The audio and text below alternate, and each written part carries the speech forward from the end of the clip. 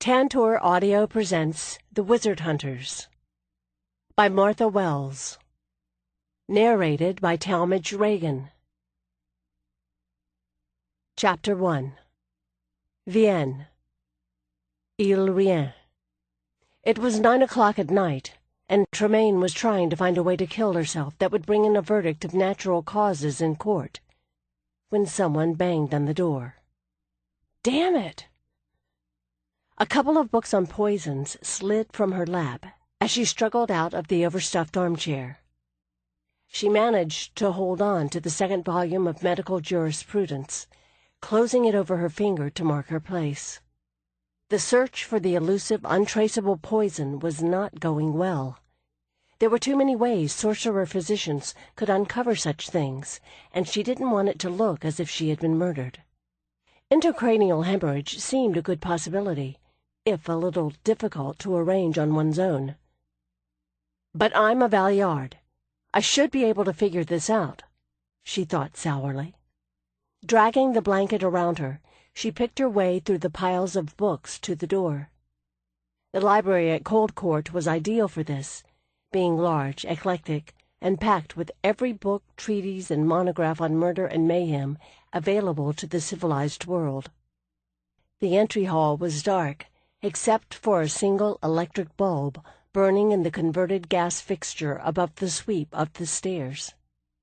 The light fell on yellowed plaster walls and rich old wood and a blue and gold patterned carpet on polished stone tile.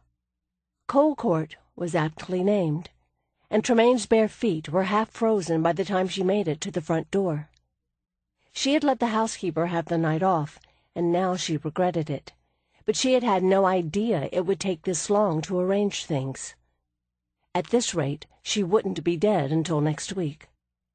The unwanted person was still banging. "Who is it?" she shouted, wondering if he could hear her.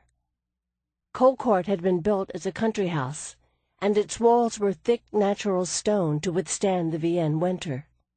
It was part of an aging neighborhood of small estates just outside the old city wall, and sprawled in asymmetrical crenellated and embellished glory across its poorly kept grounds.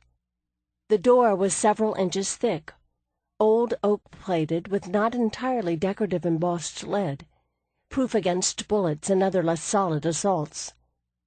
The windows above the door were heavy leaded glass, threaded with silver, the blackout curtains fixed tightly. All buildings had the blackout curtains, stipulated by the Civilian Defense Board, but the other protections were peculiarly Cold Court's, though all its wards against sorcerer's attack were no help in the current situation. A muffled voice replied, "It's Gerard." Oh, God. Tremaine leaned her forehead tiredly against the chill wood surface. As executor of her father's estate, Guillaume Gerard had been her guardian until she was 21. But she had seen him only infrequently these past few years. Her first thought was that her supervisor in the siege aid group must have written to him. Tremaine had joined the aid society because they worked in the bombed-out areas of the city, searching for survivors or bringing supplies to the fire brigades and the War Department's rescue teams. It was hard, desperate work, and many of them, even experienced men like constables or fire brigade members or former soldiers, were killed by unexploded bombs or collapsing buildings. A small woman who had never been very good at games in school shouldn't have been able to last a week. Tremaine's life should have ended with no more fanfare than a line in the casualty columns of the newspapers. Anything else would surely lead to a magistrate's investigation, which might uncover even more unpleasant facts about her family's immediate past than had already been exposed. That was the last thing she needed. But Tremaine had been in the Aid Society for 6 months. She probably still couldn't hit a lawn tennis ball properly, but she could climb, scramble over, under, and through rubble like a squirrel, dodge flying debris, and when a ghoul had leapt out at her from a half-collapsed cellar, the instinct to beat it to pieces with a lead pipe had triumphed over the will to die. But after 6 months of near-death but never quite experiences, Her supervisor had told her she was due a month's leave before she could enlist for another term. Tremaine had protested with a patriotic fervor that her old friends in the theater would have admired, those who were still alive anyway. But she had given in when she had seen the look in the woman's eye. The supervisor was the Duchess of Duncanny, used to managing estates on a grand scale, and she had been trained as a hospital nurse early in the war. She was too perceptive by far, and Tremaine had looked into those old eyes and thought, "She knows. She knows why I'm here." It was time to leave the Aid Society and find some other way. She must have contacted Gerard. Shit, shit, shit, shit. Wincing, Tremaine turned to the heavy key and drew the bolts. Gerard slipped in, by habit pushing the heavy door shut quickly, so a betraying light wouldn't escape. The outskirts of Vienne were considered an unlikely target area, and Tremaine hadn't heard any bomb warnings on the wireless earlier. He was a tall man, in his early 40s, with dark hair just lightly touched with gray. His tie was askew, and his tweed jacket stained with dark patches. His spectacles caught the light as he stared down at her in consternation. "Tremaine, I'm sorry to burst in on you like this, but something terrible has happened." They broke the wards, she thought, staring at him blankly. "The palace is destroyed." A bubble of hysterical laughter grew in her chest. It was over. There would be no messy inquests or embarrassing articles in the papers to avoid. The Gardier had won, and she could bash her own head in with a rock, and no one would think twice about it. The palace was bombed. No. Gerard gave her an odd look. Oh, no, not that terrible. He took a sharp breath, gathering his thoughts. "I've just come from the project. The last test sphere was destroyed." "Oh." Tremaine wet her lips, trying to catch up. He meant the Ville Institute's defense project outside the city. She gathered the blanket around her and fumbled the large book into a more comfortable grip, trailing Gerard further into the hall. "Do you need me to write a bank draft?" she asked vaguely. There were people in the city who did that and handled the other business affairs of the Institute, but perhaps those offices had been hit or evacuated. "I thought the government requisitioned anything you needed now." Gerard stopped to face her impatiently. "Tremaine, listen to me." He blinked as he took in her appearance. "Is that your night dress?"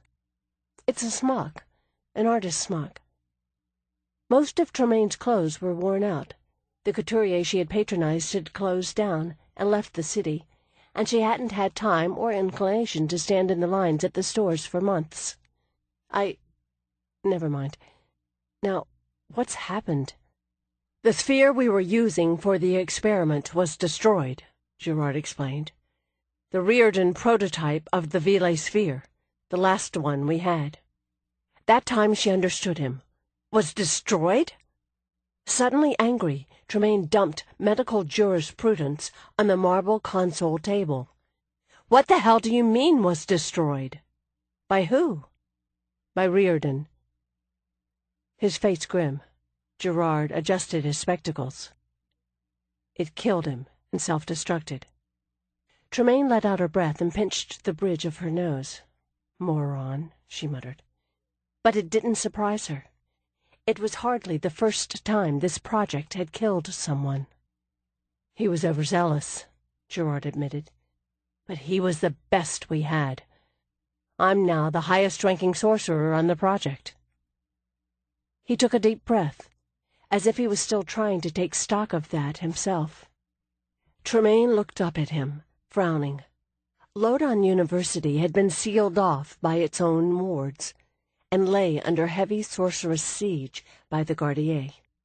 It had been impenetrable for the past 2 years, and no one had been able to get close enough to discover whether the sorcerers and townspeople trapped inside were still alive or not. Since then, sorcerers who could be spared from the border and coastal defenses were in short supply. Gerard was more than competent, but he wasn't up to the flamboyant Riordan's level. One of the benefits of suicide was not having to watch while what was left of her friends went before her. Gerard, the other spheres were specifically keyed to Riordan. He built them. He worked with them. There's no time to build another for me. His expression was grave. I need the Damal prototype. Oh. Aurisilde Damal had been the greatest sorcerer in the history of ile-rien. Tremaine had called him Uncle Ari. She stared at Gerard for a moment, nonplussed, then realized he was asking for her permission. Well, yes, of course. Gerard started for the stairs, halting in confusion when Tremaine veered back toward the library, still dragging her blanket. He demanded, You don't keep it in the vaults upstairs? It gets lonely. It's cold and dark up there. That's probably what made the 2 early spheres die, you know. There had been 3 original spheres, constructed by Edward Villet, Tremaine's foster grandfather, kept in the secret storerooms in Cold Court's attics. 2 had quietly died in their years of inactivity, and the last had been destroyed by Aurisilde Damal himself in the course of a powerful spell. When Tremaine's father, Nicholas Valliard, had endowed the Villet Institute to continue Edward Villet's work, Aurisilde had worked with the natural philosophers employed by it to recreate Villet's original design.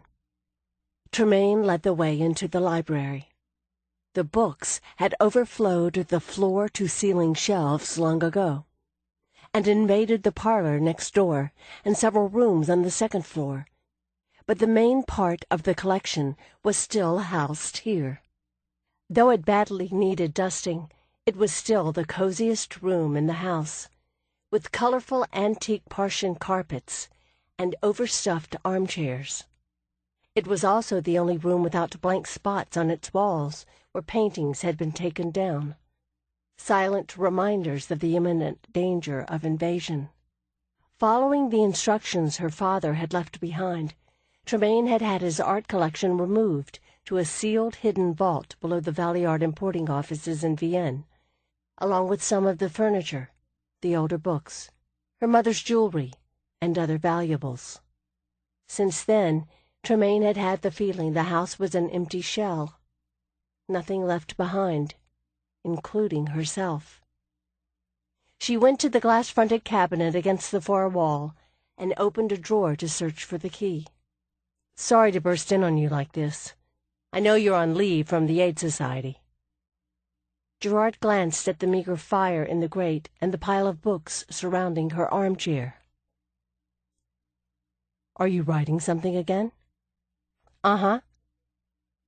Tremaine gave up on the key, buried amid the welter of pencil stubs, scraps of paper, and several decades' accumulation of unidentifiable odds and ends, and popped the lock on the cabinet doors with a hard jerk. The sphere rested on an upper shelf, crowded in with old yellowed notebooks and folios. It was a small croquet ball-sized device, formed of copper-colored metal strips, filled with tiny wheels and gears. She lifted it off the shelf, her fingers going a little numb with the mild shock of the power shivering through the metal. She breathed on it, and the sphere warmed to her touch. She gathered it against her chest as she shut the cabinet door. No magical locks? No secret devices? Gerard said a little sadly as he stepped up behind her. The Valliards have come down in the world. No, really? Gerard had been a trusted crony of her father, so he was entitled to the observation, but Tremaine still felt more than a twinge. Just stab me in the gut while you're at it, why don't you? She muttered. Sorry. He actually sounded sorry as he accepted the sphere from her. He added wistfully, "I was rather fond of the secret magical locks." "So was I." Tremaine looked into the sphere, watching the blue and gold lights chase each other along the metal pathways. Alchemy and natural philosophy were powerfully mated in the design. She hadn't a clue how it did what it did. This particular sphere had never been part of the Institute's studies. Uncle Ari had given it to her when she was a little girl, the day her pet cat had died of old age. He had said it would be cruel to prolong the cat's life, but that this could be her friend, too. "It won't catch mice, but it can purr," he had told her. Uncle Ari hadn't always been playing with a full deck of cards, but he had been very sweet. He had been the first sorcerer to begin the Ville Institute's great project, and one of the first to die of it. She said, "Give it a minute to warm up." Gerard watched her gravely. "I handled this one when Arasildi first charged it, but that was years ago." "Is it easy to work with?" She shrugged. "I never had any trouble with it, but then I never used it for spells. Not real ones." You didn't have to be a sorcerer to make the sphere work, but you did need to have some latent magical talent. Tremaine's great-grandmother had been a powerful witch, and all her mother's family had had talent to one extent or another, though her mother had been an actress rather than a sorceress. As a child, Tremaine had had enough magic to make the sphere find lost toys and produce small illusions and colored light shows, but even that ability had faded with lack of practice. She supposed she would never see the device again. "Any progress?" she asked, not expecting an optimistic answer. Besides Reardon blowing himself up. Not that that was progress, but Gerard knew her too well to take offense. "I think we're close. The experiment Reardon was conducting. He was approaching the spell from an entirely new angle." He shook his head, pulling his spectacles off to rub his eyes. "We're very close to deciphering Arasildi's architecture. So you'll know exactly what killed Uncle Ari and my father." Tremaine turned the sphere, watching the sparks travel deeper into its depths. It was active tonight, more so than she had ever seen it before. Perhaps because she hadn't had it out since last year. Last year?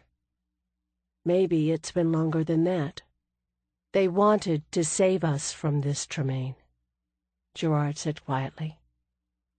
He gestured at the blackout curtains tightly covering the library's narrow windows.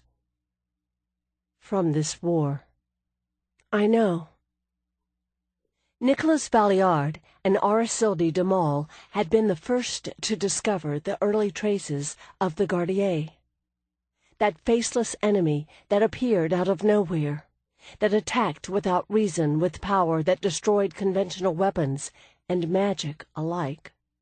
That had been years before the devastating attack on the city of Loden, before the small country of Adara had been overrun and forced to serve as a Gardier staging area for attacks on ile-rien. Tremaine didn't blame Nicholas and Arasildi for what had happened afterward. It had been an accident, a series of miscalculations on the part of two men who had been treading a fine line between life and death all their lives. With a sigh, Tremaine held the sphere out to Gerard.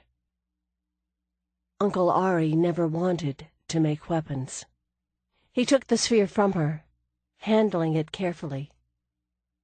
"It may sound overdramatic, but this could be the salvation of—" He stared into the sphere with consternation. "It's gone dead." "No." Frowning, she took it back. She shook it a little, making Gerard wince. But then he was used to the more delicate and temperamental instruments constructed by Reardon, and the others who were trying to duplicate Aracilde's work. "It's fine." She held it out, showing him the lights moving deep within the device. Gerard took the sphere again, and Tremaine leaned over it, frowning as the life faded out of it. She shook her head in annoyance, taking it back from him. "It worked for you before, didn't it?" She shook the sphere again, and he hurriedly stopped her. He said, "Perhaps. I haven't worked with it in more than 10 years. He blinked, struck by the enormity of the possible disaster. "If that's the case, we have no working spheres to continue the experiment." "You mean it's forgotten you?" Brows drawn together, Tremaine held it out to him again. "Try to use it while I'm holding it. Something simple." Gerard rested his fingers lightly on the sphere, frowning in concentration. For a moment, Tremaine thought nothing would happen. Then a swirl of illusory light drifted across the fine old carpet near the hearth, sparkling like fairy dust, making both the fire in the grate and the electric bulb in the lamp dim and shiver. Gerard let out his breath and released the sphere. The light vanished. "It still knows me, but it apparently wants contact with you also." He met her eyes, his face serious. "Tremaine, I hate to ask you this, but it's vital for the continuation of the experiment. We're so close to success." Tremaine looked around at the library, gesturing vaguely. "She couldn't afford to get involved in anything right now. I'm sort of in the middle of something. I know it's dangerous, but if you could—" "Dangerous." Tremaine stared at him. "That's perfect." She nodded. "Give me a few minutes to get dressed." Chapter 2. Isle of Storms, off the southern coast of the Sinai. "We'll see you at the moonrise," Ilya said, and thought, "I hope." In the water below, Hallion was balanced carefully on the bench of the dinghy, bobbing in the ripples that washed against the rocky wall of the sea cave. He was a big man, weathered by sun and sea, his long graying hair tied back in a simple knot. Elias had never thought of him as old, but right now worry made Hallion show his years. "Are you too sure you know what you're doing?" he asked, handing up the coil of rope. Elias chuckled, reaching down out of the crevice for it. "I'm never sure we know what we're doing." The jagged hole of the cave entrance lay only 20 paces or so beyond the bow of Hallion's little boat, allowing in wan morning light and the dense fog that lay like a wool blanket over the blue-gray water. The rock arched high enough to allow entrance to their ship, the Swift, but the bottom was dangerous, with submerged wrecks. Longer ago than Ilias or anybody else alive could remember, the back of the cave had been a harbor, part of an old, empty city that wove through the caves, much of it underwater. But now the stone docks and breakwaters were obstructed with the wooden skeletons of wrecked ships, all jammed together in one rotting mass. The stink of decay hung in the cool, dank air, concentrated in the fog that some wizard from ages ago had caused to form around the island. The sudden gales and bad currents that frequently trapped ships and drew them in to their deaths gave it the name the Isle of Storms. Hallion didn't appreciate the attempt to lighten the mood. "You know how I feel," he said seriously, sitting down again in the boat as it rocked gently in the low waves. "It'll be all right," Ilias told him, exasperated. When Hallion had brought this up to Gilead last night, it had caused one of those long, polite arguments between them, where both parties are actually on the same side, and there is no hope of resolution. Ilias had no idea how it had worked itself out. He had gotten fed up and gone to sit out on the wall of the goat pen with the herdsman. From the crevice above Ilias's head, Gilead's voice demanded, "What did he say?" Ilias stretched back to hand the rope up to him through the narrow passage. "He said we're suicidal idiots." "Tell him thanks for his support," Gilead said. But the words didn't have any sting to them. "And love to Mother." Ilias leaned out again to relay this, but Halion rolled his eyes, saying, "I heard him. I heard him." He took up the oars as Ilias freed the mooring line. His expression turning rueful, he added, "Just take care." Ilias smiled. Halion had faith in them. He was just tired of funeral pyres.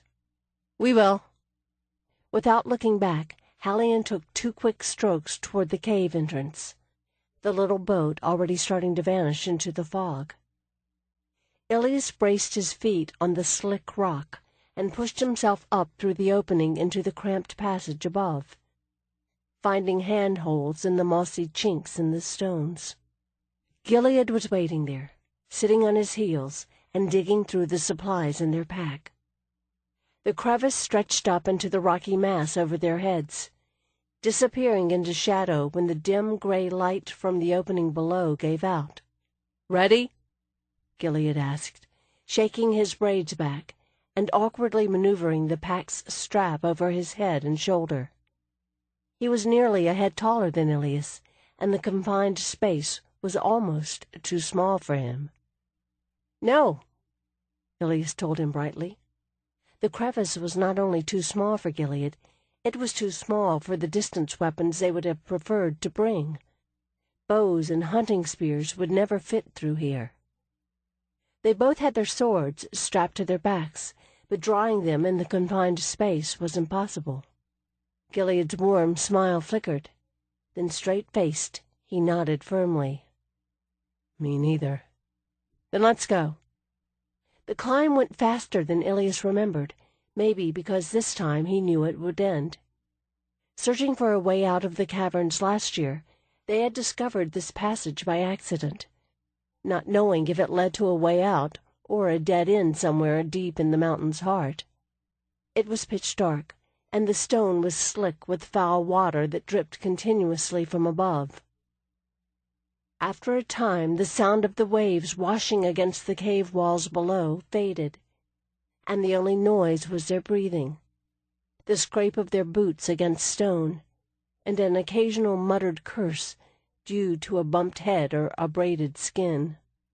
It was hot, too, and nearly airless, and Ilias felt sweat plastering his shirt to his chest and back. Bad as it was still easier going up than it had been last year going down. Gilead called a halt at what they judged was halfway up, and Ilias wedged himself onto a shelf of rock invisible in the dark, bracing his feet against the opposite side of the crevice. Shoving the sticky hair off his forehead, he realized his queue was coming undone, and he took a moment to tighten it and pull the rest of his hair back. After some struggling, he managed to unsling the water skin and take a drink. He handed it up to where Gilead was shifting around, still trying to fold his larger body into a comfortable position, and slapped it against the other man's leg to let him know it was there. When Gilead handed it back down, Ilias asked, "What did you and Halion finally decide last night?" "That I'm bull-headed and he's worse." There was rueful amusement in his voice. Since Halion had married Gilead's mother 5 years ago, becoming his stepfather and the male head of the household, things between him and Gilead had occasionally been tense. There wouldn't have been a problem if Gilead had still had his own household with his sister Orisa, but living under what was now Halion's roof had caused some friction.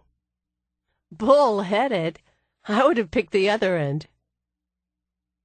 Ilias was only a ward of the family, Gilead's brother by courtesy rather than blood, and therefore able to remain stubbornly neutral. He had come to Gil's house of Andrian as a child. His own house had been a poor one with far too many children to support, especially boys. He and Gil didn't look much like blood brothers either, since Ilias's ancestors had come from further inland, where people were smaller, with lighter hair and skin, and Gil's people came from the bigger, darker strain that had been planted here on the coast since before the first boat was built. Gilead snorted. Ilias could hear him shifting around uncomfortably again. Finally, Gilead added, "He understands that I just want to be sure." Ilias finished the unspoken thought hanging over both their heads. That Ixion's not back.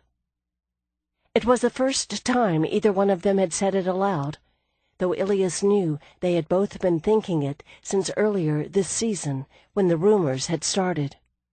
Stories of smoke from the island again, of the bodies of curselings, like those Ixion had bred, washing up on isolated beaches. It wasn't just talk, either. In the past few months, fishing boats had gone missing far more often than they should, with no survivors and no signs of wreckage in any of the places where small boats usually came to grief.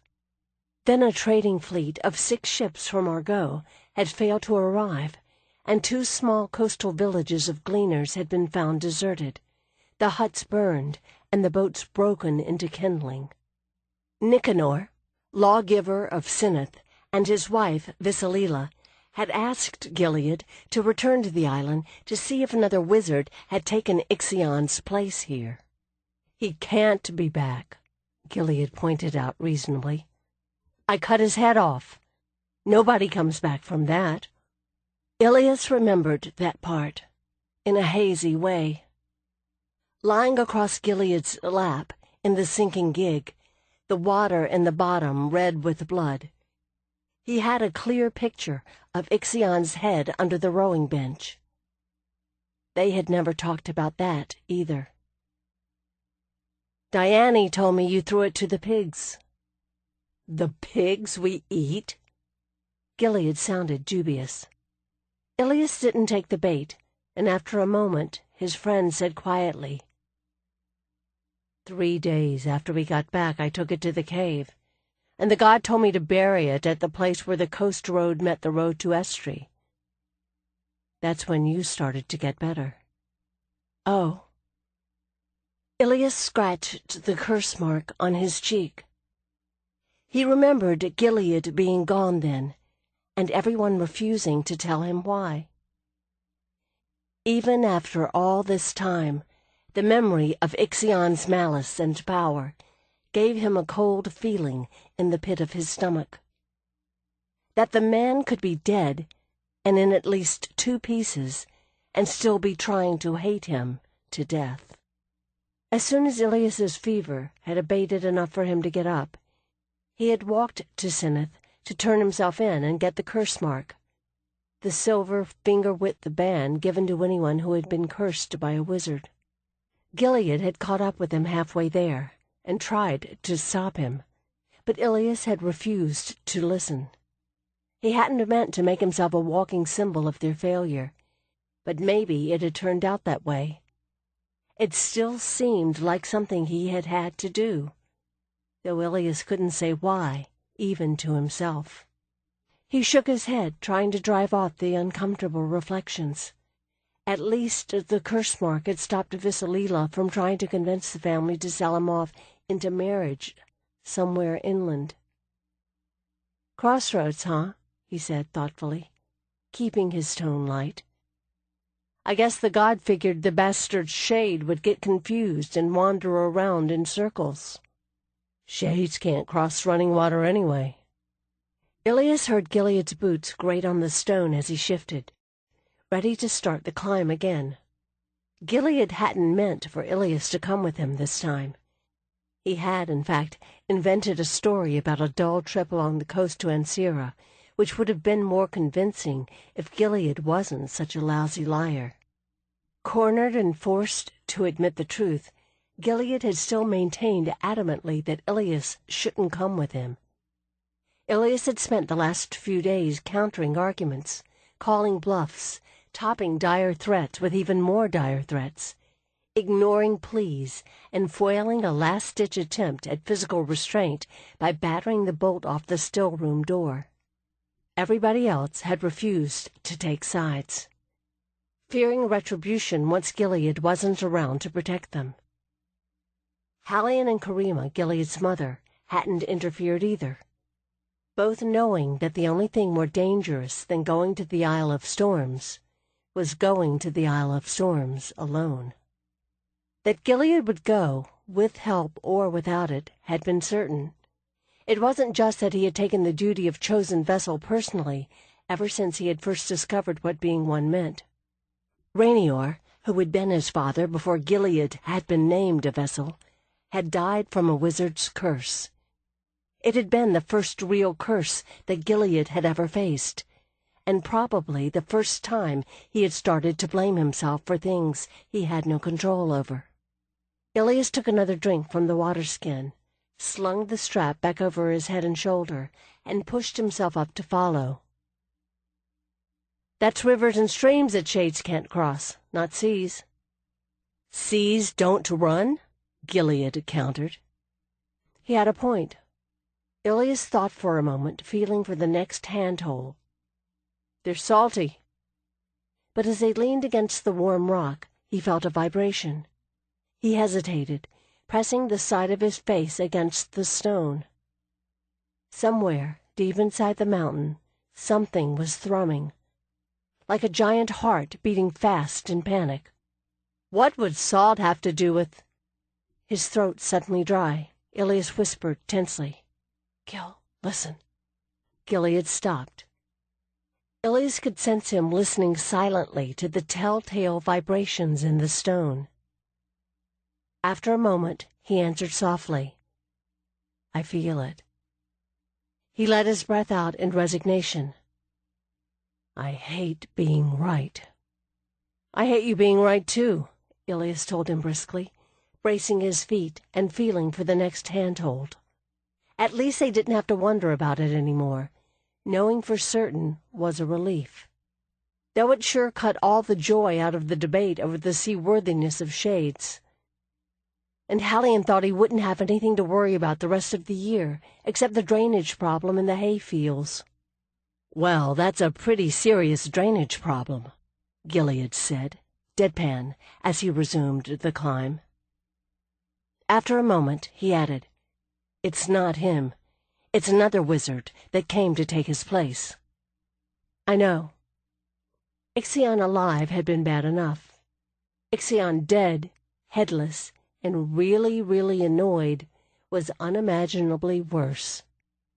After another long stretch of darkness and groping for hand and footholds and occasional slips on the slimy rock, Ilias realized he could make out Gilead's outline above him. Nearly there, he thought. Too bad this was the easy part. The gradual increase in light let their eyes adjust from the impenetrable darkness to the dim grayness of the upper cave, just visible through the cracks above. Gilead found an opening large enough for them to wriggle through, and paused, listening intently, then cautiously edged upward to peer out. There was room for only one of them at a time, and Ilias waited below, braced awkwardly, nerves tight with tension. Gilead's heritage as the god's chosen vessel made him proof against curses, but not Ixion's curselings. If something had heard them climbing up through the cave wall, if it was waiting up there like a civet at a mouse hole, all he would be able to do was pull Gilead's body back down after it bit his head off.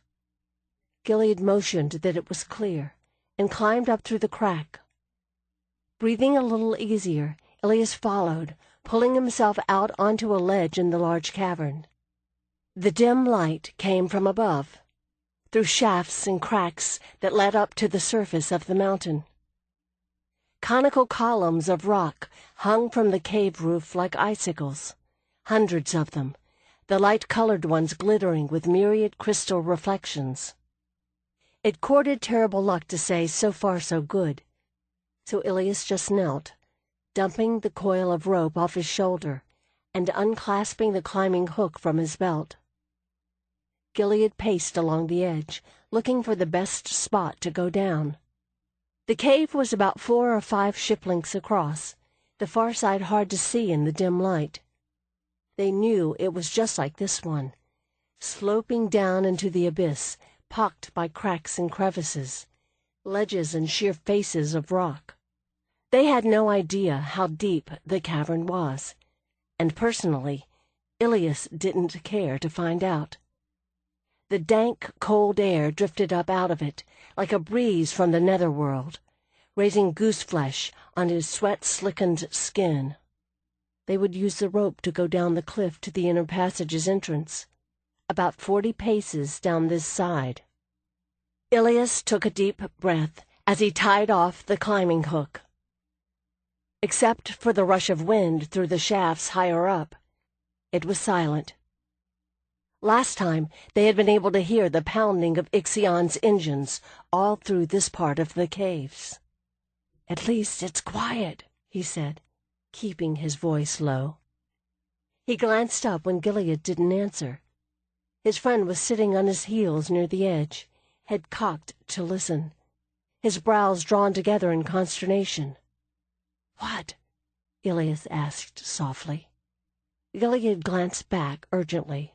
"You hear that?" "The wind?" Except it was growing steadily louder, and it didn't howl and moan like it should through the narrow, rocky openings. It was more like a roar. Gilead came to his feet suddenly, staring toward the north side of the cavern, where it wound deeper into the mountain, and the darkness was absolute. Something was moving there, something very, very big. Ilias's breath caught. Not the wind. It was already too late to get back down into the crevice. Gilead flung himself against the wall as Ilias rolled back to crouch against it. They both froze. The roar that sounded like rushing wind grew louder, until it hammered off the stone walls and inside Ilias's head. Heart pounding, he pressed hard against the rock. It came out of the darkness, with a steady, inexorable motion, an unbelievably huge oblong shape, black as night. It was narrow at the front, but the middle swelled to take up almost half the cavern. It had to be walking on the cave floor, however far below that was, but its gait was smooth and impossibly even. Ilias couldn't see anything that looked like an eye or, worse yet, a mouth, but it wasn't featureless. He could see pockmarks and the long ridges of ribs running horizontally through its body. Gilead's thigh brushed against Ilias's shoulder, and he looked up, startled, to see his friend easing away from the wall. Ilias reached up to grab his belt. "Gil," he whispered through gritted teeth. "I want a closer look." Gilead mouthed the words, though surely the thing couldn't hear their voices over its own hollow roar. "Are you crazy?" Ilias mouthed back, and tightened his grip. Gilead pressed his lips together in exasperation, but didn't force the issue. It was already moving past, the bulk of its middle part narrowing again at the rear. It had a jagged ridge along its back, and a cluster of long, sharp-edged fins where the tail should be. As its mass slowly vanished into the darkness at the other end of the cavern, Ilias let go of Gilead, and they both eased to the edge to watch the slowly disappearing bulk. His voice hushed. Ilias said, That's... Gilead drew a sharp breath. Bad, Ilias agreed. He leaned out, trying to see the creature's legs. It was too dark in the bottom of the cavern to make them out. "You think it was here last time?" "Maybe in those tunnels we couldn't get to from this side?" Like all wizards, Ixion had used his curses to make things. Live things. Distorted, awful things that were always hungry. With Ixion dead, there was no way off the island for most of his curselings, and the water people tended to kill the ones that could swim. Gilead frowned. Maybe.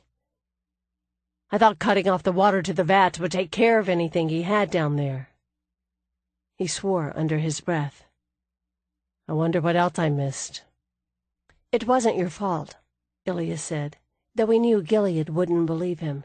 Besides, most of them should have eaten each other by now. Maybe it came from somewhere else. The idea that it wasn't dangerous wasn't worth suggesting. Gilead watched the last glimpse of the thing disappear in the cavern's shadow. His mouth twisted ruefully. We're going to have to do something about this. All right, Ilias nodded. How? He asked, just to hear what Gilead would say. We'll think of something. Gilead turned back, picking up the fallen climbing hook and setting it in a solid chink of rock. Ilias leaned on it to keep it anchored, and Gilead tested it cautiously with his weight, then swung over the side and stared down. We killed that Leviathan, didn't we? It was almost as big. Watching him climb down the sloping wall into the dark abyss, Ilias whispered after him. That was mostly an accident, and you know it. It was crazy, but this new thing made Ilias think of a flying whale. It had moved like a whale, too, sliding smoothly through the air. Except it was far bigger than any whale he had seen around the outer islands, or washed up dead on the beach. The Leviathan that had gotten confused in the spray and unintentionally murdered itself on the spar of the Dare, and not done the ship a lot of good either, hadn't been half so big. Ilias waited until Gilead reached the shaft about 40 paces below, then went over the edge after him. It was a quick, scrambling climb, requiring you to place your feet carefully to keep from sending loose fragments of rock skittering down the wall. He reached the wide, square-cut mouth of the shaft where Gilead was anchoring the bottom end of the rope, and dropped to the floor. What does something that big eat? People? It could eat everybody in Seneth, and it wouldn't be enough to fill a belly that size, Gilead argued, leaning out of the opening to yank at the hook until it came loose. Ilias collected the rope. There hadn't been any word of large numbers of sheep or cattle going missing, so the thing hadn't left the island. Yet. It's got to be eating something. Even if the thing didn't eat people now, after living in this place something would probably teach it. Ilias slung the rope over his shoulder, and they started down the shaft. It had been hollowed out of the cavern wall, perhaps as an air passage to the chambers of the old city, and sloped steeply down. There was just room for them to walk abreast, and the ceiling was only a little above the top of Gilead's head. The light was gray and dim by the time they reached the first cross passage, and they both paused, listening. Something's different, Ilias said softly. Gilead stood poised in the join, brows knit thoughtfully, one hand on the wall of the shaft. The air's coming from the wrong direction. The breeze came from up the cross passage instead of down, not from the lower caves where Ixion had done his work. Ilias had gotten almost used to the taint of corruption in the air, but now he could smell hot metal and an overlay of something bitter and acrid. Smell that? Gilead nodded, unslinging his pack to dig out one of the pitch-coated torches they had prepared earlier. This part of the passage was closed off before. I thought it might go to the other caves, the ones closer to the surface, but it was blocked.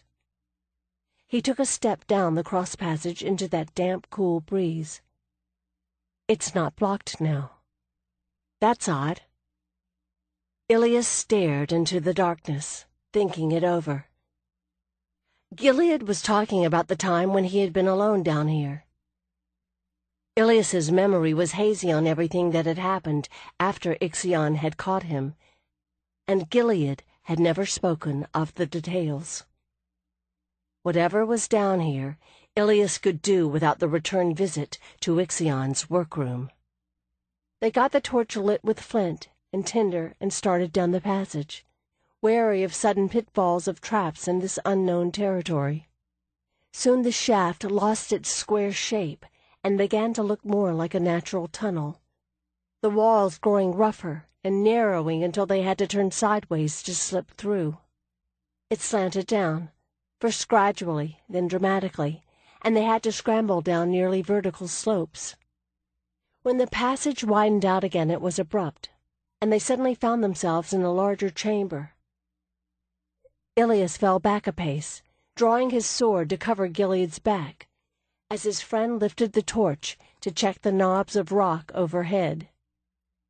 Things often hid in the ceilings of the big chambers in the lower caves, waiting to drop on whatever passed below.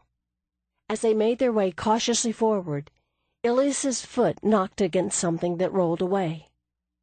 He spared a quick glance down and reported tersely, "Bones." His eyes widened as the flicker of light revealed more of the chamber floor. It was covered with bones. Lots of bones. Gilead turned around, trying to look in every direction at once. There were 2 other tunnels intersecting here, and it was a good spot for a trap. What kind? Ilias glanced around, studying the remains with a practiced eye. The odor of decay that hung in the air all through the caves made it impossible to judge how recent the death was. He nudged a skull out of a pile with the toe of his boot. It looked human, except for the elongated jaw and the fangs. The bones didn't appear that old, but the scavengers in the lower caves would strip any carcass they found within hours, and many of the long bones were broken or chewed. "Howler," he said. "Nothing looks fresh, though." He frowned at a skull, then leaned down to pick it up.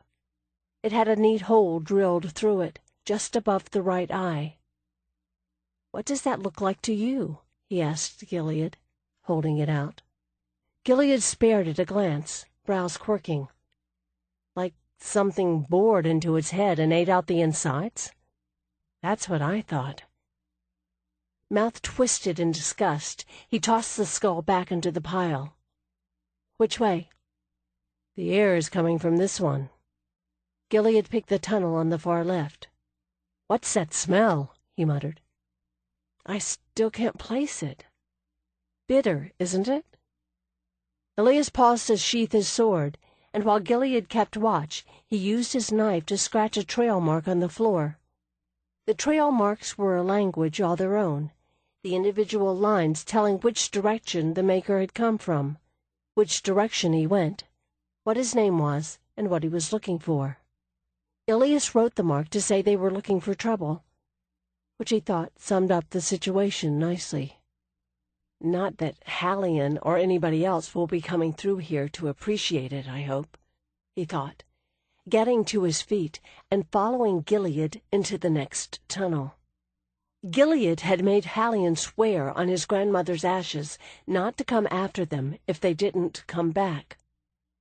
Ilias hoped that Hallion would hold to it, even if it meant their bodies were lost and their souls trapped here forever. The acrid odor in the air became thicker as the tunnel floor slanted even further down.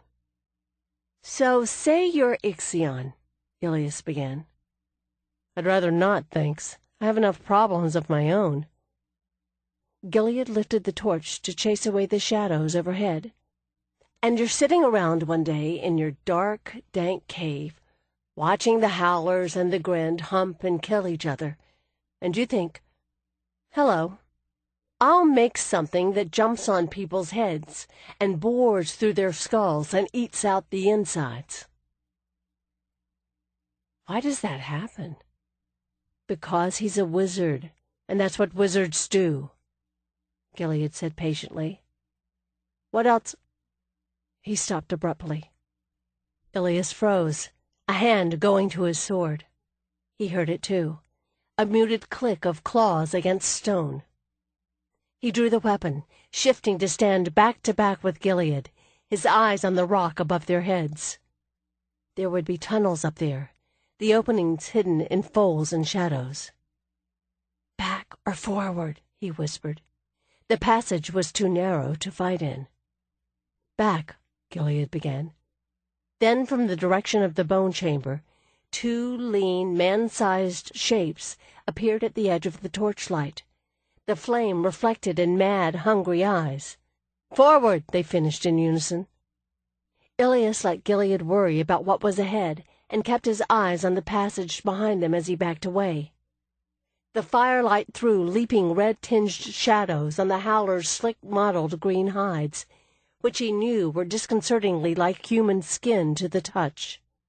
The creatures had the elongated heads and long spidery hands of harmless rock lizards, but their jaws were heavy with vicious fangs, and their claws were like razors.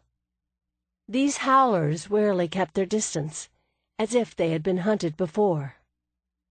"That's all we need, for these things to get smart," Ilias thought in exasperation. He shouted, darting forward. The one in the lead took the bait, springing at him, hands reaching. Ilias ducked under the sweep of its claws, thrusting his sword upward and skewering it in the belly. It recoiled with a screech, lurching into the wall and clawing at the rock. He dodged back as it struck the ground. The others fell on it as prey, maddened by the scent of blood. Warily watching the dark shapes tear at the frantic creature, Ilias heard Gilead curse and risked a look over his shoulder. The tunnel came to an abrupt end not far ahead. "Damn!" he breathed, turning back. The wounded howler writhed at the bottom of the snarling heap. "Down here," Gilead said sharply, sweeping the torch along the ground in a haze of sparks. At the base of the boulders blocking the passage were openings in the rock. He leaned down, thrusting the torch into the largest, then jumped. Ilias scrambled down after him, sliding, then leaping down to level ground. Gilead had found a large, low-ceilinged tunnel, wide enough for them to make a stand. Gilead cast the torch behind them and drew his sword as the first of the howlers leapt down to the chamber floor. Driven wild by the fresh blood, the howlers lost all ability to coordinate their attack and came at them in a confused rush. Ilias took the first one with a straight thrust into the chest. As he pulled his sword free, it went down, still clawing for him. He blocked a blow as another ran at him, half severing its arm, then spinning close to slice its head off. Ducking under the next creature's wild swing, he took its leg off at the knee and risked a look around as it fell. Gilead freed his sword from a creature's chest with a hard shove from his boot. He shifted to close the distance between them as Ilias eyed the howlers wearily. 7 of the creatures sprawled limp and bleeding on the ground as the others withdrew to the far side of the chamber, hissing and growling. Ilias frowned, watching as they stooped and weaved, their heads bobbing in what looked like a strange dance. "What the—" Gilead muttered. Ilias shrugged, baffled, as one by one the howlers crept back up the rocks into the upper tunnel. Ilias pivoted, trying to see the rest of the chamber as Gilead grabbed up the torch again. "Are they trying to get above us?" he demanded. Howlers never gave up prey. "They didn't even take the dead ones. That's—" Gilead cocked his head, lifting the torch higher. "You hear that?" After a moment, Ilias nodded. It was faint, but he could hear a humming, like disturbed bees. "We've found it," Gilead said softly, absolute conviction in his voice. He stepped forward and thrust the torch against the wall, grinding it out. As his eyes adjusted, Ilias could make out the shape of a tunnel in the far wall, gently limed with a pearly white light. He heard Gilead move toward it. Right, Ilias thought, taking a deep breath. This is what we came for. He would have rather fought howlers. He followed Gilead's quiet footsteps. The tunnel wound around, slanting downward, and the humming grew steadily louder. Ilias thought he could hear a faint metallic banging as well. The strange white light grew brighter until the last turn revealed it spilling from a jagged gap in the low ceiling. Ilias stared at it in dismay. That light, without the flicker and color of real flame, was something only wizards made. Gilead stepped around it, moving forward. Ilias followed more cautiously. The ability the god had given Gilead to sense the presence of curses had kept them alive on more than one occasion, and Ilias was trusting to it now. Ilias stopped at the edge of the pool of light, craning his neck to look up. Far overhead he could see reflections on white crystalline stone, clinging to an arching cavern roof like so many frozen water droplets. This had to be some other part of the central cavern. A shadow passed over the opening, and Ilias ducked back hastily. From somewhere above, two voices spoke a rapid spate of words in an unfamiliar tongue, with a strange, harsh sound to it. Sinneth had strayed from everywhere, but Ilias didn't think he had ever heard speech like that before. He edged away from the spot of light as Gilead motioned urgently for him to hurry. Ahead there was another narrow opening in the side of the tunnel, and Gilead climbed the rock to look through. He froze, the set of his shoulders telling Ilias he had seen something shocking. Ilias twitched, impatient to know the worst. Finally Gilead moved aside, and Ilias swung up to push in beside him. What he saw made his eyes widen. A hysterical scream seemed the only appropriate response, but he settled for swearing softly under his breath. It was much, much worse than he had ever imagined. The opening looked out on a large cavern, the floor only about 20 paces below this level. It was filled with people, dozens of them. They swarmed around a huge structure of bare metal ribs supported on a high scaffold. From the shape outlined by the metal bars, it might be a giant ship, maybe a barge, except that the lines were subtly wrong, and it was just stupid to build a ship out of metal.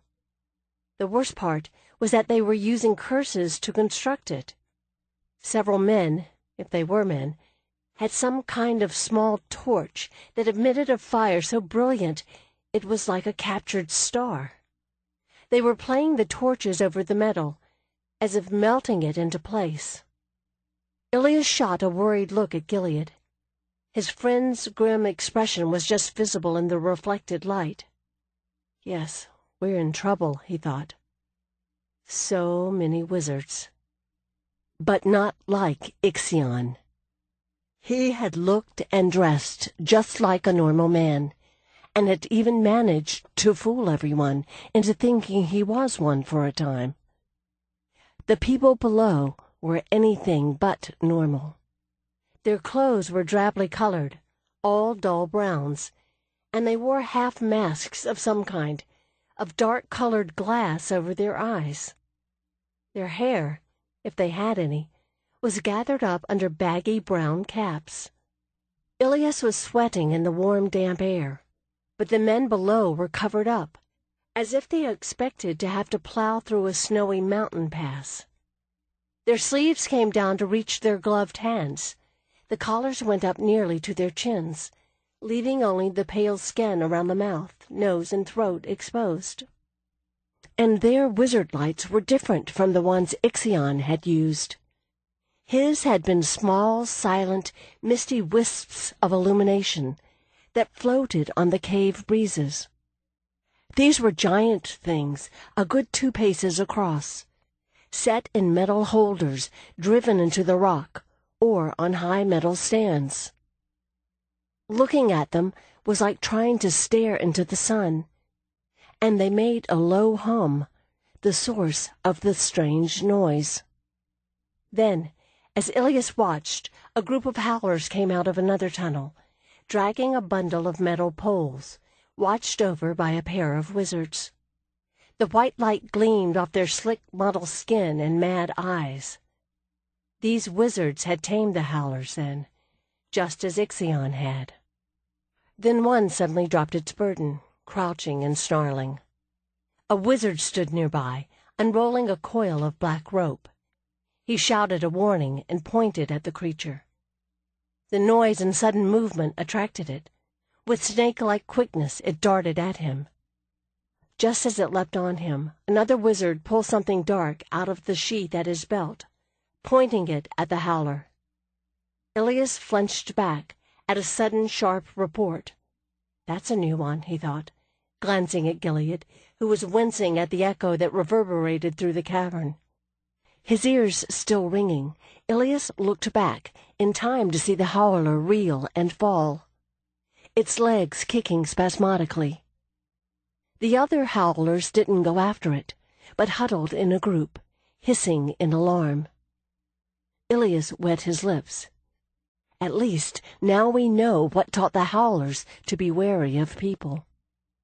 Some wizards were herding the others back to work, as if it was a normal occurrence. One gestured for two of the others to haul the howler's victim away. He was limp, though the creature had barely touched him, and there was no blood trail on the stone.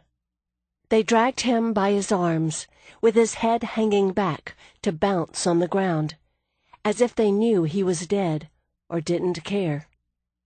Or that curse, weapon, whatever it was, killed him too. He looked up at Gilead.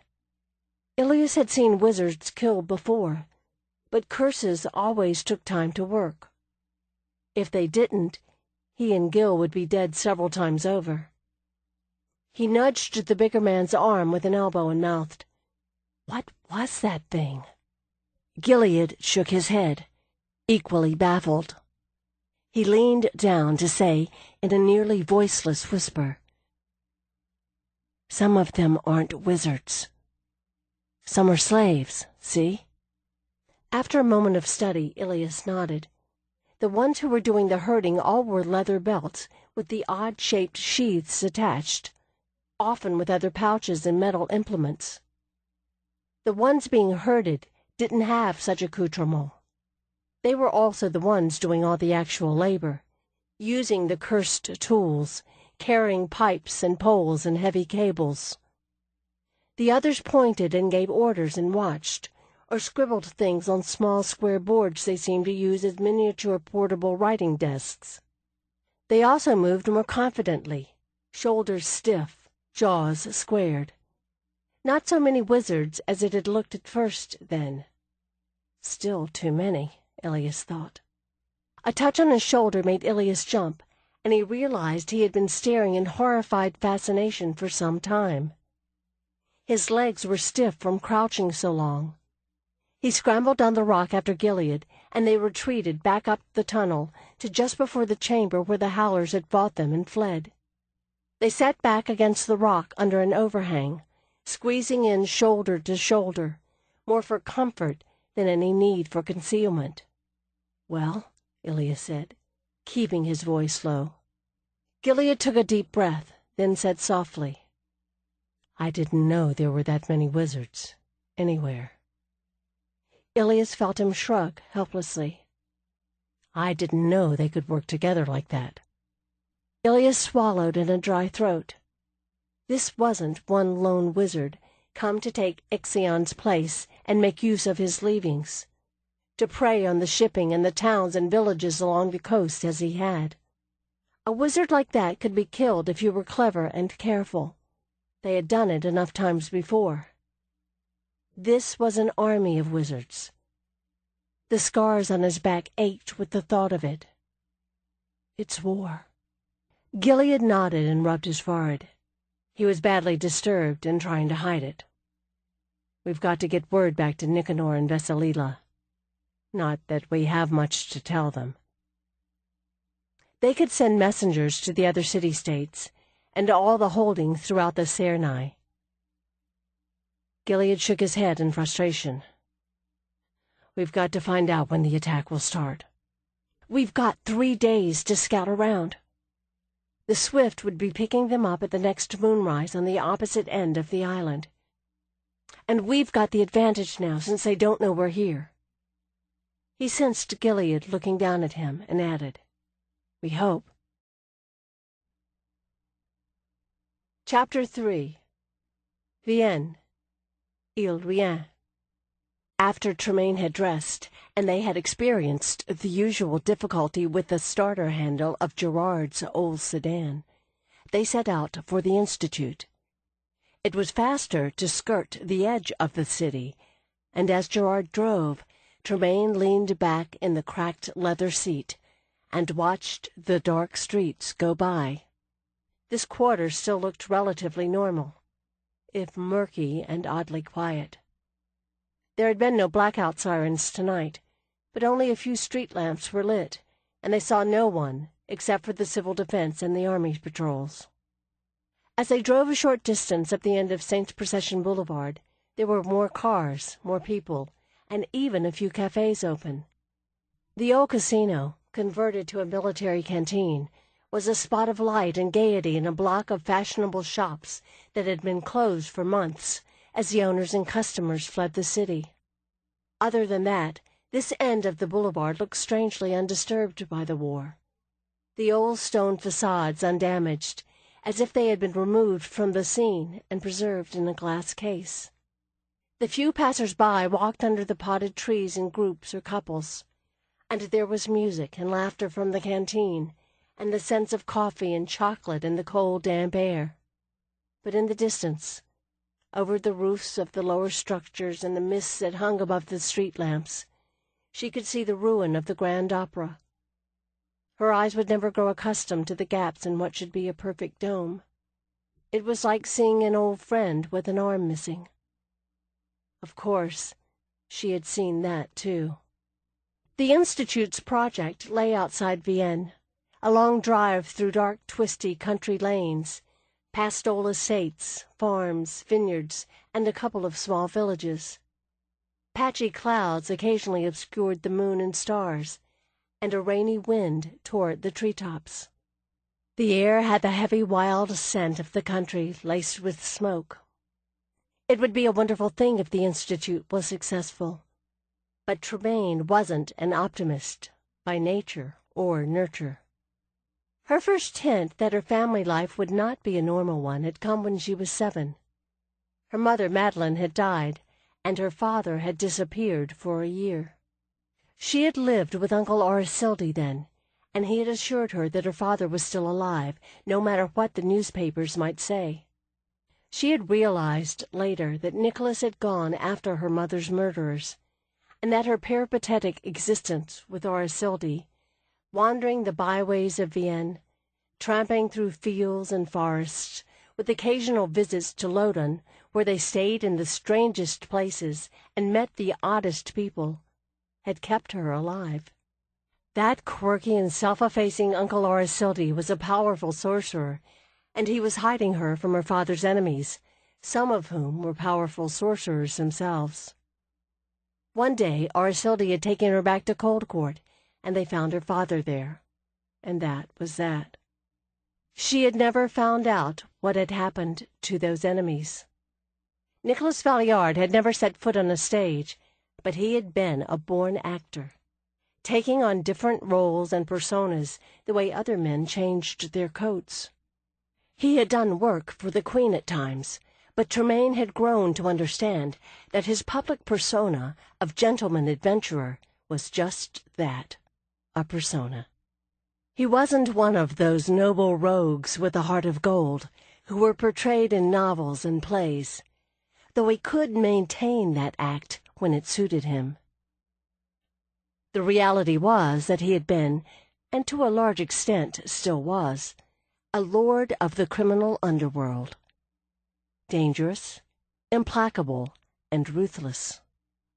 After a time of staring hypnotized at the night landscape, it occurred to Tremaine that Gerard must be exhausted from making this drive once already tonight, and she offered to take the wheel. "I didn't know you could drive," he said, gratefully pulling over to the side of the narrow country road. "Did you learn in the Aid Society?" "I drove supply trucks for a while," Tremaine told him, blundering into the spiky hedgerow while climbing out of the passenger side door.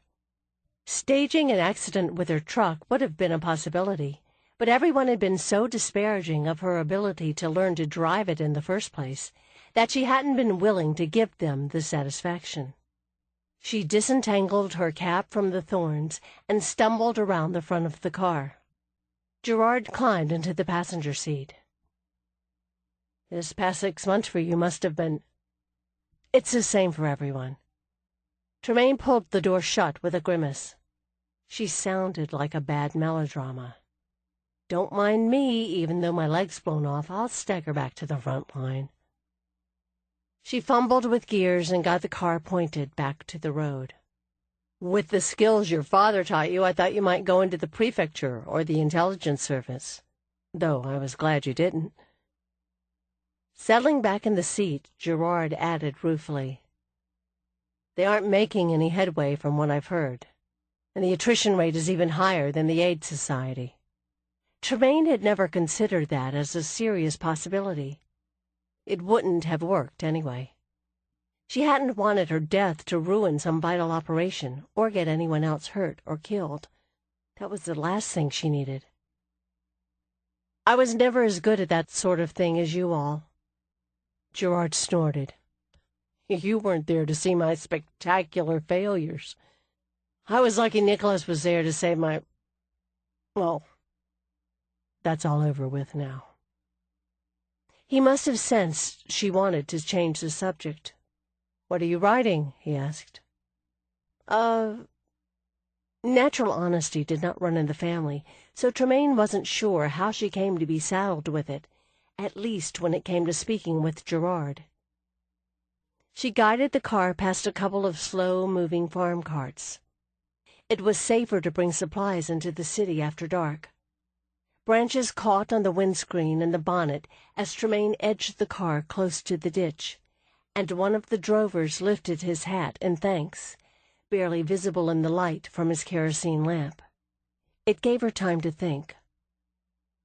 "I was playing around with doing another play." She winced again, glad it was too dark for Gerard to see her face. "Another adventure?" His voice still sounded unconcerned, but Tremaine knew in her gut he had read the titles of the books piled around her chair in the library. Gerard hadn't been one of Nicholas Valliard's chosen few for nothing. "Maybe," she said offhandedly. Tremaine's plays and serials had all been romantic adventure fare, with lost cities, undiscovered fairy islands, and other fantastic elements. Not exactly something one read medical jurisprudence for. Something different, you know. Fortunately, Gerard was tired, and he soon began to drift off. Tremaine had been out here several times when the Institute first acquired the land, and had to backtrack only once.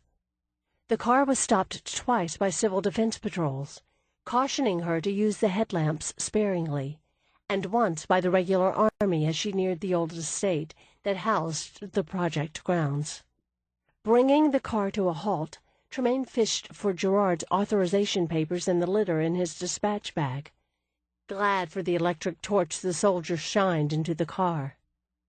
She handed him her identity card and Gerard's papers.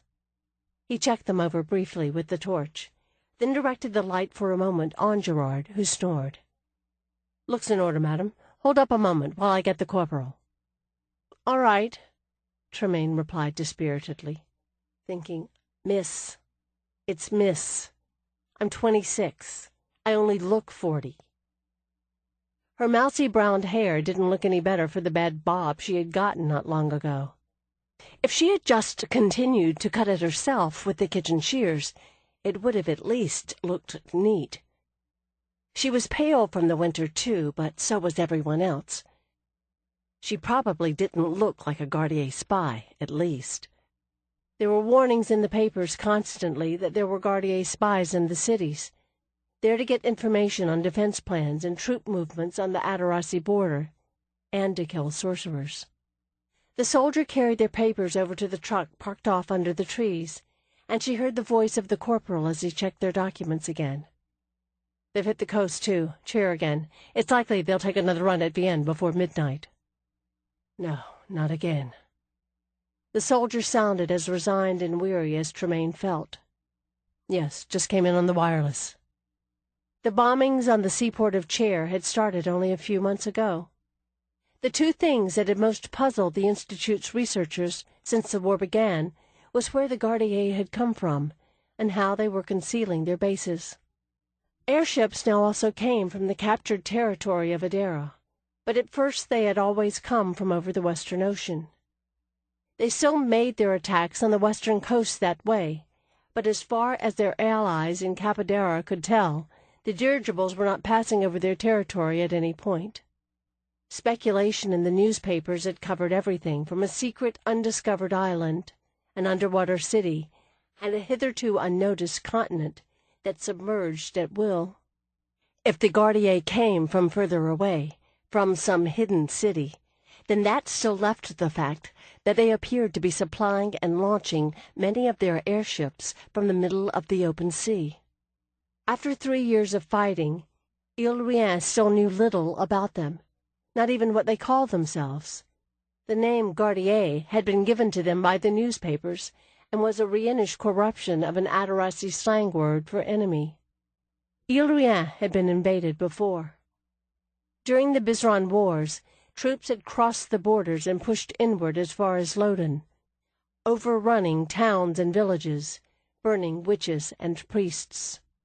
She had read the history, seen the ancient great houses pockmarked by cannonballs, but nothing prepared you for this. Many of the standards of the ile-rien sorcerer's arsenal, like the charm that ignited gunpowder, were useless against the Gardiers. Only illusions or defensive wards seemed to succeed against the airships, and attempts to work magic often drew their attention. And one of the Gardiers' most devastating spells caused engines, gun mechanisms, and electrical equipment to spontaneously explode. Now, traveling the shipping lanes to and from Allied nations was suicidal, and the few surviving factories were hard-pressed to provide new munitions. The soldier returned and handed over the papers. "Thank you, madam. Careful now. It's a good night for a bombing." It might have been the soldier's warning or Tremaine's inherited paranoia, but as the road left the woods and the hedgerows behind for an open down, she switched the headlamps off. The sloping field ahead, bleached of any color by the moonlight, led down to another shadowy curtain of trees, the dark sky chased with clouds stretching above it. Tremaine's foot slammed onto the brake before her brain processed what her eyes had just recorded.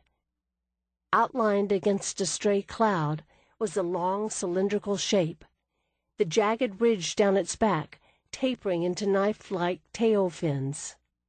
Gerard jolted awake. "What is it?" "Airship, damn it."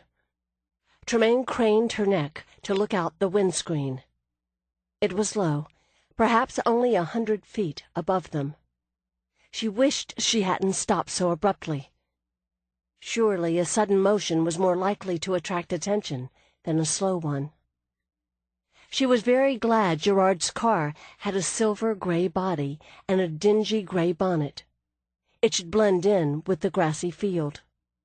Please, no firebombs, Tremaine thought, watching the airship draw closer. After so much time in the Aid Society, she should be used to air raids, to the noise and the smoke and the smell of death. But maybe that was something no one got used to. The damned thing was passing directly over them, as if drawn to the surely near-invisible shape of the car by her fear. It was too dark for a shadow to fall over them, but Tremaine gritted her teeth, feeling it anyway. She started as something clanked on the floorboard. "What the hell?" she whispered. The clanking turned into rhythmic clicks. "It's the sphere." Gerard sounded quietly aghast. He fumbled for it in the dark. The Gardier could detect spells, and the sphere, old and fading, was held together with nothing but magic. "Kick it," she urged him. "I'd rather not." Tremaine's stomach twisted with tension. She had seen too many people get blown up to want to die that way, and certainly not with Gerard in the car, and not with the sphere needed by the Institute. "Come on," she told it silently. "Stop clicking at the airship. You're going to get us all killed. And no, I'm not being ironic." There was one last reluctant click, and the sphere shuddered into silence. Gerard breathed. That was close. Tremaine twisted around on the seat, looking out the back to see the airship passing over the crown of the hill behind them.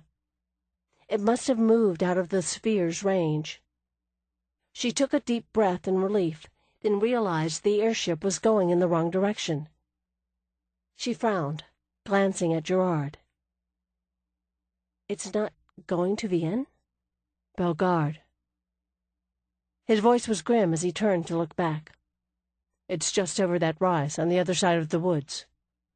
It was a suburb of Vienne, one of the most beautiful. Remembering the last time she had been out there, Tremaine pictured old houses with wild green summer gardens centered around the ruins of an ancient and picturesque stone keep. "There's nothing there," she protested. She couldn't read his expression in the dark, but she saw him shake his head. "An arms depot. Stupid place for an arms depot." The first blast echoed over the hills, jarring her teeth. The flash lit up the sky for an instant. "Ex-arms depot," Tremaine muttered, turning around and putting the car back into gear. How did they know it was there? She heard his tired sigh. "Their intelligence sources are excellent." Wonderful, she thought sourly. She could have lived without knowing the newspapers were right about the spies. Tremaine didn't see the turn for the Institute's drive until the last instant, and skewed the car into it, almost landing them in the ditch. "Sorry," she winced, noticing Gerard was still gripping the dash. "That's quite all right." He took a deep breath. "Once you get past the bridge, just turn into the woods to the left. We keep the vehicles under the trees to keep from drawing any airships down on the place." Peering into the dark, Tremaine managed to find an open spot and deposit the car in it without incident. She collected the sphere from the floorboards and trailed after Gerard, following the beam of his electric torch over the uneven ground. She stumbled over the remains of an old brick path and a stone flower bed border, more confirmation that they were on the grounds of the old estate that housed the Institute. They passed out of another copse of trees and emerged to see the outline of a ruined great house against the moonlit velvet background of the sky. It was a forest of towers and sharply pitched roof lines and half-collapsed walls etched against the night. The past few hours had been surreal enough already. Now Tremaine found her attention roaming, trying to turn this into a scene for a play or a magazine serial. Foolish. The theaters had been closed for months, and only a few of the magazines were still in operation. Not that people didn't still want stories. In the Aid Society, as they had huddled around the kerosene stove in the shelters during their rest breaks, there was always some new volunteer who discovered her identity and begged her to tell him the ending of her last serial in Boulevard. The final 3 numbers of it had never been printed when publication was suspended for the war. They were now walking on a dirt path through winter-dry grass, drawing closer to another large, dark shape outlined against the sky.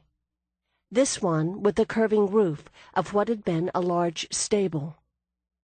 Abruptly, the sphere in Tremaine's hands trembled, and heat flashed through the metal, intense enough for her to feel it through her gloves. She swore, juggling the thing awkwardly. "What is it?" Gerard demanded, pausing. "Did we just pass through some wards?" Tremaine managed to get the sphere tucked under her arm, where the thickness of her tweed jacket protected her from the sorcerously hot metal. "Yes." He stepped closer, directing the light down on the sphere. It reacted again? He asked, his voice tight with excitement. I think it ate one of them. A loud crash from the direction of the dark building made Tremaine nearly drop the sphere. A door spilled light and shouting people. Gerard whirled, yelling, "It's all right! We've got the Demal sphere, and it reacted to the wards." The men gathering, some of them in military uniforms and armed with rifles, now rapidly backed away. Tremaine looked around at the respectful breathing room she, Gerard, and the sphere now had, bewildered. What the hell is the matter with them? She wondered. The sphere's metal cooled rapidly in the night air, and she shifted it into a more comfortable hold. She followed Gerard through the quietly murmuring crowd toward the door. She stepped into a long building, high-ceilinged and bare, lit by strings of electric bulbs hanging from the rafters overhead. She could hear the distant roar of a generator and realized the wards must have blocked sound from escaping, as well as guarding against magical attack. The floor was hay-strewn packed dirt, and the air was full of dust. There were doorways leading into other workrooms and tables along the walls, where men and women worked busily in groups. For some reason, Tremaine hadn't thought there would be this many people here. She was glad she had put on what passed for her best outfit, a dark tweed jacket and skirt. Unfortunately, the stout walking boots didn't exactly go with it. But then, the dowdy old maid look never goes out of style, she thought in resignation. A tall, slim young man with short, straw-blonde hair hurried up to them, demanding, "Did you get it?" Unperturbed, Gerard touched her elbow to bring her forward. "Tremaine Valliard, this is my colleague, Bryden Niles." "An Aurisilde Demal sphere," Niles said, ignoring Tremaine in favor of the device she was holding. He touched the metal reverently. "The other prototypes were before my time." "Yes, thank you for reminding me of that," Gerard sighed, and took the sphere from Tremaine. "The sphere will let me manipulate it, but it's still keyed to Tremaine." Niles stared at her, as if seeing her for the first time. With his well-tailored suit, narrow features and slicked-back hair, he looked exactly like the kind of man who should be decorating a cafe society party or a court reception. But if he was here, he was either a sorcerer or a philosopher, or both. Light brows drawn together in consternation, he turned back to Gerard. "Have you considered the possible consequences?" Gerard lifted an ironic brow. "I assure you, I've thought of nothing else for the past few hours." "Is she aware—" "She's just spent 6 months in the Aid Society," Gerard informed him dryly. "I assure you, she is perfectly aware." "Yes, I'm a bloody heroine," Tremaine thought, stepping past them. It made her wonder how many of history's favorite heroes were just incompetent suicides. About midway down the length of the building was a wooden platform, and she strolled toward it, Gerard and Niles still arguing behind her. She stepped up on it and leaned on the railing.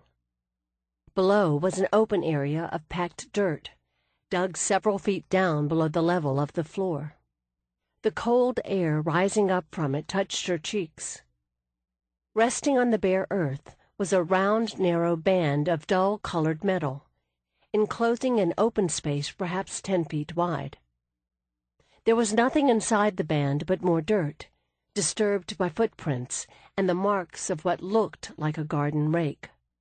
Tremaine caught the slaughterhouse scent of blood, and suspected they hadn't cleaned up quite well enough after Reardon's accident. This would be where it happened, then. This was Aurisilde Demal's last great spell. There were alchemical symbols that she couldn't read roughly scratched or etched onto the metal band. Around the outside, pieces of paper, scribbled over with notes and sections of sorcerer's adjurations, were tacked down with various makeshift paperweights. Small stones, pencils, cups and saucers. walnuts, a woman's shoe, representing 3 years of work by teams of sorcerers and philosophers and sorcerer-philosophers of the Ville Institute, desperately trying to recreate Uncle Henri's work. Nicholas Valliard had caught the first hints of the Gardier's presence in Adara nearly 4 years before they had appeared so devastatingly in the sky over Loden. Nicholas had never committed anything to paper, never wrote letters or took notes that involved his work, even when it was legal, so the details of how he had discovered them were largely unknown. His only close confidant in his self-appointed mission had been Arasilde de Maul. De Maul had been a force to be reckoned with when he was a young man, half dead and drugged to the gills on opium. Then he had been older, sober, and mostly sane. If you were going to pit yourself against an organization of mysterious and deadly sorcerers, he was the man to have at your back. It had been then that Arasilde began to work on this spell ring. Tremaine rubbed her eyes. Since conventional spells had little effect on the Gardier, whatever Arasilde had been building here, it had to be something special. It had certainly killed him and Nicholas during its first test 7 years ago, vaporizing them utterly, without leaving any unpleasant remains for the bystanders to deal with. This evidently had not been the case with Riordan. Nicholas and Arasilde had died still thinking they were dealing with a criminal organization of sorcerers, and not the first scouts of an invading army. Now, 3 years after the first strike that isolated Loden under its wards, Adira had fallen, and Bisra and Parsia had come under heavy attack. "When can we get this over with?" Tremaine asked, turning back to Gerard and Niles. Seeing their expressions, she corrected herself hastily. "I mean, when can we, start the test?" She gestured vaguely back at the ring. Niles glanced at Gerard and said guardedly, "We can be ready in an hour." It was more like 3 hours. Gerard and Niles weren't quite as in charge of all aspects of the experiment as they would have liked to be. There was a long argument with Colonel Avery, the Army liaison, who had the extremely valid point that all sorcerers were desperately needed for the defense of the population and the support of the troops on the Adarasi front. And if this spell was going to use them up like matches, then maybe it wasn't such a good idea. But the beleaguered Crown had given a carte blanche to the Institute 3 years ago at the start of the war, and revoking that would mean a long drive into the city, talking away past the security provided by the prefecture at the Defense Department, a visit to the palace, talking away past the Queen's Guard, and a discussion with the Queen. Everyone seemed to know Gerard and Niles were going to win, but the Colonel felt compelled to make the argument anyway.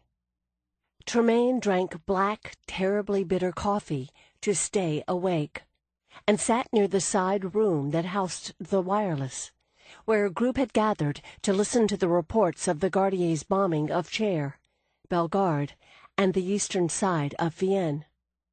There were more rumors of the royal family's evacuation to Parsia, more reports of the number of people leaving the capital.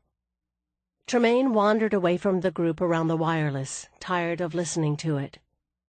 Niles was the only one who seemed excited about the sphere.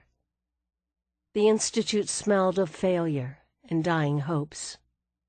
Nearby at one of the work tables, a young woman was examining what looked like a small chunk of crystal. Her bobbed hair was dark red, and she was dressed even more drably than Tremaine in a dull-colored skirt and jacket and clunky shoes.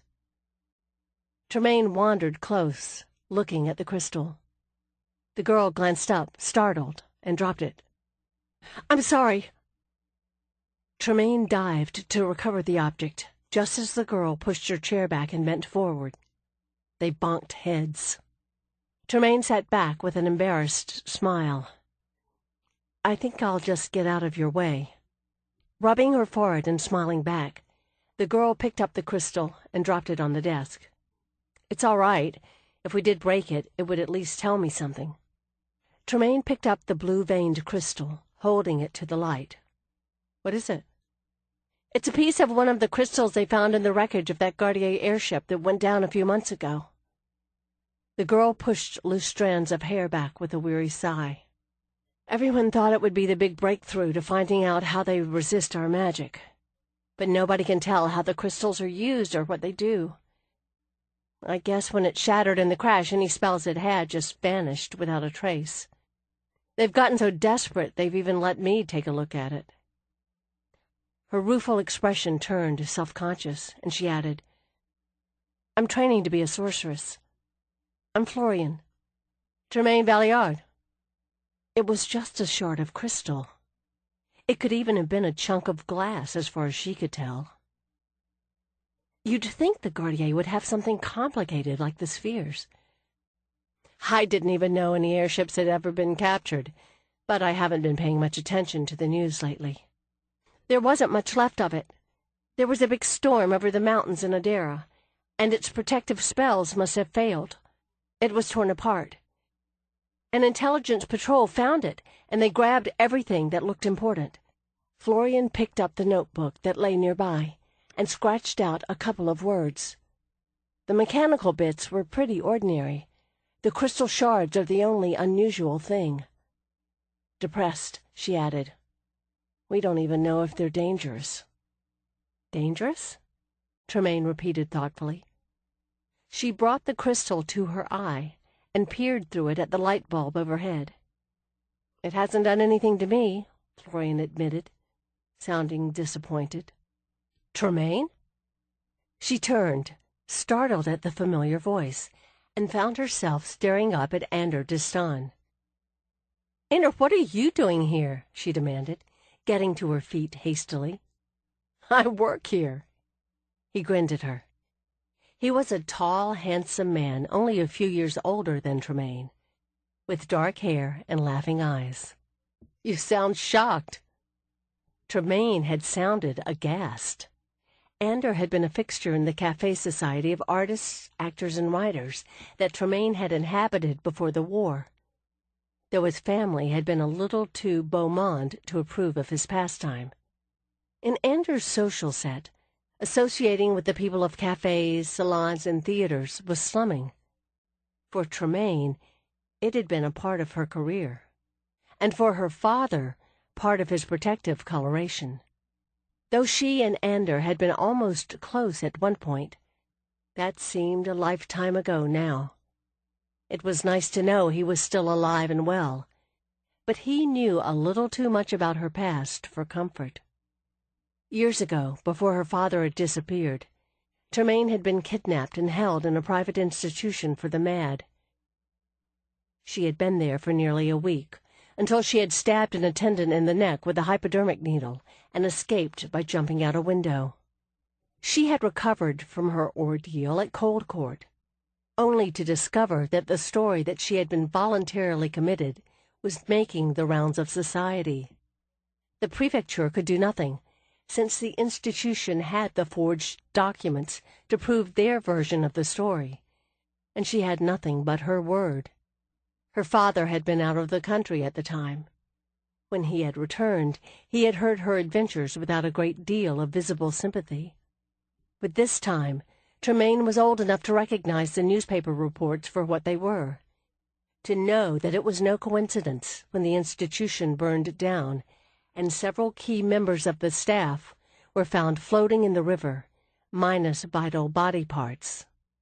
A surviving employee was found to be guilty of arson and murder, and subsequently hanged for it.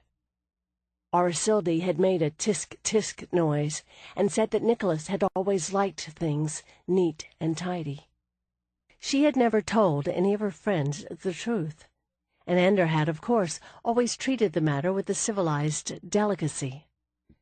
Tremaine would have preferred it if he had flat-out asked her if she was insane. She managed to say, "I thought you were in the army." Ander was dressed as a civilian, in a tan pullover sweater and a leather jacket. Well, I am. I'm in the Intelligence Corps, attached to the Institute to keep an eye on the sorcerers. Like Tiamark here. Smiling, he turned to the man who had stepped up beside him.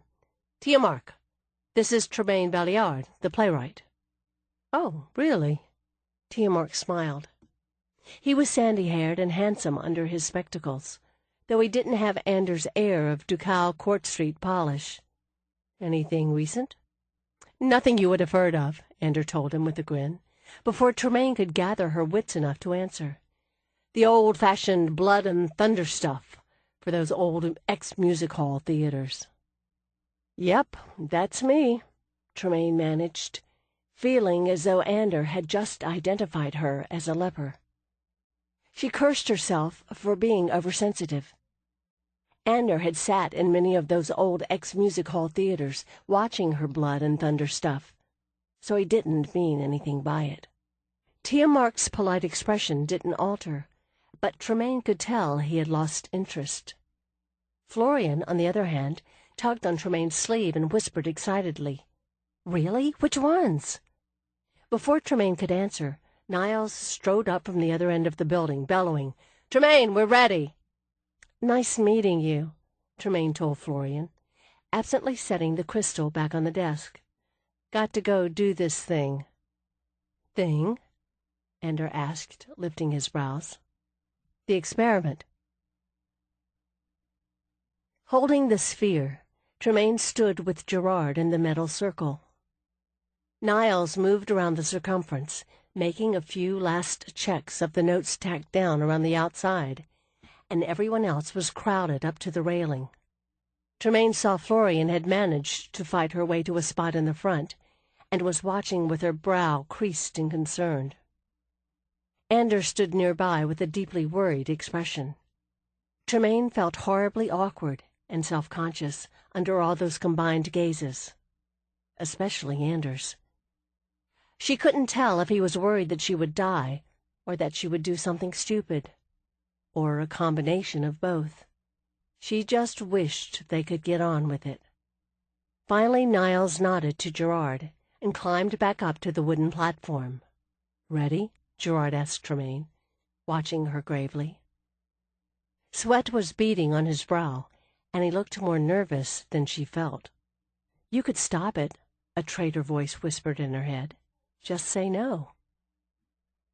Maybe it was the voice of reason, but that had never had much power over her. Tremaine shrugged. "Let's go." Gerard took a deep breath, then touched the sphere. Her stomach lurched, and a rush of cool air struck her, passing through her without impact, as if her body were made of gauze. There was nothing under her feet, and her hair streamed up, and she just had time to realize that this bizarre sensation was vertigo from falling, when she hit something. The first lungful of salt water clarified the situation completely. Tremaine surfaced, thrashing and gasping for air. It was day. Bright blue sky laced with white clouds arched above, and this was the ocean. Choppy blue water lay in every direction. In the distance was a rocky cliff-lined coast. Closer, there was an island that seemed to be nothing but several peaks of graduated heights, all wreathed in dense mist. "Gerard!" Tremaine yelled, and went under again. She fought her way back up and remembered to tread water. Shrugging out of her jacket helped. She took a deep breath, went under, and wrestled off one boot. That helped, too. She surfaced, her throat burning from inhaled salt water. "Gerard!" she shouted again. "Here!" She saw him swimming toward her, and thrashed awkwardly to him. "What the hell happened?" I don't know." He had lost his spectacles, and his dark hair was plastered to his head. "Do you have the sphere?" The sphere, oh God. Tremaine looked around as if it would be floating nearby. "I must have let go of it." "All right. It's all right." He sounded as if he was reassuring himself as well as her. "Give me your hand. We can call it." Tremaine nodded and reached for him, lacing their fingers together as Gerard whispered the words of the brief charm. They bobbed in the water, Tremaine turning her face away as the low waves crashed into her. Did it work? I'm not... The sphere surfaced a few feet away with a splash. Thank God! Gerard let go of Tremaine and grabbed for it before it could go under again. Watching him, Tremaine asked, "There's an island that way. Should we swim?" It seemed the thing to do, though she had never swum that far in her life. Gerard twisted to look. Island? It could be a promontory. Whatever. Shouldn't we start? He shook his head. No. Now that we have the sphere, we need to give the spell a chance to reverse. I timed it precisely. Precisely? Gerard, what happened?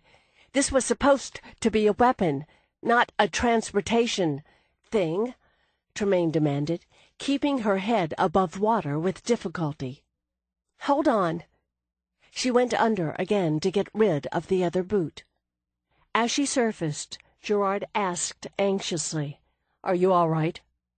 "Boots," she explained succinctly. "What happened to the spell?" "Oh, yes, well, something unexpected has happened." "You think?"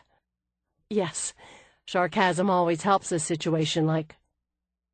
His face went deathly still. "Tremaine, look." Her head whipped around, following his gaze. The Gardier. The airship hadn't been there a moment ago. It hung low, heading away from them, its black mass silhouetted sharply against the blue sky. The rigid fins made jagged outlines, and the long square cabin hung low, underneath the swollen belly of the hull. Where did it come from? Tremaine realized she had whispered. It wasn't likely to spot two heads bobbing in the waves, as high as it was and pointed away from them, but she had instinctively tried to sink as low as she could in the water and still keep breathing. The thing moved slowly, but something made her think of a wasp, heavy with venom and searching for prey. It just appeared. I saw it. Gerard stared after it. There was a flash of light, and it popped into existence. Just like we did. Like we did? Gerard was muttering. Gardier attacking the coast always come out of the west and return that way. If that's west... Wait! He floundered, splashing her, frantically digging something out of a pants pocket. He produced a compass, shook it to get the water out, and examined it avidly. That is west. The spell sent us to Chair? Except that isn't Chair. Tremaine frowned at the island, the distant rocky coastline. The country around the port city of Chair was flat. Then Tremaine's startled brain put two and two together. The spell sent us to where the Gardier come from. Wait, look! Gerard pointed. Tremaine squinted against the sun. There was a dark blot moving out of the mist around the island's peak. It's another airship. Tremaine hit the ground with a jarring thump, drenched by gallons of seawater. The downpour ended abruptly, and she looked around, dazed. They were back in the Institute's building, in the center of the spell circle. Gerard was sprawled a few feet away, dripping wet, still holding the sphere. They stared at each other, stunned. There was a whoop of joy from somewhere above, and Bryden Niles vaulted the railing, slipped in the mud caused by the deluge of seawater, and landed beside them with a splat. "What happened?" he demanded. "Where—" Gerard dropped the sphere, grabbing the other man's shoulders to shake him. "It's a translocation spell." "I gathered that, but where—" From the railing, Tiamark burst out. "That's impossible!" Both Gerard and Tremaine stared up at him blankly. Tiamark added, "But isn't it?" "Where did you go?" Niles demanded. Tremaine saw the salt water had soaked the notes tamped down around the outside of the circle, and that the ink was running. She gasped and grabbed Gerard's shoulder. "Oh no! The spell! The water!" Shaking his head, Gerard told her, "Those are only the working notes. We have several typescript copies of everything." "Oh." Tremaine sat back, shoving her dripping hair out of her eyes. "Never mind." "Where did you go?" Niles demanded again. Tremaine's dazed brain was still trying to catch up. She shook Gerard's sleeve again. "Aracilde did a translocation spell before. He told me about it." Gerard nodded, his face intent. "I remember his description of that. I thought he used an old fairy ring. And a sphere. The spell destroyed the sphere, but they could still be alive." Gerard met her eyes. Nicholas and Aracilde. Tremaine opened her mouth, but no words came. "Where did you go?" Niels shouted, shaking Gerard. "I don't know." Gerard let go of him, sitting back and shaking his head in amazement. "Niles, it was broad daylight." Niles rubbed his brow, trying to comprehend it. "My God." "We saw 2 Gardier airships, one coming from an island, one going toward it," Gerard told him. "It could have been returning from Chair. One of their bases, Niles." He shook his head, smiling in wonder. "It wasn't a weapon. Aracilde de Mal was creating a translocation spell to take us to a Gardier base." Aracilde never wanted to make weapons, Tremaine thought, remembering her own words. Chapter 4. Isle of Storms. "I still think it's alive," Ilias said thoughtfully. He was stretched out on a shelf of rock, head propped on his arms, watching the scene below. This was another branch of the great cavern that wound through the mountain, and their vantage point was a small tunnel opening about 50 paces up the wall. Below was a ledge, part natural and part augmented by wooden platforms, lit by wizard lights. One of the flying whales was anchored to the edge, enormous and silent, floating like a tethered thunderhead in the damp air. About 30 paces or so below the makeshift dock, and mostly lost in shadow, a dark river cut through the cavern floor. "I think it's breathing." Lying next to him, Gilead lifted his brows skeptically. "I think that's your imagination." From this angle, they could see the flying whale didn't have any legs, that the edged tail fins seemed to be how it moved itself through the air. The purpose of it was easier to discern now, too. There were places in its body that the wizards rode in. They got aboard it with a gangplank that stretched from the cliff to an opening in the squarish belly that hung along the lower part of it. For some time, several wizards had been going in and out, and now the slaves were carrying aboard wooden boxes and metal containers from stacks on the platforms. Gilead shook his head, studying the creature with a frown. "They put this thing together somehow." "They fed it," Ilias argued, scratching his head vigorously. They had rolled in mud to kill any scent that might attract the attention of the captive howlers, and it itched like mad, especially in hair. "From those vats." The large metal vats, each as big around as a decent-sized hut, stood against the cavern wall not far below their ledge. After 2 days of carefully creeping through the tunnels and passages to spy on the wizards' mostly incomprehensible activities, they still didn't know much about them. They had found the place where the wizards had cut through into the tunnels of the lower city, perhaps to reach the old harbor cave. But they hadn't been able to get a look at the smaller passages on the west side of the main cavern. It was the place where the wizards seemed to have their living quarters, and it had to yield more clues than these large work areas.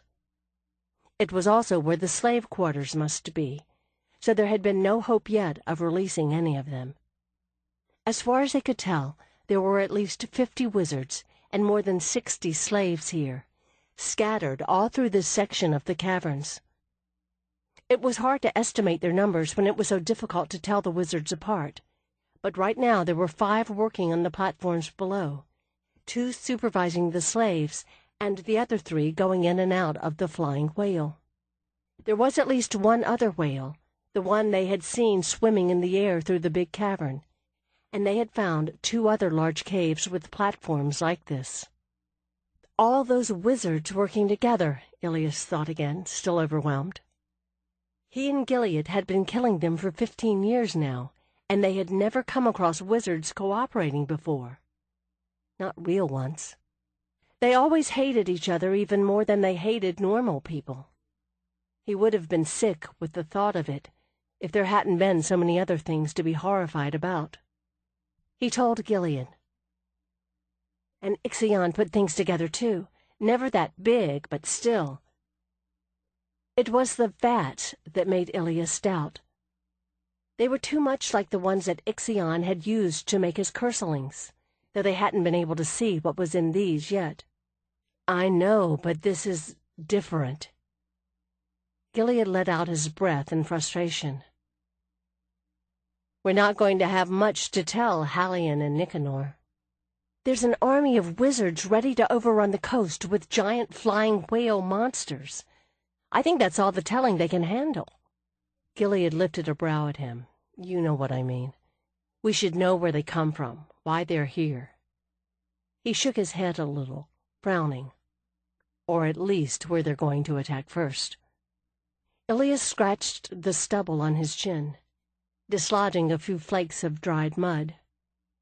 They had overheard plenty of conversations, not that any of it had been intelligible. If the wizards were calling Sinneth or Pyrrhae or any of the other coastal cities by their names, they hadn't heard it. If we could just get closer. He started at a sudden crash from below, wincing as he saw what it was. Oh, not again.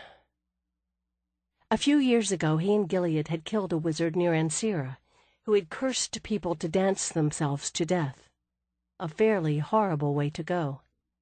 At least, these wizards took their victims quickly, though that didn't make it any easier to watch. The crash had been one of the slaves dropping a crate. Now he backed away from the furious wizard advancing on him. Then the slave stumbled back into the metal stand, supporting a curse light. It swayed over, and both wizard overseers shouted in alarm. The slave made a wild grab for it, but the heavy light tipped.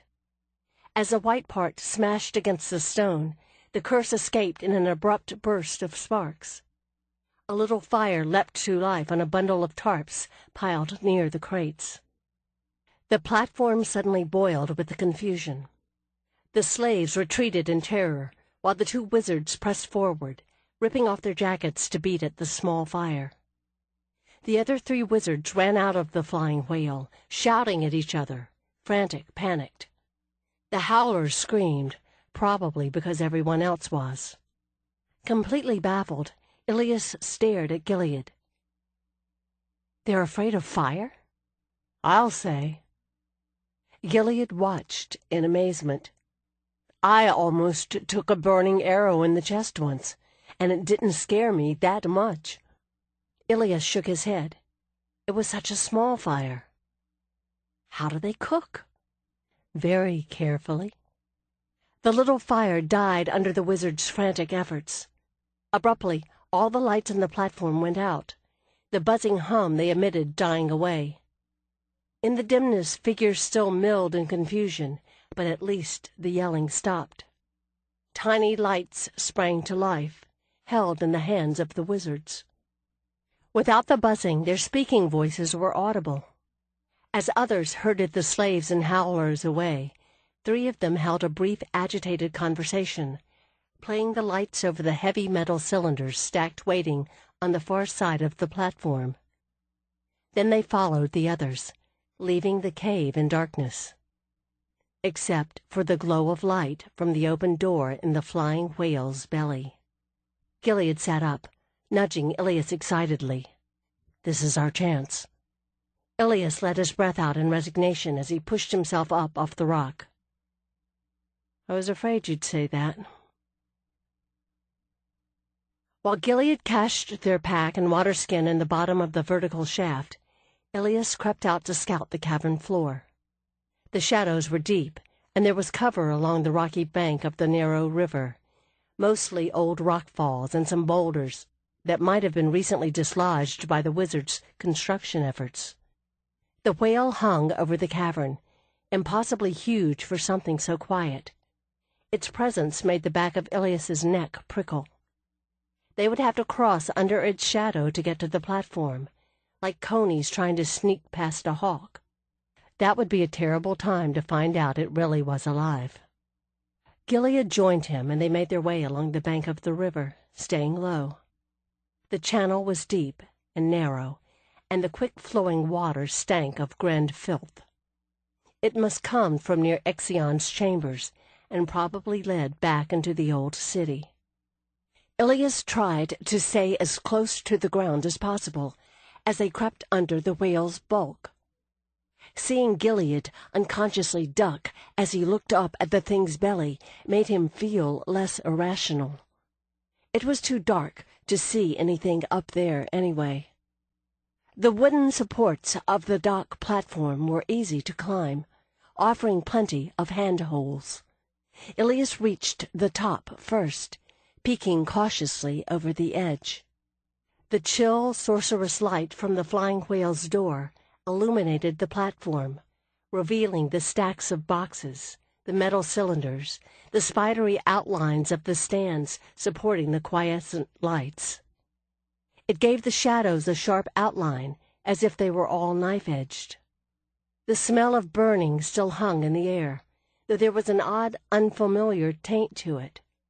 The wood creaked as Gilead climbed out onto the platform, and Ilias scrambled up after him, staying in a crouch, listening intently. They exchanged a wary look, but nothing moved in the shadows. Gilead went toward the crates nearby, and Ilias crept forward cautiously to the shadowy vats and canisters on the far side. The vats stood back against the rock wall, looming in the dark. He touched one, cautiously. The metal surface was chill. Reluctantly, he pressed his ear to the side, but he couldn't hear anything stirring within. Ixion's vats had bubbled and churned constantly, so maybe these weren't the same after all. He felt around it, looking for a way to see what was inside. All he could find was a small wheel near the bottom, above a pipe. The wheel refused to turn, and though he examined it as best he couldn't tell how it was locked.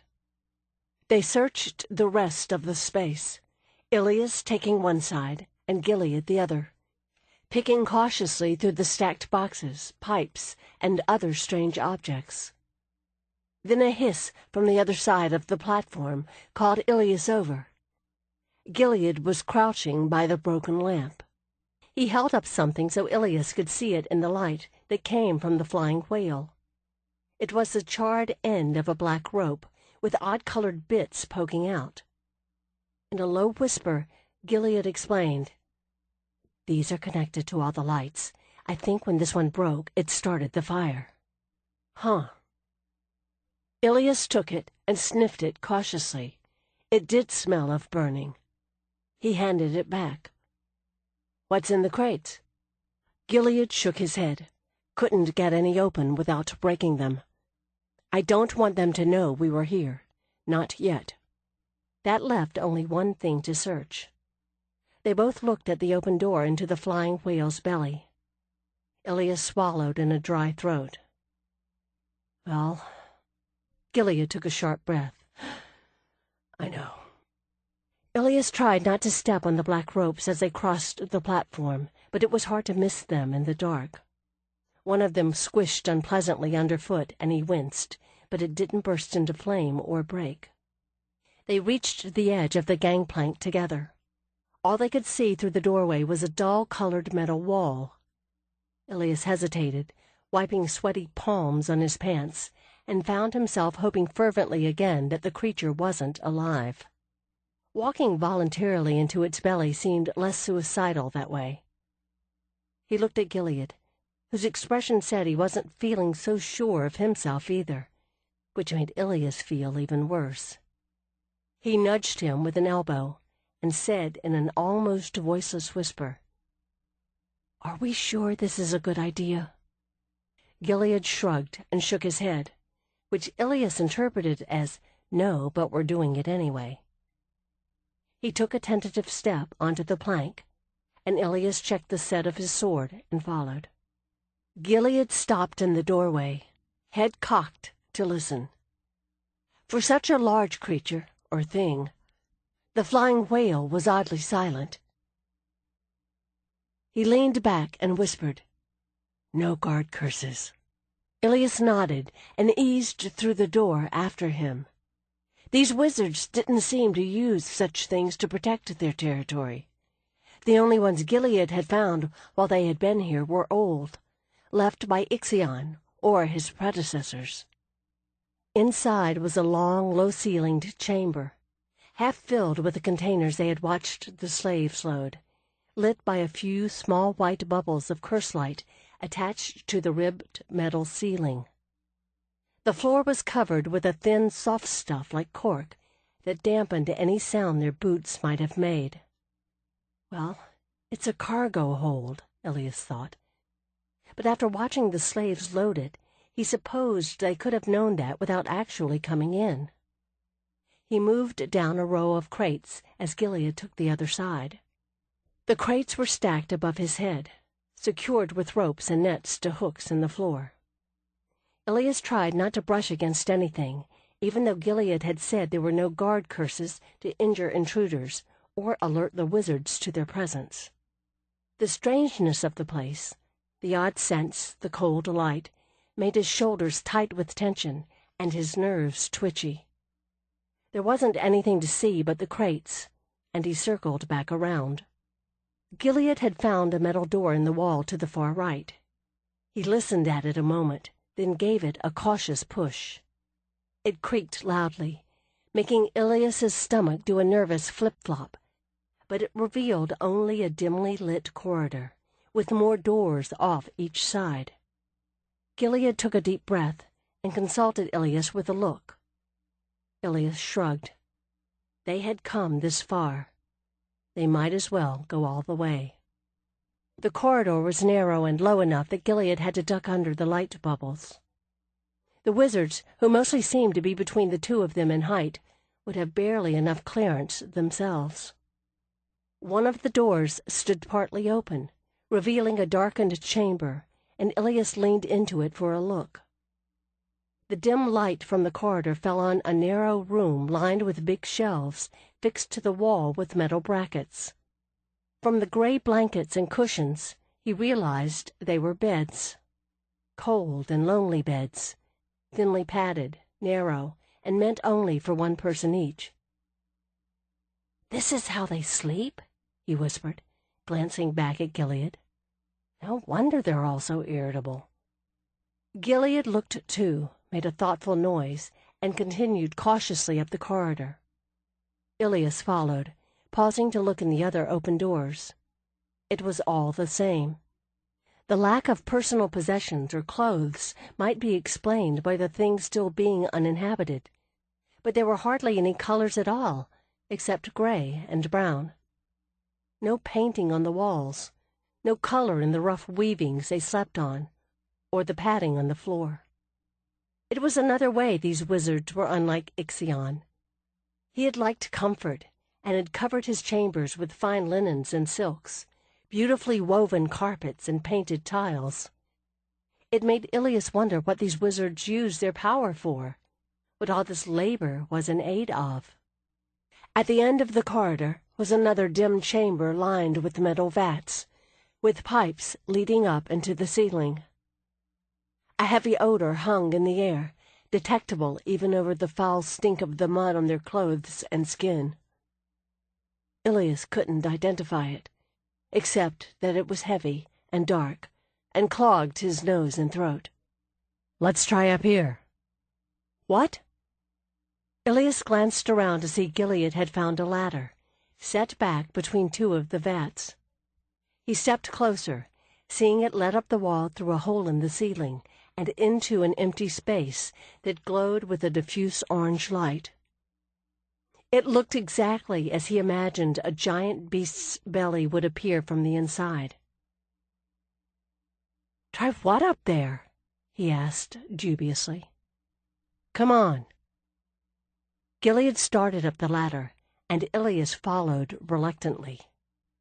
Gilead climbed up onto the floor above, the metal creaking faintly. Ilias poked his head through the opening warily, but the sight was disappointing. It was only a long, straight, narrow passage, built of flat metal bars, with walls of some kind of slick brown fabric. It seemed to run the whole long length of the creature. Sitting on his heels, Gilead studied the corridor thoughtfully. "Still think it's alive?" Ilias climbed up to sit on the narrow metal catwalk. He touched the wall tentatively, but jerked his hand back with a grimace. "It feels like skin, dead skin." Gilead leaned close to the wall, running a hand over it thoughtfully, with the air of someone who did this every day. "Huh. Well?" Ilias demanded. "It could be skin," he conceded, getting to his feet. "Come on, let's see what's up here." After a short time of searching, it became apparent that these narrow metal catwalks and skin walls made up most of the bulk of the creature. Ladders at intervals led up to more catwalks and more brown walls, fading into murky dimness in the stretches where the curse lamps weren't lit. Gilead's hopes were raised when he climbed cautiously up to one of the dark stretches, only to find yet another identical catwalk and another ladder. Coming back down to the lighted area, he said with a grimace of frustration, "This isn't telling us anything, is it?" Ilias agreed, leaning around Gilead to see up through the opening. At least, down below, there were things to look at. "We'll go down again. If there's something to tell us where they came from, it'll be there." A faint sound from back down the catwalk made them both turn.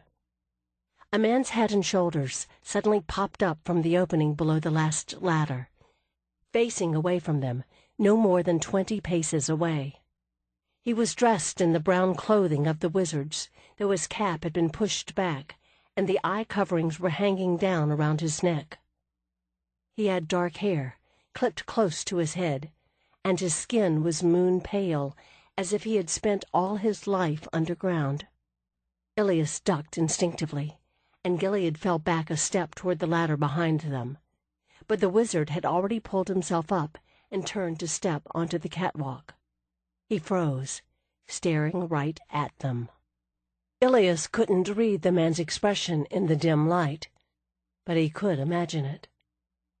For a long heartbeat, nobody moved. Then Gilead said, matter-of-factly, "Shit." The wizard gasped and fumbled at the sheath at his belt. Ilias saw the hilt of one of the curse weapons and knew they were dead. He pulled his knife, drawing back for a desperate throw, when Gilead snatched it out of his hand. He looked up in shock to see Gilead grab the curse-light bubble above his head, yanking it down so the black rope was visible. He put the knife against it in obvious threat. That can't work, Ilias thought, whipping back around to face the wizard. The man had frozen, one hand still on the weapon, his expression horrified. Ilias threw a wary look up at Gilead. "It worked," he whispered. Gilead took a sharp breath, acknowledging the danger. "Get down the ladder," he said softly. Ilias slid past him, careful not to jostle his arm. "Do it. If you turn your back on him." "I know." Ilias reached the ladder, catching hold of a rung and setting one foot on it. "Ready," he said. The wizard shifted nervously, his hand still on the weapon's hilt. Gilead sliced the cord. The curse popped loudly, and the light winked out. White sparks showered down as Gilead yelled and dropped the knife. Ilias heard the wizard shout in horror, and feet pounded on the walk, but he was already swinging down the ladder, dropping to land lightly on the padded floor. He saw a large room, with tables and benches and walls lined with metal cabinets. 2 doors, one directly in front of him and one behind. Just as Gilead landed behind him, the door on the far side of the chamber swung open, and there stood 3 wizards. They weren't wearing the eye coverings or caps, so it was easy to see their expressions of complete astonishment. Ilias registered that they weren't identical after all. One was taller than the others, another more squarely built, and the third had beard stubble showing starkly against the whiteness of his skin. Gilead swore under his breath and grabbed for another light bubble. Ilias dived for the other door, their only clear exit. He could still hear the wizard on the catwalk above the thin metal ceiling, yelling like a madman. He was afraid to see what the other 3 were doing. He hit the door with his shoulder, feeling the wood crack. The room went dark as it burst open, sending him staggering into another narrow corridor. He looked back desperately, but Gilead was already shoving through the door behind him. They ran, banging open the doors, looking for anything like a way out, and finding only tiny, unlit chambers filled with shadowy, incomprehensible objects. Then Ilias shoved a door open to see a small room with a wide square window, looking out into the darkness of the cavern. "Gil, here!" Footsteps thudded down the metal floor behind them as they tumbled through the door. Gilead tripped over Ilias in the confined space, and they both hit the floor in a heap. Ilias struggled to his knees, yanking the door closed and fumbling at the unfamiliar bolt, just managing to slide it home. He fell back as the wizards pounded on it from the other side. It looked stronger than the other doors, but they didn't have much time. Gilead was already struggling to stand, heading toward the window. Ilias lurched to his feet, looking around for something else to block the door. The walls were lined with cabinets, but when Ilias tried to pull them down across the door, he discovered nothing was movable. He turned to Gilead, who had stopped at the window set at an angle in the far wall. He was swearing in frustration. "What is it?" Ilias stepped up beside him, reaching for the metal bar that was just outside. He flinched when his hand banged into an invisible barrier. He fell back a step, thinking it was some protective curse, then realized the openings were covered with clear glass. "Oh no." "We need something heavy." Gilead turned around, trying to pull down one of the shelves. It refused to give, too firmly attached to the wall.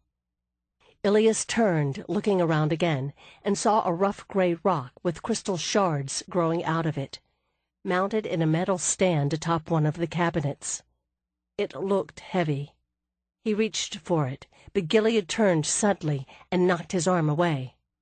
Ilias stepped back, knowing that look. "It's cursed." Gilead stared at it, eyes narrowed. "Yes, there's something. I'm not sure what." That was all Ilias needed to hear. "Great. We picked a room with a cursed rock." Ilias moved back to the window, drawing his sword. He struck the glass with the hilt. Tiny cracks appeared, but it didn't shatter. 2 more blows had the same effect. While Ilias battered at the unbreakable glass, Gilead turned away to drag open one of the narrow doors in a cabinet, revealing metal drawers. He gave one a hard yank and it came loose, spilling papers covered with brightly colored markings onto the floor. Gilead awkwardly lifted the drawer above the angled window, and Ilias hurriedly sheathed his sword to steady it. "Together," Gilead said as they lifted the clumsy battering ram. "Now!" They smashed the metal down, shattering the glass barrier. The floor jerked under them suddenly, throwing them both backward. Ilias's fall was cushioned by landing on Gilead, but the metal drawer clipped him in the temple.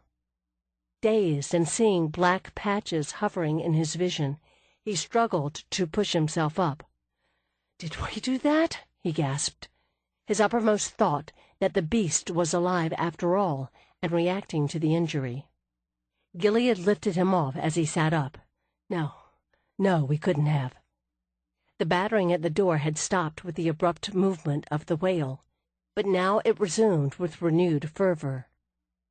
As Ilias climbed to his feet and wrestled the drawer up again, Gilead stared down at the papers on the floor, then grabbed one off the pile. "Ilias, these are maps. This is what we've been looking for. Take some, and come on. Ilias hefted the drawer, and Gilead steadied it from above. One blow took out the rest of the glass panel. Ilias ducked as Gilead slung the drawer back against the door. He grabbed the metal rails, lifting himself up onto the ledge, then realized Gilead wasn't behind him anymore. "Gil!" He looked back over his shoulder. "Come on now!" "Right behind you. Hold it." Ilias wriggled involuntarily as Gilead shoved a couple of folded maps under his belt into the back of his pants. "Go!" Ilias swung out of the opening, hung for a moment from the metal bar, looking for a good flat landing spot. The lights were shining brightly from the platforms now, and shouts from that direction told him their exit would be witnessed. He aimed for the riverbank, then dropped. He landed hard, letting his upper body go limp and rolling to absorb the shock, feeling the sharp edges of the loose scree jab into his ribs and back. Winded, he sprawled to a stop, just as Gilead hit the ground heavily behind him. Dazed, Ilias lifted his head to see the cavern illuminated with a strange, red-orange light. Incredibly, the glow emanated from the center of the flying whale. Barely conscious of the wild cries of alarm from the platform, he watched flame suddenly blossom under the creature's skin, its metal bones visible now through the illuminated hide. Gilead dragged him to his feet, staring up at the thing, muttering, "Oh no." "They're afraid of fire," Ilias thought in horror. Now they knew why. "We did that," he gasped. Gilead gave him a push. "Run." They ran down along the rock-strewn riverbank. Ilias looked back just as a fireball erupted from the creature's spine, and it tipped sideways, sliding ponderously down onto its stalk. Fire burst outward from it, enveloping the platforms, climbing the cavern walls. He turned back, pounding toward the shelter of the rocks as burning metal rained down like fiery hail. Gilead reached the boulders at the edge of the river, and Ilias was right behind him when something struck him in the back. It knocked him to the ground, and he slid in the rough gravel, scraping his arms. Raw pain radiated from his shoulder, and he rolled, clawing at it, desperately trying to wrench out the fragment of hot metal. Gilead leaned over him then, slapping his hand away. He wrenched the fragment out himself and hauled Ilias to his feet. Then Gilead froze, staring back at the base of the platform. Feeling blood trickling down his back, Ilias followed his gaze. A man staggered on the cavern floor below the burning platform. In the blaze of orange light, Ilias saw his clothes, and surely the flesh beneath were charred from the fire. He must have jumped from the dock or fallen from the whale almost in time to avoid the blast. Wizard or not, Ilias had a stomach-churning moment of guilt and pity. Then the man raised his hand, and a light glinted starlight in his palm. Something came out of that star, and faster than thought streamed toward them. A shadowed distortion in the air was expanding to push smoke and flaming metal aside. Gilead shouted, shoving Ilias back even as the curse struck him. Ilias launched himself over the rocks, but the wave hit, slamming him down into the stone. He knew he was rolling down the steep, muddy slope. Then nothing. Chapter 5. Port Rel, western coast of ile-rien. The giant gray wall of the ship's hull seemed to stretch out and up forever. The upper decks and the 3 gray-painted stacks lost far above the spotlight's glare. The light was a little muted, the outlines of the ship a little blurred, and Tremaine found herself squinting. The distortion was more than could be accounted for by the heavy mist in the cold night air. There was a ward of concealment laid over the huge bulk of the ship, a very slight one to escape the Gardier's ability to detect the presence of sorcery. From above, it distorted the ship's form to an empty square of water at an open dock, concealing the presence of the spotlights, and dampening the sounds of welding and labor. "Beautiful, isn't she?" Captain Ferrame said, studying the gray bulk looming above them fondly. "Had a few voyages before the war. Never sailed since. They brought her in to add ballast because she was so bottom-heavy from her engines." Tremaine nodded. "I remember reading about her before the war." The Queen Ravenna had launched only a few months before the first Gardier bombings. She had been built to be the star of the Vernier solar line, to carry passengers in speed and comfort between the ports of ile-rien, Parcia, and across the ocean to Capadara. Now that the Gardier patrol the sea lanes by air, no one traveled to Capadara. If Tremaine had thought about it, she would have supposed the Queen Ravenna to have been trapped in another country's port, or destroyed along with so much of the Navy, the other commercial shipping, and the 3 smaller Vernier passenger liners. It was hard to believe she had rested quietly in hiding here, in the port city of Rel, for 3 years. It was hard to believe that only a few years ago there had been time and money to build such things, and that people had taken pleasure trips on them without fear. "Yes," Gerard said, folding his arms as he studied the great ship. "I heard she was to be refitted as a troop carrier, but there was never anywhere to send troops, until now. She's still the fanciest lady on the sea. They didn't have the labor to finish the refit." Captain Ferrame turned and started back down the dock with a sigh. "About time she had a chance to show her stuff. In the open ocean, she's faster than an airship, faster than anything we've seen the Gardier use. Before all this happened, she was designated a last-chance evacuation transport." He glanced back at them with a slightly twisted smile, meaning they were going to send her out, but didn't expect her to make it past the blockade. Tremaine and Gerard followed Ferrame, Tremaine pulling up the collar of her pea-coat against the damp cold. Activity around the giant gray hull was hushed, but hurried as repairs were made, and supplies carried aboard for the upcoming voyage. Tremaine shook her head, bemused. It was hard to believe it was really happening. It had been a whirlwind week. Secret meetings, Gerard and Niles and others rushing back and forth between the palace and the Institute, shifting the location of the experiment to the port of Rel. One of the first discoveries was that the sphere did not have to be inside the circle to initiate the translocation. As long as the sphere was within a certain distance, it could begin the spell. They could also trigger the reverse adjuration separately, as long as they were within a few hundred yards of the spot the circle occupied, whether it was here or there, wherever there was. Tremaine, Gerard, Tiamark, and a few others had been through 3 times in a small tug dubbed the pilot boat, allowing various sorcerers to experiment with drawing buoys through and sending them back, testing how long the doorway would stay open. They hadn't seen the Gardier's airships again, but then there hadn't been a bombing along the coast for 3 days. Tomorrow they would take the pilot boat through one last time, the final preparation for the expedition that would carry the first of the teams of soldiers and sorcerers who would scout the Gardier Island in preparation for the attack. For the past few months, the frequent bombings along the coast had kept ships from reaching the open ocean and prevented Capadara from sending in supplies and munitions. This was only one small base, but if they could destroy it, there would be a hole in the Gardier blockade. And this would be the first time ile-rien had managed to capture anything belonging to the Gardier, except for that one mangled airship. There was no telling what they could find there. Ferrame gave them a casual salute and headed off down the dock toward the old warehouses that served as the naval headquarters.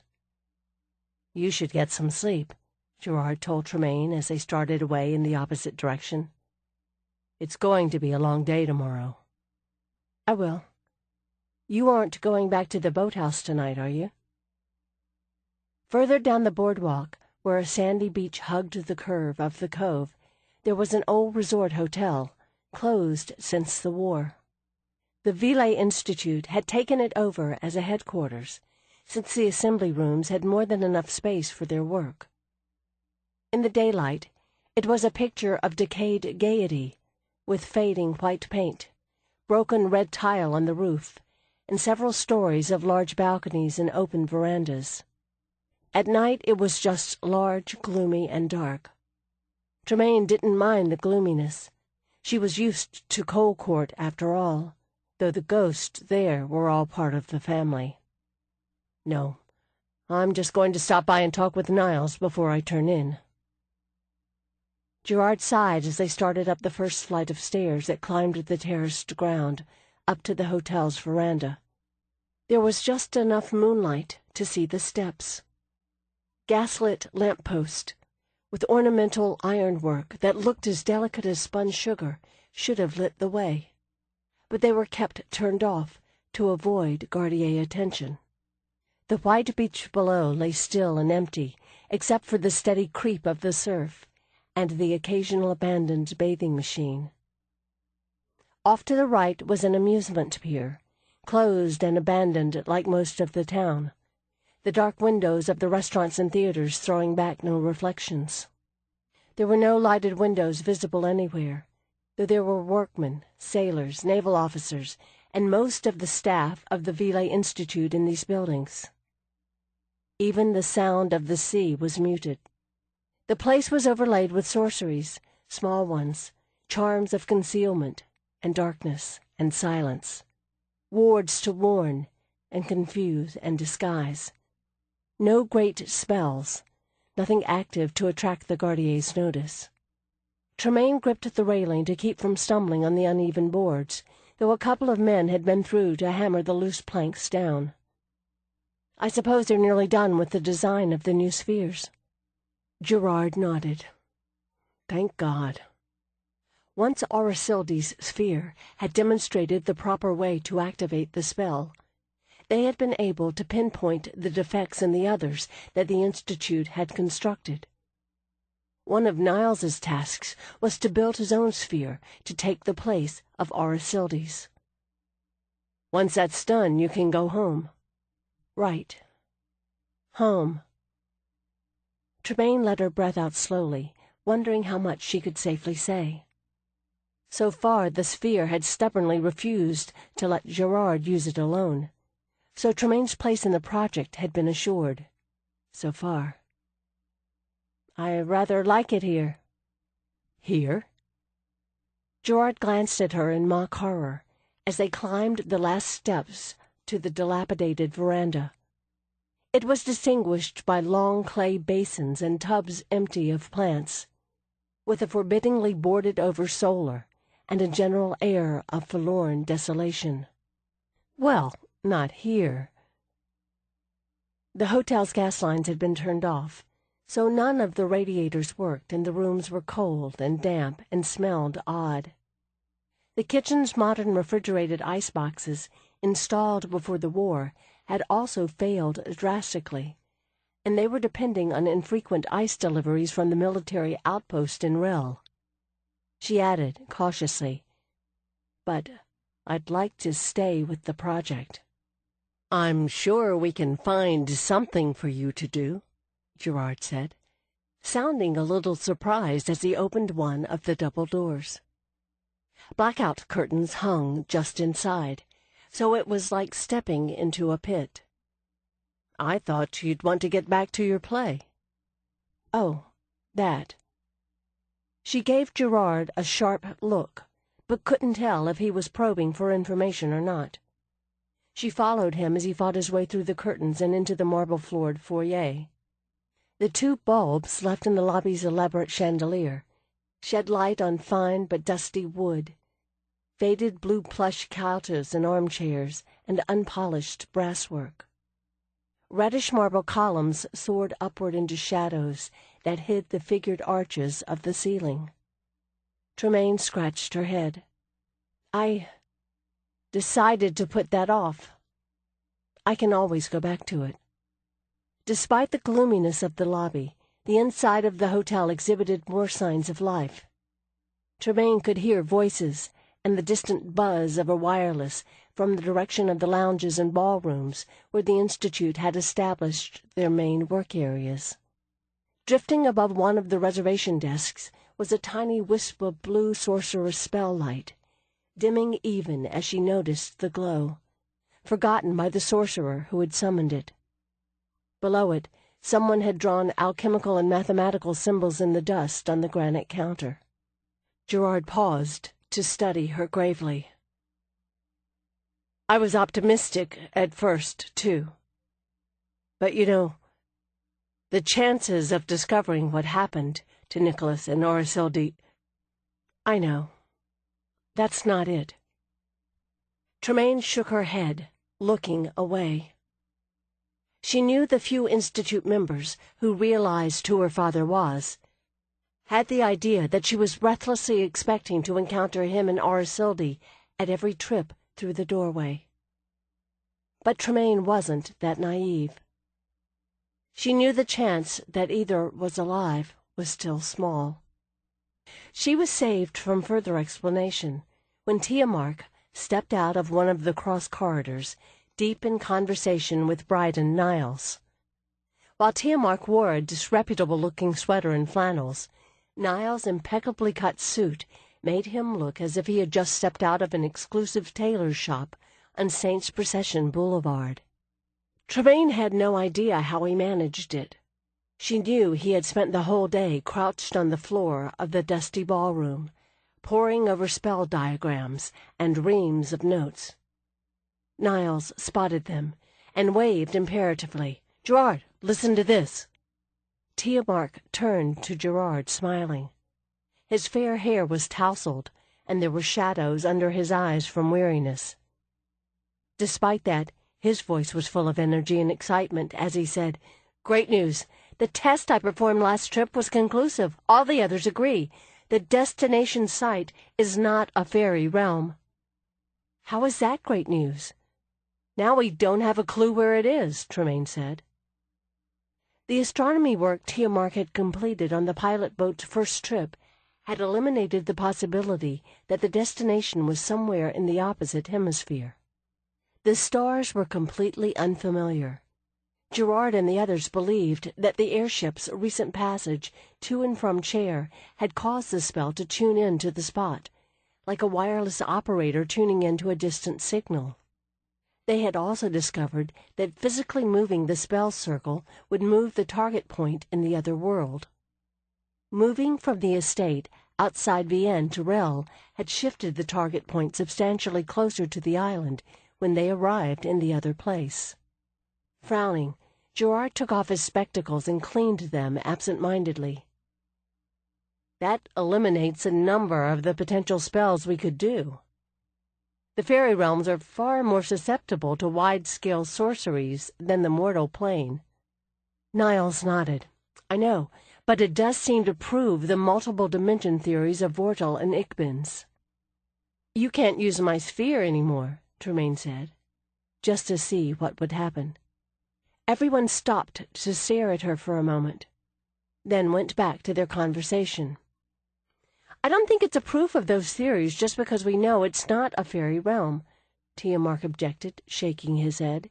"It could be another etheric realm within our world structure, just not one associated with fairy." Niles frowned. "Oh, really, I don't think so. Vortal and Egben's theory fits so many of the spell's projected parameters." Tiamark noticed the orphaned wisp of spell light and extinguished it with a sharp gesture. "I've got to go up to my room and get that copy of Negretti's Etheric Principles. I'll be back in a moment." "We'll meet you in the ballroom," Niles called after him as Tiamark started up the wide sweep of the stairs. He turned back to Gerard. "If it is another world, and not another etheric level within our world, it's even more of a mystery where Orisilde de Mal acquired the spell's basic structure." Gerard nodded. "Yes, and I wish we knew how the Gardier airships manage the portals. In the one that was brought down there was no evidence of the ring or of any device like the spheres. Just the broken pieces of crystal from above the steering console. Yes. Niles frowned. But I would say the spell has to be of Gardier origin. The operative characters don't resemble anything we've ever seen before, at least not without access to the Loden libraries. My father probably stole it from the Gardier, Tremaine said absently, studying a broken fingernail. What? Niles stared at her. Ah. Tremaine suddenly realized she had spoken aloud. She hadn't thought they were listening to her. As usual, people never listened to you when you wanted them to, only when you didn't. Well, she began, hoping something would come to her. Nothing did. Well, she tried again. Niles turned to Gerard, who adjusted his glasses self-consciously, and said, Well? Tremaine held her breath, afraid he would get stuck there too.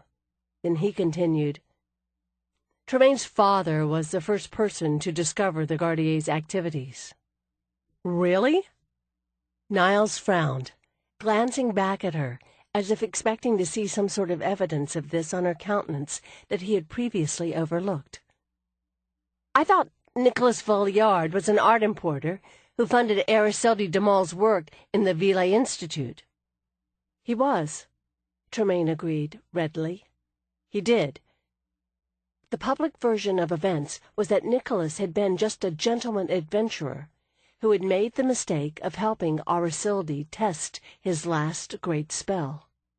Nicholas had always meant to keep the Valliard name clean, but after years of living a variety of double lives, too many people knew too many pieces of the truth.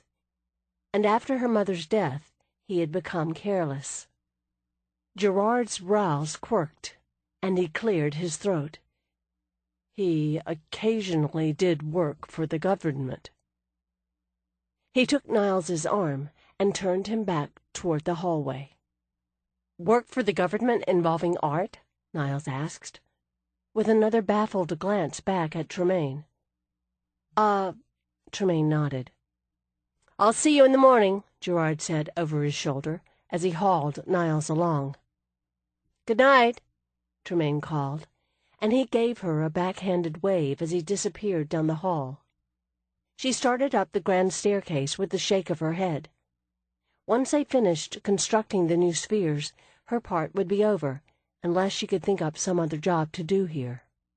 Unfortunately, the Institute needed sorcerers or scholars of etheric theory, or people trained in mechanics, philosophy, or astronomy. Tremaine had an average education in writing and letters. I can't even make decent coffee. Being a member of the family that had bankrolled the Institute's non-military endeavors, and who owned the patent on the Ville de Maul sphere, she could probably hang about anyway, but that would surely get awkward. It had put a real crimp in her plan to kill herself, that was certain. There had been a profound relief and a wonderful freedom in giving up, in resolving not to strive any more for goals she couldn't define even to herself. Now she seemed to be weighed down with hopes again, not the least of which was that Nicholas and Araceli might really be alive, lost in that other world somewhere. Tremaine paused on the stairs, thinking about it. She wasn't sure she believed there was a chance at all, if she wasn't just seizing on it as a convenient excuse, in case someone tried to send her home before she wanted to go. Maybe I can learn to make coffee, she thought ruefully, continuing up the stairs. Muttering, I hate my life, under her breath, she reached the 3rd floor and tramped down the dusty carpet toward her room. Only one of the glass lily light fixtures still had a bulb, and it was at the end of the dim hallway. She stopped in front of the door, digging in her pocket for the latchkey. As she touched the door, she felt it give slightly. Tremaine frowned, running her hand lightly down the smooth wood to the lock. It had taken her at least 5 minutes of struggle last night to get the damn thing open. She knew it fit tightly. Then her fingers found the scoring on the metal that the shadows in the hallway concealed. The lock had been clumsily forced. Half chilled, half intrigued, Tremaine stepped slowly back. Oh, I don't need this right now. Getting murdered had never been near the top of her list as a viable suicide option. How embarrassing if this was another old enemy from her family's checkered past, come to enact vengeance on Nicholas Valliard's daughter, and incidentally disrupting the Institute's vital work and causing Tremaine the humiliation of difficult explanations to people who already thought her a little odd. It had happened to her before. She wasn't anxious for it to happen again. There were people who were supposed to take care of this sort of thing for her. Tremaine knew Gerard wasn't her only guardian. He had been given the legal responsibility, but she knew there were others who had been assigned to watch over her, and she suspected Gerard knew who they were, though he had never said. Doubtless they had lost track of her between the confusion in the city and her abrupt removal from Cold Court. She had a telephone exchange she could call to summon their assistance, but it was a little late for that. She swore under her breath. There were ways for her to take care of this herself and dispose of the body without anyone being the wiser, and she wished she had listened better to her early lessons so she knew what they were. Damn it! She debated screaming and decided against it. It would be better to trap the intruder inside the room. She edged away, moving silently back to the nearest door. That should be Tiamark's room. Still keeping a wary eye on her own door, she reached out to knock. It swung open at her touch. Oh no, was Tremaine's first thought as she looked down the short hall into the darkened room. She saw a figure sprawled on the floor. Then, this just happened. She fell back a step. Her door swung open suddenly, and a man stepped out. He was tall, compactly built, dressed in dark clothes and a long coat, his hair cropped short and oddly wearing a pair of driving goggles. He started toward her without hesitation, reaching out a gloved hand to grab her. Yelling for help, Tremaine bolted back up the corridor, feeling the dusty carpet catch maddeningly at her clunky boots. Like a chase in a nightmare, she could hear him only a few steps behind her. She threw a look back just as the door opened and Florian stepped out, wearing a flower-print bathrobe. The man careened into her, sending them both sprawling on the floor. One of her father's rules had always been, never fail to take advantage of a fallen enemy, and almost before this shot through her thoughts, Tremaine skidded to a halt. The man brutally shoved Florian away, the girl yelping and curling up into a protective ball.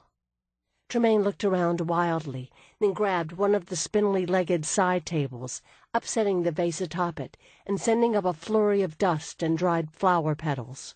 She smashed it down on the man's head just as he climbed to his feet. Instead of going down, he shook his head, dislodging the splintered fragments, and reached for her again. Tremaine stumbled back, appalled. The wood was light, but the table had had a thin marble top, which she had felt connect with a satisfying thud. The man should have a cracked skull at least. Florian uncurled and kicked at his legs, her expression white and desperate in the dim light. He swatted at her, giving Tremaine a chance to grab up the fallen vase. As he turned back toward her, she swung it by the neck, the heavy stoneware body catching him squarely in the chin. His head jerked back, and his return swing caught her in the cheek, slamming her sideways into the wall. She slid down the wainscoting, hearing Florian's yelp of dismay. The sound of the shot was like thunder in the close corridor. Tremaine sat up, her feet aching from the blow and the noise, feeling the pounding of running feet in the floorboards. Finally, she thought. She looked up blearily as Florian crawled toward her, giving the man who lay flat on his back a wide berth. "Are you all right?" the other girl gasped. Tremaine nodded, pressing a hand to the knot of pain in her cheek. "Yes, sort of," she admitted. She blinked and saw Gerard and Niles leaning over the intruder, with Ander trying to look over their shoulders. He was holding a pistol. Colonel Avery and two of the soldiers assigned to guard the Institute personnel pelted up the corridor to join them. Tremaine asked Florian, "Did he hurt you?" "No, if you don't count the terror." Florian lifted Tremaine's hair aside and winced. "Oh, that's a big bruise." "It'll add distinction to my appearance," Tremaine managed. Florian helped her stand, and Ander turned to them, asking worriedly, "Are you all right?" "Oh, fine." Tremaine pushed her hair back, trying to see past him to the man on the floor. There was an ugly red hole in his chest where the bullet had struck. "Who is he?" Ander shook his head, looking back at the corpse. "No idea. I was coming up when I heard the commotion. I called for Gerard and Niles, but I was the only one who was armed." He turned to Tremaine and smiled with relief. "I'm glad you two aren't hurt." Still trembling a little, Florian was self-consciously pulling her robe closed over her flannelette nightgown and tying the belt. "It happened so fast." Niles had stepped into Tiamark's room with one of the soldiers. Now he returned, grim-faced. "Tiamark's dead. His throat was cut." Florian made a faint noise, and Tremaine felt her stomach roil. She hadn't known Tiamark well, but she was glad she hadn't seen his body more closely. She said, That man was in my room. He must have found Tiamark first." She followed that thought to its logical conclusion and felt worse. "I suppose he was just moving down the hall, one room at a time." "That's—" Florian hugged herself, uncomfortable. "Let's not suppose that." "You walked in on him?" Avery demanded, staring at her. He was an older man than most of the other military personnel assigned to the Institute, with a perpetually grim expression, thinning dark hair, and cold blue eyes. The Institute usually tended to get raw recruits or men who had been wounded and sent behind the lines to recover. Avery seemed to be an exception, and Tremaine wasn't sure why. Tremaine shook her head. "I saw someone had forced the lock on my door, and I was going to go for help. He must have heard me." Colonel Avery went to examine her door, crouching to look at the lock. He frowned, glancing at her. "How did you know it was forced?" "I felt the scratches on the lock," she told him. When he continued to stare in disbelief, she added honestly, "I'm a very suspicious person," not knowing how else to explain it. "She is," Ander agreed. At Tremaine's expression he winced and added, "Sorry." Gerard stood up from his examination of the intruder, his mouth set in a thin line. "This man is a Gardier." Colonel Avery turned a shade of red that indicated either shock or extreme rage and turned away, taking one of the soldiers by the arm and giving orders in a harsh undertone, sending the man running off down the corridor. Tremaine stepped forward, inserting an elbow into Ander's side to edge him out of the way so she could see. The man sprawled on the ground looked ordinary enough, pale from the winter and maybe a little ill. His cropped hair was short, but not so short as to be out of fashion in a city where most of the men were in the army. "How can you tell?" she asked, wearily fascinated. "He's resistant to spells," Niles answered her, his eyes still intent on the dead man. "He has no counter-talismans or anti-etheric agents on him, but he got past the wards against intruders. I hit him with that tabletop and the vase, and it barely slowed him down," Tremaine said, as Florian nodded confirmation. "Is he a sorcerer?" "Gardier don't send their sorcerers into battle," Gerard told her. "At least, from what we can tell. He's probably had protective spells cast on him. The ones we faced on the Adelrossi border sure did." Andrew reached to pick up the goggles the man had worn, which had fallen next to the body. "These are ether glasses of some sort, aren't they?" Tremaine frowned. The bulky crystal lenses were a modern substitute for Gascoigne powder, a substance that sorcerers placed in their eyes in order to see the etheric traces left by wards or active spells. Florian looked up at the others, her brow furrowed. "But if he was here, he has to know about the project?" "I'm certain he did." Gerard pulled off his spectacles and rubbed his brow. Poor Tiamark wasn't a powerful sorcerer. He would hardly have been a target for Gardier assassination, with Niles and me here. There was no reason to kill him except to delay the project. The question is whether this man had a chance to notify his superiors. He shook his head, looking worriedly at Niles. "Damn it! It could already be too late. We should make the last survey trip immediately." Ander frowned. "Can't we skip it and send the advanced scouting team in now?" "We have to make this last trip, or the advanced scouting team will be the advanced suicide team," Gerard countered briskly. "We haven't been taking these survey trips simply to gather information.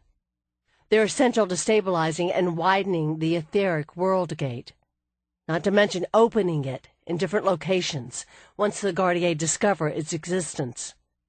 The spell parameter that prevents transfer into solid objects only protects us so far." "Oh, I like that," Tremaine said before she could stop herself. "What?" Ander stared at her incredulously. Etheric world gate, it just sounded... Never mind. Colonel Avery gave her an annoyed look. "We're not in one of your plays, Miss Valliard. Focus, or you're just a liability. This is a deadly serious business." Tremaine's brows drew together. "I know it's serious," she said mildly. "I've got the bruise to prove it." "You're not taking it seriously," the man persisted. Tremaine met his gaze, her eyes cold, her self-consciousness dissolving abruptly. She smiled. "Sure I am." "The Gardier killed her father, Colonel," Ander said suddenly, startling her by how offended he sounded. He gazed sternly at the older man. "Of course she takes it seriously." Avery stared at him, then turned to Tremaine stiffly. "I apologize." Tremaine shook her head, wishing Ander hadn't brought it up. His defense had knocked the fight right out of her. "It's all right." Niles was digging in his pockets, pulling out a pen and a notebook stuffed with loose paper. "Ander, Colonel, Tremaine, be quiet." He turned to Gerard, saying urgently, "You'll need a secondary sorcerer, someone who's familiar with the spell. I'd rather have you here in case something goes wrong." "I can do it. I can go." Florian spoke up suddenly. As everyone turned to her, she looked a little overcome by her own temerity, but forged on. "I've been reading all the documentation and studying the structure. I'm sure I could trigger the reverse adjuration if I had to." "You'll have to do," Niles said, though Gerard looked like he wanted to protest. "Just stay long enough to make sure the larger gate parameters are stable." "Right." Gerard nodded. He took a sharp breath. "Let's go." A half-hour later, Tremaine and Florian sat huddled on crates in the cavernous boathouse, watching the Institute personnel ready the pilot boat for its last voyage. It was a small steam tug with a crew of 2, Captain Ferrame and his mate, Stannis. It didn't take up much room at the dock, which had been meant for the large pleasure boats that took holiday travelers on excursions up and down the coast. On the big flat platform above the boat's slip, another version of the spell circle had been laid out on carefully painted removable wooden panels. She could hear a few people moving around up there, though they were too far back from the railing for her to see them. She heard Avery's voice, and then Niles's. Tremaine sighed, folding her arms. She had dressed in tweed knickers and an overjacket over a lighter middy blouse, the outfit she usually wore on board the boat, and her only one that was vaguely suitable for it. Florian wore a long jacket and sweater over a pair of bloomers. It was cold now, but it would be significantly warmer once they crossed into the other world, though the sea breezes could sometimes be brisk. It was the last time she would see it, she realized. The fine china blue sky, the darker color of the sea, the mysterious peaks of the island and the cliffs in the distance. She touched her aching jaw thoughtfully. "It was nice of Ander to stick up for you to Avery," Florian commented. Tremaine nodded, still distracted. "Sure. Except it didn't seem like you needed anybody to stick up for you." "What?" That got Tremaine's attention. Her mouth twisted ruefully. "Maybe not." "So were you two together? You and Ander?" Florian asked, looking at her. Tremaine sighed, shoving her hands deep in her pockets and leaning back against the wall. "No. People thought we were. Sometimes I thought we were." Ander had always behaved as if she was an utterly normal, completely conventional girl. At times, when her father was coming home, disguised as a dustman every other night, or was off plotting the downfall of some small foreign principality, this had been welcome. It had helped her pretend she was normal. Later, when she had craved an actual acknowledgment of who she really was, it had just been smothering. "I never felt like he really knew me." Florian was nodding. "I can see that. He doesn't listen to you when you talk." Her brow furrowed as she tried to explain what she meant. "Or really, he listens, but he never seems to hear what you say." "No, that's not what I mean. He says what he thinks people expect him to say. Maybe that comes from being in the intelligence service. He can't tell what you expect him to say, so it never quite comes out right." Tremaine stared at her, not sure whether the revelation was unwelcome because it wasn't true, or because it was. Florian misread her silence and looked embarrassed. "Sorry, I should just not—" Maybe it was unwelcome because it was a little too similar to Tremaine's own situation for comfort. "No, it's all right." Colonel Avery and Niles came down the stairs from the upper level, with Captain Doman, Avery's second-in-command, trailing them. With a harried expression, Niles sorted through an armload of folios, saying, "We've risked everything to make the portal large enough to bring their troop ship through. It would be kind of them to supply enough troops to make it worthwhile." Avery's permanently angry expression was firmly in place. "We were lucky to get the troops we have. Not everyone at Vienne Command believes this is anything but a waste of rapidly failing resources." Tremaine couldn't tell if he was angry because he agreed it was a waste, or because he didn't. She also hadn't heard Niles swear before. So the imprecation the sorcerer muttered in editorial comment, as he dug through his armload of papers, was a little shocking. Captain Doman shook his head with a frustrated frown. He was younger than Avery, tall, dark-haired, very much the dashing officer type. Like Ander and Niles, his family was Beaumont, and he looked it in his carefully tailored uniform. "I'll make some calls. I know a few people who have influence in the ministry, if they're still in town." Avery paused, and again Tremaine couldn't tell if he appreciated the suggestion or not. Then he nodded sharply. "Yes, try that." "We're ready," Ander called from the deck. "Come aboard." Tremaine got to her feet, distractedly looking around, though she didn't usually bring anything with her.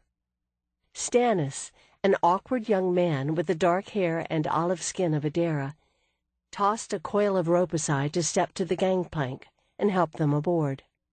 Tremaine smiled, and Florian thanked him. From the amount of attention paid, Tremaine thought that Stannis would have badly liked to ask Florian to coffee or dinner or anything else, but none of them had any free time. They stepped through the hatch into the main cabin, where Ander was doing a quick check of the supply lockers. The cabin was small and crowded, holding a chart cabinet, the wireless, a galley table bolted to the floor, and the shelves of reference texts that Gerard, Tiamark, and the others had used to make their observations. Stannis hurried down the steps into the engine compartment. As Florian went to take a seat on the padded bench against the far wall, Tremaine turned to see Ander reloading his pistol. Her hands clenched in her coat pockets, and she felt a nerve in her face jump. He saw her expression and looked puzzled. "Afraid of firearms?" "Yes." She hated to give further weight to the image Ander now had of her as some kind of twitchy featherhead, but she had been avoiding guns lately. Explaining that she was afraid if she touched one, she might give way to an overwhelming impulse to blow her own brains out would hardly go over well either. She knew Ferrame had one too, but he kept his out of sight in his coat pocket. Ander shrugged slightly, tactfully dropping the subject for all the wrong reasons. "It's all right," he said kindly. "I just want to have something on hand if we'd run into trouble."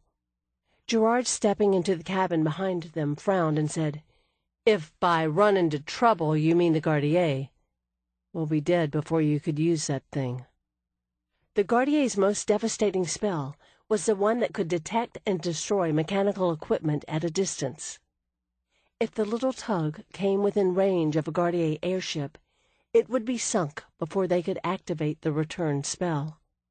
Not to mention the whole plan of scouting and attacking the base would be circling the drain at that point, Tremaine thought sourly. If they see us there, they'll know we've discovered their secret. The Gardier might not be the only thing we have to worry about. Ander smiled engagingly. "I like to be prepared." "How nice for you," Gerard said shortly. Tremaine managed to control her expression, but she noted Florian had to turn and peer earnestly out the porthole at the empty dock. He continued, "Come on, Tremaine, we need to get underway." Tremaine obediently followed him through the short passage into the steering cabin. It was as unimpressive as the rest of the little boat, though the wheel and the brass were polished, and it looked to be in good repair. The glassed port showed them the dark wooden walls of the boathouse, and the last of the Navy crew leaving through the door out onto the dock. As Gerard shut the hatch, he muttered, "If anyone is going to be fumbling around with a pistol, I'd prefer it to be you rather than that overconfident young man." Tremaine smiled. "He is a captain in the intelligence service, you know. I'm afraid that making his acquaintance years ago when he was only an upper-class layabout may have colored my opinion." Taking the sphere out of its protective leather case and setting it carefully on the bench, he glanced at her sharply. "Why on earth did you tell him you were afraid of firearms? I know Nicholas taught you to shoot." She looked away, thinking about Ander. If his past affected even Gerard's view of him, she wondered how much it weighed with men like Avery. And did Ander realize that? And did she give a damn? She shook the thought off, realizing she hadn't answered Gerard. "I just didn't want to carry one. Like you said, if the Gardiers see us, it's not going to do any good." Captain Ferrame stepped into the cabin from the hatch that opened out onto the deck. "We're ready." He eyed the sphere a trifle suspiciously.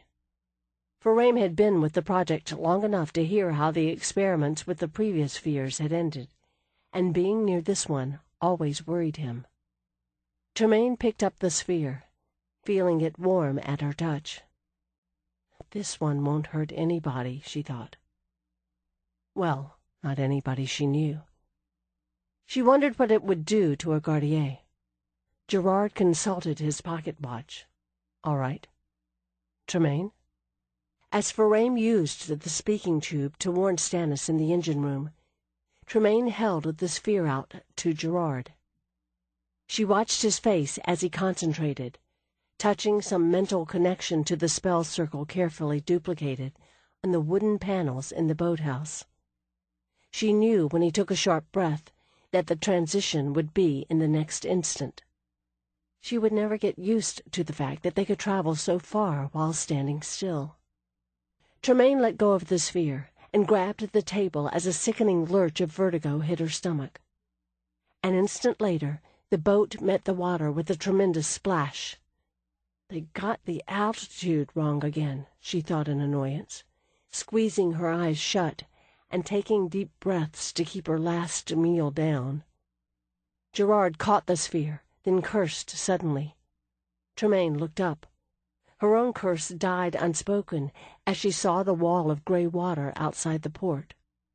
The wave towering over them broke over the bow, and Tremaine ducked back instinctively as the sea crashed into the port.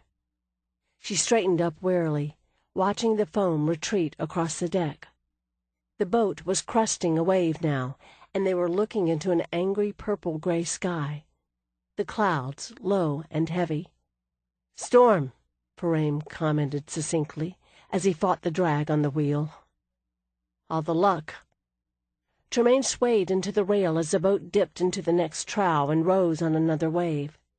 The peaks of the island, even more thickly wreathed in mist than usual, lay some way off their bow. Tremaine had no idea how far, not being enough of a sailor to gauge distances over water. The edge of the storm lay just past the island, and she could see where the clouds dissolved into blue and the sun glittered off the water. "Gerard, look!" She pointed. "I see it," Gerard muttered. "We're on the very edge of the storm. That's oddly coincidental." Ferrame cursed at a squawk from the speaking tube. He grabbed it, listened a moment, then threw it down. "Stannis needs help in the engine room. We're taking on water." Tremaine looked at Gerard, seeing the worry on his face. It was that drop, she realized.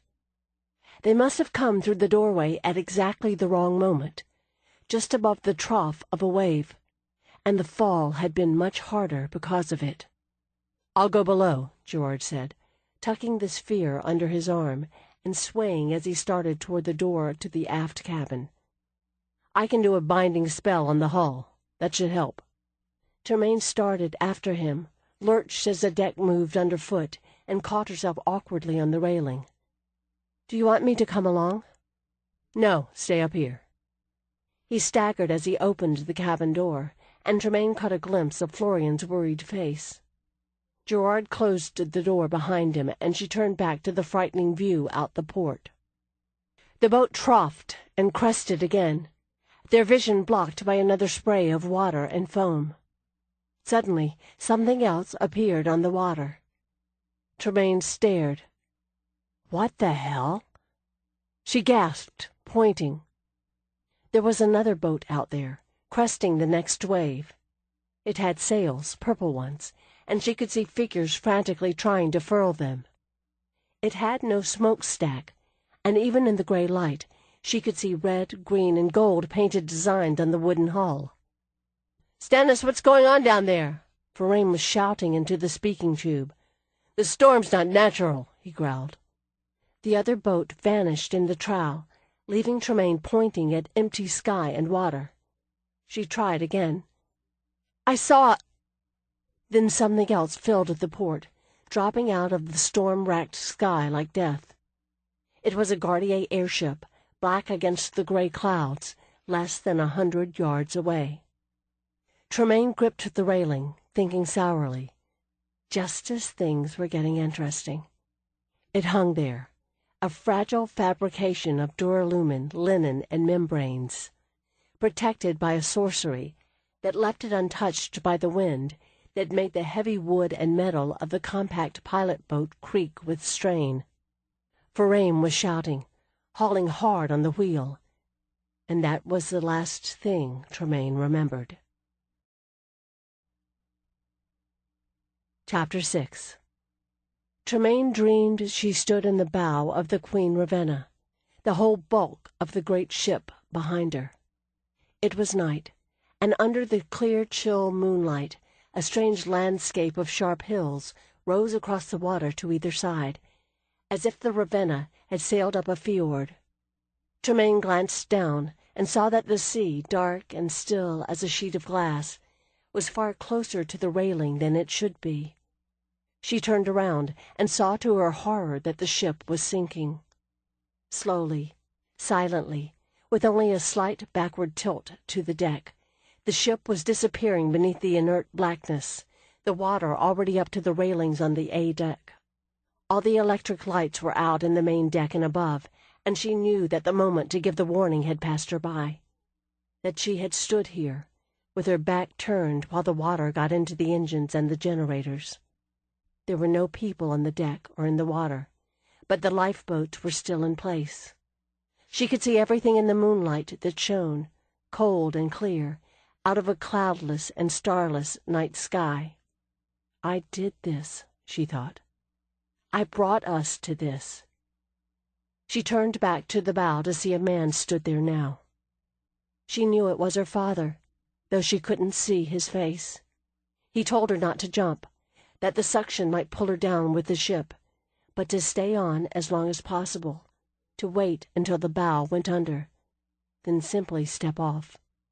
That sounded like something he would know, so she waited until the cold, still water rose above her waist, and the deck dropped smoothly away from under her feet.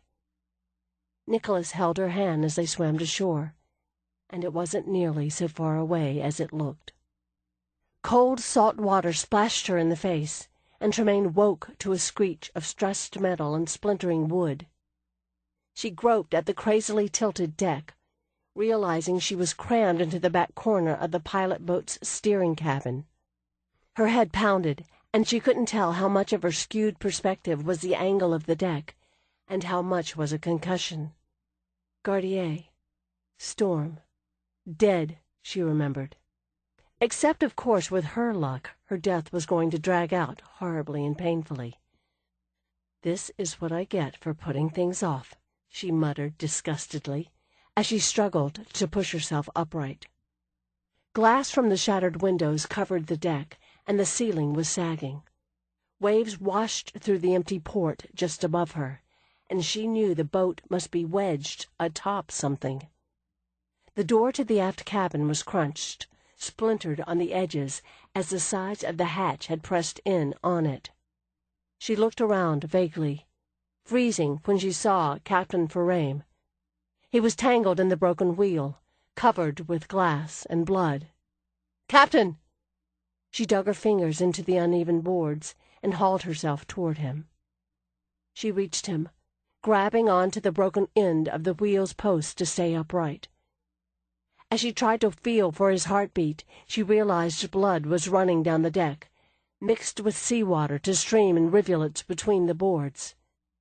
He was cut to ribbons from the port's shattered glass.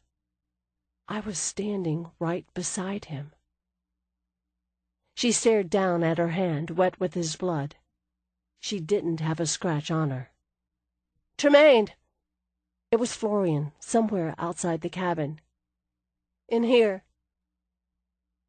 Remembering that Frame had always carried a pistol on these trips, Tremaine steeled herself and put her hand into the pocket of his greatcoat. She drew out only a handful of warm fragments of twisted metal that stank faintly of gunpowder. Of course, the Gardier had used their favorite spell. Cursing, she pushed away from the wall, managed to grab the brass-lined doorframe. Her stomach gave a warning lurch as she stretched to step over Frame's body. She was just beginning to realize the enormity of the disaster. "We can't let the Gardier get the sphere, not Araceldi's last sphere.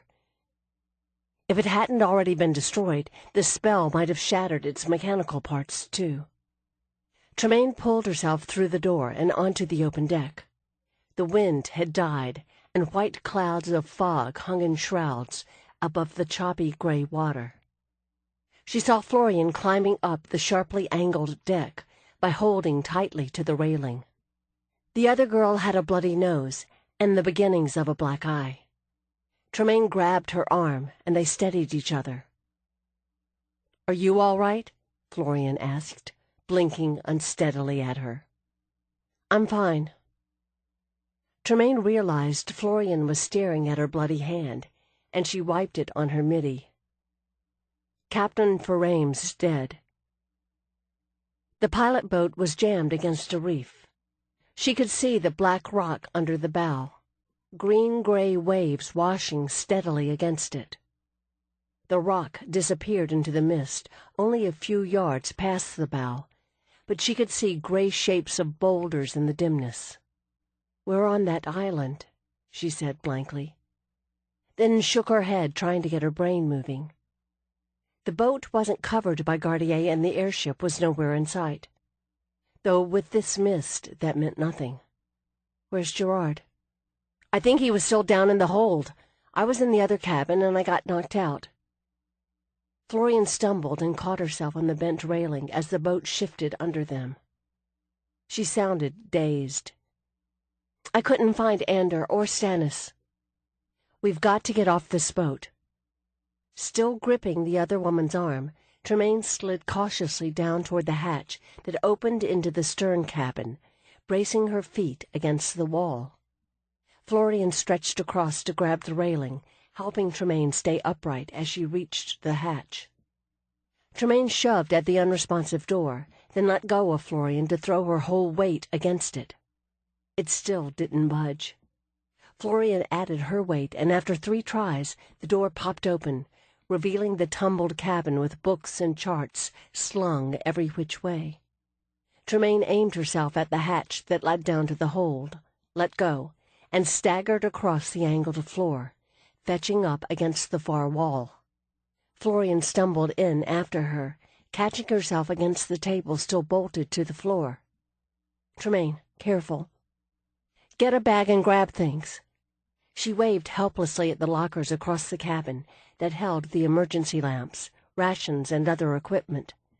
The wireless, of course, was shattered to bits from the spell. Tremaine turned to the closed hatch, hoping it wasn't jammed like the other one. She heard Florian rummaging in a cabinet, then the other girl said, "Here's a rope."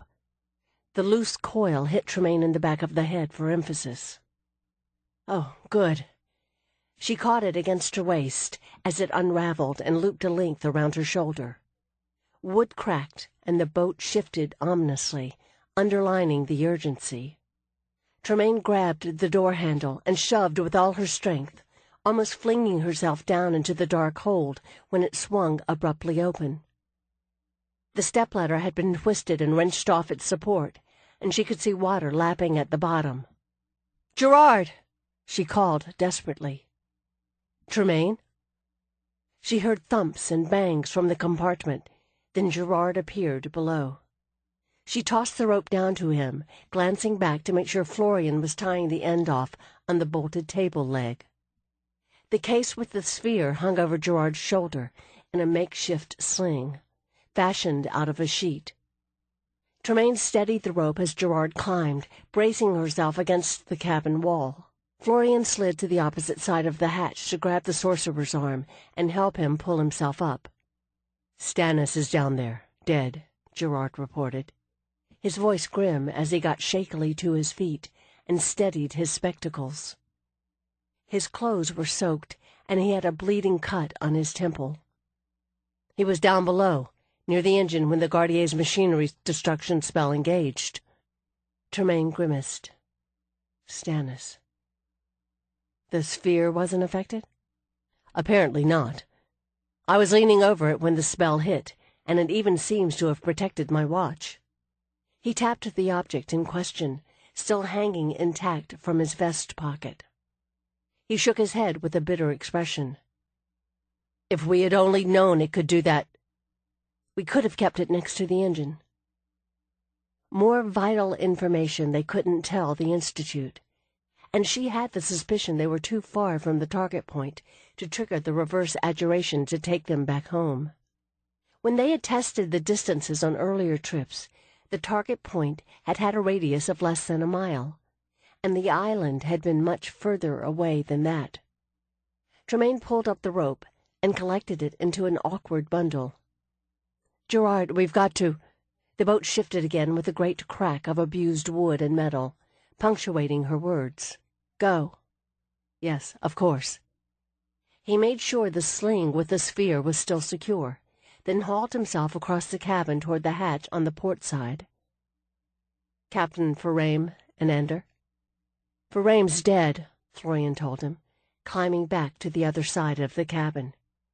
She tore open one of the cabinets and grimaced when she saw the rifles stored there were now nothing but pieces, trickling out of the open rack. She moved on to the next. "We haven't found Ander yet, but—" Her foot knocked against something, scooting it across the floor to land in the middle of the cabin. Tremaine stared at it. It was the grip of a pistol. "Anders," she said with a wince. "He wasn't down below?" "No. He must have been washed overboard. Poor boy," Gerard said grimly, turning back to the hatch. "Come on." Florian gave Tremaine a stricken look, then shook herself and turned back to the cabinet. Tremaine climbed across the cabin to help as the other girl dumped the wireless operator's manuals out of their canvas satchel. "I can't think about it right now." She helped Florian stuff in cans and packages of provisions, matches, and the medical kit. The door grated against rock as Gerard finally forced the port hatch open. Through it, Tremaine could see gray daylight and fog drifting over the dark rock wedged under the boat. The railing all along that side was crushed. The deck shifted abruptly, and Tremaine staggered. Florian caught her arm, keeping her from falling into the cabinets. Florian muttered, "That wasn't good." "Now," Gerard said, motioning urgently to them. "We're slipping off." "Go. We're right behind you." Tremaine pushed off the wall toward him, shouldering the satchel of provisions. Florian grabbed one of the oil lamps and struggled after her. Gerard climbed out of the hatch, making his way cautiously through the shattered wood to the knob of rock that was holding the hull in place. Tremaine took his supporting hand gratefully and scrambled after him. Just as Florian jumped down out of the hatch behind her, the boat shifted again. She yelped, and Tremaine and Gerard both grabbed for her, Gerard catching her arm and Tremaine her jacket flap, pulling her to safety. The hull ground slowly down the black rock. With a great crack and a screech of abused metal, the boat slid away from the reef, rolling away into the waves. "That was close," Florian breathed, stumbling a little as she gained her balance on the wet rock. Tremaine nodded in relief. Continuing its long, slow roll, the boat capsized, gray foam washing over the scarred hull. They retreated hastily, Tremaine looking back to see the wreck fading into the fog. "Well, that's that," Gerard said wearily. He took the oil lamp from Florian, and they carefully picked their way along the ridge. "I just hope this protrusion is actually attached to the island." He paused, looking around at the fog, trying to get his bearings. "I guess we're not close enough to swim to the target point and go back through the portal?" Tremaine asked hopefully, squinting to see off into the mist. "No. The island is several miles outside the circle's radius." Gerard pressed his lips together, studying the dim white sky. "Did anybody see where the airship went?" Florian asked. "They must have lost us in the mist," Tremaine told her, trying to ignore the sick sensation in the pit of her stomach. "Besides, if they knew about the pilot boat, they must know at some point there's a force coming through after us to attack them." She remembered her dream.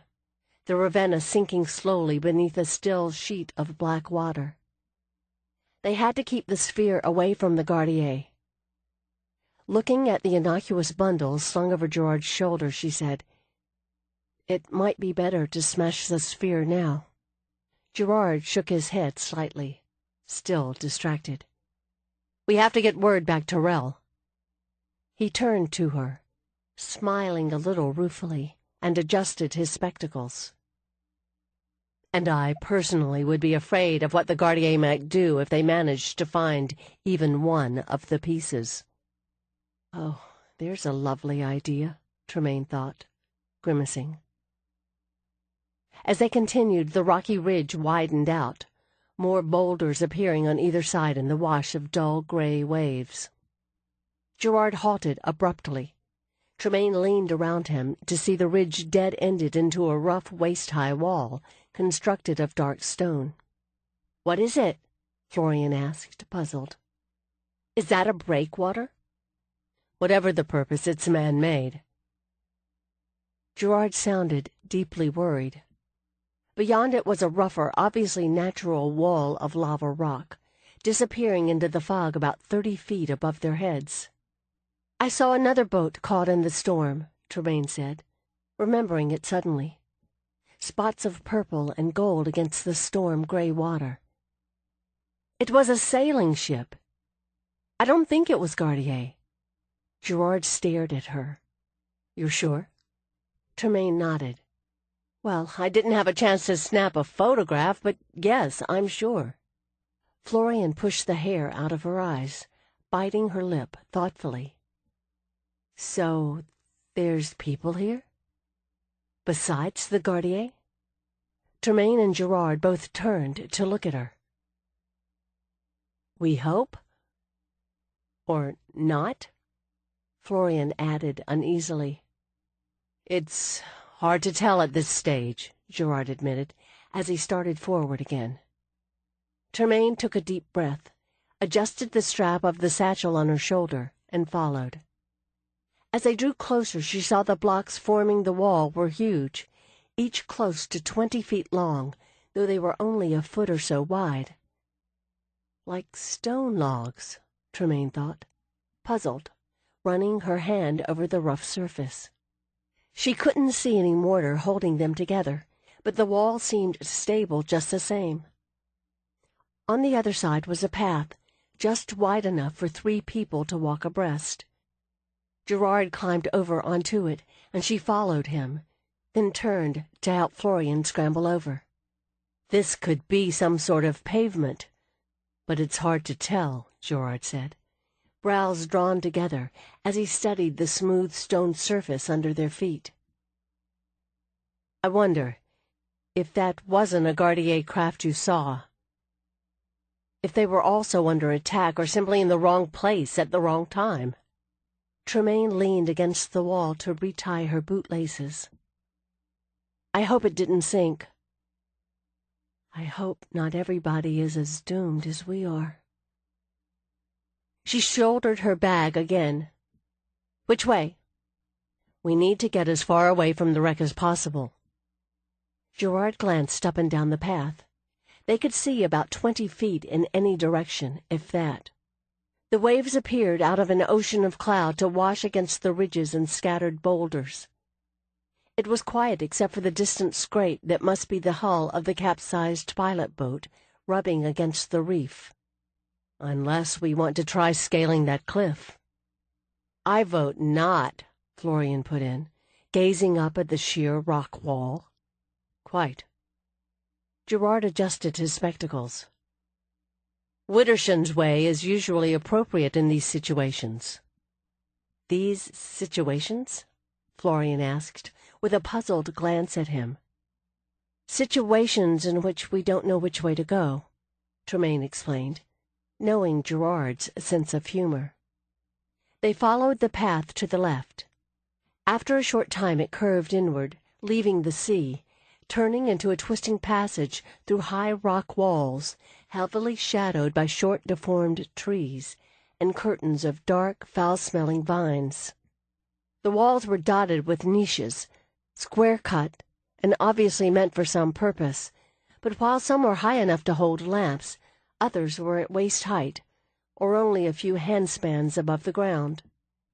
The passage turned and dead-ended suddenly into a large square plaza. At the far side was a crude blocky structure, made from more of the black stone logs, the only feature a large forbidding doorway in the center. The gray daylight illuminated a few paces of the dark tunnel within. The rock walls on the other sides were the same as the passage they had just come through, except on the left the rock dropped away to reveal a narrow canal. "It seems to be deserted," Gerard commented warily. The edges of the stones were weathered and softened by time, and there was no sign of any living inhabitants. Her eyes on the view ahead, Tremaine stumbled a little on the uneven paving blocks. It was hard to see the full extent of the building. The concealing swaths of fog disguised where it left off, and the dark cliffs began. Gerard stopped near the doorway, and Florian moved over to the canal, Tremaine trailing after her. It was just wide enough for a large rowboat. The far bank seemed to be made of more of the stone logs like the building, though heavy dark green bushes and palms grew atop it. The fog kept them from seeing anything beyond that. The canal itself was choked with reeds and other vegetation, and the water smelled stagnant and foul. A bright green snake with black diamonds along its back slipped through the stems of the weeds as she watched. "First sign of life," Florian commented, not sounding enthused at the sight. She shivered and rubbed her arms briskly. "Gerard, the Gardier didn't build this place, did they?" Tremaine demanded. The corners of the stones were rounded, moss and sand collected in niches and cracks. It looked ruinously old. "It's not what I expected." She wasn't sure what she had expected, but it wasn't this. She realized she hadn't imagined their enemies living in very different circumstances from themselves. "You're right. This looks more like the remains of a long-dead civilization," Gerard answered. He made a gesture, and a wisp of spell-light leapt to life above his head. "We'll have to chance that it's uninhabited by the Gardier or anyone else. We need to get under cover." Florian looked as uncertain as Tremaine felt, but they didn't have much choice. Gerard stepped inside the doorway, the spell light drifting ahead of him. The passage beyond was high-ceilinged and dry, the natural rock walls smoothed to roughly square precision by long-ago hands. Gerard commented, and moved further into the tunnel. "I don't suppose the emergency supplies included electric torches, batteries, and a carbide lamp." Florian glanced into the satchel doubtfully. No. Should we light the oil lamp?" "Let's save it for now." After a short distance, the passage turned to the left, and Gerard paused, patting his pockets. Compass. Compass. "Wait, I've got one." Tremaine dug in her coat and pulled out the small brass compass.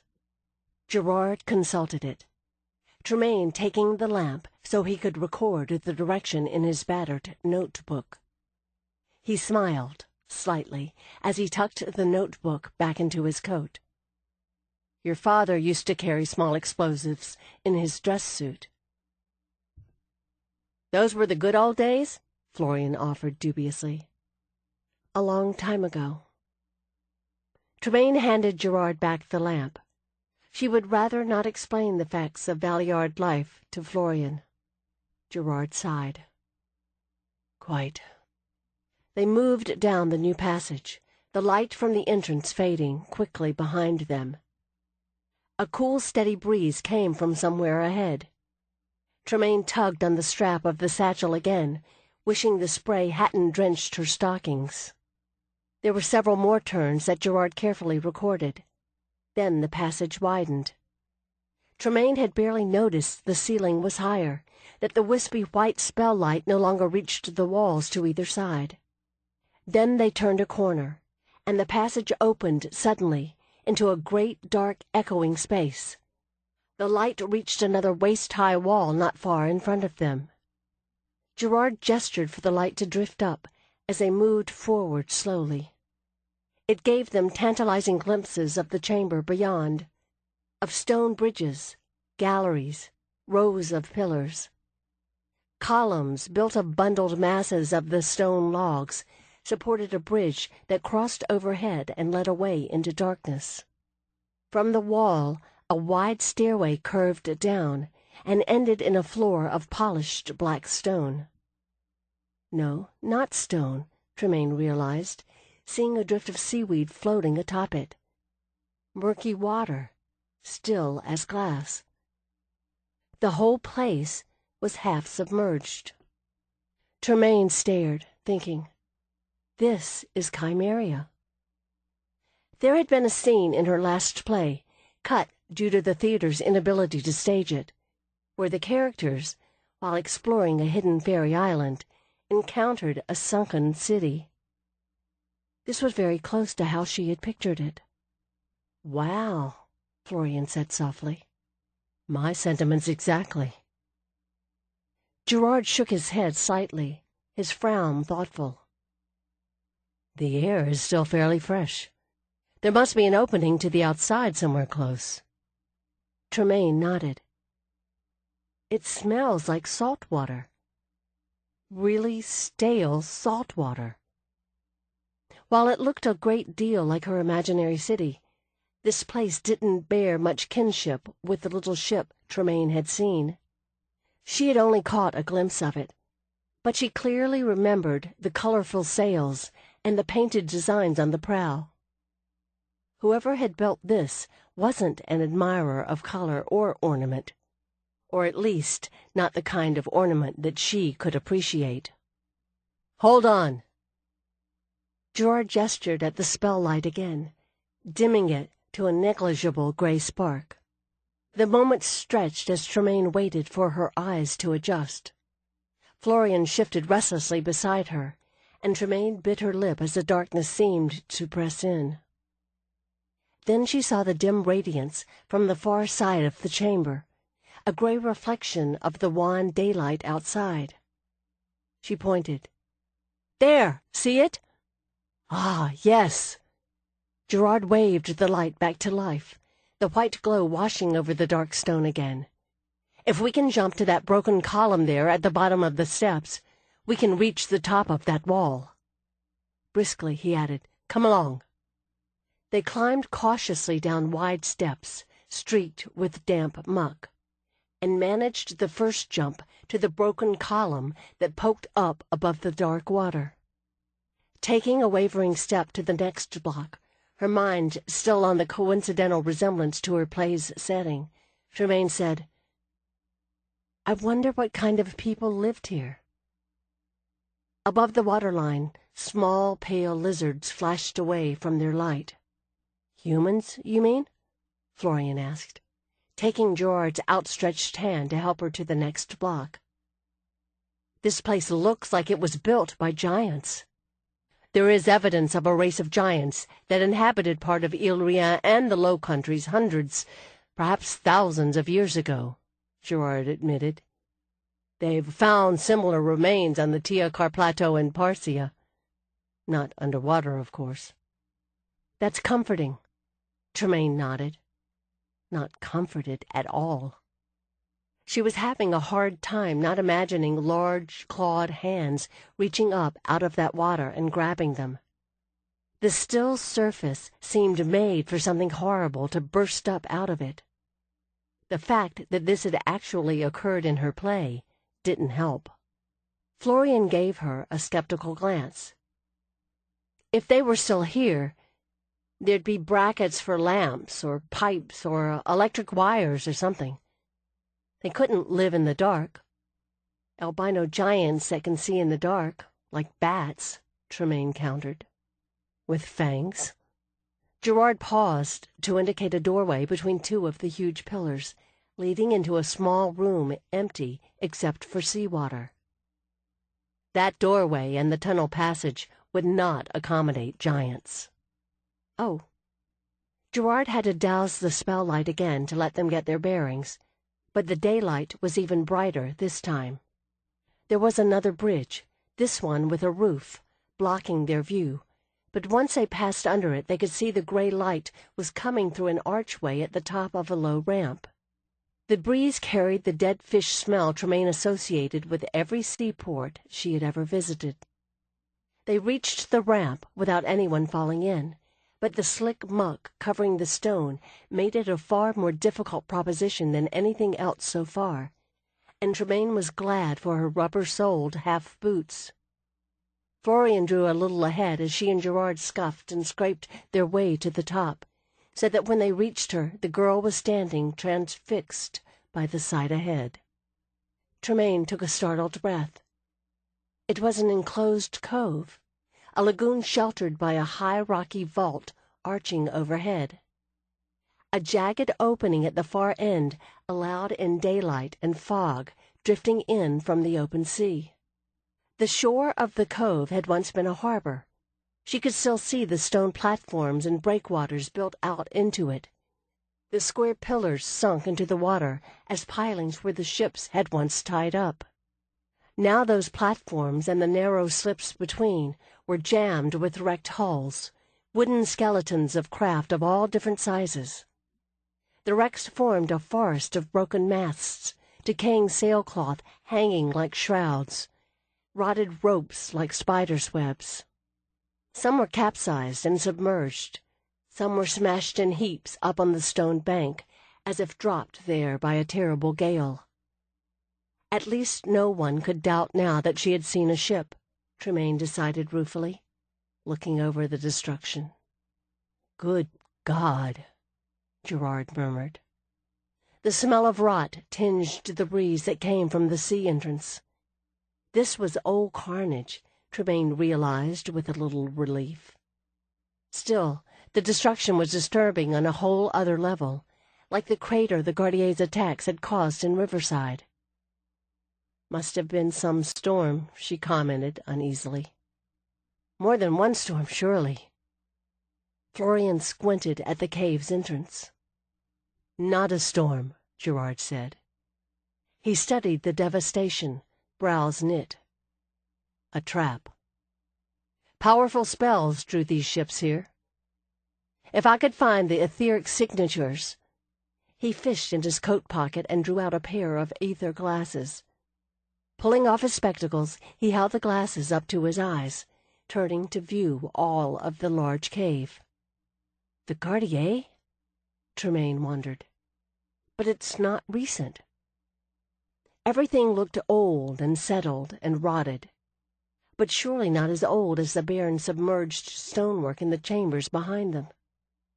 Mist drifted off the dark water like smoke. There are inimical forces other than the Gardier, but yes, this looks like something they would have been a party to. Gerard's voice was grim. Still holding the glasses up to his eyes, he started down the curving ramp into the cavern. Tremaine followed, stepping over splintered boards and rusted piles of metal, wishing for a pistol, or maybe a shotgun.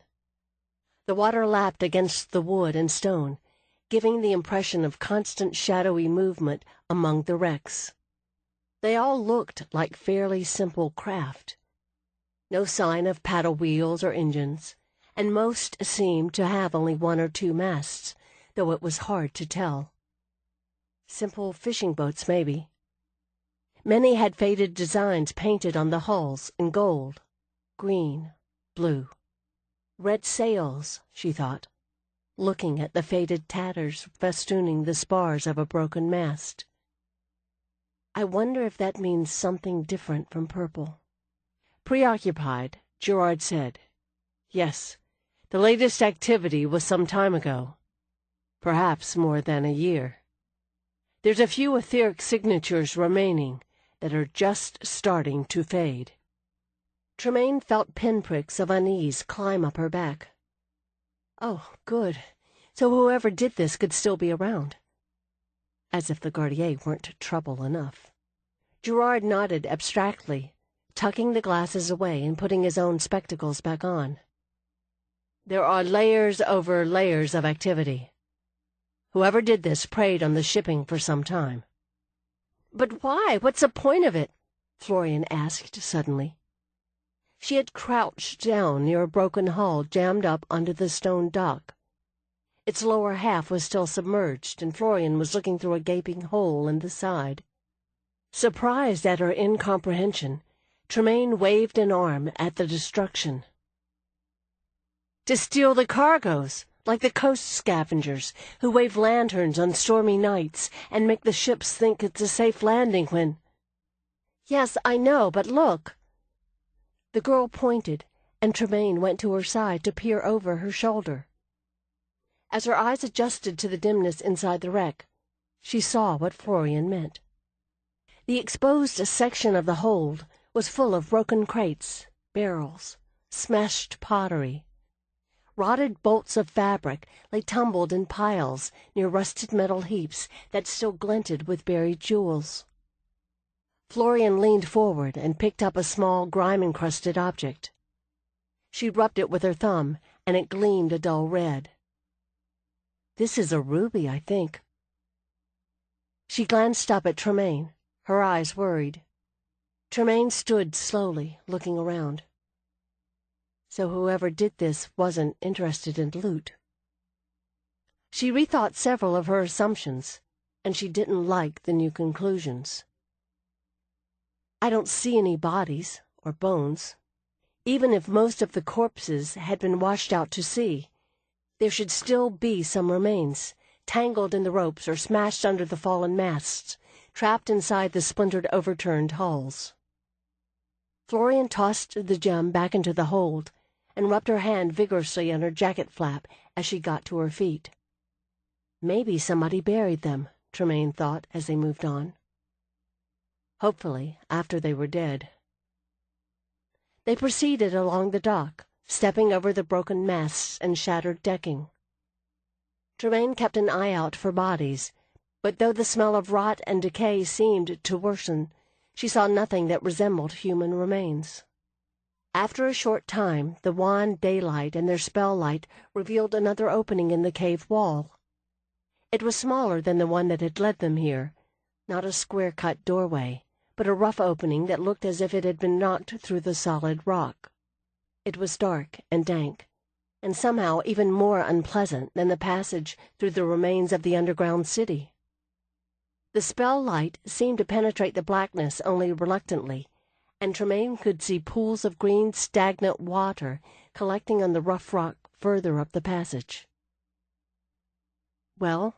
She glanced back at Gerard. "Do we try it?" Florian wrinkled her nose. "It smells worse than the other one." Tremaine had to agree. "And it looks like it goes down." "Not very encouraging, is it?" Gerard, too, eyed it without enthusiasm. "It doesn't seem to be part of the constructed area. Let's keep moving. We'll try this one only if we have to." They continued on. It was darker toward this end of the cove, as a heavy fold in the rock ceiling overhead blocked the gray daylight from the entrance. The wall of the cave curved backward, and there were more boulders and rockfalls to obscure the view. Tremaine squinted and made out another square doorway in the shadow, about 10 feet up the wall. What looked like a rockfall below it was actually another ramp, covered by debris. "This one looks more promising," Gerard said, pausing at the top. The passage looked dry, and it seemed to curve upward. It was smaller than the others, but there was still room for them to walk abreast. As they started along it, Florian asked, "You think the Institute will send someone after us?" She sounded carefully casual. "Once Niles gets his sphere to work?" Tremaine looked at Gerard, walking between them. The flicker of the spell light made it hard to read his expression, but she could tell his frown was grim. "I'm sure they'll try," he said. "And that would be a bad idea?" Tremaine asked bluntly. She didn't think Florian wanted it sugar-coated either. "The Gardiers were waiting for us," Gerard admitted reluctantly. "Our multiple trips to test the spell and the sphere before pressing an attack may have been a mistake." Tremaine heard Florian take a sharp breath of dismay. She felt a sinking sensation herself. "We had to make the test, Gerard. They couldn't send a troop in blind. You and Niles didn't do this." "She's right, Gerard," Florian seconded firmly. "There was no other way." He smiled a little ruefully. "Thank you, both." He sighed. "I think—" He paused. "Do you feel that breeze?" "Yes." Florian lifted her hand, feeling the flow of air. "It's damp." She wrinkled her nose. "And it smells awful." Tremaine sniffed and winced. The stink had an unfortunate resemblance to rotten eggs. After a few more steps, the light revealed a square opening in the corridor wall and another passage winding off through the rock. "Should we try that?" Florian wondered. "No, let's keep to this one for a while," Gerard decided. "The breeze is still coming from this direction." They had only gone some 10 paces or so further when he pointed ahead, saying, "There, more doorways." Just visible at the edge of the light, the passage opened up to a wider chamber, with 3 more dark square openings in the wall. The damp breeze was coming from the one directly ahead. Tremaine began, "So should we—" A low animal howl echoed through the passage. Tremaine froze, Gerard and Florian jerking to a halt beside her. The sound came from somewhere in the darkness, up one of the new tunnels, well past the reach of their light. "Ack," Tremaine thought, her throat too paralyzed to make the sound aloud. Gerard reached out, taking her sleeve and then Florian's, indicating they should both draw back. As I started to move back step by step, he slipped the sling off his shoulder, starting to unbutton the sphere's case. God, yes, hurry, Tremaine thought, seeing what he meant to do. She could hear stealthy movement now, soft scrapes and rattles against stone. As he freed the sphere from its cover, she reached out to put her free hand on it. The metal was warm and tingling with power. They made it almost to the first doorway they had passed. Suddenly dark figures burst out of the tunnels ahead, howling in high, keening voices. Light exploded from the sphere, starkly outlining the tunnel. Captured in it, as if in a frame of film, were 6 human-shaped creatures. Their skins were a slick green-gray, their heads long and narrow, their open jaws bristling with fangs. Before Tremaine could yell in alarm, a concussion of sound and physical force followed the light. She felt the sphere spin out of her grip as the creatures confronting them were blasted backward, and she was shoved the other way, slamming into Florian. She tumbled down the tunnel, landing hard on her shoulder, the breath knocked out of her. Florian had landed beside her, but there was no sign of Gerard. Tremaine sat up, gasping for breath. The spell light still hung abandoned further up the tunnel, flickering as if tossed by a hard wind. In the dimming light, she could see that despite the backlash, the spell had worked. Several of the creatures sprawled in bloody heaps on the ground. Others, out of the direct line of fire, lay stunned. Some further down the tunnel dizzily climbing to their feet. She still didn't see Gerard. "Where is he?" she demanded. Florian, struggling to stand, pointed down the other tunnel entrance.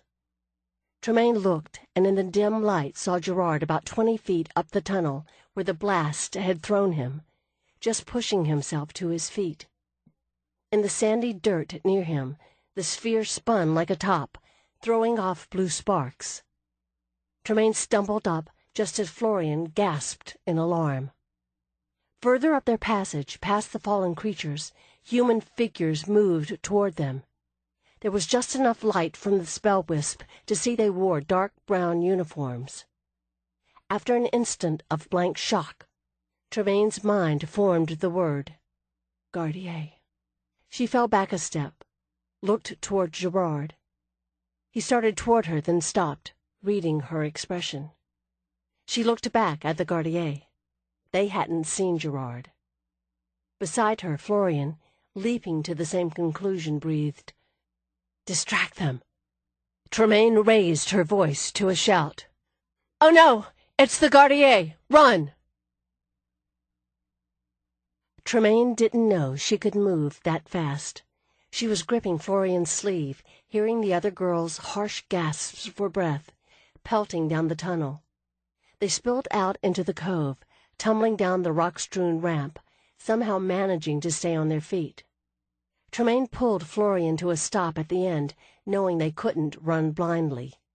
Florian hovered at her side, looking around wildly for some place to go.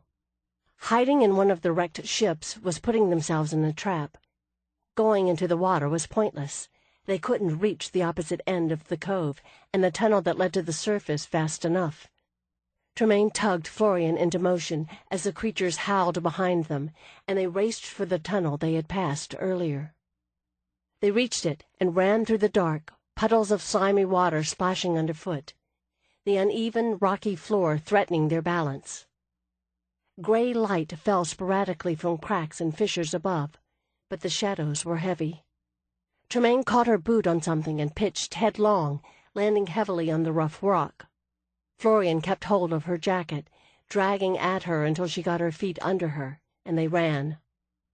They burst out into a wider cave, much of it lost in the dark. A shallow stream crossed the muddy floor, and the ceiling was festooned with moss. Straight ahead, a rockfall led up to another tunnel opening nearly 20 feet up the wall. "We can't make that," Tremaine thought desperately. They were going to have to try. They splashed across the stream, the mud catching at their feet and taking away any margin they might have had for scrambling up the rocks. Tremaine's boot caught on something and she staggered, falling to her knees, pebbles sliding away under her scraped hands. Florian rammed into Tremaine, grabbing her arm to pull her up. Something gray burst out of the shadows and struck the nearest creature, slamming it into the ground and rolling with it into the stream. The creature squealed, and the water turned dark with blood.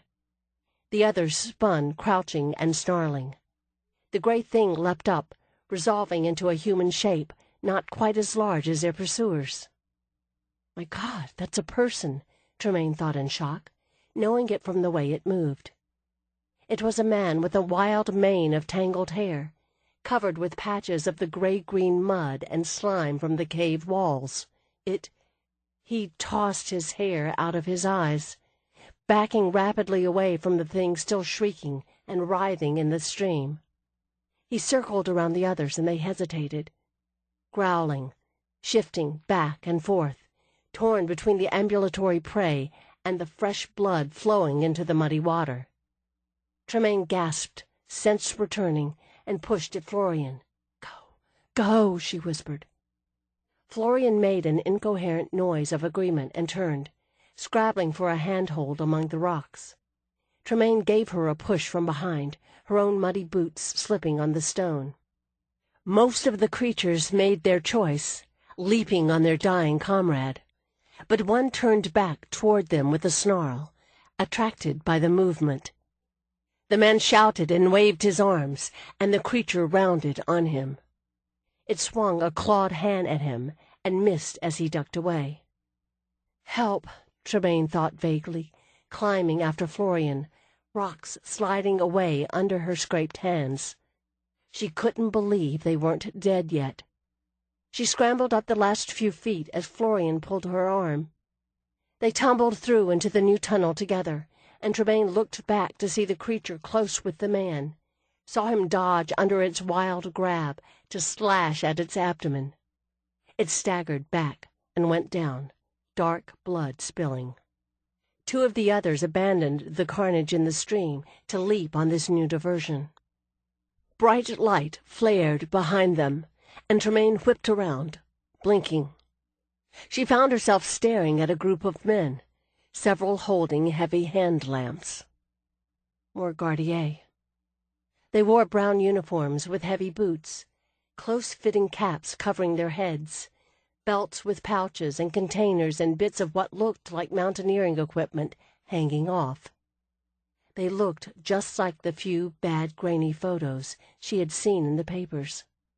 Tremaine turned, waving wildly and yelling to the man in the cave below, "Run! Get out of here!" He hesitated for a heartbeat, staring up at her, then bolted across the stream. The creatures, feeding on their fallen comrades, hissed as he dodged around them. A gardier shoved past Tremaine, knocking her into the cave wall. Others charged by, hurtling down the slope. She looked back. Florian was flattened against the opposite wall of the cave, and there were 3 gardiers still looming over them expectantly. One of them barked an order in a language she didn't understand. She and Florian both must have looked blank rather than rebellious, because he repeated in awkward, badly accented Rhienish, "Hand! Up!"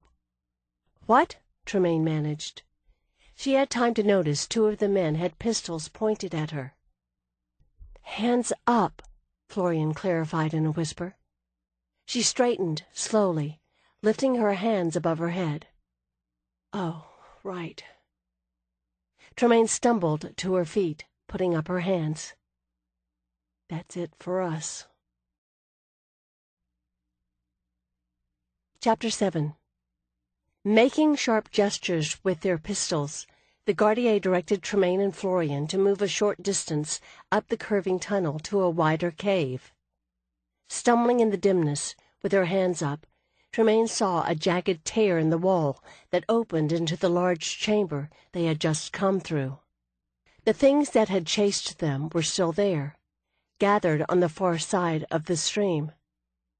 They were eerily quiet, except for an occasional low hiss, ducking their heads and peering up at the gardier. Caught in the electric lamplight, their eyes looked greedy, hungry, and hostile. The gardier in charge stepped to the edge of the opening, unclipping one of the devices from his belt and fumbling with it.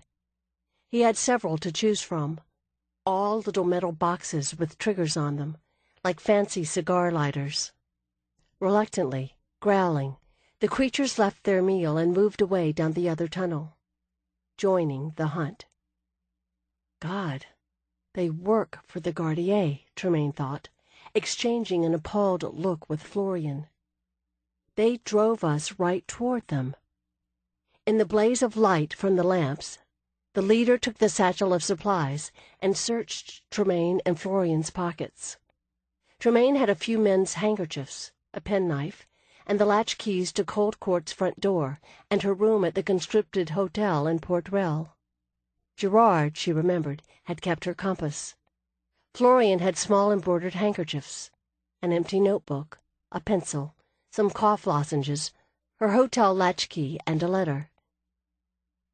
"It's from my mother," Florian murmured, reassuring Tremaine that it didn't contain any Institute secrets.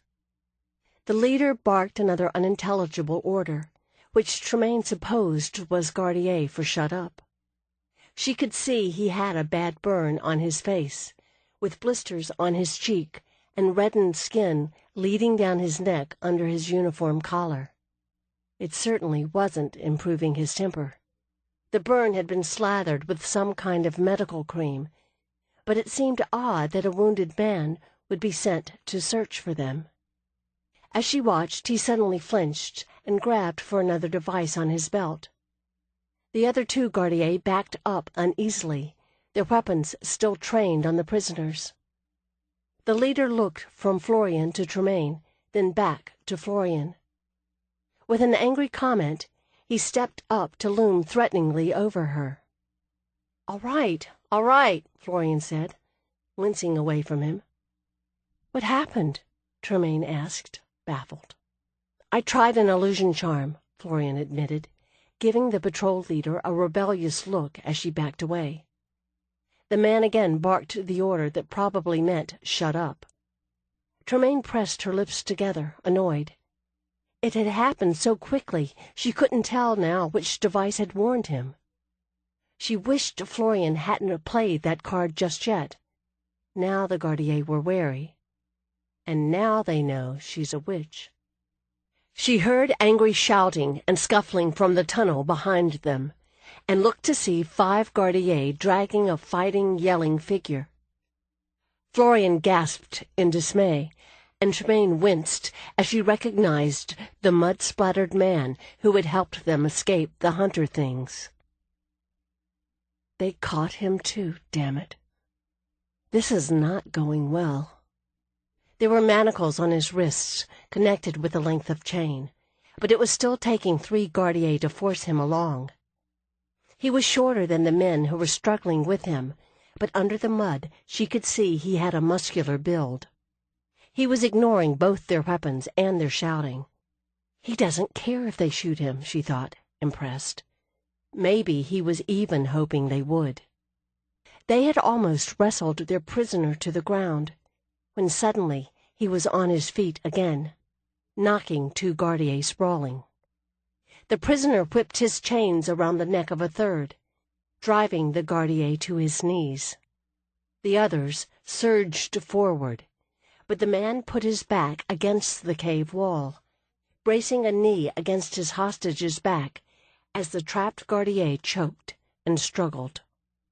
The leader barked an order that the prisoner ignored, and the other Gardiers were too occupied to follow. Then the leader grabbed Florian's arm and jerked her toward him, drawing his pistol and pressing it to her head. Florian yelped involuntarily, and Tremaine took a half-step toward her, with no idea what she meant to do. Her brain caught up to her a moment later and told her there was no hope.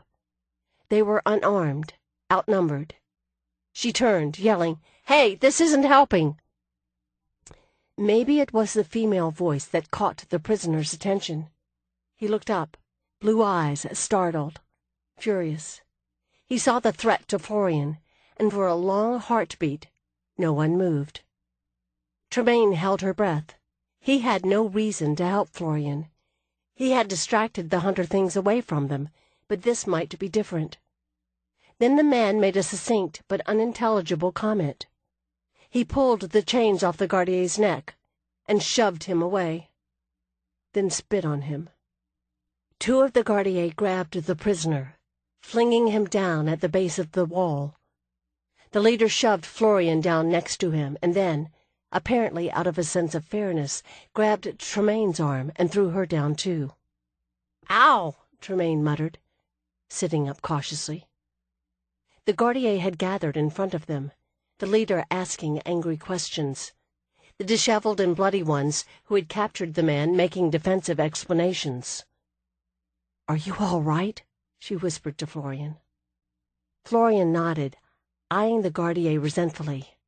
"Yes, I'm fine." She looked at their new ally slumped against the wall, and watching the Gardier with wary contempt.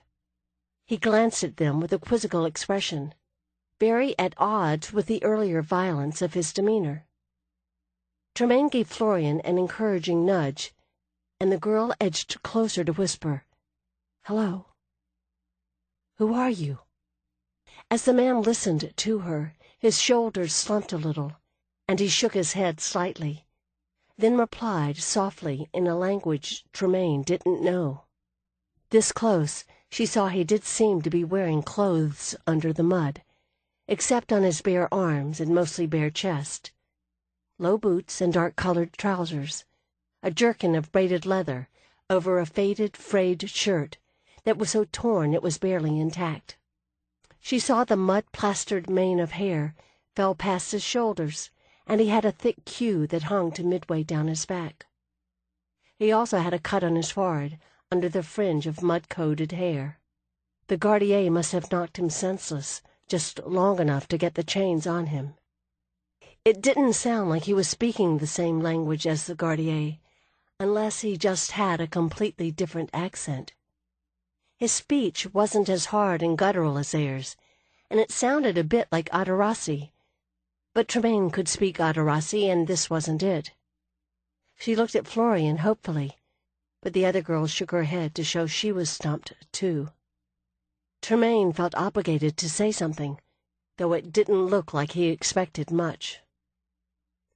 "We don't understand," she told him, keeping her voice low, miming a baffled shrug. He said something, looking away with a glum expression.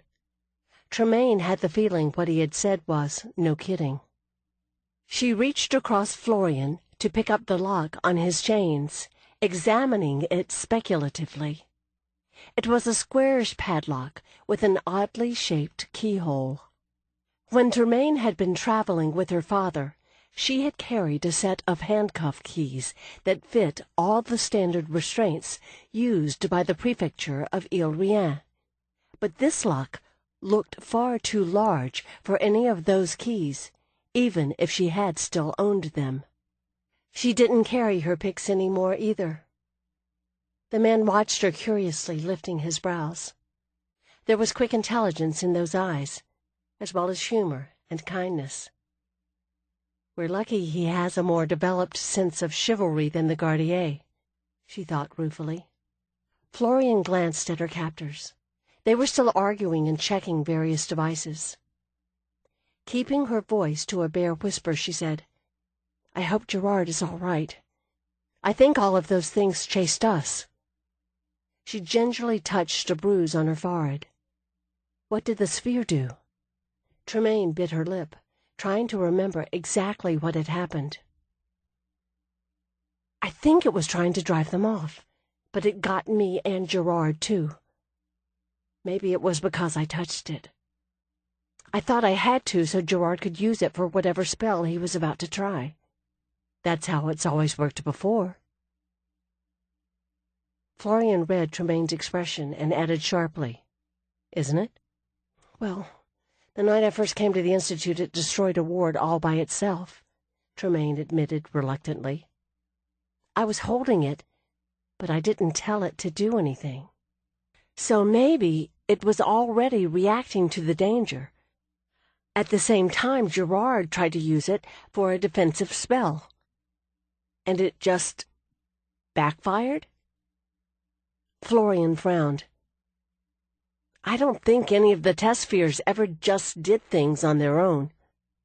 Arcildes' first sphere had acted on its own whenever it had the urge, needing only to be held by someone with a little magical talent. Fortunately, the urge had moved it only when it was confronted by a magical force acting in a hostile manner." Tremaine wasn't sure if Gerard had mentioned that little fact about Arcildes' spheres to the other Institute sorcerers or not. The Gardier leader shouted again, making all three of them jump. Their new friend recovered by baring his teeth at the Gardier and saying something that Tremaine was fairly sure wasn't complimentary. The leader backed up a step, but motioned sharply for them to get to their feet. Tremaine tried to keep track of where they were, but she had never been good at directions, and all the tunnels were uniformly dark, slimy and full of sharp rocks and debris. All she could tell was that they were going up. It did give her time to get used to her fear and focus on her overwhelming feeling of embarrassment at being caught. The Gardier didn't insist on making her and Florian keep their hands on their heads. Most of their attention was focused on the male prisoner. It was doubly humiliating not only to be caught, but to be obviously filed away as harmless. "If you could think faster, we wouldn't be in this mess," she told herself bitterly. Finally they came to a tunnel, where electric bulbs had been haphazardly strung along the rough walls. Tremaine exchanged a look with Florian. This had to mean they were almost there, wherever there was. The tunnel opened into a huge cavern, lit with buzzing arc lights, the smell of burned oil hanging in the damp air. As they drew closer, she could see the floor had been roughly leveled and was crisscrossed with electric cables and hoses. The thrum of a massive generator, or several massive generators, made the air hum like it was itself electrified, and Tremaine's head started to pound in sympathy. She saw their new friend wince away from the lights. As they came out from behind the last tumble of rocks, they saw the center of the cavern was filled with an enormous jumbled mess of lattice-work girders and wires. For a moment, Tremaine's brain insisted this was a modern sculpture, a larger version of the sort that the Palace of Arts had been exhibiting before the start of the war. But then her eyes found the conical shape of the nose, and she realized it was a half-completed dirigible, some of its giant ring frames lying flat atop scaffolds for construction. Great. We're at their base, she thought. If I knew what I was doing, this could actually be a good thing. She wished Ander or Gerard were here to help. The rest of the cavern curved away out of sight, lost in darkness, past the range of the arc lights. There were people in brown uniform coveralls, some moving around near the scaffolds, but the place looked understaffed, Tremaine decided after a moment. Maybe that was why the wounded man was still on duty. Only a few people were working on the new airship's frame, surely not enough to finish it any time this century. The Gardier led them toward the side of the cave.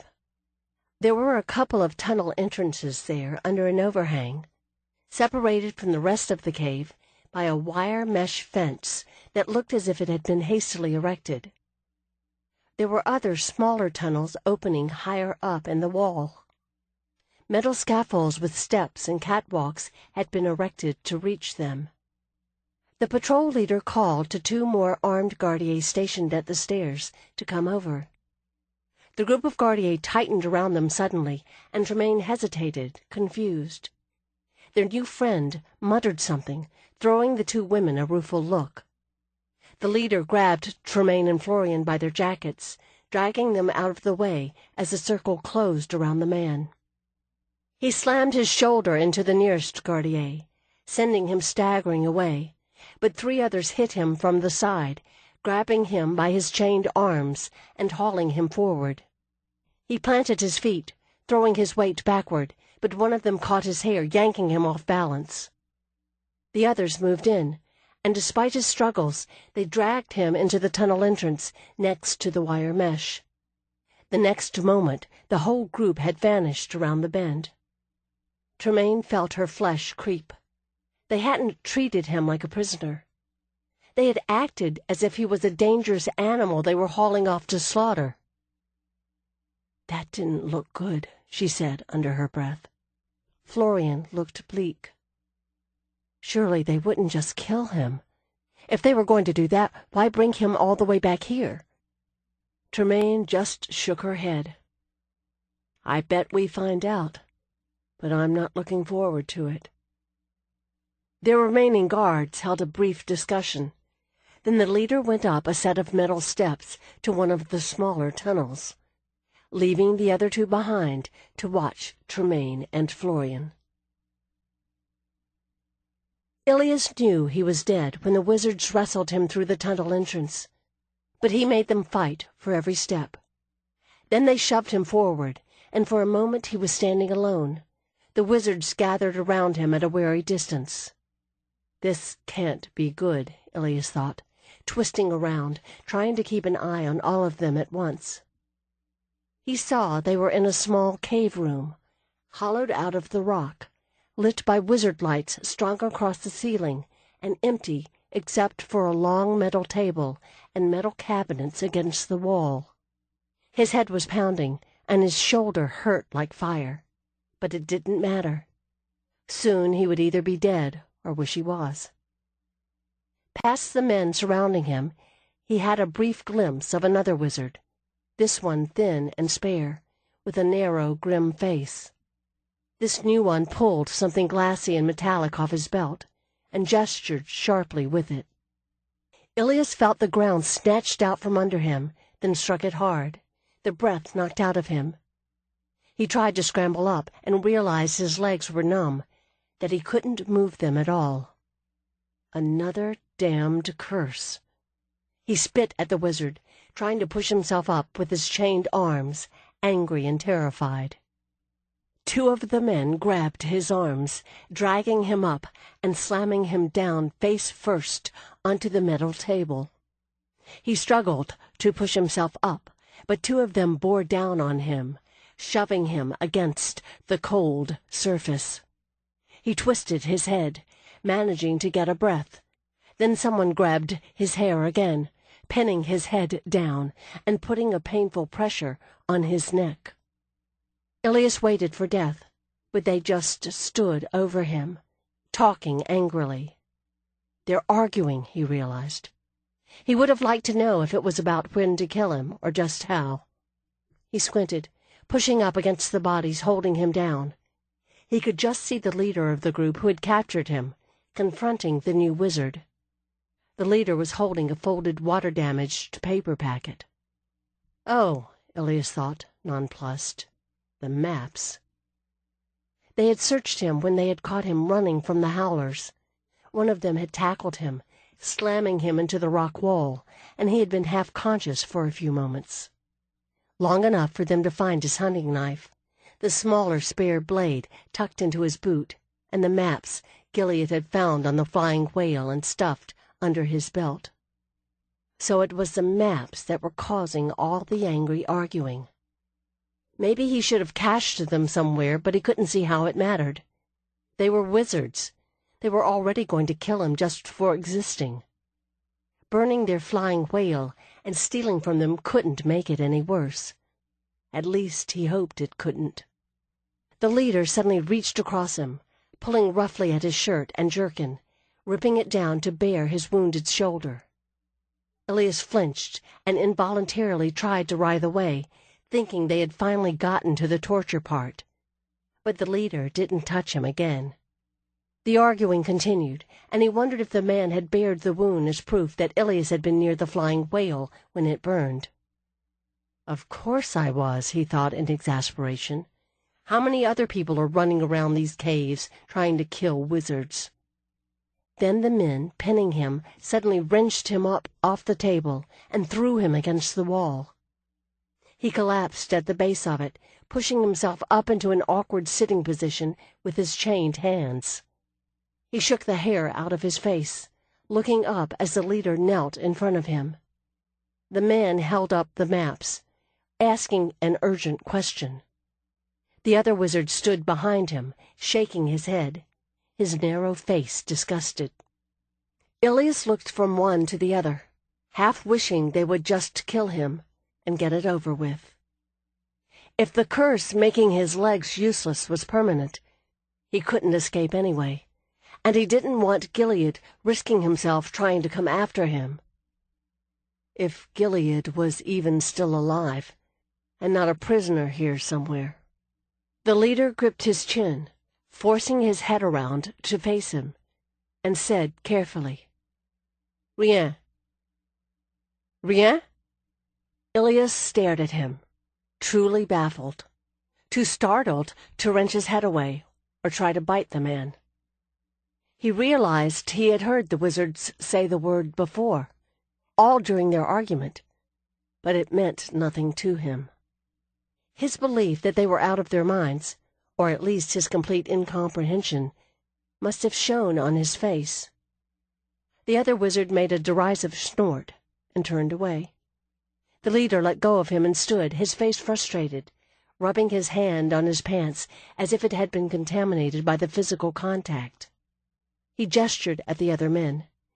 Ilias squirmed to avoid them, swinging his chain and managing to catch one in the face. But they grabbed his arms, dragging him upright, and hauled him back toward the tunnel. He fought as best he could, but with his legs mostly useless, there wasn't much he could do except annoy them. They dragged him to a large, shadowy, high-ceilinged room with heavy doors in the rusted metal walls. Opening one, they hauled him into a small cell, dumping him against the stone that formed the back of it. Two of them sat on him, while the third attached his chains to a ring anchored into the rock at waist height. The same one kicked him in the stomach as they left, slamming the door behind them.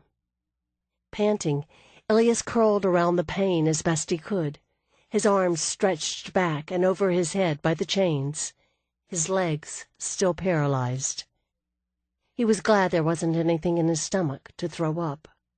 When he could finally lift his head, he saw just a small bare room, the walls scarred, stained metal, except for the rocky one behind him.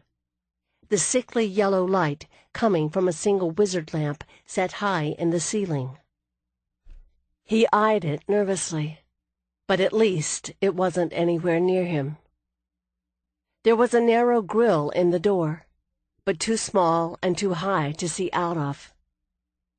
The dirty stone floor smelled of piss and vomit. Ilias leaned against the wall gingerly, shifting to hold his injured shoulder away from the rock. The struggle had reopened the wound, and he could feel blood trickle down his back. Now that more urgent pains were fading, he realized his legs were starting to hurt, prickling with sharp needle pricks. But it was better than that frightening numbness. Gritting his teeth and putting all his effort into it, he managed to wriggle his toes. Relief made him slump back against the rock, taking a deep breath. The curse isn't permanent. He wasn't sure how long it had been since he had come to, dazed and bleeding in the impenetrable dark of the underground city, or how long he had searched for Gilead. The river had swept him down one of the small passages and washed him aground while he was still half-conscious. The metal that had struck him had sliced through his baldric. His sword and scabbard had ended up somewhere on the river bottom. He had been lucky to land where he had. If the water had carried him further along into the lower caves, he would have been eaten by something before he woke. When he had recovered enough to walk, he had worked his way back up to the wizard's tunnels, searching for Gil, hoping his friend had made it out of the flying whale's cave. Chances were the curse that had knocked Ilias into the river wouldn't have affected Gilead. Ilias just hoped he hadn't gotten himself captured while searching the river for him. If the wizards did have Gil, he might be in one of the other cells. Ilias sat up, spit to clear his throat, and yelled, "Gil! Are you here?" No answer. Frustrated, he leaned back against the rock. It didn't tell him anything. Gilead could still be here, held in another area. But if he had been here, and the wizards had already killed him... Trying to put that uncomfortable thought aside, he wondered about the two women captured with him. When he had first seen the Howlers hunting them, he had thought they were escaped slaves, but after getting a good look at them, he decided that couldn't be possible. Their clothes were different from what the slaves and wizards wore, and they just hadn't acted like cowed captives. Especially the one with the light brown hair, the one who had looked more annoyed by the wizards than frightened. He let his breath out, shifting uncomfortably as his shoulder burned and his bruises ached. Whoever they are, I hope they're better off than I am. Looking around the cavern, Tremaine weighed their options and decided they didn't have any. It was too far to any of the tunnels even to contemplate making a break for it.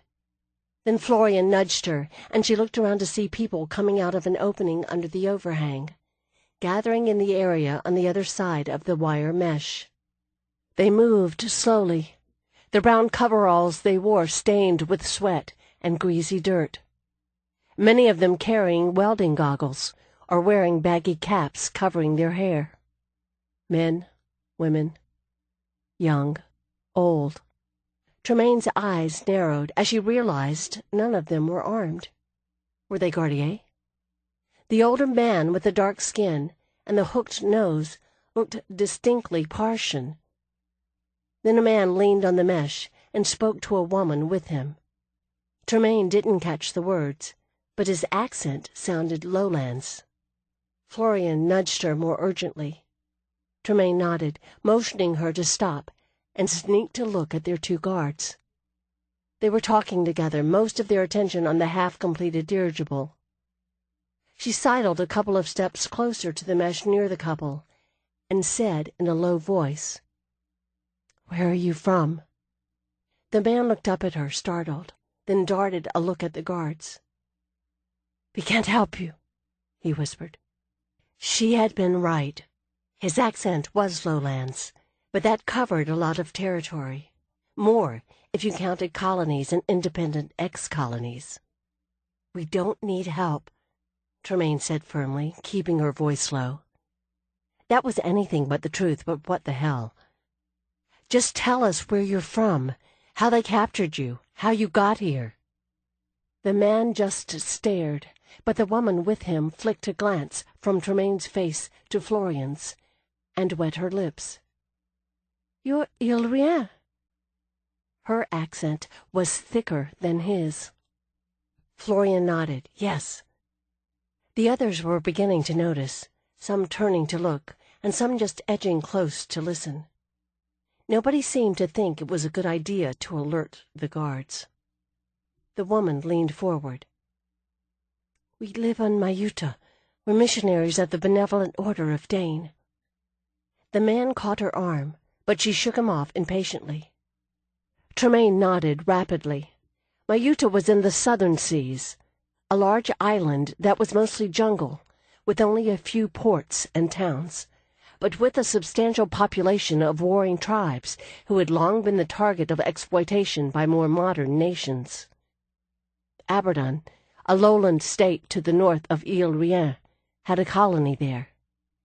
The woman whispered rapidly, "The Gardier came, captured the ports, and killed anyone who tried to resist. We were in the interior and had some warning. Most of the villages in our area escaped up into the hills, but we stayed at our infirmary with some of the older people who were too sick to move. We didn't think, but they took us to the port and put us on a ship with some of the townspeople and many others." She nodded around at the people clustered nearby, watching anxiously. "We had only gone a little distance when we felt, I don't know how to explain, a great crash." Florian gave Tremaine a grave look and supplied, "Like this ship suddenly dropped a few feet and hit the water again." Yes. We didn't see it, but some of the others were chained up on deck because there was no more room below. And they said they saw a circle of light appear just above the waves, and the ship sailed into it. They said the land disappeared, and the sky turned more blue, and it was morning instead of evening. We sailed for many days. Then they unloaded us in these caves, and they make us work for them. There are others here from the South Island, from Vanai and Kiatu." The woman shifted closer. "Something went wrong here a few days ago. There was an explosion in one of the caves they use as a hangar." Someone on the other side hissed a warning, and they sprang away from each other like guilty children talking out of turn in a schoolroom. On the other side of the mesh, 2 Gardiers came out of a tunnel entrance and moved through the group, gesturing with short clubs, forcing the prisoners to move along. Tremaine saw their 2 guards suddenly look alert again, and glanced up to see the leader coming down the steps near the wire mesh fence with another man. The new Gardier wore the same sort of uniform as the others, except that he had a small silver medallion with an inset crystal around his neck. His features were thin and hard, his dark hair cut so close it was barely a fuzz over his skull. He walked up to them, eyeing them with a cold familiarity, fiddling with his medallion. Tremaine dropped her eyes, trying to look helpless and pathetic. Stalling, she thought. Stalling is an option. It might give Gerard more time to get away. "Who are you?" he demanded in accented Rhenish. Tremaine threw a tremulous, uncertain look at Florian and said softly, "We're missionaries from Mayuta." Florian's eyes widened, but she managed to suppress any other response. He let go of the medallion and addressed a couple of sharp comments to the patrol leader in their language. Tremaine hadn't had any plan in mind, but it looked as if she had derailed any prepared questions. The patrol leader planted his hands on his hips and replied tartly. Tremaine sensed dissension in the ranks. The interrogator turned back, grasped the medallion again, and said, "When did you come here?" "The medallion is the key to some kind of translator spell." Tremaine hadn't heard of anything like it before. She said earnestly, "We don't know. We've been underground. We can't tell how many days and nights it's been." The interrogator turned back to the patrol leader, saying with exasperation, "We recovered all the labor who escaped yesterday. They can't be—" before he dropped the medallion. The discussion continued for a moment more, with both men appearing increasingly annoyed with each other. Then the interrogator touched the medallion briefly to say, "Come with me." He started back up the stairs to the tunnels above. As the patrol leader turned to call the two guards to follow, Tremaine exchanged a brief glance with Florian. The other girl looked somewhat taken aback, but this was the best chance they had. If the Gardier hadn't found the pilot boat yet, or had found it after it had drifted further off the rocks, they might think the entire crew had drowned. That was good for Gerard, at least. The door opened onto a catwalk overlooking a larger chamber, lit by a few bare electric bulbs suspended from a network of wires crossing the ceiling. The far wall was raw stone, cracked and pitted, and the other two were stained metal partitions fixed against it. In the partitions there were heavy metal doors with small barred grates to look through. Cells, Tremaine thought. Uh-oh. There wouldn't be any options once they were in a cell. As the interrogator led the way along the catwalk, a door banged open in the room below. She glanced down to see two disheveled Gardiers crossing the floor. She was sure they had been in the group who had hauled off the other prisoner. The interrogator said, "You were with a native, one of the dangerous primitives that infest the mainland." Tremaine saw Florian lift a brow at that comment, and privately agreed. If anybody's doing the infesting here, it's the Gardier. But it was odd that the man had said native. So the Gardier must come from some other part of this world. They must have invaded this area because the island made such a good staging ground for their attacks on the coast of ile-rien. Without glancing back, the interrogator said, "If you aren't truthful with me, perhaps we'll put you in the same cage with him." The words, "better him than you," came to mind, and Tremaine managed to lock her throat against them. It sounded like the man was still alive, at least for now. Like they were still alive, at least for now. Tremaine had read in one of the government pamphlets that not speaking at all if captured was the only sure way to avoid revealing any information. That was undoubtedly true. She also remembered her father's late-night lecture to Gerard and some of his other cronies, about how it was possible to tell one simple lie and stick to it at all costs. It was the unnecessary elaboration that would ruin you.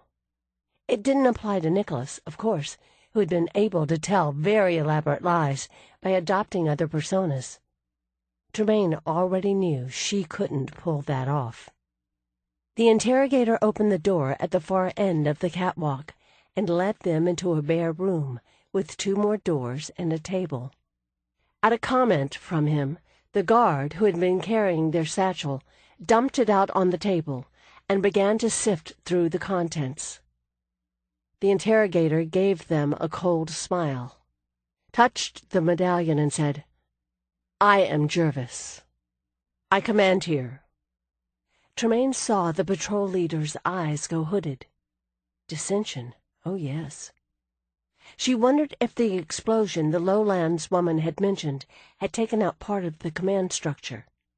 He continued, "Where do you get these things?" Tremaine looked up at him, trying to hold the mental image of a meek little missionary woman. She knew she couldn't stall much longer, but every moment of delay counted. "We've been hiding them," she said. Jervis dropped the medallion and lifted his hand. Tremaine had time to see it was going to be an open-handed slap before the blow spun her around into the table. She caught herself awkwardly, heard Florian give an involuntary cry of protest.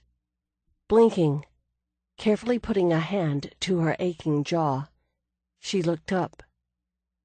Florian must have started forward, because one of the guards had her by the arm, twisting it painfully. Jervis's expression hadn't changed. He lifted the medallion again and said calmly, "You lie." "About what?" Tremaine asked, still trying to look innocent and wishing she had thought of a different plan. "You—" Jervis caught himself. He stared at her, eyes narrowing thoughtfully. "You are not a missionary." Stalling is over, Tremaine thought. Oh, well. "Give me a chance to prove it." She carefully wiped blood away from her mouth, trying to ignore the fact that her hand was shaking, and grinned at him. "Why don't you ask me some questions about religion?" Jervis smiled thinly, dropped the medallion, and turned to speak in his own language to the patrol leader. "This is over, and we're dead, whatever happens," Tremaine thought. Sick. She found herself staring at the holstered pistol of the guard standing near her, almost within her reach. Might as well go out with a bang. She had actually swayed toward the weapon when running footsteps sounded outside one of the other doors. It banged open, and another gardier leaned in, speaking urgently. The patrol leader tensed, looking toward Jervis, who muttered in frustration and snapped an order to one of the guards. The man strode over to the other door and opened it. Jervis turned to them. Touching the medallion around his neck, he said, "Get in there," punctuating the order with a shove to Florian's shoulder. Florian turned, glaring at him, but moved into the room. Tremaine got a shove, too, and stumbled after her. He slammed the door shut, and Tremaine heard the lock click. She turned around to see another bare room with a long metal table and chairs, lit by 3 bulbs suspended from the ceiling. There was a large sheet of paper tacked to the wall, covered with writing in an incomprehensible script. Florian shoved her hair back and started to speak, but Tremaine hastily motioned her to be silent. She stepped to the door to press her ear against it, listening. She heard the men speaking in their own language again in some urgency, then their boots on the stone as they walked away.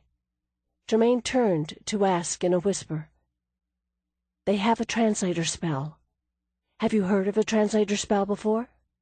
Florian shook her head. "I've seen one that translates documents. You can make the writing appear in a mirror in another language, but it only works when the person casting it knows both the languages, so there's really not much point to it." Tremaine nodded. The translator was something else Gerard and Niles and the others at the Institute would give a great deal to know about. She frowned. "And the Gardiers are capturing civilians as slave labor. Did we know that?" She could see why the government would have concealed that little detail. People were panicked enough already. "I didn't." Florian grimaced. "If we can just get home, the invasion troop can rescue them." She looked over the room. "Strange. There are no switches or pull cords for the lights. We can't turn them off." Tremaine's face was going numb, and to distract herself, she moved to the far wall to study the paper tacked there. It was mounted on a wooden board, with long pins topped with different-colored beads stuck in it to mark various paragraphs. It was obviously a checklist or an agenda or something similar. Why do you want to turn the lights out? So we could lure them in and... Florian's brows drew together as she considered the variables in that plan. Get beaten up? Something like that. She added abruptly, You didn't flinch. Busy working one of the long pins out of the wall, Tremaine glanced up, confused. What? Florian pushed her hair back, looking confused, too. When he was about to hit you, you just watched him. It was creepy. Well, yes, Tremaine had to admit. I should have flinched. It made him more suspicious when I didn't. Thinking that hindsight was a wonderful thing, she stepped back to the door to listen at it again. Still nothing. All 4 men must have left in response to whatever the urgent summons had been. And we got that poor man caught, whoever he is, Florian added, pacing back and forth in agitation. I wouldn't mind so much if it was just us. I don't mean exactly that, but... I know. Tremaine nodded, glumly. Did you catch it when Jervis called him a native? Yes, he said he came from the mainland. Now they knew there were people in this world fighting the Gardier, potential allies for ile-rien. More information they should take back home. If he hadn't stopped to help us, they would never have caught him. Tremaine tried the handle carefully, then stooped to look through the keyhole. If they were caught trying to escape, could the Gardier possibly do anything worse to them than they undoubtedly already planned to do? Sure, she answered her own question. Lots worse. It's a metal door. We can't break it down, Florian said from behind her. She hesitated. Can we? Tremaine looked at her. The other girl was trembling, her arms folded tightly and her hands tucked into her jacket. Tremaine thought of the contempt in Jervis's eyes, the scorn evident in locking them in here like a couple of truant children. We should do this. She turned, looking around the room. I think... She stepped past Florian to the papers tacked onto the wall and plucked another one of the pins out. This might work. Florian stared as Tremaine knelt by the door. You can... She lowered her voice even further. You can pick the lock? Maybe. I'm out of practice. Tremaine held her breath, probing at the lock and trying to visualize the tumblers. It had been a long time. The moment stretched until her lungs started to hurt. Then the lock clicked, and she felt the door move. Florian gave an excited bounce. Heart pounding, Tremaine edged the door open enough to peer out. The room was empty. Yes, Tremaine breathed. She pushed the door open, shoving the pins into her pocket and climbing awkwardly to her feet. Florian stepped out behind her, carefully pushing the door to again and turning the lock. Tremaine nodded approval and looked around. She saw their bag on the table, the contents spread around, some of the ration packages torn open. At least we didn't have the sphere, she thought, grabbing the satchel and holding it, as Florian hastily scooped in the remaining rations, medical kit, boxes of matches, and the other intact supplies. I want to check that room that looked like it had cells. Tremaine jerked her chin at the door that led to the larger prison chamber. Jervis had made his comments about natives when they passed through there, as if he was reminded of the other prisoner. She slung the satchel over her shoulder as Florian turned to the door. Breathless with fear and excitement, she listened at it briefly, then tried the handle. Locked, she whispered. Tremaine was still reeling over being able to get them out of their makeshift prison. She just hoped she didn't fail now. She stepped past her to peer into the keyhole and thought, oh, yes, the key was still in it. She looked down and saw the door wasn't flush with the floor. There was a nearly half-inch gap. Good thing this place is jury-rigged. She glanced up at Florian, holding her hands about a foot apart. "I need a piece of paper, about this big." Florian bolted back to the other room, and reappeared a moment later with a large square, torn from the papers on the wall. Tremaine slid it under the door, then used a pin to poke the key out. It fell onto the paper with a faint clink, and she carefully drew it back under the door and into reach.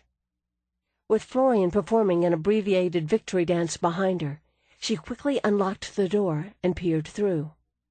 What she could see of the large room below the catwalk appeared to be unoccupied. As she opened it further, a voice just on the other side of the far wall turned Tremaine's blood to ice. She froze for an instant, but Florian's frantic pounding on her shoulder galvanized her. Tremaine stepped hastily out onto the catwalk. Florian slipped after her, and they both pushed the door shut. Tremaine leaned over the railing to look down into the lower part of the room, and saw with relief that it really was empty. They both stood frozen as the voices grew louder. After an endless moment, when Tremaine was ready to throw herself off the catwalk just to bring it to an end one way or another, they heard the voices fade as the speakers moved away. Florian leaned against the door in relief. Tremaine made herself breathe, and turned to walk softly toward the ladder at the far end of the catwalk. She winced as the metal creaked with each step.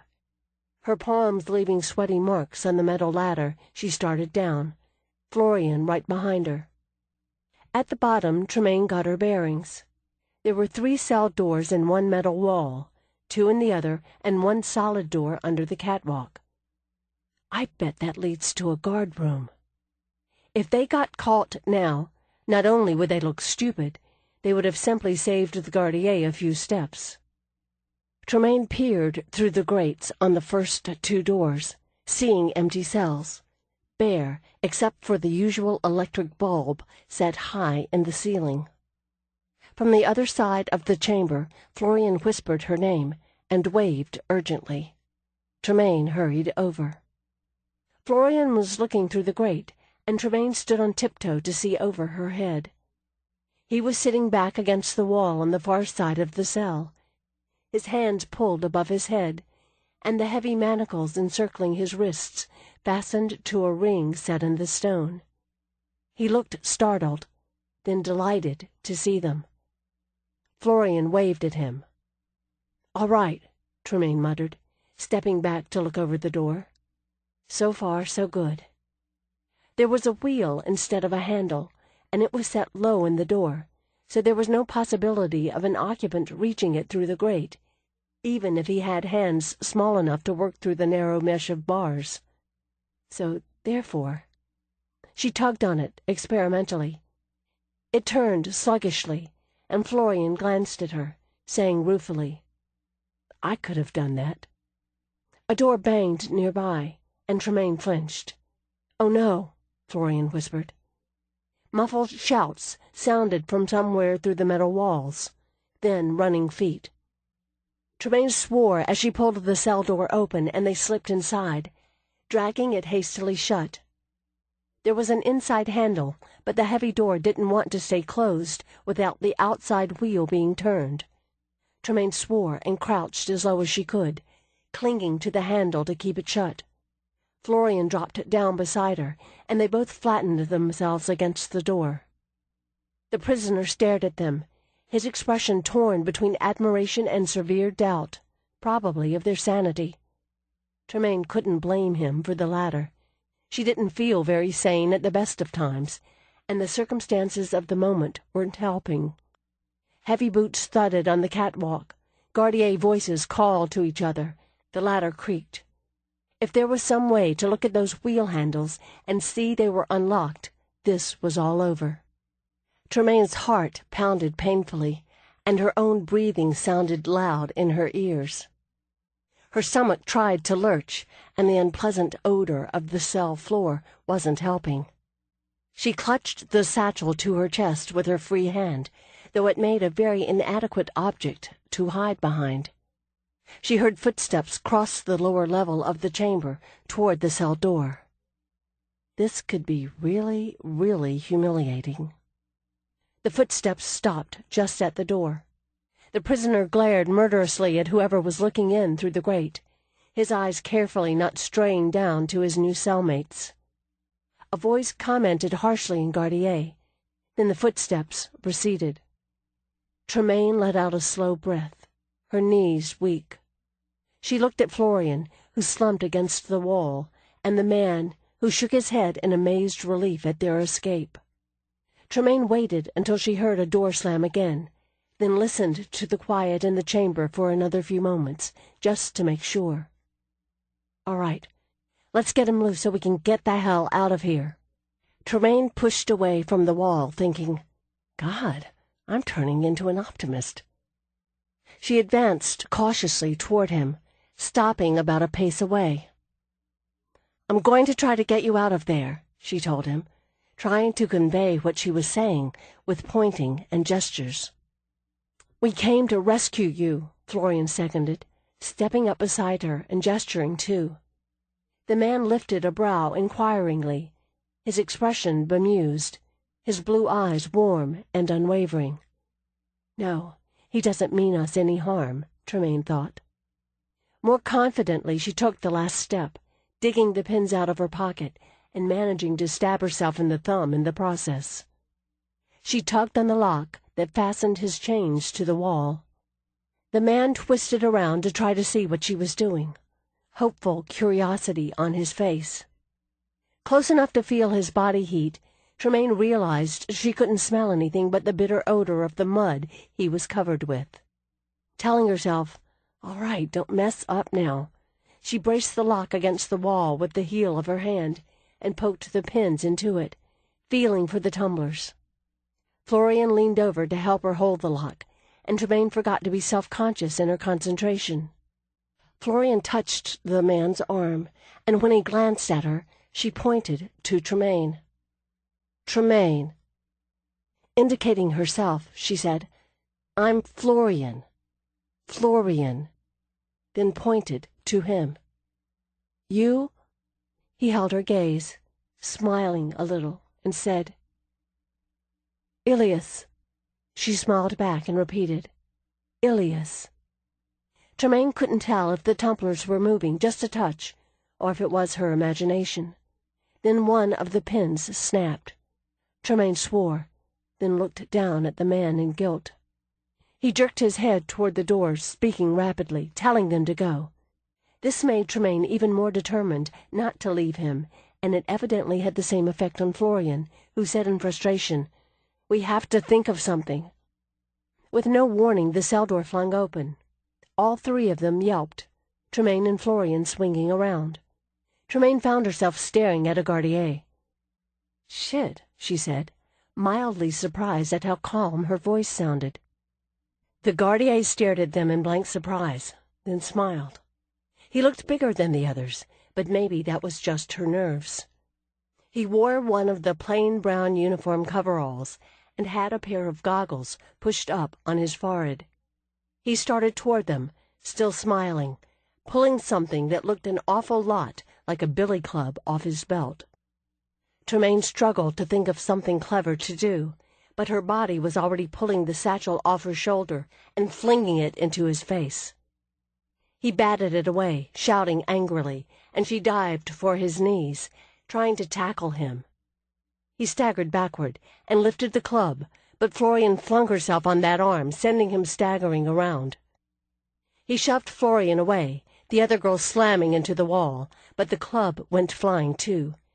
He dragged Tremaine to her feet to throttle her, and she twisted, instinctively clawing for his eyes. All she could think was that if he killed her, first she had to make damn sure he didn't walk away from it. Her fingers stabbed into his goggles, and she grabbed them, yanking back with all her strength before letting go. He yelled as the goggles smacked him painfully in the eyes, stumbling backward and dragging her along. Suddenly he dropped, Tremaine falling with him. He landed heavily on top, knocking the breath out of her. He yelled, twisting around and trying to struggle up, but something prevented him. Tremaine managed to lift her head and saw Ilias had tripped the Gardier. that his chains were stretched taut, as he had one leg hooked around the other man's knee. His face feral in fury, he slammed a second kick into the gardier's chest. The gardier snarled in rage and tried to roll away from him. Tremaine grabbed a fistful of his uniform collar, throwing her weight the other way to drag him further into Ilias's range, pummeling his head with her free hand. She didn't have the leverage to do much damage, but it must have annoyed him, because he turned from his struggle long enough to try to slam her head into the floor. Tremaine ducked and tried to bite him, knowing she was about to get a cracked skull. The gardier sat up to get a better grip on her, and she saw Ilias's boot heel slam into the side of his head. The gardier fell back. Before Tremaine could move, Florian loomed up behind him, clutching the club stick. She lifted it high, bringing it down to strike the gardier's head with a loud crack. He slumped on the floor, motionless. Tremaine stared up at Florian, and Florian stared down at her, both breathing hard. Ilias said something urgently, nudging Tremaine with his knee when she didn't respond. She looked at him blankly, and he repeated it more forcefully, jerking his chin toward the open door again. "He still wants us to go." "Not without you," she muttered, lurching forward on her hands and knees toward the fallen gardier. The uniform didn't have any pockets, but she tore open the pouches on his belt. She found cartridges for a pistol the man wasn't wearing, and knew that if he had been armed, she and Florian would be dead, or locked into another cell by now. He didn't seem to have any of the little square devices that the patrol leader had carried. Then she found a heavy, oddly shaped key and pushed to her feet. Florian still stood there, and Tremaine gave her a push to get her moving. She blinked, shook her head, then hurried to collect the satchel and their scattered supplies. "This is it." Tremaine turned to Ilias, who was watching her intently. "I hope this is it," she told him, stepping over to grab the lock and insert the key. The lock turned. "It worked," Tremaine said, then was too startled to react when Ilias jumped to his feet and grabbed her around the waist, swung her around and kissed her on the mouth, then released her. She staggered. It had happened too fast for her to take in any sensory information, and her jaw was still too numb to feel anything. Florian had just enough warning to drop the satchel before he repeated the process with her. "All right, now that we're all better acquainted," Tremaine thought, as a red-faced Florian fumbled to collect the satchel again, and their new friend bolted for the cell door. He gave the outer chamber a quick assessing look before motioning for them to follow him. He rapidly checked the other cells, looking through the grates, though Florian waved and whispered, "There's nobody else here." The door under the catwalk was open, revealing what was surely only a temporarily unoccupied room and corridor. Tremaine started for it, but Ilias caught her arm, shaking his head and pointing toward the ladder. "Back up?" Florian asked, watching him dubiously. "I guess." Tremaine was just glad at the moment that somebody knew where they were going. They followed him back up the ladder, where he paused on the catwalk, looking up intently at the rocky ceiling of the cave. There were openings in it, Tremaine realized, following his gaze. She hadn't noticed that before, but they were too high up to reach and too small. Surely they didn't go anywhere. She looked at Florian, who shrugged, equally puzzled. He stepped to the door that led back into the room where Jervis had started to question them, easing it open carefully. The room was still empty, and without pausing to look around, he jumped to catch the top of the door. Using the knob as a foothold, he boosted himself up to reach the wooden panels in the ceiling. He pushed the nearest one up, revealing a dark crawl space. Cool, damp air flowed down. Of course. Tremaine smacked herself in the forehead.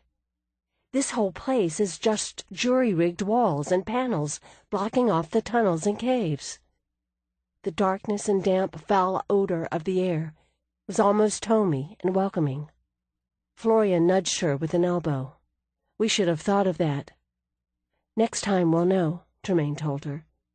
You mean the next time we're captured? Because I'd rather not—" Ilias leaned down, holding out his hand.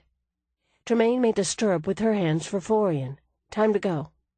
Boosting Florian up, Tremaine staggered because the other girl was heavier than she looked. But the man hauled her up until she could steady herself on top of the door, handling her as if she didn't weigh an ounce. Florian awkwardly scrambled up into the crawl space, reporting, "There's a ceiling beam up here you can step on." "Careful," Tremaine whispered back, with visions of the entire ceiling coming down and alerting every gardier within earshot. The man leaned back down, and Tremaine took a deep breath and grabbed his arm. He swung her up just as easily until she could get a purchase on the door and push herself through. The light from below revealed furrowed rock stretching up over her head. Florian was perched precariously on an outcrop, grinning in nervous triumph. Tremaine grinned back. "We did it. Screw the gardier." She got hold of another outcrop and dragged herself up onto the slimy stone. The man climbed up after them, crouching on the beam to nudge the ceiling panel back into place, leaving them in darkness. Chapter 8. Jervis cursed as he looked down at the dead man sprawled on the floor of the cell. The other guards still searched the surrounding passages and chambers, but there was no sign of the escaped prisoners. He spent a moment considering if the summons that had caused him to leave the women alone had been a diversion of some kind. The message had been from one of the perimeter patrols reporting signs of the Rien spies they were searching for. Surely not.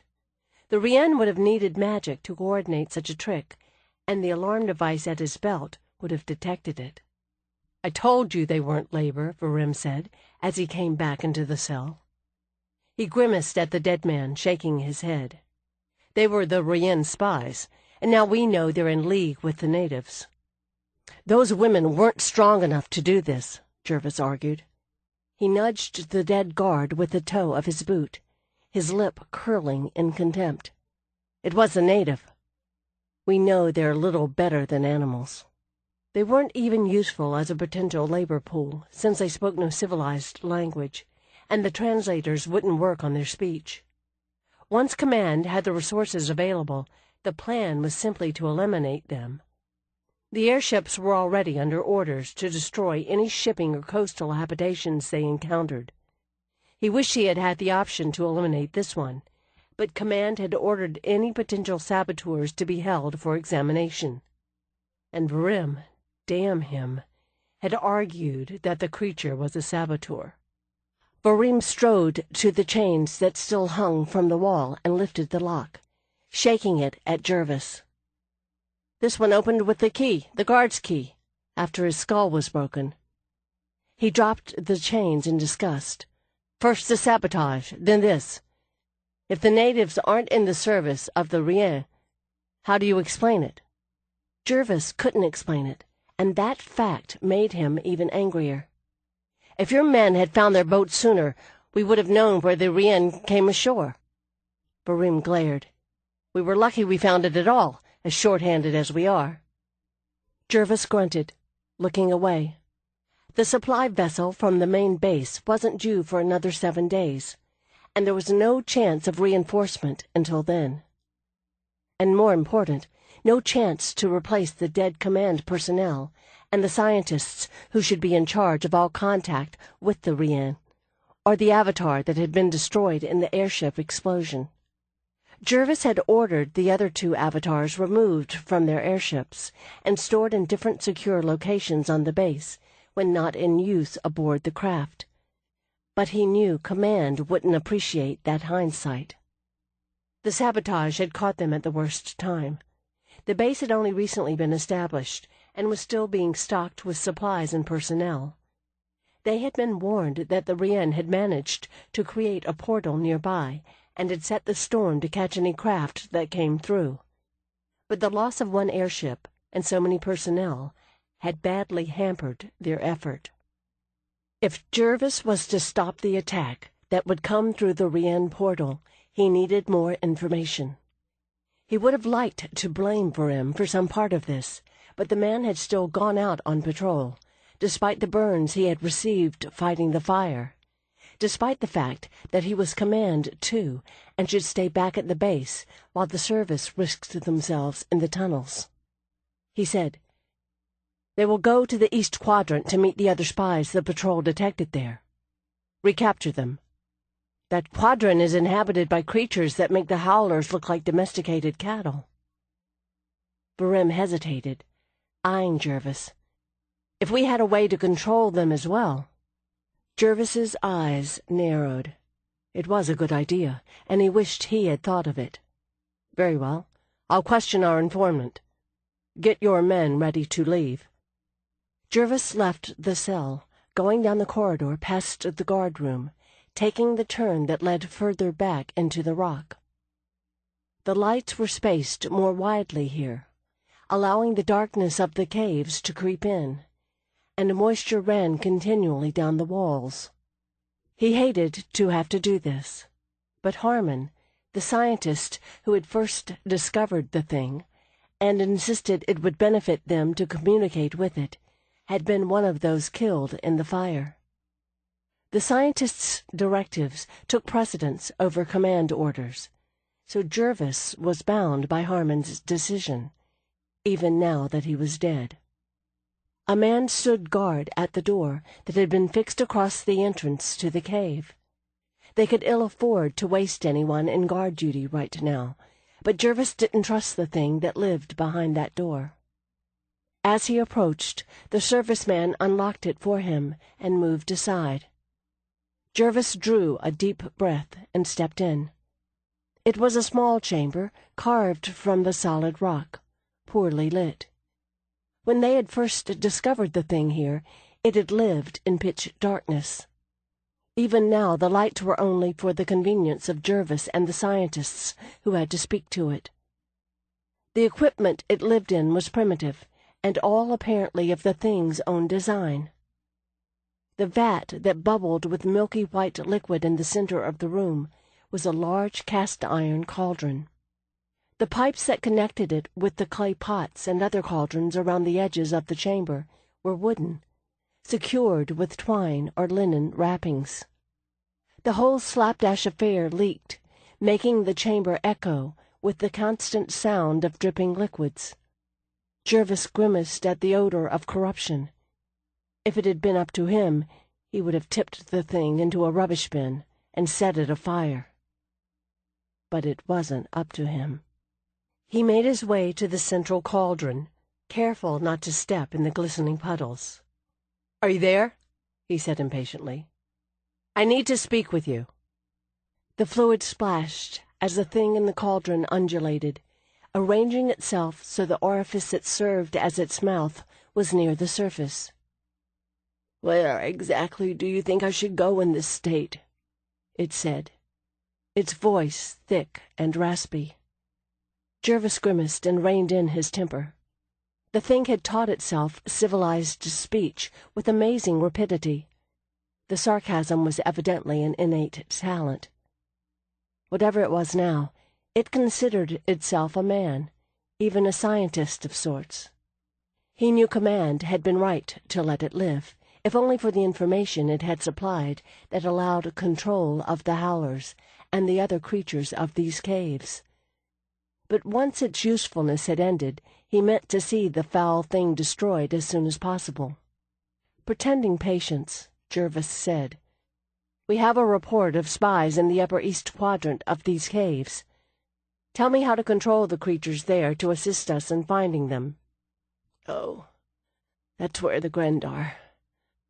I did love the Grend." It choked, clearing its air passage with a sickening noise. "Did you catch the men who set your flying contraption on fire?" Jervis's jaw tightened. "How did you know about that?" "Oh, I hear things. Chat with people who stop by, that sort of thing." Its voice hardened. "Did you catch them?" Jervis pretended to hesitate, considering. "We caught one native. He escaped with 2 Rien spies."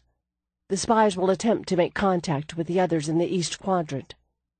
He lifted his brows and added, apparently carelessly, "If you tell me what I need to know, we will recapture—" Yes. I got that already, thank you." It sloshed in the vat, and Jervis caught sight of a long white limb and a very human-looking eye.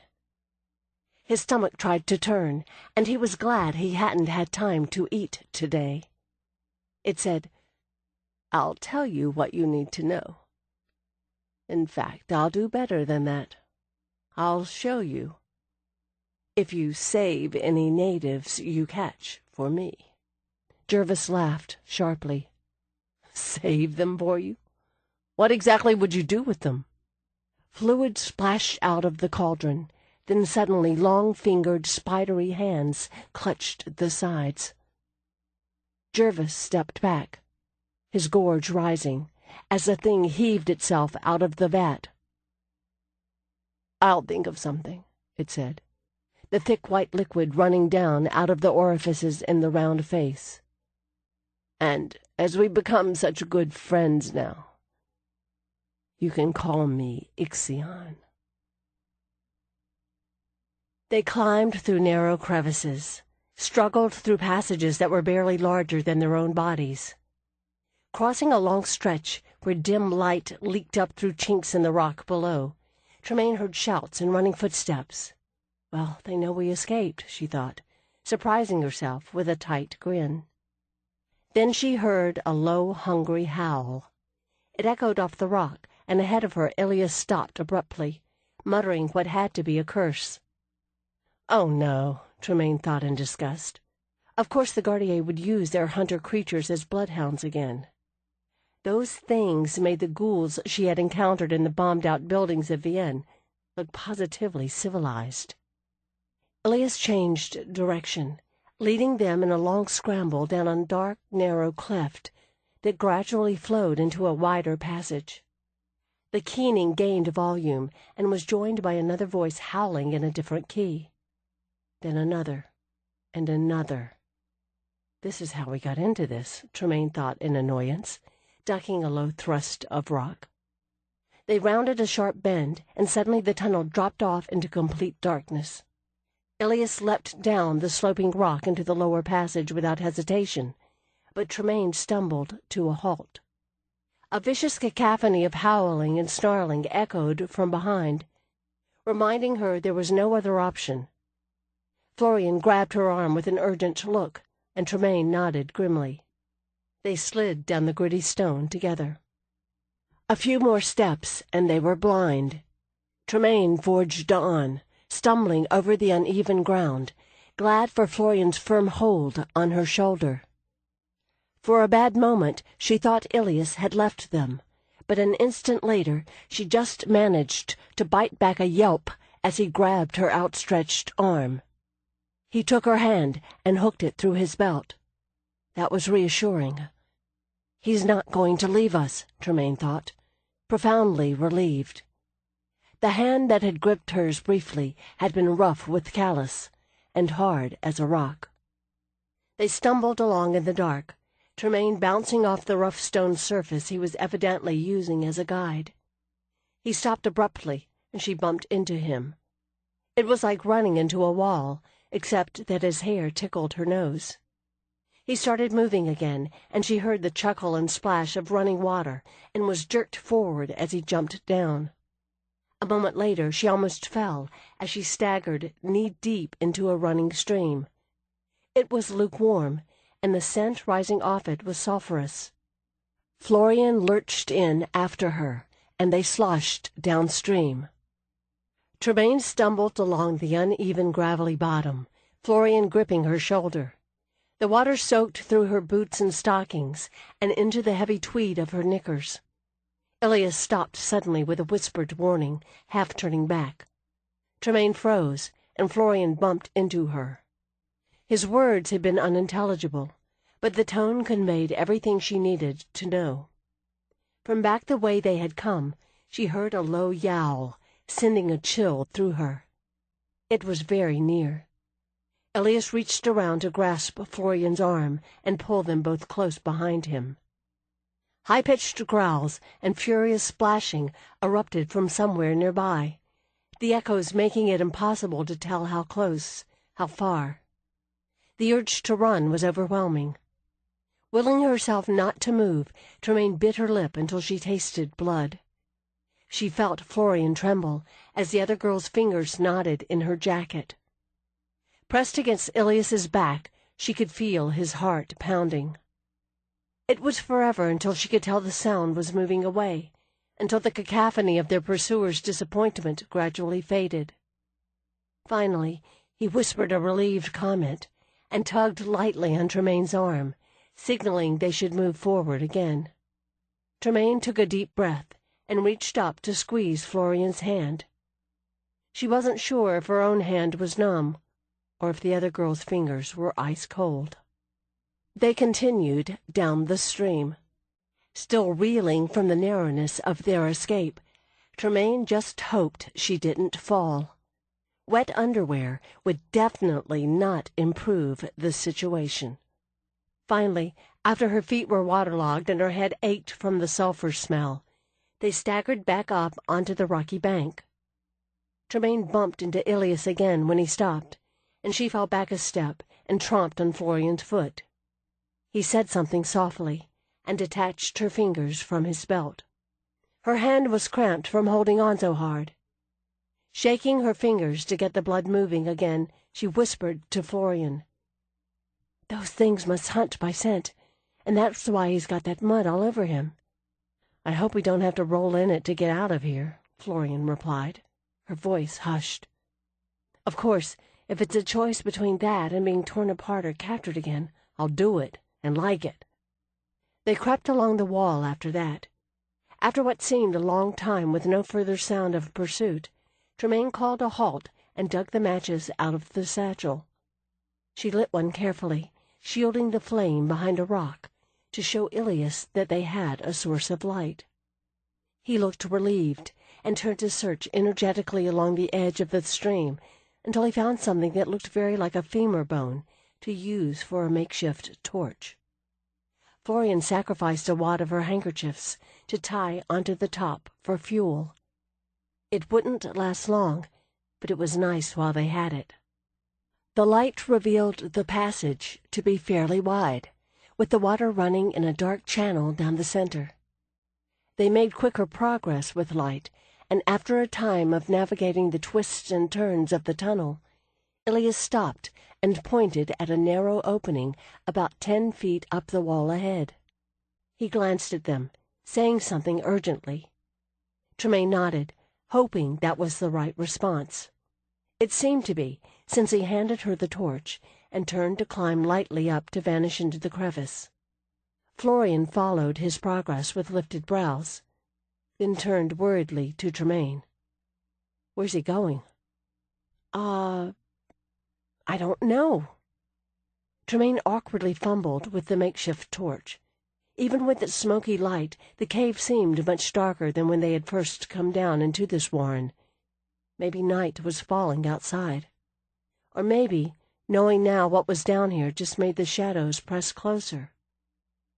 She peered at Florian and wondered if she looked that owl-eyed, hollow-cheeked and exhausted, with dark smudges under her eyes. Probably worse. Ilias scrambled out of the crevice and dropped to the ground next to them. He gave them both an encouraging smile and pointed up at the opening. Florian sighed wearily. "Here we go again." She leaned against the wall, fumbling to reach the first ledge, feeling for hand or footholds. Tremaine handed Ilias back the torch and followed her, self-consciously stretching for a handhold, annoyingly unsure whether she wanted him to help her or not. She faltered at the top when her hand slipped on the lip of the crevice, and a sudden boost from behind pushed her forward. She scrambled the rest of the way in, cursing herself. Now she could see the crevice wound back for a short distance into the rock, and dim light came from the far end. It was only about 4 feet at its widest, and not quite high enough for Tremaine to stand up in. As she awkwardly crawled further in, Florian turned back to report, "There's another tunnel back here, and it looks like there's an opening to the surface, too. That must be moonlight we can see." "Good." Tremaine felt her stomach unclench a little. She moved on up to where Florian had settled in the widest part of the little cave, and sat back against the opposite wall, pulling the satchel off. She thought they badly needed to rest, and hoped Ilias thought so too. Her jaw throbbed. The strap felt as if it had left a permanent groove in her shoulder. Her feet squelched in her sodden boots, and she was acutely conscious of every bruise and ache. Ilias scrambled into the crevice and crouched near the entrance, digging into a cranny in the wall. After a moment, he fished out a sheathed knife, a couple of wooden stakes, a little leather bag, and a fat yellow candle. Lighting it from the dying torch, he fixed the base down onto a flat rock. "That's a relief," Florian commented, and Tremaine nodded. Their makeshift torch wouldn't have lasted much longer. She continued, "He must have stayed here before." Tremaine leaned over, glancing up at him to make sure he didn't mind. At his "be my guest" gesture, she picked up one of the stakes. She saw the knobby end was covered with pitch and realized it was a prepared torch. She looked in the bag and found flint chips, an odd-sized bit of metal, and some straw. She told Florian, "It's a tinder box." No wonder he thought the matches were so nifty. Florian peered past her, watching Ilias. In the candlelight, he was examining some marks roughly carved on the rock above the niche, brushing the dirt away as if hoping against hope to find more. Then he sighed, drew the knife, and used the point to begin a new set of marks next to the older ones. Tremaine edged closer, craning her neck to see the figure he was carving into the stone. It looked like the others already there, but with a couple of extra symbols. She wondered if it was a ward. Ilias twitched aside the tangled, muddy curtain of his hair, caught Tremaine looking at him and grinned, then went back to his task. This close, she could see there was a faint scar on his forehead, mostly hidden by his hair in the mud, and his nose looked like it had been broken a time or two. The knuckles of his hands were thickened from fighting, like a prize-fighter's, like the men who used to come at odd hours of the day and night to deliver mysterious messages for her father, and receive even more mysterious orders. Except his expression was more open, the faint lines at the corners of his eyes and mouth from laughter. He shifted a little, leaning down over the markings, his hair shielding his face. "You're making him shy," Florian said, smiling. "What?" Tremaine asked blankly. "Staring at him. He's using his hair to hide. But he likes it, too, because he's smiling. I can see from this angle." "Oh." Tremaine hadn't realized she was staring. She moved back to lean against the wall. "I should probably stop then." "Probably," Florian blinked. "I'm doing it too, now." All right. Tremaine deliberately moved around to face Florian. "Let's look at each other." Florian shifted too, folding her hands in her lap. "I hope Gerard has a place like this to hide out. I hope the Gardier didn't—" She broke off, shaking her head. Tremaine hugged her knees. She didn't want to say it aloud either, but she hoped Gerard was still alive to hide out. Florian must have read Tremaine's expression because she said, "I'm sure he's all right." She added a little wanly, "I just wish we could look for him now. He probably thinks we're dead." She looked away, her expression turning bleak. That man I hit. Maybe he wasn't dead?" "What?" Tremaine stared at her blankly. "Oh, the Gardier. No, he was dead." "Oh." Florian took a deep breath. Tremaine hesitated. She realized belatedly that what Florian had really wanted her to say was that maybe the Gardier wasn't dead after all, no matter if neither of them believed it. She could pretend to be upset about it, too, and probably convince herself as well as Florian. She was good at that. There had never been anything wrong with her imagination. But it would be just pretense. And in this place, it just didn't seem worth it. And you haven't thought once about killing yourself since you've been here. Tremaine? She looked up to see Florian watching her worriedly. You all right? She asked. Maybe nothing had changed, but she couldn't leave the other girl here alone. Yes, just thinking of something. She shook her head, putting it aside. Florian stole a quick glance to the right. He's staring at you now. He is? To her annoyance, Tremaine realized she was tucking back her hair. It had never looked that good, even under the best of conditions, and after the past day it had to be hopeless. He's not looking anymore. Florian absently dug in her coat pockets, pulling out one of the wax paper-wrapped ration packages, hastily collected from the mess the Gardier had made of their supplies. I'm not really hungry, but I feel like we should eat. Tremaine pulled the satchel around to root through it. She felt a little sick, but maybe that was hunger. She pulled out a water flask and a couple of ration packages. I hope Gerard has something with him. Suddenly, the idea of being solely responsible for their remaining supplies was too much for her. We should divide this up in case we get separated. She pulled out some waterproof packets of matches to give to Florian.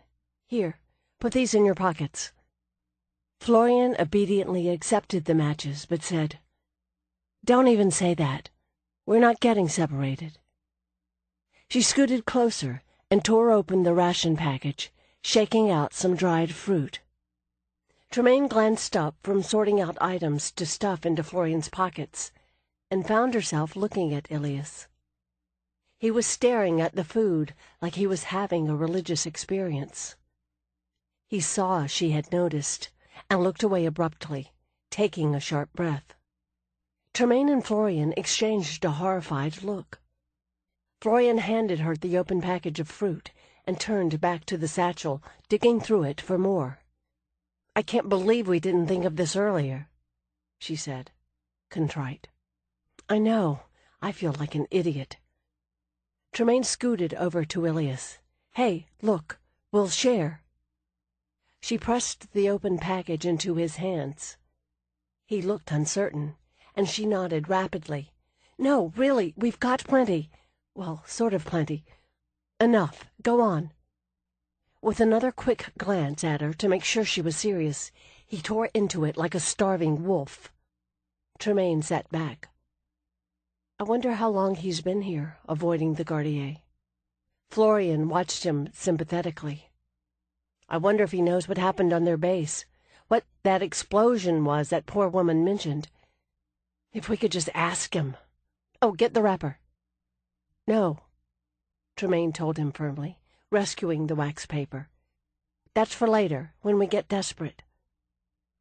If they were here long enough, eating the paper wrappers might become a last resort.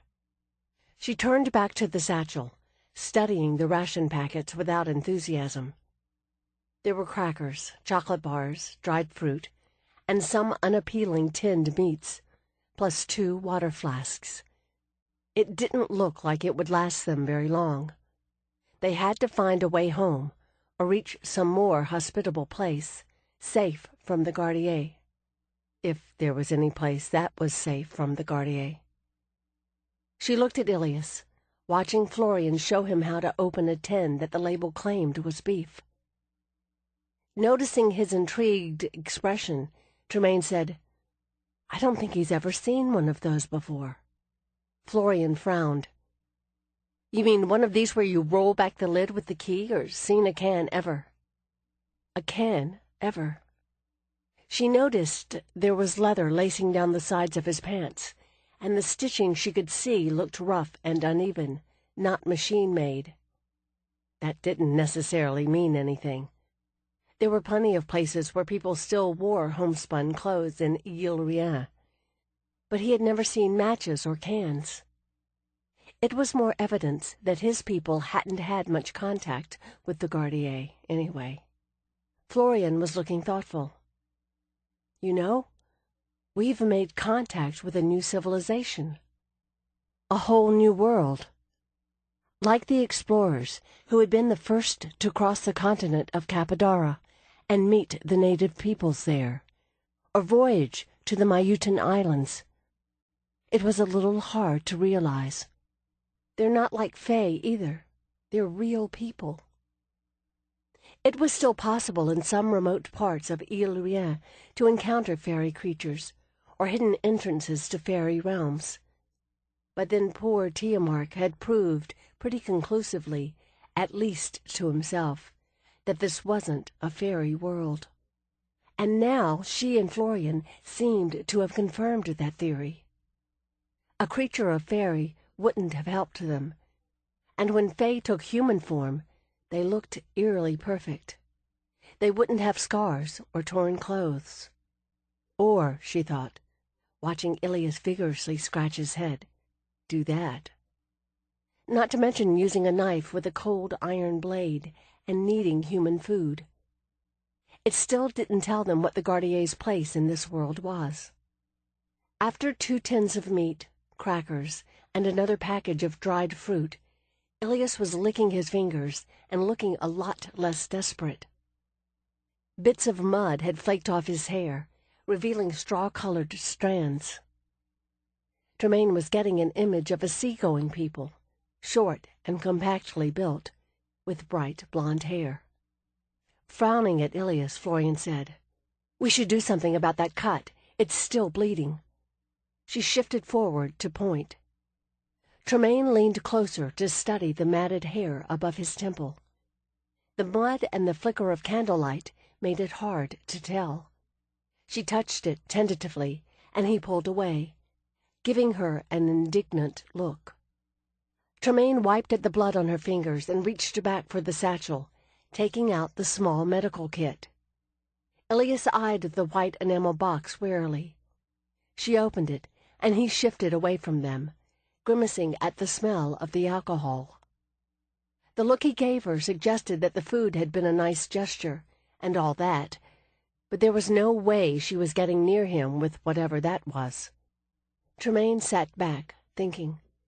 She didn't want him leaving their shelter to get away from her.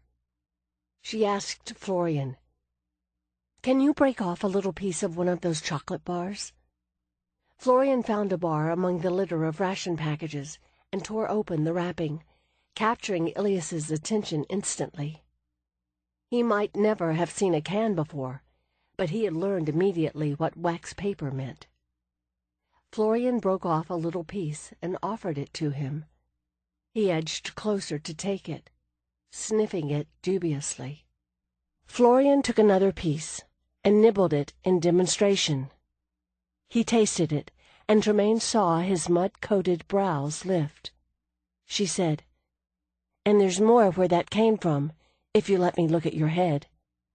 He hesitated, though she could tell he knew what she meant. After a moment, he grudgingly gave in, moving forward so Tremaine could reach him. She put the medical kit in her lap and scooted closer, motioning for him to lean down a little so she could reach better. She used the wet handkerchief Florian handed her to clean away the worst of the mud and dried blood around the cut on his temple, while Ilias shifted impatiently. Her hand brushed against his cheek, gritty from mud and beard stubble, and she felt him flinch slightly. Her hands were still cold, and his skin felt hot and flushed. She hoped he didn't have a fever. She didn't want to risk giving him any of the sulfa drugs in the kit, and she didn't know what else to do about it. "All done," Tremaine told him finally, giving him an awkward pat on the arm as she shifted back. He sat up, probing cautiously at the wound. He must have been satisfied with the result, because he twisted around and pulled the braided leather jerkin and the tattered rag under it off his shoulder. There was a nasty discolored gash on his back, just to the inside of his shoulder blade, sluggishly leaking blood. It was about 3 inches long and looked infected. "Ouch," Tremaine murmured, leaning closer to examine it. She could see the spot where something had cut and charred the leather cords, the blood matted in them. There was mud all down his back under it and in the wound. Feeling in over her head, Tremaine turned worriedly to Florian. "Can you do anything about this?" Biting her lip, Florian picked up the medical kit and sorted through the packets of dried herbs. "A healing stone is really what we need, but I've never done one. Here's mandrake." She opened the paper packet, frowning furiously in thought. "I can do a general healing charm while you clean it." Tremaine started to nod, then hesitated as a thought struck. "You don't think the Gardier will hear it?" Florian thought about it, stirring the dried herbs with a finger. "It's a charm, not a spell. It should be all right." She nodded and said more firmly, "I think we should do it." "All right." Tremaine looked up to see Ilias watching them both alertly. He couldn't see the wound, but it must hurt like hell, and he would be able to feel the swelling and the heat of the infection. She found some gauze in the kit and used alcohol on it, ruthlessly ignoring the strangled gasp Ilias made when she cleaned away the dried blood and dirt. He had other scars on his back, 2 nearly identical broad stripes that ran from the insides of his shoulder blades to down further than she felt she could go on such short acquaintance. Someone had inflicted that damage deliberately. They were far too straight, too uniform to be the product of accident. Earlier encounter with the Gardier, maybe, she thought, distracted.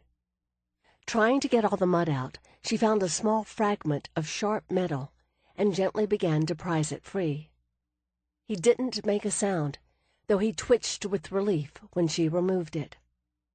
Muttering, "That wasn't comfortable," she leaned over to the candle to study it. She rubbed the blood off on her fingers. "That's odd. It looked like aluminum shrapnel. Or duralumin. She had seen enough of it in the bombed areas. He must have been involved in that explosion in the Gardier base. There was a big fire? An explosion? A big boom?" she asked, showing the fragment to Ilias. He poked it with a finger and grimaced. Tremaine glanced at Florian to see what she thought. The other woman held the crushed mandrake between her cupped hands. Her eyes closed in concentration as she mouthed the words of the charm. Tremaine wiped her fingers off on her coat sleeve and went back to work. Finally, Tremaine blinked sweat out of her eyes and said, "I think that's it." Ilias straightened up, craning his neck to try to see the results. The wound was mostly clean, and the sluggish blood flow had no dark fragments in it. She wasn't sure how good a job she had done, but hopefully the charm would take care of anything she had missed. Just then, Florian whispered a last phrase under her breath, then made a ritual gesture of casting the mandrake away. Ilias turned sharply toward her, then he blinked and started to slump forward. Tremaine caught him and eased him down into her lap, supporting his head on her arm. "Is he all right?" she asked Florian anxiously. "You didn't do something wrong?" "No, no," Florian assured her, leaning over to smooth his hair back from his forehead. "If you hurt someone with magic, you know." She brushed a few more flakes of mud away and carefully lifted his eyelids to check his pupils. "I think he was so exhausted, the charm just put him under." "Oh." Relieved, Tremaine leaned back against the wall. It was darker in the crevice despite the candle, and she realized the light wasn't coming from the far end anymore. Clouds must have covered the moon. The passages around the cave harbor and the wrecked ships would be locked in utter darkness. She thought about what Florian had said about being trapped down here alone. Gerard. God, we've got to find him before the Gardiers do. She hoped Ilias wouldn't be out too long. He was a warm, heavy weight in her lap. Even unconscious, his presence was comforting.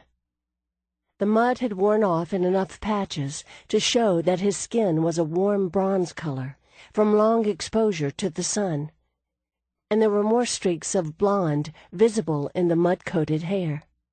She realized there was an odd mark on his cheek just below the bone, visible now that the mud was flaking away. It was a small silver half-moon that had somehow been impressed into his skin. That's different.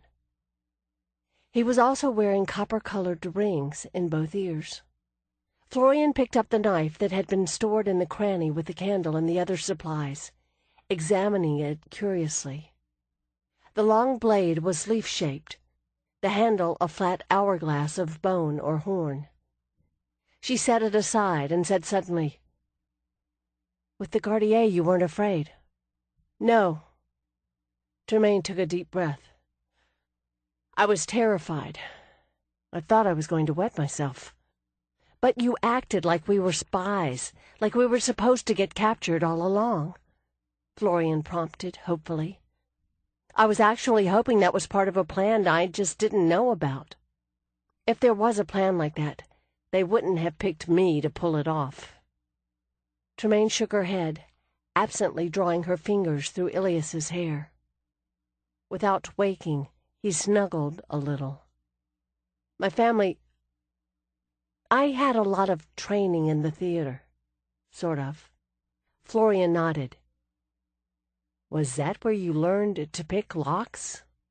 "Yes." "No." What the hell, Tremaine thought. She might as well tell Florian the whole truth. It was doubtful they would make it out of here alive anyway, so it seemed foolish to prevaricate. "My father taught me how to pick locks. Before he started the Ville Institute, he used to do things that weren't quite legal." "Oh." Florian was struggling not to look shocked, and almost managing it. "Really? Like what?" Tremaine hesitated. "You're going to wish you hadn't done this." Maybe Florian's life had been too normal to give her any basis for understanding. Maybe Tremaine didn't care. Maybe it was time for her to talk. Steal things. Kill people. It's a long story. Ilias drifted in and out, too wrapped in heavy sleep to make a serious effort toward consciousness. He wasn't comfortable. There was a sharp rock grinding against his hip, and the warm surface his head rested on kept moving. Two feminine voices in anxious conversation right above him was reassuring, if confusing. He kept trying to hear them as Amari and Orisa. No, that can't be right. Amari and Orisa were dead. Finally, the odor of decay penetrated the haze around his thoughts, and everything abruptly connected. The caves, the wizards, the flying whale on fire, Gilead. He awkwardly pushed himself up and rubbed his stiff neck, grimacing at the feel of the gritty, dried mud. He blinked blearily at the two women who were watching him. They looked worried. "Right. I remember." "Hello," he said, trying to sound reassuring. They glanced at each other and resumed their conversation. Ilias cleared his throat, shoving his hair out of his eyes. Surprised at the lack of pain from his wound, he worked his arm and shoulder, then reached around awkwardly to probe it with his fingers. What he could feel seemed to be scabbed over. Maybe it was just the piece that was still stuck in there. He worked his shoulder again cautiously. Maybe he had just needed the rest. And the food. I don't even remember falling asleep. Then Ilias saw how far down the candle had burned. Swearing, he turned to scramble down the crevice. He hadn't meant to sleep at all, just to let the women rest and give the howlers time to take their hunt out of this area. He reached the end of the crevice where it overlooked the passage leading into the bottom well of the surface shaft. All he could see was a faint glow of moonlight falling down the opening from above. It was still night, at least. Relieved, he turned back to see the two girls watching him curiously. He took a deep breath. Right. He ruthlessly chivied them along as they got their belongings together, then lit one of the torches from the candle. He took the knife, since without it they were unarmed, but left the candle, the tinder bag, and the remaining torch behind. If Gilead was still somewhere down here, and stopped to check this cache, he might need them. Ilias hadn't found a trace of him in any of the other spots they had camped on previous forays to the island, and this place had been his last hope. But there were no new trail marks here, and no one had disturbed the cache of supplies. The two women did their best to hurry, though they kept making little alarmed noises, then shushing each other. Shooing them to the end of the crevice, he helped them climb down, knowing this would be much easier if he could talk to them and explain the need for haste.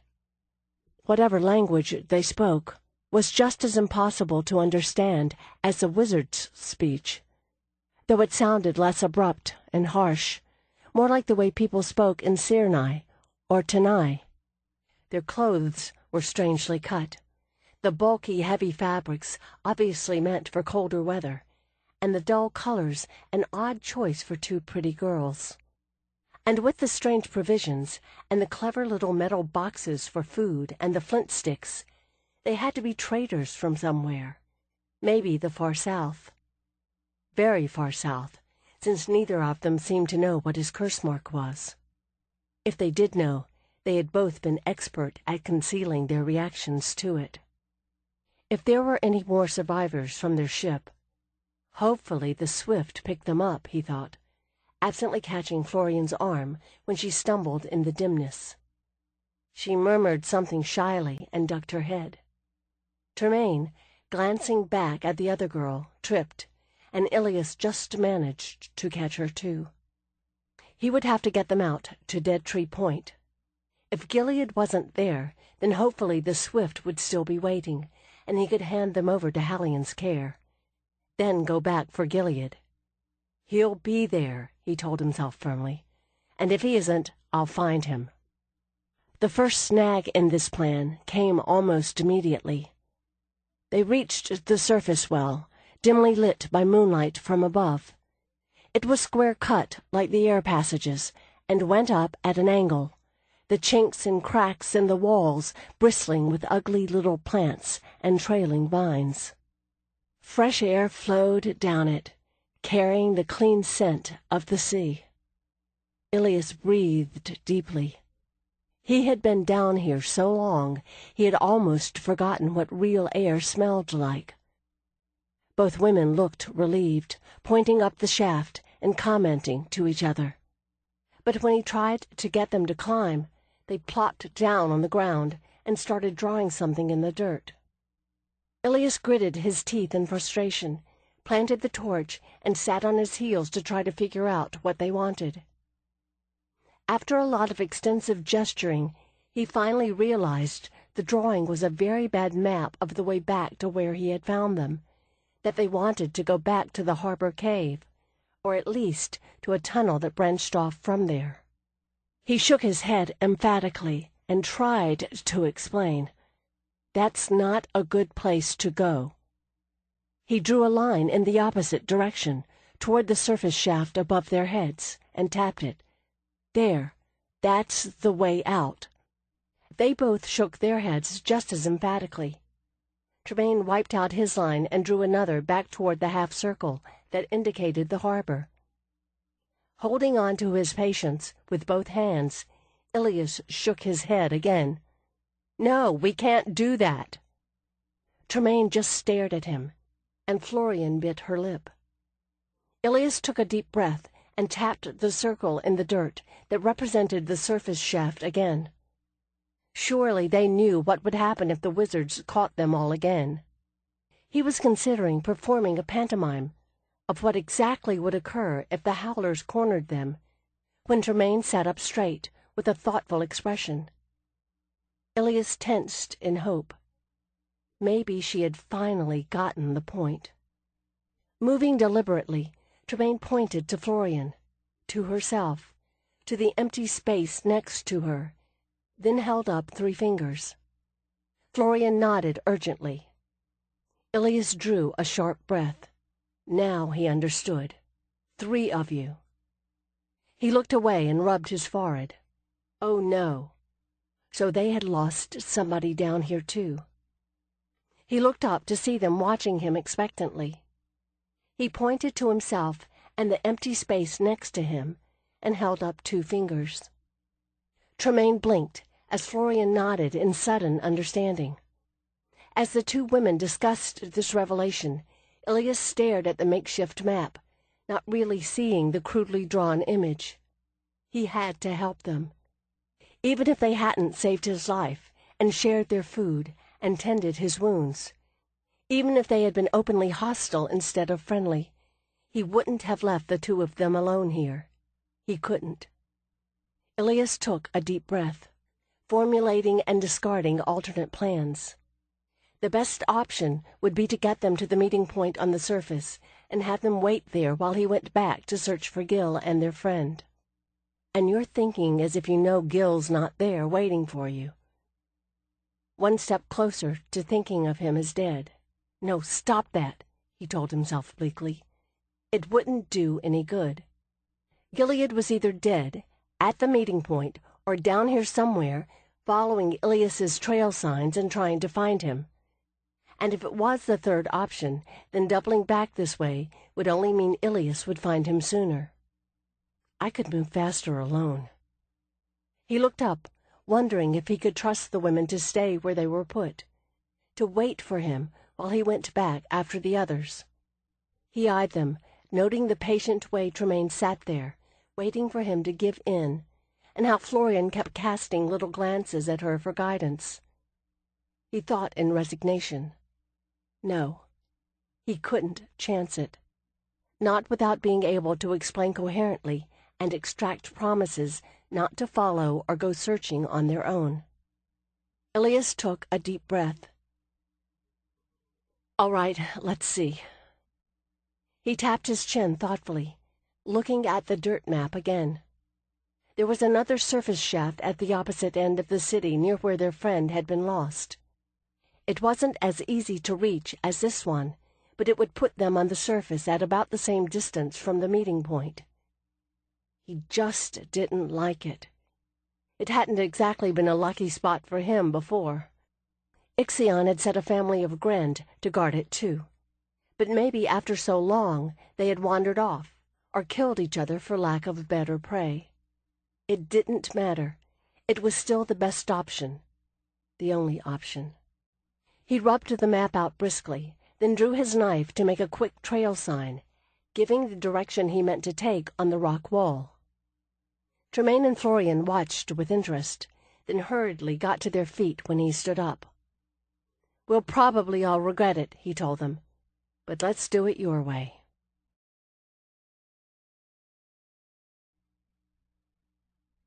Chapter 9. I'm beginning to take all this too personally, Tremaine told herself, trying to be philosophical though she was gritting her teeth with impatience. She, Florian, and Ilias were crouched in the concealment of a fold of rock, their feet in another sulphur-laden puddle as a Gardier patrol moved through the rocky passage just below them. They want to kill you because you're from ile-rien. There's nothing personal about it. Tremaine was pressed against Ilias, with Florian wedged in behind her. She could sense the tension in the hard muscles of his back as he watched the Gardier pick their way through the cave below them, their handlights drawing sparkles of reflected light out of the rough walls, slick with purplish moss. The alliance with Ilias seemed to be working well, and they were getting better at communicating. They had learned each other's words for yes and no, and a handful of others. Fortunately, most common gestures seemed to be the same, since there wasn't much time or scope for language lessons down here. The only sort of words they could teach each other readily were rock, water, and ick, which were all self-evident. But gestures and their limited vocabulary had carried them through the incident earlier, when Tremaine had to explain that he needed to turn his back, while she and Florian answered the call of nature. If they could manage that, with a minimum of embarrassment, they could accomplish anything. They were near the spot where she and Florian had lost Gerard, and she was impatient to get moving.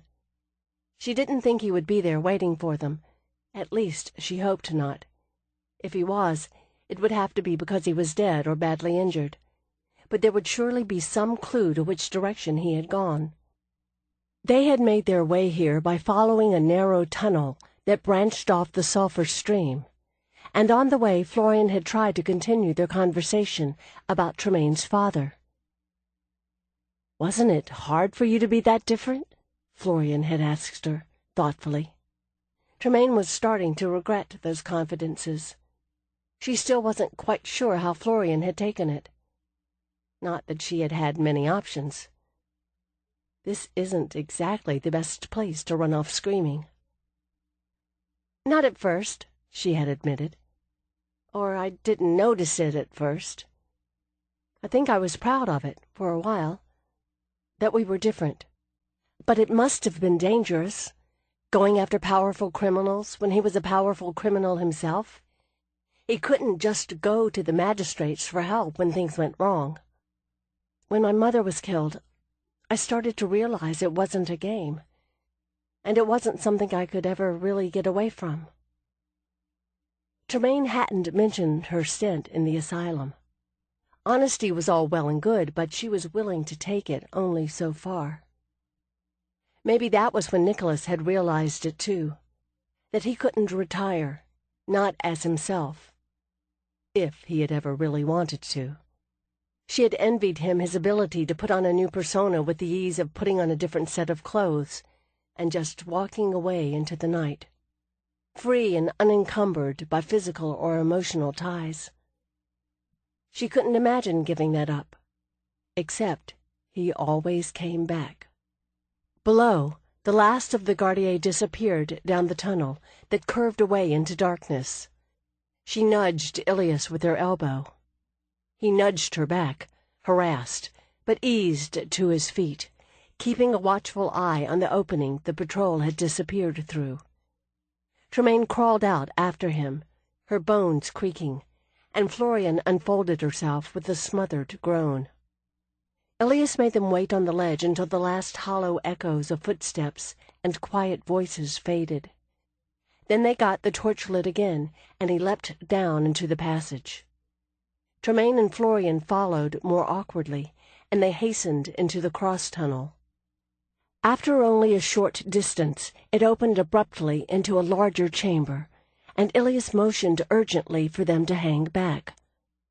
As she and Florian trailed behind him, the torchlight revealed 2 other tunnel openings in this side, and one bigger one directly in front of them.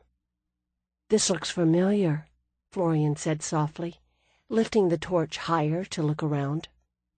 "How can you tell?" Tremaine demanded. Everything looked the same to her. She had realized earlier that must be one of the reasons Ilias stopped to scratch signs on the stones every so often. A puzzled-sounding remark from Ilias sent them hurrying to catch up with him. He had gone a short distance down the larger passage and was sitting on his heels to poke cautiously at something on the ground. The torchlight danced as Florian leaned down to see. "That's our lamp!" She grabbed the handle and lifted it. The glass was smashed, and the slide bent and twisted, as if something large had stepped on it. "You're right, this is the place." This was the spot where the hunter creatures had attacked them. Encouraged, Tremaine moved forward, fumbling along the wall in the dark. She passed the remains of the two creatures Gerard's spell had killed, just heaps of stripped bones and dark blotches in the sandy dirt. That other tunnel has to be right here. Her hand plunged into empty space, just as Florian caught up to her with the torch. They found themselves looking down the tunnel that led off from the main passage, the one Gerard had been thrown into by the force of the sphere. Tremaine hadn't got much more than a glimpse of it before. It was wider, the ground sloping up and mostly dry, and it seemed to curve just before the limit of the torchlight. There was no sign of Gerard. That's a relief, Tremaine thought. Despite everything, she had been half expecting to find his body. She bit her lip thoughtfully, looking around. The torch revealed no bloodstains on the rocky ground. Even if those things caught him and ate him, there'd be something left, she said, trying to look on the bright side. Florian took a sharp breath, wincing as if she didn't quite appreciate the image. "You're right. That's a good sign. Maybe we could—" She stopped, startled as Ilias caught her wrist and steadied the torch. "I think he wants me to hold still."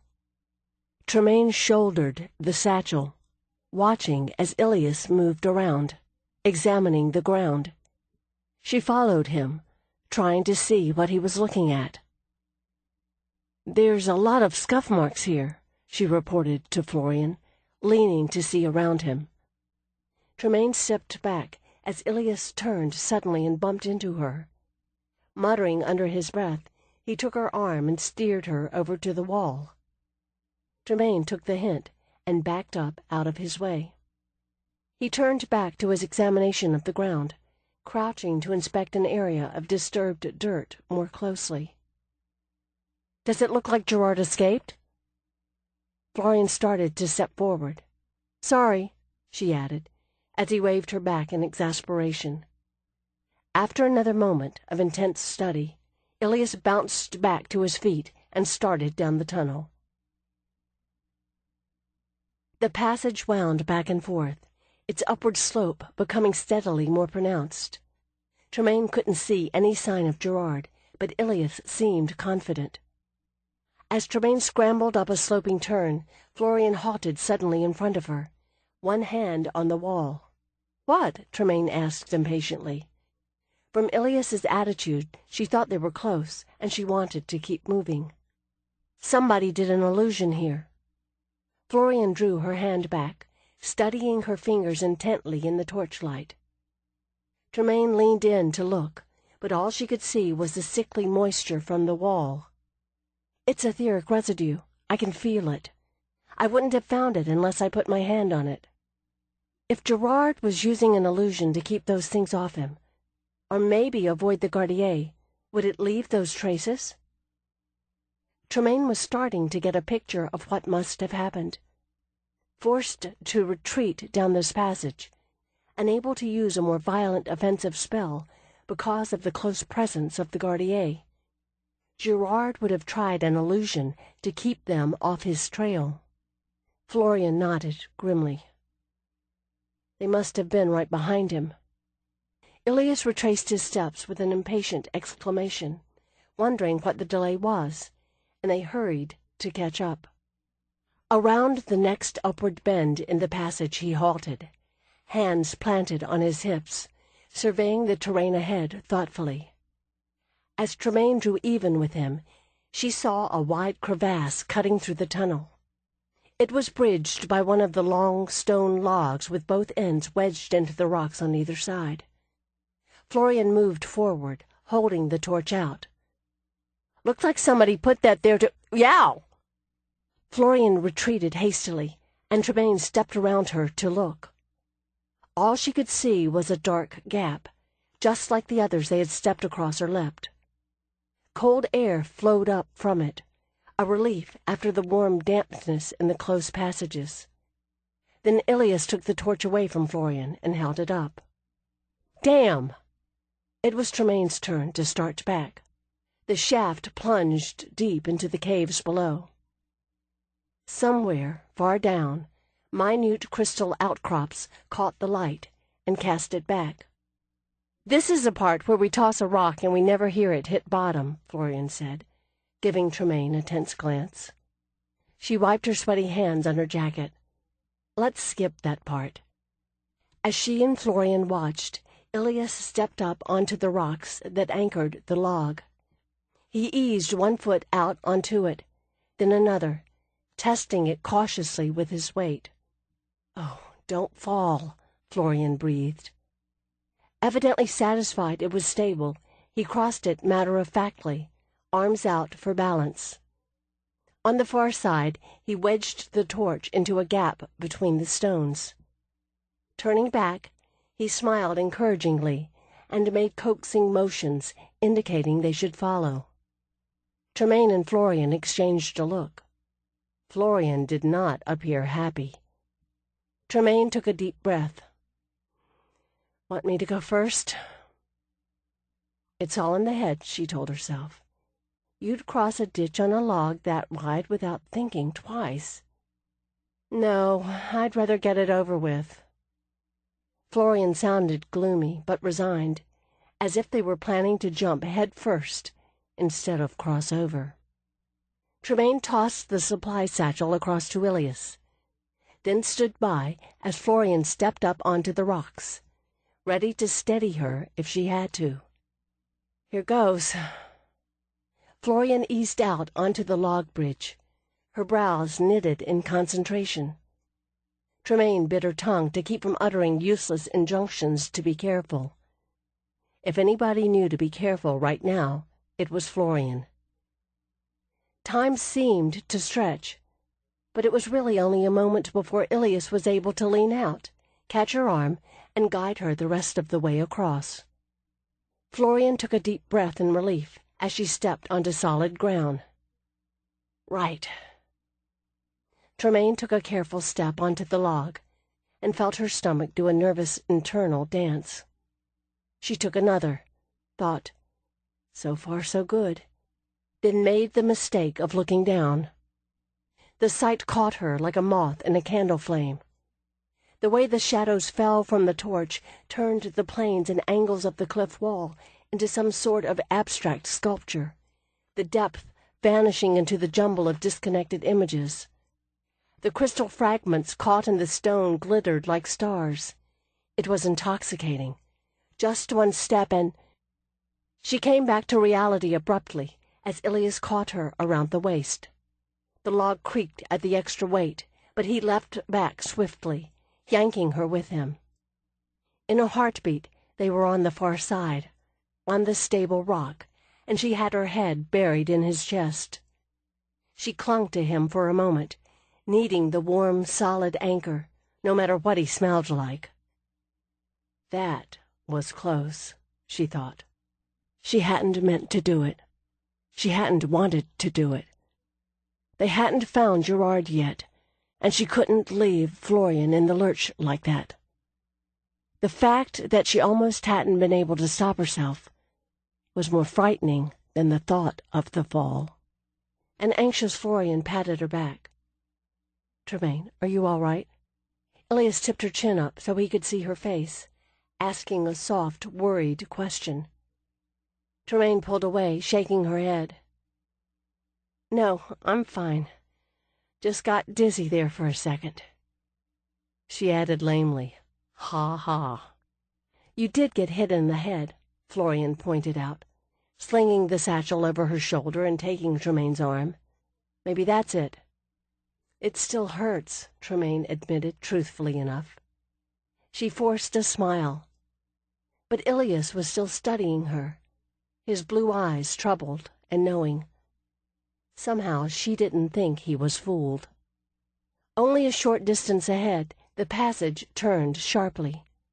Tremaine, still preoccupied, bumped into Florian before she realized the other girl had halted abruptly. She looked up, stared, and whistled softly in appreciation. They had found the underground city again. The flicker of their torch caught dark columns, formed of bundled masses of those long stones so like tree trunks. A double row of them led away into a limitless dark space that must be a large cavern. The pillars seemed to stretch up and up. Between them was a walkway of cracked and broken paving stones. Past the torchlight, the darkness seemed less oppressive, and Tremaine realized light was filtering down through cracks and crevices above, giving glimpses of more shapes too regular to be natural. Ilias stepped back, taking the torch away from Florian and grinding it out against the damp stone. They all stood still a moment, as their eyes adjusted.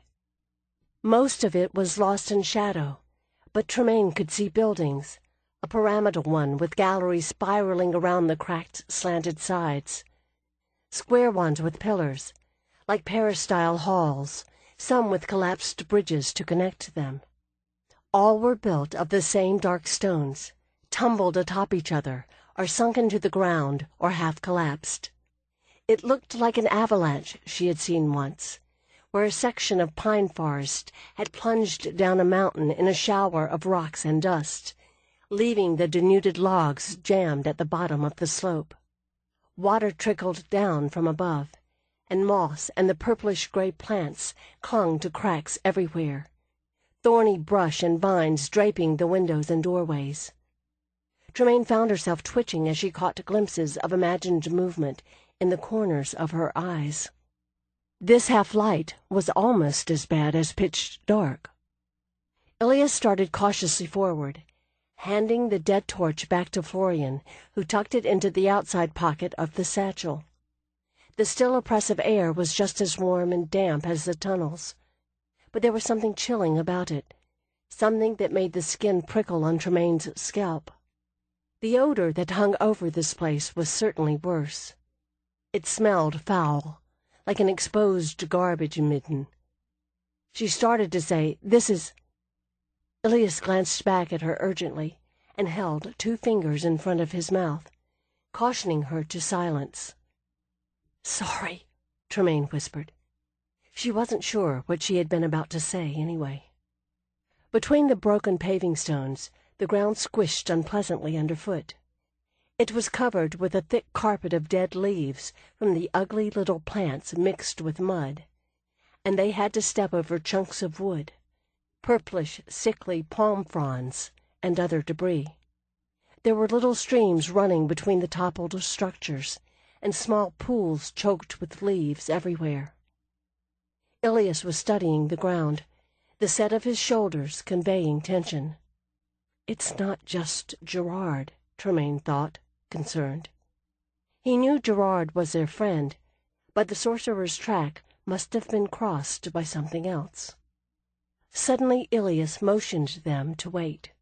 He moved between the columns to a building that lay at a crazy angle, its dark stone roof sloping up sharply. He scrambled agilely to the top. Squinting in the dimness, Tremaine saw his shoulders hunch as he flattened himself against it. "He saw something," Florian murmured under her breath. Ilias hesitated, then, looking down, pointed at Tremaine and motioned for her to come up. The round stones the roof was composed of had grooves between them, and she was able to wedge her feet in, concentrating on not losing her grip on the slippery stone. When she was close enough to reach up to him, he grabbed her arm and pulled her up, catching her around the waist and tucking her securely against his side. Tremaine grabbed his shoulder to steady herself, mud-coated spikes of hair brushing her cheek. Damn, he's solid.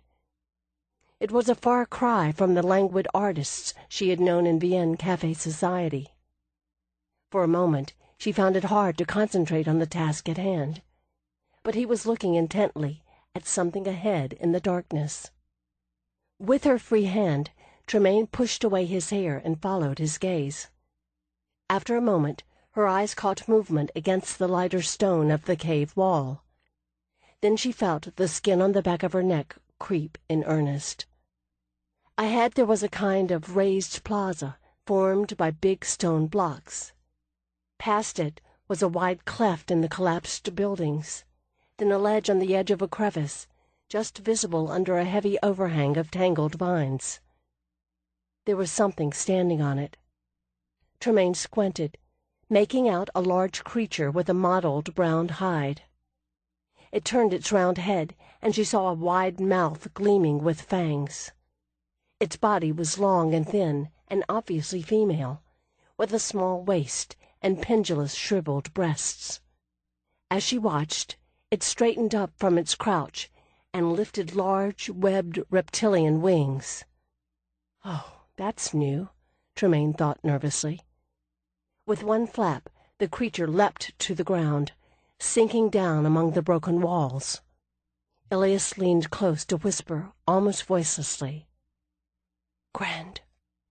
"Wonderful," she replied, under her breath. Ilias glanced down at her, brow furrowed in frustration. Then he held up 3 fingers and pointed toward the crevice. "I get it," Tremaine nodded rapidly. He was telling her the third person in their party, Gerard, had gone that way. The Grand was stalking the crevice because he must have taken shelter in it. "Now what do we do?" Ilias started down, keeping an arm around her waist until she had her footing. She scrambled down to Florian, who whispered, "Well?" "It's a Grand," Tremaine explained, keeping her voice low. "It's got Gerard trapped." "You saw him?" she demanded. "What's a Grand?" "A big thing." Tremaine flapped her arms in a vague gesture. "We didn't see him, but he's got to be there. If it had already eaten him, surely it wouldn't still be hanging around." Florian stared, taken aback. "You know, when you're optimistic, you have a strange way of phrasing things." She shook her head, obviously putting it aside. "How are we going to get Gerard out?" "Don't know." Tremaine looked around to see Ilias rooting in a dark pile of leaves and detritus at the base of a column. He came up with a heavy stick of wood, a few feet long, and weighed it thoughtfully, slapping it against his palm. "You're going after it with that?" she asked, aghast. He glanced up at her tone. One brow quirked, his expression admitting that it wasn't a great idea. He dropped the stick and looked around with a frustrated frown. "What do you need?" Florian asked him. Ilias started to gesture, but all Tremaine could get out of it was something big. "We don't have anything big," she said helplessly. Florian set the satchel down and held it open to let him go through it. "At least he's got a plan. If beating that thing with a stick is part of it, I'm not sure it's better than no plan at all," Tremaine replied. Rummaging in the bag, Ilias pulled out a folded square of tarpaulin. He stood up and shook it out, nodding thoughtfully to himself. "That?" Tremaine asked, baffled. He looked from her to Florian, came to a decision, then squatted to make a drawing in the dirt on a flat paving stone. Tremaine leaned down to look as he drew a rough diagram of the cave wall and the buildings, with dots indicating the Grand, herself, and Florian, then himself. "Kerta," he said, tapping himself in the chest and looking at them inquiringly. Florian lifted her brows. "What do we think that means?" Tremaine looked down at the drawing again, studying the group of figures. "Bait," she said slowly. "We think it means bait." Ilias flattened himself against the stone, easing forward carefully, the heavy cloth tucked under his arm. It would have to be a Grand, he thought grimly. He should have known they were too stubborn to just die or leave. The damn things had always been Ixion's favorites, and they were probably still hoping the wizard would return. His nose wrinkled at the heavy, musky stink of the creature, detectable even over the mud. There was Grand shit on all the walls and pillars, the rotted offal of their kills in every crack and cranny in this cave. Fortunately, They weren't scent hunters like the howlers, and they were too big to get down into the smaller lower passages. The odd thing was that they had seen only the one so far. From the spoor down in the tunnel, Ilias could tell 2 howlers had chased a man up here. A man wearing boots of the same odd make as Tremaine and Florian's. They should have found his body by now, or what was left of it after the Grend had their fun. It was lucky for the stranger, but the absence of more Grend here made Ilias think of the wizard's captive howlers. If the wizards had spooked the Grend away, he just hoped they weren't here still. Ilias reached the edge of the wall and glanced back at the 2 women. He could just see them in the wan light, crouched against the tumbled stone a short distance away. He held 2 fingers to his mouth, cautioning them to be quiet, and their heads bobbed emphatically in agreement. After their escape, he knew they could both be counted on to act, but he was worried about Tremaine. From the way she had attacked that wizard, he wouldn't be surprised if she had killed before. She had gone for him without any hesitation, as if she knew what it was to fight for her life. But when she had frozen on the bridge over the chasm, he had recognized that fey look in her eyes immediately. Gilead had lived with that same look for a long time, all through that dangerous period after they had returned from killing Ixion, when the reality had begun to set in that Amari and Orisa and the others were dead. No help for it now, Ilias thought. So let's get this over with. Grend preferred male victims, since they liked to mate with their prey before they ate it. If this went wrong, the creature was unlikely to chase the 2 women. He just hoped he had been able to explain the plan coherently. He leaned around the wall until he could see the Grend, perched at the mouth of the narrow crevice. Her wings were tightly furled as she rocked back and forth, frustrated by her inability to reach her prey. He took a deep breath. This wasn't the first time he had faced a curseling since Ixion had tried to turn him into one. So it should be easy, he thought, with a rueful bitterness that surprised him. When Ixion had captured Ilias, he had used him in one of his transformation curses. He had been trying to make something like a male Grend. Ilias had returned to consciousness to find himself a malformed winged travesty. Whether Ixion really expected Ilias to do his bidding afterward, or just wanted to torture Gilead with the sight, Ilias wasn't certain. His memories of it were confused, but he knew he hadn't felt any compulsion to obey Ixion. What he had had was an urge to tear the wizard apart, and the claws to do it. The scars that it had left behind were as much a reminder as the curse mark. Ilias realized he was stalling, and stepped out into the Grend's view. She shot to her feet, flaring her wings, her head cocked toward him. "Come on, you've been waiting for him a long time," Ilias told her in a coaxing tone.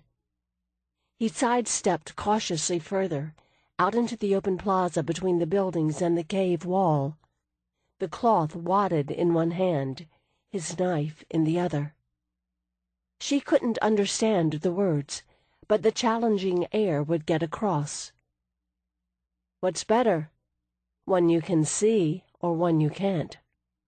She leaned forward, and suddenly she was swooping down at him, landing only a dozen paces away. Ilias dodged backward, bouncing lightly on the balls of his feet. He had forgotten how fast they were. Their hollow bones were light and delicate, but the creatures were deceptively strong. The Grend hesitated, casting a glance back at the mouth of the crevice. "No, not him, me!" Ilias needed her attention on him. If she saw Tremaine and Florian, she might spook and retreat. They couldn't afford to have her stalking them. "Come on. You know you want me." The Grend snarled, crouching. Air rushed overhead as she suddenly pounced. her claws scraping on the paving stones only a few paces away. The gust from her wings sent him tumbling in a whirlwind of dead leaves and dirt. Ilias slammed into the base of a broken pillar and scrambled back to his feet.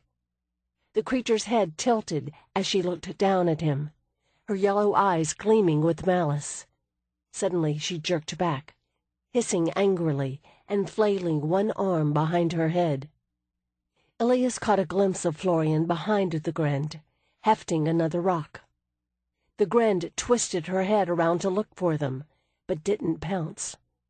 As he had hoped, she was distracted by the two women, but too eager for her favorite prey to attack them. Lucky Ixion never had time to finish breeding these things for brains, he thought grimly, ducking backward as she swiped at him with a long clawed hand. He shook out the cloth, rocking on the balls of his feet, ready to move.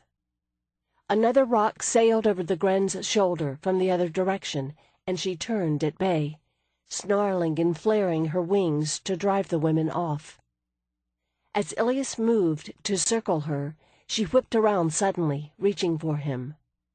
Ilias dived under a clawed hand and rolled away. He dropped the cloth, rather than be tangled in it himself, and scrambled under the thorny branches of the sickly brush at the edge of the plaza. In her eagerness to get her claws in him, the Grend pushed forward, ignoring the branches that tore at her wings. He heard Tremaine calling his name, but couldn't see her past the Grend's bulk. Suddenly Tremaine ducked around the creature's wing. Ilias felt his heart freeze, thinking she was fey again, trying to get herself killed. But the expression on her face was a mix of determination and alarm. She pitched a rock, striking the Grend right in the head, then bolted away as it reached for her. A hail of smaller stones from Florian peppered the creature's back, and the Grend twisted away in furious confusion. Ilias whooped in approval and rolled out from under the brush, grabbing up the cloth where it lay in the mud. He whipped it around and lunged at the Grend, shouting. She snarled, turning on him again. Ilias tossed the cloth over her head, and she reared back, shrieking and tearing at the heavy material. He dived under her lifted wing, rolling back to his feet to ram his knife between her ribs. The Grend shrieked in rage and pain, and her wing struck Ilias across the back, knocking him flat.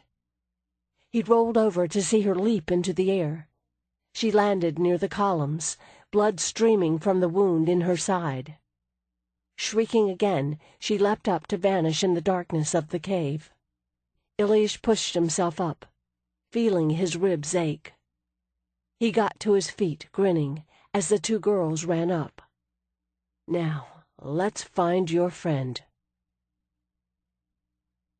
Jervis waited impatiently up the tunnel, watching the creature that called itself Ixion, his stomach churning with disgust.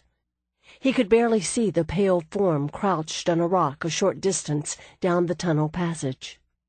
The loose coverall it now wore didn't fully conceal the dead white limbs, the waxy texture of its skin, the sleek shape of the malformed skull. It was a terrible thing to call ally, even for a short time. He suspected the thing Ixion was speaking to was even more terrible. They had gone a little distance from the base perimeter into the open caves. Jervis, Ixion, and a squad of 4 guards. Ixion had demanded that their handlights be dimmed, so that the creature he spoke to would be more comfortable. Jervis could tell it was small, barely a foot high, and the dim lamplight reflected off a glistening silver-gray hide. Its high voice trilled and sang as Ixion nodded, occasionally murmuring what sounded like endearments to it. Finally he waved the creature away and got to his feet. "What did it tell you?" Jervis demanded. As Ixion limped toward him, Jervis gestured to the guard with the lamp to turn up the light. The electric blaze just caught the creature vanishing into a crevice. its small body another grotesque parody of the human form. "It suspects they've gone toward the Gren Caves." Ixion stared into the light, his lidless eyes thoughtful. "A risky move, but a bold one," he added, half to himself. Jervis suspected Ixion said such things to pretend he had some secret knowledge of the Rien spies, to make himself appear more useful. It was impossible, of course. With a dismissive expression he said, "That's all? I heard as much from my own patrols." "I gave you the spell to keep the Gren from attacking your men. You should be grateful for that." Ixion turned to the lamp, using its light to study his half-formed fingernails. The blue and red of veins and arteries were clearly visible now under his translucent white skin. The serviceman holding the lamp looked away. Varim and his search team had been unable to trace the escaped prisoners, and had gone to join the East Quadrant patrol. From their last report, having the search area free of the large-winged predators, the Grend, as Ixion called them, had allowed them to cover more ground. This was fortunate, as the Howlers had refused to go down into that section of the caves, no matter how much force was used. Ixion had claimed that their fear of the Gren's territory was responsible. "I am grateful," Jervis managed to say, though the words nearly choked him. "It is a pity your other creatures, the Howlers, could not hunt the spies down for us." "Oh, they know how to avoid the Howlers. You won't catch them that way." The lipless mouth drew up into a smile. "They know a great deal about the Gren, too." "They?" Jervis stared. The Rien couldn't know of the misbegotten inhabitants of these caves. "Who do you mean?" The lidless eyes gave him a guileless look. "I meant a generic they. They, our enemies, that sort of thing." Jervis's mouth twisted in annoyance. If Ixion did have some sort of special knowledge, prying it out of him in time to be of any use could be difficult. He was very much looking forward to the moment when he could pronounce Ixion's usefulness over, and have him shipped to command to undergo conversion. Even with the coming invasion of ile-rien, command was always desperate for more sorcerers, and Jervis would win a commendation for providing another one. "By the way," Ixion said, "when are you going to show me that fascinating device you've installed in the West Passages?" Jervis pressed his lips together. "Who spoke to you of that?" If the guards had been speaking foolishly with this creature, he would feed them to the Howlers, no matter how short of personnel they were. "No one." Ixion sighed. "Oh, don't look like that. I'm a wizard. I can hear it. I can smell it. I know you have something of great power back there." Before Jervis could pursue it, a shout from the other end of the tunnel made him turn. He recognized the man as the communications room runner, and hurriedly waved him forward. Concealing his relief, he listened to the message, then turned to Ixion and smiled. "We've caught one of the Rien spies. Perhaps we don't need your help after all." "Better safe than sorry," Ixion told him, unperturbed.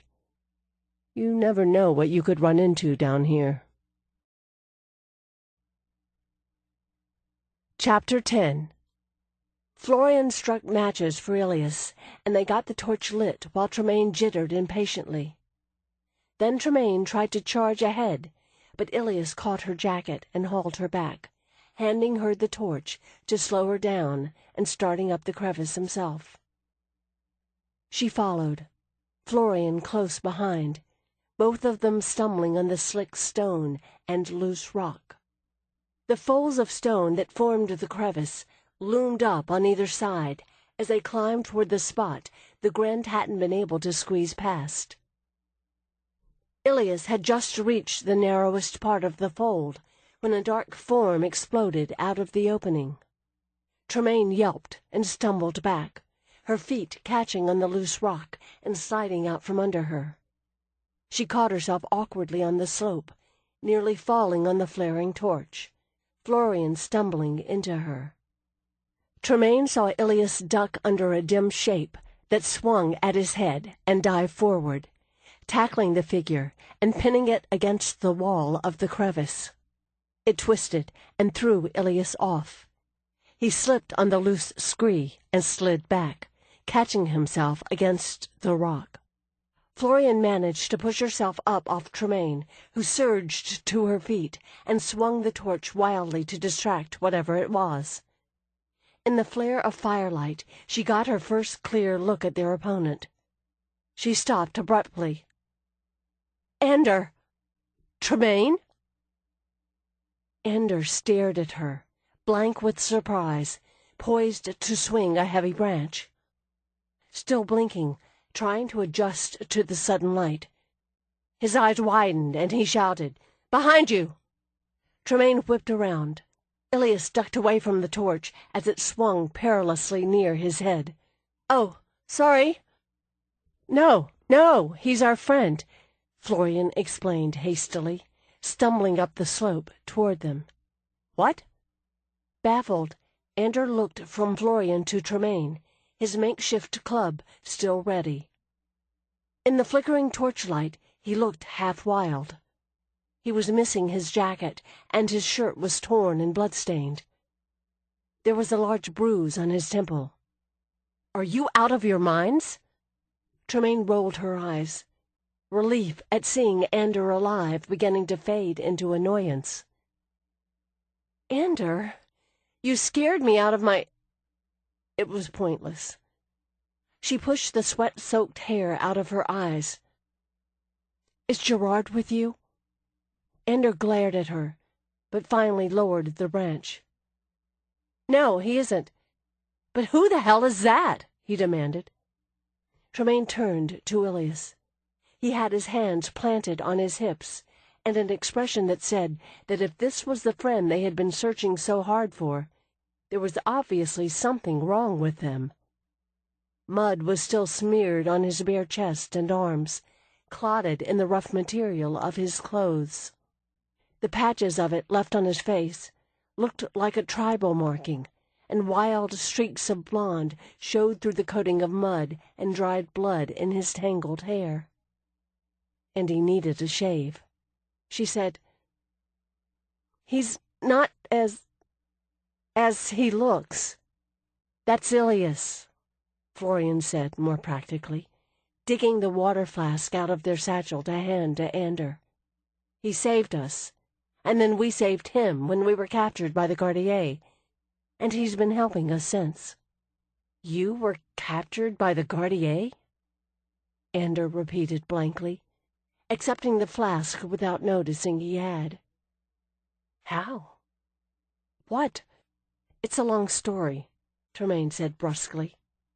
She had been sure it was Gerard that the Grand had cornered, and felt the disappointment keenly. "Have you seen Gerard at all? He was with us, and we got separated. We think the Gardier are tracking him through here." Eyeing Ilias warily, Ander said, "I heard a party of Gardier a couple of times, and I could tell there was someone ahead of me, but I wasn't sure if it was one of you, so I hung back. Once I followed him down into this cavern, I thought I heard Gerard's voice. Before I could catch up to him, this big winged thing came after me." Ander took a quick drink and wiped his mouth on his torn sleeve. "Did you see it?" "We chased it off," Florian told him, screwing the cap back on the flask and tucking it back in the satchel. "We've been trying to find Gerard before the Gardier did. We thought you were dead." "So did I, for a while there," Ander admitted, pressing a hand to his side. "What did you mean when you said you were captured by the Gardier?" While Florian tried to explain, Tremaine turned to Ilias, who was still watching the conversation with a disgruntled air. He caught her eye, and one brow quirked as his lips twitched in a smile. He knew Ander wasn't happy to see him. Guiltily, she avoided his eyes, rubbing her forehead. God, he's not going to like this. All right. Smiling apologetically at Ilias, she pointed to herself, Florian, and Ander in turn, then held up 4 fingers. His jaw dropped. His expression eloquently said, "You've got to be kidding me." I know, Tremaine said hurriedly, trying to convey what she was saying by shrugs, gestures, and expressions. She pointed to Ander and mimed her head flopping over, tongue hanging out, staring eyes. "We thought he was dead, but our other friend, Gerard, is still down here somewhere." She tugged her ear, wondering if Ilias was getting any of this, or just thought she was insane. Ander, heard him before the Grend came. Ilias made a gesture half in appeal, half in frustration, then shook his head, muttering under his breath. He turned and scrambled down the crevice. "Where's he going?" Ander demanded, stepping forward to watch him. "To look for Gerard's tracks." Tremaine ran a hand through her hair, still feeling guilty. "Or he's leaving us. If he does, we're dead." Her face etched with concern, Florian told Ander. "He has a friend lost down here. He put off looking for him to help us." She took the medical kit out of the bag, gesturing for Ander to sit. "Are you hurt? And how did you get here? We thought you'd drowned." Ander shook his head vaguely as he eased down to sit on the rock. "I was washed off the deck. I got swept into a kind of cave harbor, full of old wrecks." He gasped as Florian pulled back his shirt, tears in his singlet revealing bloody scrapes along his ribs. "Sorry." Florian glanced up at him, biting her lip. "It's all right." Ander looked toward Tremaine, then shook his head. Whether the incredulity was at her naivete in trusting a stranger, or just at her in general, she couldn't tell. "He lives on this island? Why is he helping you?" "We don't know where he lives." Tremaine rubbed the bridge of her nose. Her eyes hurt from the bad light, and her back ached from all the walking. "If the Grend got Gerard..." Ilias hadn't taken the torch with him. God, I hope he doesn't need it. I hope... She shook her head. It would be better if he left. If they were caught again, the Gardier would surely kill him this time. "He was helping us before we helped him," Florian said pointedly. "So he just showed up?" Ander snorted, then grimaced, his hand going to his ribs again. He looked urgently from Florian to Tremaine. "You can't trust him. He could be a Gardier spy." "He's not," Tremaine said shortly. She could go into detail about why this was unlikely, but she felt like being disagreeable. "The Gardier caught all 3 of us, Ander. We know he's not a spy," Florian told him, frowning. A faint scrape on stone made Tremaine's head whip around. Ilias scrambled up the crevice, grabbed the torch from her, and ground it out against the rock. Tremaine, opening her mouth to say something, snapped it shut. She heard Florian draw breath to speak, and a muffled snort as Ander must have clapped a hand over her mouth. In the sudden darkness in the crevice, Ilias took Tremaine's arm and tugged her back toward the spot where the rock dropped away, and the faint light allowed a view down on the ruins of the city. For a moment, she thought she was seeing things. There was a light moving along the walkway between the double row of dark columns. She could just make out that it was carried by a human figure, with others trailing in its wake. Her imagination conjured a ritual procession, the old owners of this city, or their ghosts making a tour of inspection of their ruined homes. Then the group turned off the walkway and made their way through the collapsed buildings, nearing the plaza where they had fought the Grend. Then she saw the color of their uniforms in their lamplight. Gardier again. She ducked reflexively, though there was no way they could see up here in the shadows. The group paused in the plaza, and the Gardier in the lead held what looked like field glasses to his eyes, studying the cave wall. What is he doing? She wondered. Field glasses wouldn't help in this dim light, and the wall wasn't that far. Not field glasses, ether glasses, you idiot. He was looking for spells. Then she stopped breathing, grabbing Ilias's arm in reflex. The leader wore a makeshift sling over one shoulder. It was the sling Gerard had carried the sphere in, and she could tell it held something the right size. "Damn it," she said under her breath. The sight of the Gardier with the sphere made her sick with rage. "Oh, I can't believe this." "What is it?" Florian whispered at the same time. Ander demanded, low-voiced. "What's down there?" "Gardier. They've got the sphere," she reported. "They must have Gerard, too." "We should have moved faster, caught up sooner. This is all my fault. God damn it!" "No. Oh, no." Florian scrambled forward over the loose scree, putting her hands on Ilias's shoulders to peer past him. Ander followed her, crouching behind the rock on the other side of the opening. "They're Gardier, all right. What is that he's—" "Those have got to be ether glasses." Tremaine grimaced, glancing at him. "And he's not using them to look for the local Grend sorcerer." Ilias nudged Tremaine with his elbow, pointing down at the Gardier, and held up 4 fingers. Tremaine stared. "What?" "Yes, there's 4 of them." "No. Wait, 4. Florian interrupted, thumping her on the arm. "The 4th person. He means Gerard." "Oh, right. Yes." Tremaine nodded rapidly. "Yes, they have something of ours, that bag." She shook the satchel hanging over Florian's shoulder and pointed at the Gardier leader to explain. "They must have him, too." "Where is he?" Florian muttered. "They'd want to question him." The leader seemed to be staring right at them, the etheric lenses pointing directly at their hiding spot as the man scanned the cave wall.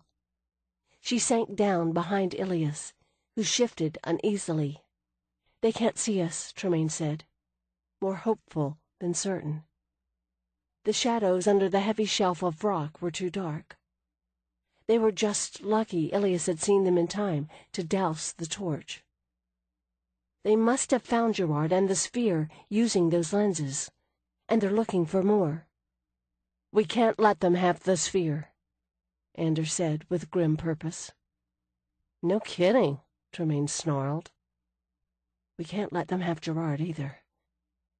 The Gardier leader lowered the lenses, staring up at the cave wall. The moment stretched as Tremaine's nerves jittered. Then he motioned for the others to follow, and the group moved off, working their way through the tumbled remains of the buildings. Ilias shifted impatiently and spoke, jerking his head down toward the retreating Gardier. Tremaine nodded sharply, not bothering to consult Ander. He was the intelligence expert, and probably better at this, but some stubborn voice in her head didn't want him running the show. "Yes, we're going after them." Ilias was able to track the Gardier's passage through the leaf loam and decay collected on the paving stones, and this let them hang back far enough to avoid being seen. The Gardier took a path that wound deeper into the sunken city, past another curving colonnade of stone log pillars and a fantastic screen of stalagmites and stalactites that looked as if it would be at home in some elaborate cathedral. Ilias paused to make quick marks on the stone a couple of times, though Ander eyed this process with suspicion. "Why is he doing that?"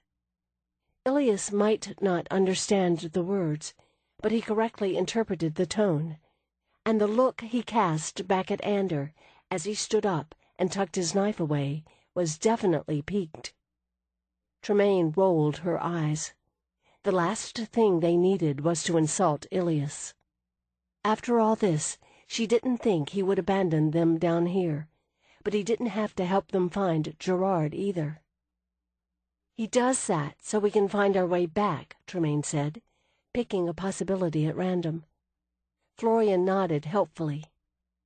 Faced with this logic, Ander let it drop. Peering cautiously over the rocks, they glimpsed the Gardier climbing an uneven set of steps up to a large plaza, elevated atop bundled piles of the long stones. Tremaine snarled under her breath, knowing there was no way they could follow them across the plaza without being spotted. But Ilias led them to one side of it, around a ruined structure where the shadows were deep. A narrow channel ran between the plaza and the rough rock of the cave wall, and they traversed this cavity with difficulty, slipping in the dark. Tremaine had many bruising encounters with sharp rocks. At one point, Ilias stopped abruptly and gestured for them to climb along the rock wall to avoid an apparently innocuous muddy flat. "Why does he want us to go that way?" Ander objected. Tremaine suspected he was still smarting over the encounter in the crevice. "What does—" With a gasp, Florian tugged his sleeve and pointed. Tremaine leaned to look and saw the ground was rippling. She edged back hurriedly. Whatever was digging there just below the surface, it seemed much larger than a badger. "Never mind," Ander said, low-voiced. Already climbing the rock to avoid whatever it was, Ilias glanced back with a disgusted snort. Not far past the danger spot, Ilias motioned for them to wait, and scrambled up the ruins of a stone staircase that cut upward through the base of the plaza. They waited impatiently until he reappeared and gestured for them to follow. Tremaine managed to shove in ahead of Ander, and climbed up the narrow rocky trench after Ilias. He stopped at a spot where a gap between the stones revealed the glow of electric lamplight, crouching down to look through. Tremaine eased in beside him, looked, and felt her stomach clench in a knot. The 4 Gardiers they had followed had joined 2 others at what had to be their temporary base camp, set up in an open area ringed by the remains of a large building, tumbled and broken pillars marking the boundaries. And they had Gerard. The sorcerer sat on the ground, cross-legged, his hands bound behind him. Tremaine could make out his disgruntled expression from here. He didn't seem to be injured. His shirt and vest were open at the throat, and his coat was missing. "Right," she muttered, keeping her voice low. "Now what?" Ander crouched beside her and swore softly under his breath, and she heard Florian scramble up behind her. 2 of the Gardiers held rifles and stood guard on either side of the little camp. They had a few large battery lamps to light the area, and what looked like a portable wireless stood on a handy flat rock. Tremaine could hear the squeal of static occasionally as one of the Gardiers fiddled with the dials. Ander leaned over to whisper, "They can't be using ordinary radio signals in these caves. That set's got to have some kind of magical booster." "I knew that," she whispered back, annoyed. The one with the sphere sat on a rock a few feet away from Gerard. Tossing the sling away, he examined the sphere curiously, occasionally addressing a question to Gerard, which the sorcerer stolidly ignored. "He's got one of those translator crystals." Florian leaned over Tremaine's shoulder to whisper. "See, he touches it when he tries to talk to Gerard." "What?" Ander frowned. Tremaine shook her head impatiently. They have some kind of magical translators for our language. They don't work that well. Ilias nudged her and motioned for them all to move back from the opening. "You've got an idea?" Tremaine asked him hopefully. "How can you tell?" Ander murmured as he shifted back to make room. "He's got that look." Tremaine watched as Ilias found a patch of damp earth in the light from the opening and started to draw. She studied the diagram thoughtfully. Communication would be much more difficult if we didn't have one plan. Distract them, and then throw rocks. "That's where we are now. That's the Gardier." "But what's that?" Ilias sighed, rubbed his forehead wearily as if tired of pantomiming every sentence, and then mimed digging, and pointed vigorously back down the way they had come. "The digging thing," Florian guessed, thumping Tremaine's arm excitedly. "He means we get the digging thing to come out and attack the Gardier." "Kerta, that was the word he used with the Grend." "Bait." Tremaine nodded thoughtfully. "All right, but not you," she told Ilias. She tapped herself in the chest. "Me." Nobody else liked the idea.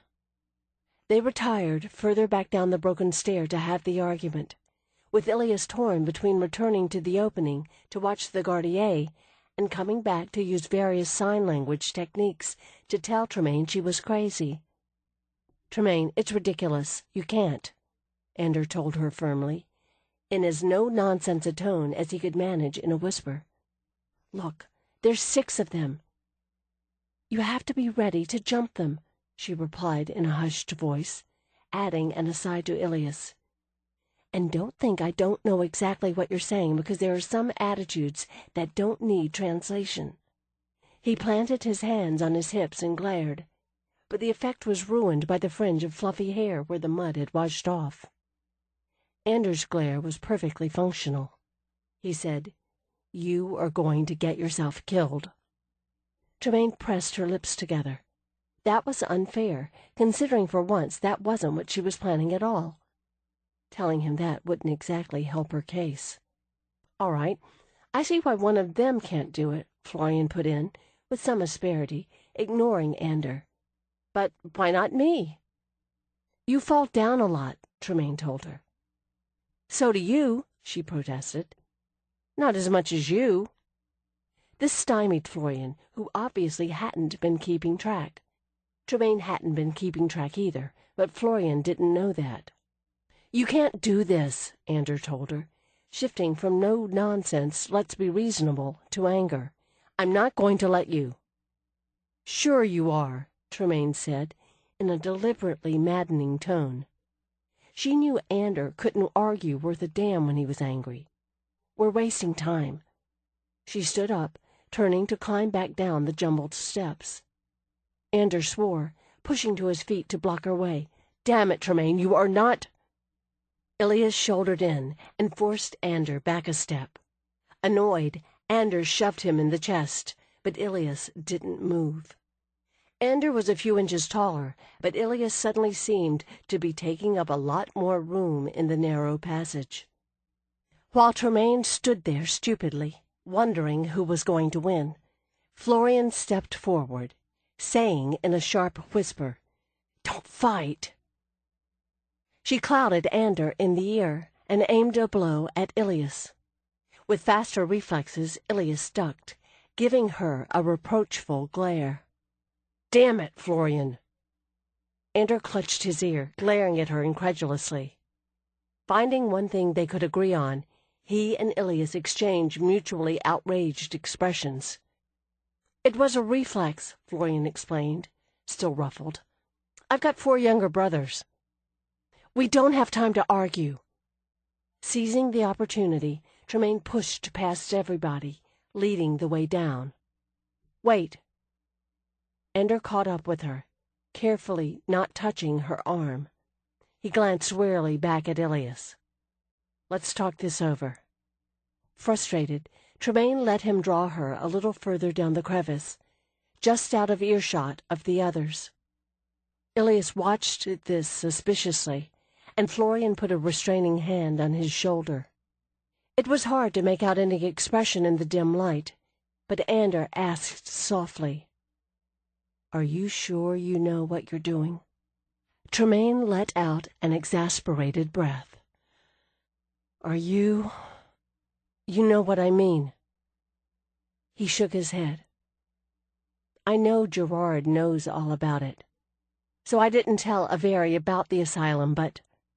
Tremaine just stared at him.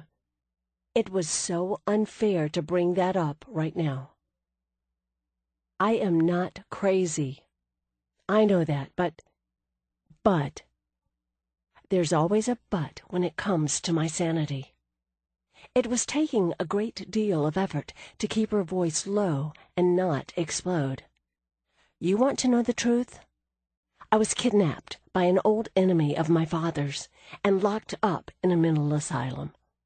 My father found out about it, and pieces of the people responsible were found floating in the river for a month. Only the prefecture never could figure out how many people it was, because there were more right parts than left. That's an old Valliard family joke. But it ended up in the society column that Tremaine Valliard spent a week in a nut house, and that's all the family enemies really wanted anyway, though they didn't expect to have to give their lives for it. That's the story of Tremaine and the asylum." Ander stared at her. He shook his head, caught somewhere between fascination and shock. "If that's true, I thought your father was... I'll tell you what he was later." Tremaine gestured helplessly. She hadn't meant to get into this just at the moment. "If it's not true, so what? I used to be crazy. You used to be a playboy that everybody thought would run as far from the war as possible, and you didn't. You ran toward it. So why can't I?" All right. Ander looked away, shaking his head. "Your new friend doesn't need to protect you from me." She knew he didn't mean Florian. "Why don't you convince him of that?" She motioned for the others to come on, and started back down the crevice herself. Behind her, Ander muttered under his breath, "Who put you in charge?" Tremaine was pretty certain it was a rhetorical question. "Yes, I know the way. Yes, I know what to do. Now go on, go, shoo." Tremaine and Ilias were crouched down in the shadowy lower passage, near where the ground still rippled with the digging creature's efforts.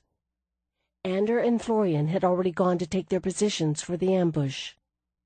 Ilias hesitated, watching her closely, obviously worried. She realized he might be thinking about her little moment above the chasm, and felt her cheeks redden.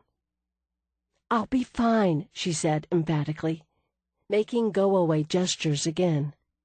He sighed, squeezed her shoulder, and stood, vanishing in the shadows of the passage. Tremaine let out her breath and rubbed her face. Besides making sense logistically, it was just better for her to do this. Maybe she was getting some odd idea that risking her life was making her value it more. Worry about it later, she told herself. When she thought Ilias had had enough time to get into position, she got to her feet and cautiously eased up on the spot of rippling ground, gripping a rock. "I can't believe they're going along with this," she thought, both baffled and terrified by the phenomenon. Even Ander. He should know better than to listen to me. She swallowed in a dry throat, braced herself to run, and tossed the rock. Whatever it was, it exploded out of the ground with a roar. Tremaine bolted back up the passage. She tore down the narrow alley between the stone walls that Ilias had shown her. She hadn't thought then how the thing would follow her through it.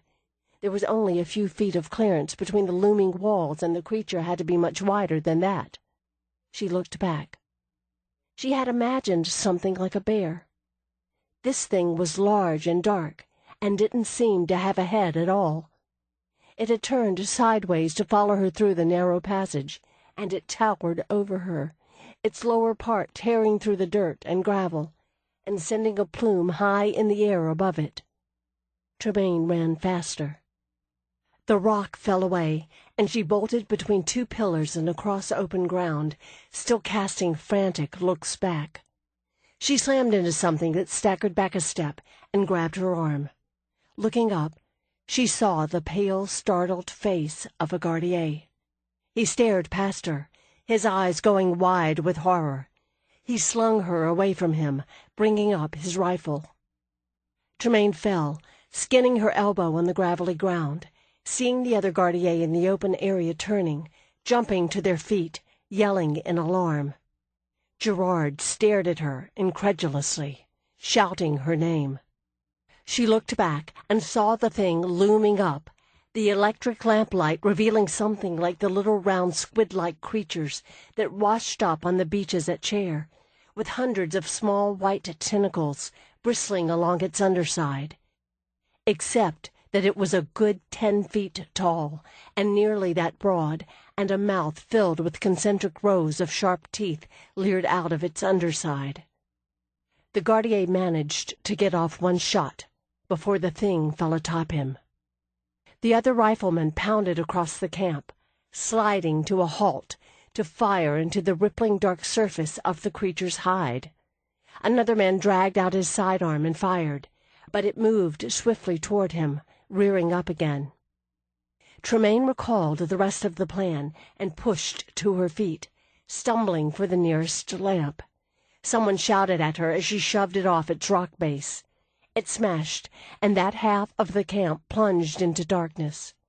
She turned to see Ilias leap down out of the rocks and land on one of the gardiers. Tremaine ran for the other lamp. Another man grabbed her arm, but Ander tackled him from behind. Tremaine tore free and saw Florian smash the other lamp. She turned to see the leader shouting angrily and lifting his pistol, but Gerard rammed into him with his shoulder, sending the man staggering before he could shoot. The other gardier clubbed Gerard down just before Ilias reached him, tackling him around the waist. They fell over the rock where the last lamp stood, and it crashed to the ground and went out. In the sudden darkness, Tremaine halted, confused. She heard Gerard shout a warning. Tremaine started toward his voice, but as her eyes adjusted, she saw Gerard drop like a dead man, collapsing onto the stone floor. The gardier leader was just a few steps away from him, but she hadn't heard a shot. "Damn it, he's a sorcerer," she thought frantically. She looked around, hoping someone had dropped a pistol. The gardier leader was a sorcerer, and they were all dead. The leader turned to her, and in the darkness she saw him lift his hand in a ritual gesture. Then Ilias leapt on him from behind, one strong arm wrapping around the man's neck as his knife came up to his throat. Tremaine winced away from the dark wash of blood and saw two shadowy figures on the ground, Ander still struggling with his gardier. Florian hovered over them with a rock, waiting for a chance. Ander rolled suddenly, bringing the man up on top of him, and Florian swung with frantic strength. The gardier went limp, and Tremaine swore in relief. She looked for the digging creature, realizing she couldn't hear it any more, but in the shadows she couldn't tell if it was still here or not. "Stop where you are!" Tremaine stumbled to a halt automatically, staring at the two gardiers who had suddenly appeared out of the rocks, not 6 paces in front of her. Their lamp blinded her, and she winced away. She didn't dare look back at the others. Ander and Florian were too far away to do anything, and in another moment the gardier would shine their lamp on Ilias, crouched over the bloody corpse of the leader. The first gardier's pistol was just now moving to point at her, and Tremaine realized she shouldn't have stopped. She should have kept moving, that she could have thrown herself at him and given Ilias the chance to jump him, or Ander time to find one of the discarded weapons. If the man shot her now, she would fall where she stood. Useless. "Put up your hands," he snapped roughly, his eyes moving nervously from her to the shadows behind her. "Now, She heard the odd tone of the translator in his voice, and saw he had one hand against his chest. Paralyzed with indecision, Tremaine saw a shape move in the shadows behind him, and realized it was another person, someone trying to edge up on the two men from behind. It had to be Ander or Ilias, though she could have sworn both were behind her and unable to circle around behind the newly arrived Gardier. Whichever one it was, he couldn't do anything while she was in the line of fire. "We're just lost here. We're shipwrecked," Tremaine said, and thought, "Now, before they have a chance to think." She lifted her hands, starting forward. "You have to help us," she said, her voice coming out high and shaky and hysterical. "We're going to die here." Try for pathetic, not crazy, she reminded herself. Crazy meant dangerous. If he shot her, this would still work, but she had to be close. The lamp showed her the Gardier was young, his round face under the tightly fitting cap lacking definition, any clues to character. He looked startled and wary and confused. The man with him held another set of ether glasses, his pistol still holstered. He was looking past her, squinting to see into the darkness, fumbling to shove the lenses back in their case and reach for his weapon. The one facing Tremaine tried to say something that began with "Stop," but she talked over his words without any idea of what she said. She could have been reciting the alphabet for all she knew. She wrung her hands, lifted them to her hair, making herself shake. It wasn't hard. One more step, and he started to lift the gun, shouting, and she faked a stumble and fell on him. He tried to catch her, and was almost as surprised as she was when she grabbed the revolver barrel and twisted it down. The report as it went off was shattering, stunning her, and she didn't see the punch that came at her jaw. Tremaine was lying on the muddy ground, blinking up dazedly, before she realized she hadn't been shot. She rolled over, her ears ringing. The lamp was on the ground now, its light showing her both Gardiers sprawled not far away, and there was a dark figure standing over them. Tremaine struggled to sit up, then saw he was dressed in faded, dirty clothes and had patches of mud on his face and arms. He also had a sword, a big one, with a broad, flat blade and a curved horn handle. A moment later, Ilias flung himself on him, staggering him back a few steps. Tremaine stared, confused, then saw it was a wildly exuberant greeting, not an attack. That was probably for the best. Ilias was almost a head shorter than the other man.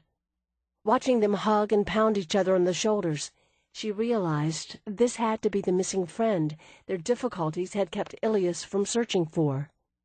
"At least I don't have to feel guilty about that anymore," she thought in relief. Ilias was apparently filling his friend in on what had happened, in detail and with excited gestures. Tremaine took a deep breath, realizing she was trembling. "We did it." It was hard to believe, and her jaw hurt. A lot. Ow. Ow. Ow. Ow. She touched it gingerly. Why do they always have to hit me in the face? Then Ilias was pulling her to her feet, turning her head gently to see the injury. "Tremaine?" Florian called sharply. "Yes," she answered vaguely, dizzy and swaying a bit. His friend loomed over both of them, touching her arm lightly. She looked up at him blankly, and he smiled down at her. She realized she had been imagining Ilias's people to all be about his size. This man was bigger, and physically more intimidating. It was hard to see much detail in this light, but his hair was darker and less wild, and he had a few extra braids. Apparently satisfied the wound wasn't lethal, Ilias released her to poke his friend in the chest in a proprietary manner and say, "Gilead." "Hello," Tremaine managed. He was taller even than Gerard. Gerard. Tremaine pulled away and headed into the shadows where she could vaguely see Florian. Light blossomed as Ander managed to get their torch lit, and she saw Gerard still lay on the ground, Florian busy untying his hands. Ander eyed Gilead narrowly and asked, "Not that I'm ungrateful for the help, but who the hell is that? Another friend of yours?" "Right. I've got them stashed all over the place." Tremaine crouched next to Florian, too worried about Gerard to explain further.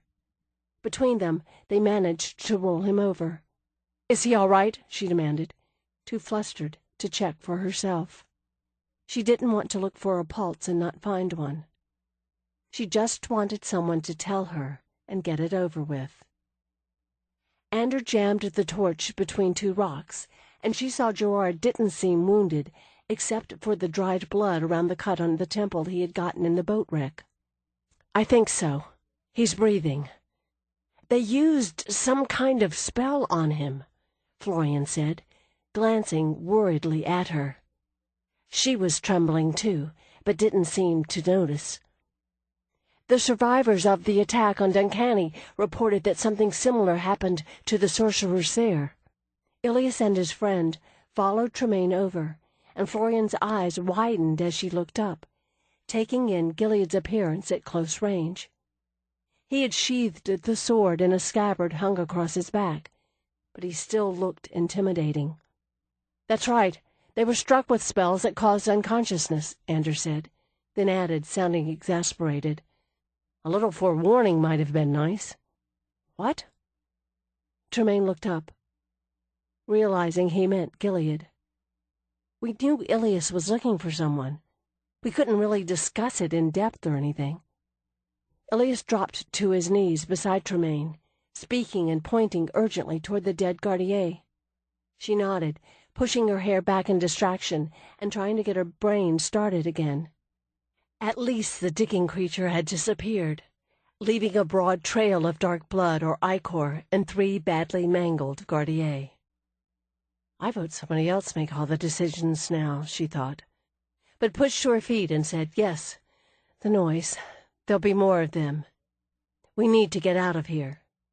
Ander took one last uneasy look at Gilead, nodded sharply, and turned back toward the rocks. "I'll get our supplies." Tremaine went to where the leader lay sprawled. The small wireless box crackled at her, barking a command in the Gardier language. It was different from any wireless she had ever seen before, with odd-sized dials and unintelligible symbols printed on the gray case.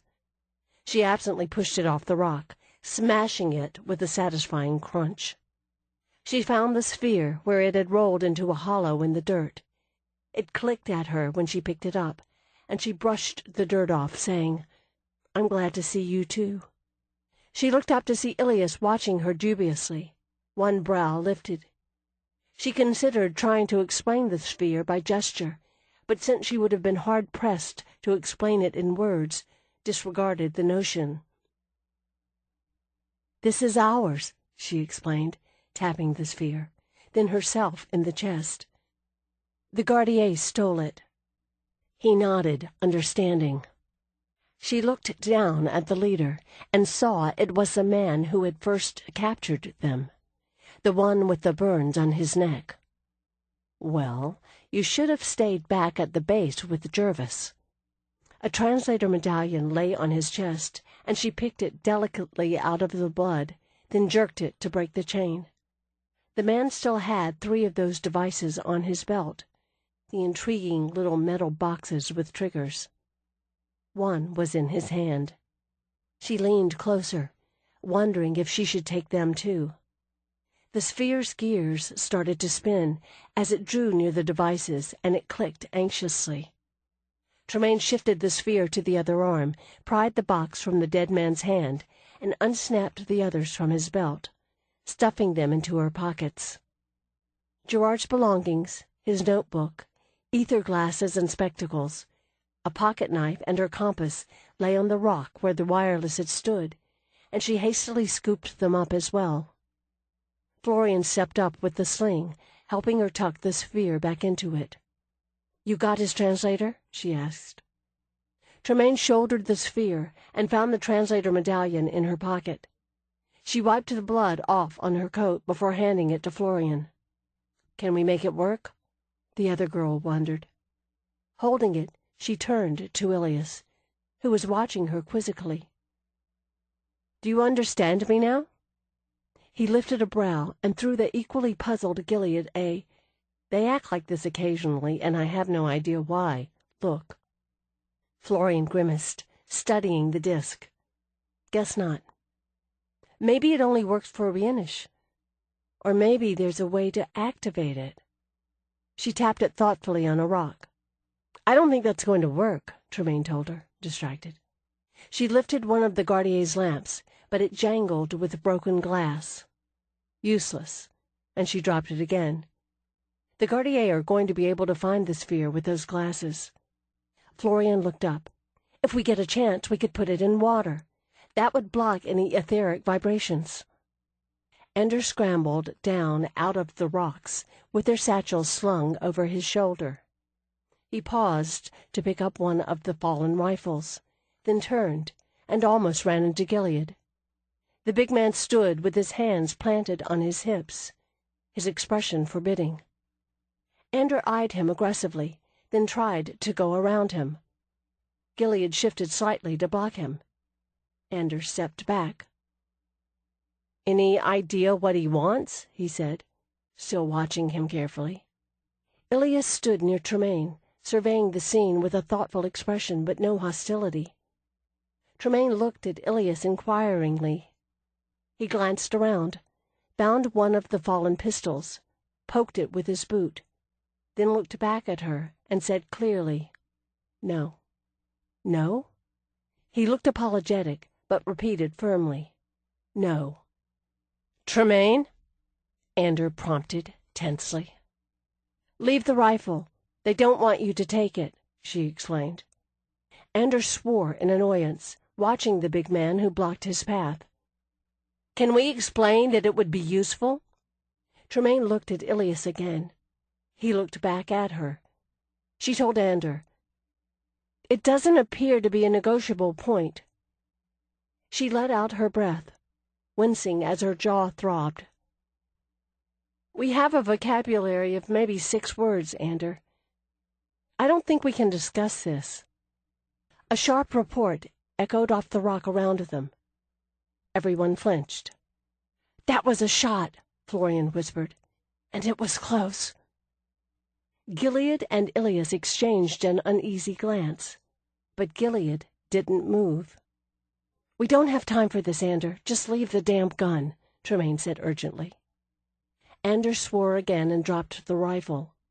Gilead stepped back, letting him pass. "Good." Tremaine looked down at Gerard again. He was still deeply unconscious.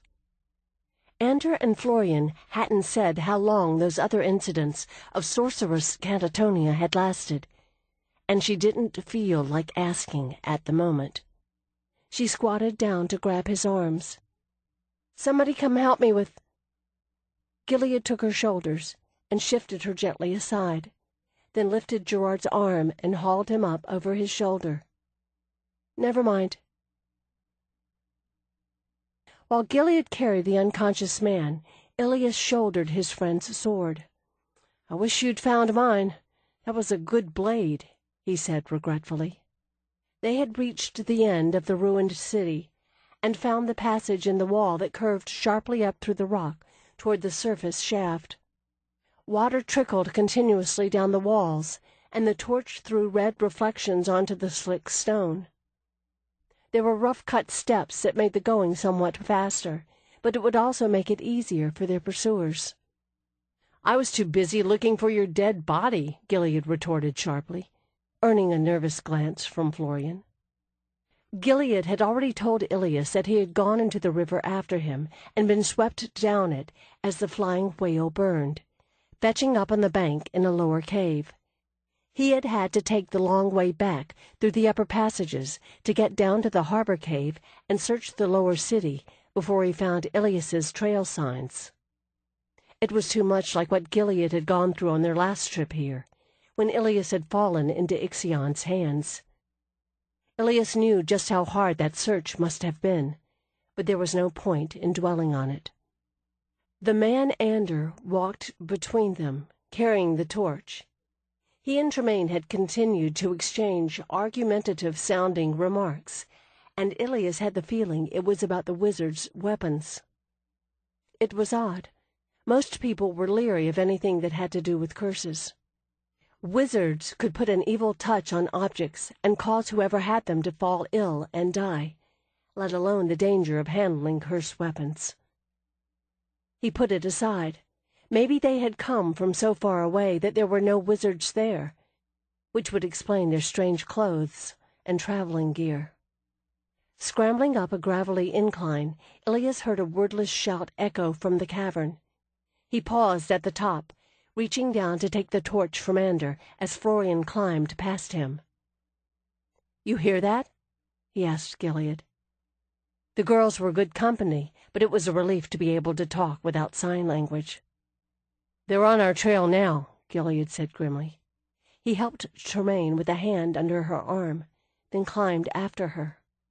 Ilias gave him a wolfish grin. There was another reason besides Grend and burrowers that this surface shaft was dangerous. They're in for a surprise. A few more moments of scrambling progress up the passage, and they reached the bend Ilias remembered. A big stone pipe, large enough for a couple of men to crawl through abreast, stuck out of the rock at an angle, pointing down the rough steps. It was dripping with slime and had strange white parasitic vines growing along it. The end was closed off with a heavy iron cap, and there was a lever to release it along the top. Ilias found handholds in the slippery rock and pulled himself up, saying over his shoulder, "Go, go, I'll take care of it." Gilead managed to get the girls to move past, but Ander shoved the torch at Tremaine and climbed up onto the rocks. Ilias grabbed the lever, glancing back to make sure the others were clear, then tried to swing it over. It creaked, but barely shifted. He swore, bracing his feet on the mossy stone, and threw all his weight into it. Ander leaned in to help, and Ilias shifted position so he could pull while the other man pushed. Ixion had used this ancient water flow so he could periodically drown the burrowers when they got too numerous. The valve that controlled the flow hadn't been opened since Ixion had used it to trap Ilias inside the cave last year. If some important part of the mechanism was rusted through, they were dead. The lever gradually began to move, the metal groaning from the effort, and foul-smelling liquid gushed from the pipe. Then white wizard light blazed from the passage below, and Ander yelled a warning. Throwing his weight on the lever for all he was worth, Ilias glanced down and got a confused image of figures in brown and one white face. For a heartbeat he froze, and that might have been the end, but Ander was still pushing, and the lever gave suddenly, releasing a torrent of foul-smelling water that burst down the passage with the force of an avalanche. The loud bang of a wizard weapon blasted off the rocks, and chips of stone rained down on his head. Ilias flinched, and Ander grabbed his arm, and they both leapt off the pipe. The fluid gushing down the tunnel forced the wizard's back, but it wouldn't last forever. Ander made a relieved comment and turned back up the passage, following the wavering light of the torch to where the others waited. Ilias had to stand there a moment and get control of himself. It was your imagination, he thought. It couldn't have been him. Gil cut the bastard's head off, and no wizard comes back from that. "Ilias!" Gilead called from above, his voice barely audible over the growing roar of the pipe. "What's wrong?" "Nothing," he said hurriedly, climbing up toward him. "I'll tell you later." Chapter 11. Tremaine's jaw throbbed, and she was so tired she was stumbling. She followed Ilias with Florian and Ander behind her, and Gilead bringing up the rear, carrying the still unconscious Gerard. Ilias and his friend would call comments or questions to each other occasionally, but Tremaine, Florian, and Ander were too occupied with trying to keep up to talk much. Tremaine scrambled over a rock wedged across the way and looked up to find herself facing a dead end. It was a good-sized chamber, a relief after the narrowness of the last passage, and the walls reached up to the open air only 20 feet above. It was a shock to see the soft gray daylight, framed by dark leaves and vines, clustered along the edge of the shaft. It's day again, she thought blankly, not sure how long they had been down here. That's a relief, Florian said, sounding heartfelt as she stumbled to a halt. I didn't think I was nervous of enclosed spaces until I came here, Ander agreed.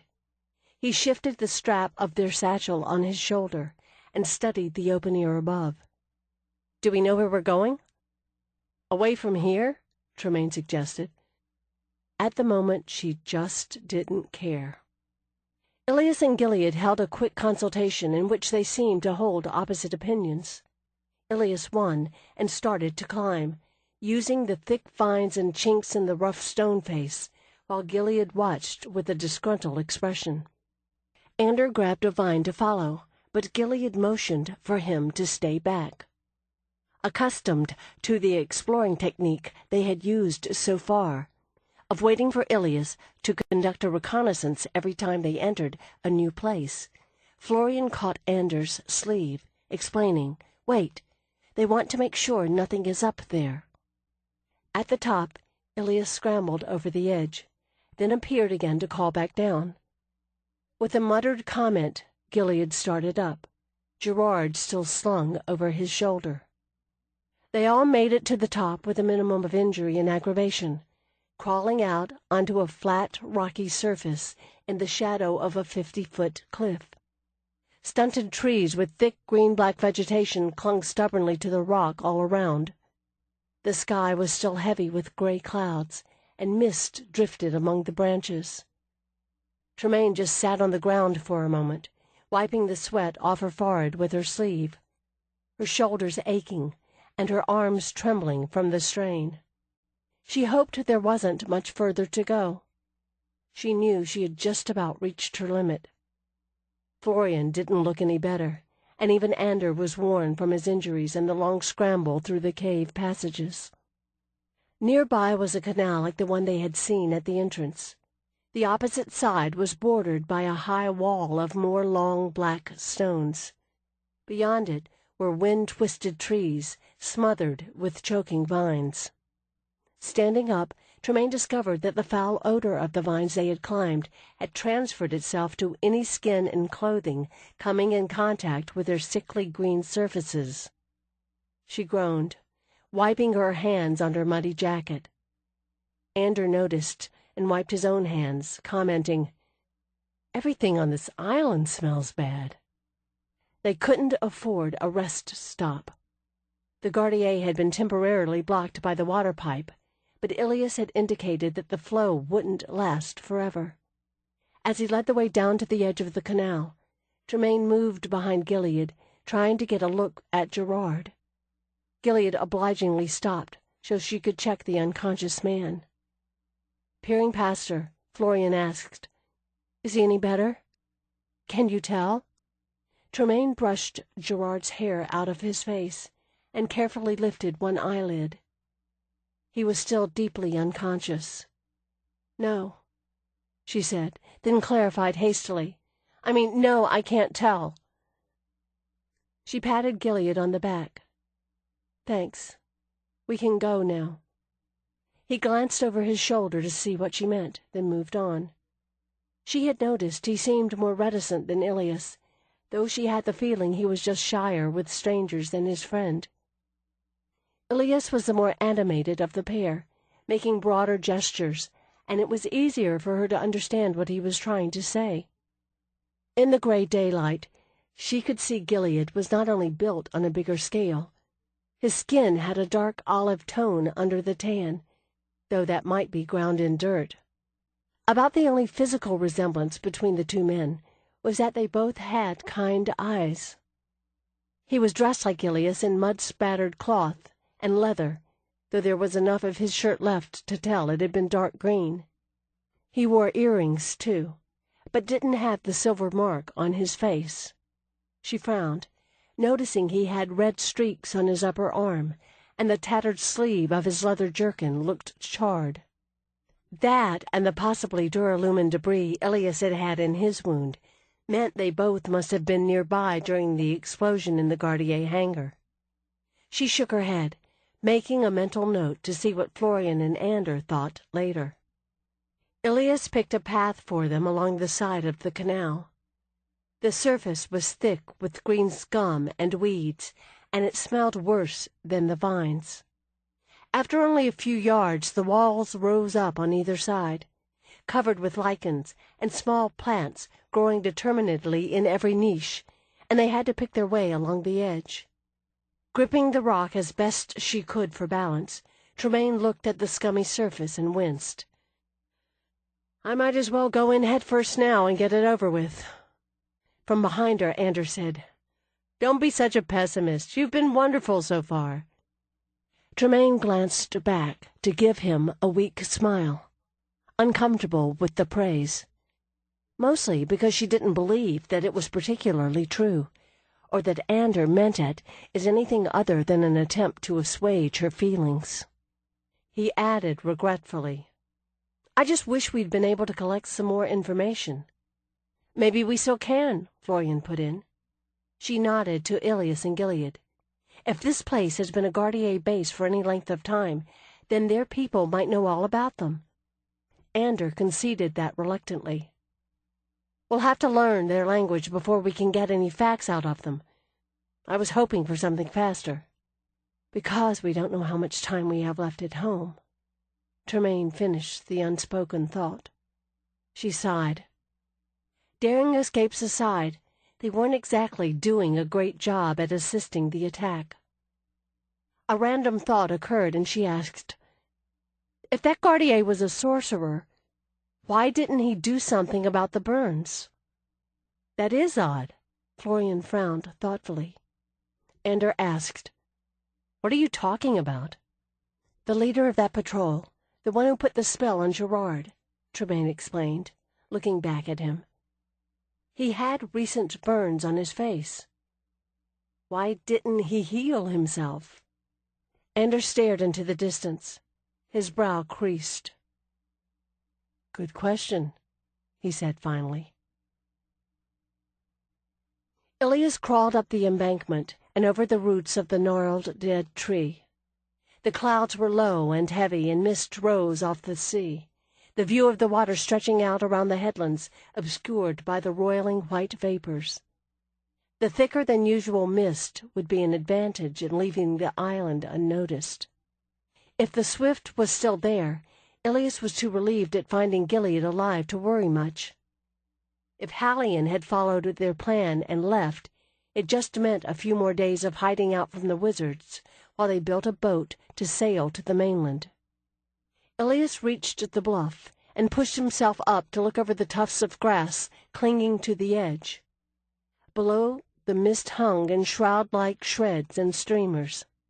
Waves lapped on the tumbled black rocks that protected the cove, and in the shadow of the bluff the Swift lay at anchor. Ilias let out his breath in relief. The Swift wasn't the biggest ship ever to leave Sinneth's harbor, but at the moment she was the most beautiful. She was high in the stern with a fore and aft rig, and the bow had a stylized eye painted on it, so she could always find her way home. Her purple sails were furled, and he couldn't see any movement on the deck. Getting to his feet, Ilias picked up a loose stone and threw it at the ship. It bounced off the roof of the small aft cabin. For a heartbeat, the ship was silent. Then Aretes exploded out of cover behind the water barrels like a flushed quail holding a bow.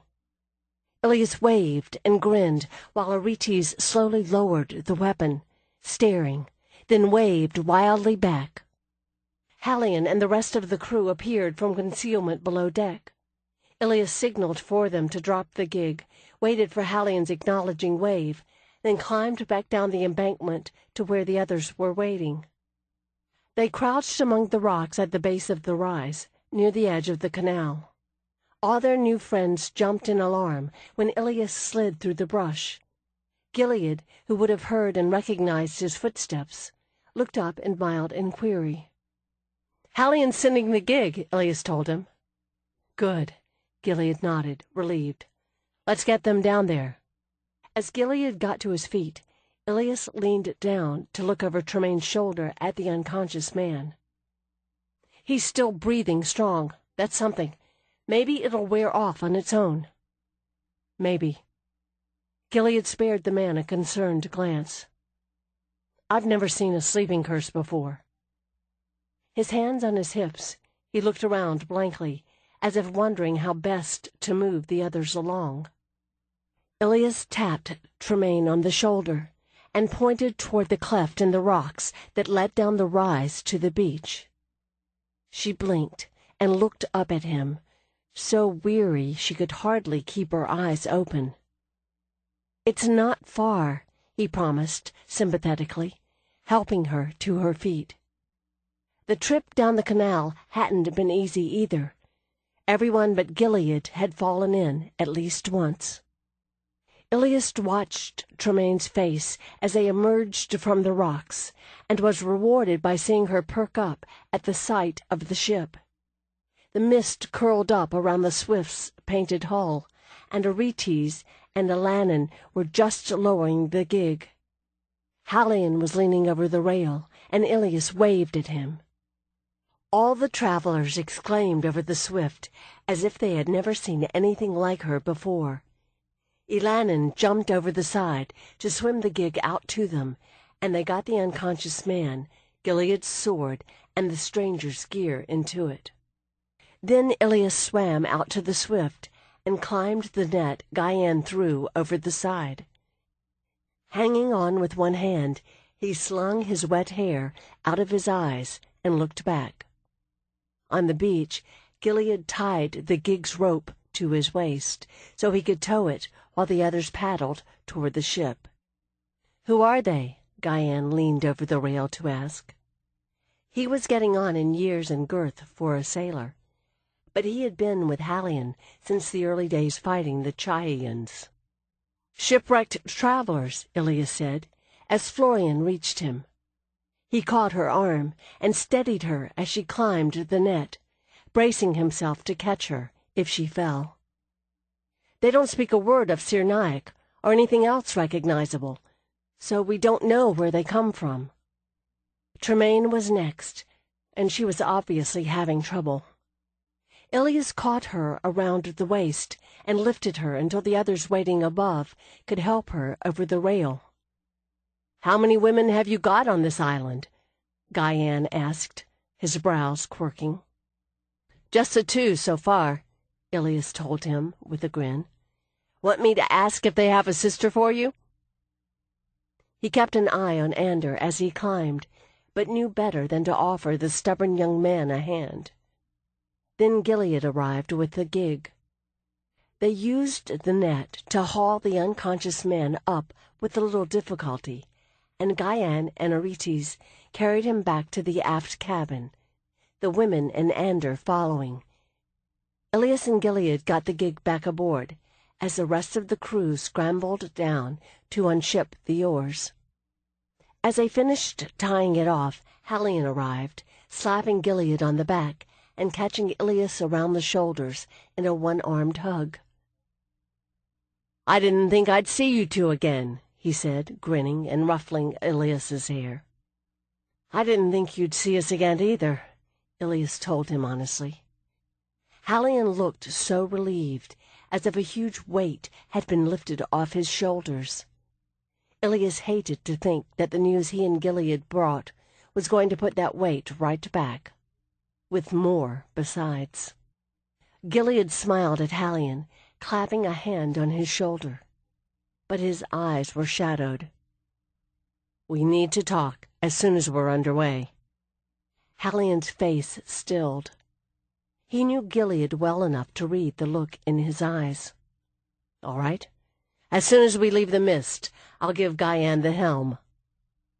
He nodded to Gilead and gave Ilias another affectionate shake as he released him. Halion gave the order to haul up the sleeping stones. Released from her mooring, the Swift began to drift. As the rest of the crew unshipped the oars, Ilias stayed on deck, leaning on the rail next to Gilead as the ship plowed through the mist. Guyan was in the bow, watching for rocks and signaling back to Halion at the tiller. No flying whales appeared out of the clouds to menace them, and after a time he let himself relax a little. The familiar thump and splash as the oars stroked the water made him feel like they were home already. To his relief, the brief swim had washed off much of the remaining mud and canal ooze. It was like washing off the caves with their distorted creatures and lingering memories. He glanced at Gilead to say something to that effect, and saw the grim expression on his friend's face. "It'll be all right," he said instead, trying to sound certain. Gilead cocked a brow at him and smiled faintly, but didn't comment. They watched until the Swift left the unnatural mist and the wind came up. Halion gave the order to ship oars and raise sail, and Ilias headed back toward the aft cabin, leaning in the doorway. The girls had taken off their wet boots, and Florian was sitting on the bunk next to the unconscious man. Diane appeared from below, with a bucket of water and an armload of blankets. She deposited the bucket pointedly next to Ilias, with a succinct comment, "You stink." Diane was another fostering, like Ilias. Her father had been a navigator for Halion, killed during the battle with the Eastern Islands wizard. Halion had brought her home, knowing Karima would love having another girl to raise. But shortly after that, Ixion's curse had made it too dangerous for Diane to live in the house. She had gone to live with Guyan down in the village, and now she wanted nothing more than to be a ship's captain and go venturing out past the Salaman Sea. Ilias lay in wait at the doorway, while Diane stepped in to give the blankets to Florian. With a shy smile she turned to leave, and as she passed him he caught her in a big hug, managing to transfer much of the remaining mud dripping from him to her shirt and pants during the brief struggle. She clouted him in the ear and escaped, laughing and making disgusted noises. "Oh, come on," he called after her. "You've been at sea for days. You don't smell like flowers either." He turned back in time to see Tremaine and Florian exchanging an enigmatic look. Then Tremaine started to wave agitatedly, digging in her bag. Gilead passed Diane, saying dryly, "We've got guests. Don't you think you could clean up a little?" Ilias watched Tremaine take the metal ball out of her pack. She gestured urgently, pointing to the bucket of water. With a shrug, he handed it to her. She shoved the metal ball into it, then pushed her already sodden jacket down on it, apparently to keep it from floating to the top. Then she took some other metal boxes from her pockets and dropped those in too. "Right," he muttered, scratching his head. Gilead watched this performance with a frown, puzzled. "What's that?" "Don't know." Ilias shrugged. "They have a lot of strange things, like for lighting fires and keeping food good.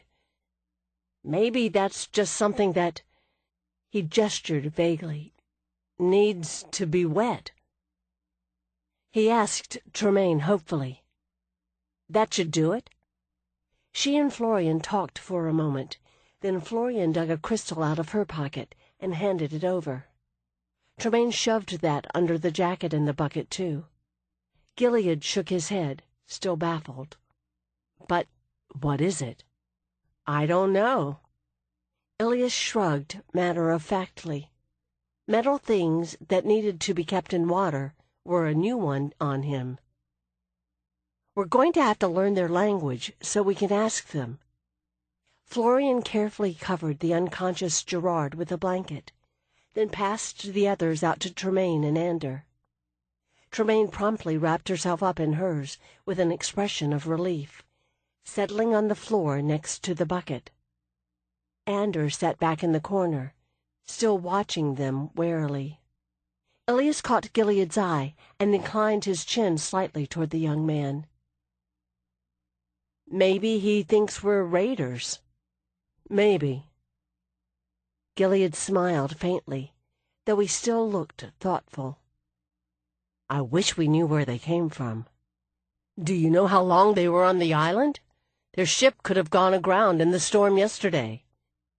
Hallion stepped into the cabin, leaning against the doorway. "We were almost swamped. It was definitely wizard-stirred." "Huh. Maybe they knew you were out here." Gilead tapped his fingers on his belt. Hallion looked at the travelers, giving the two women a reassuring smile. "We're taking them home?" he asked Gilead. "Where else? What about the curse?" Hallion frowned.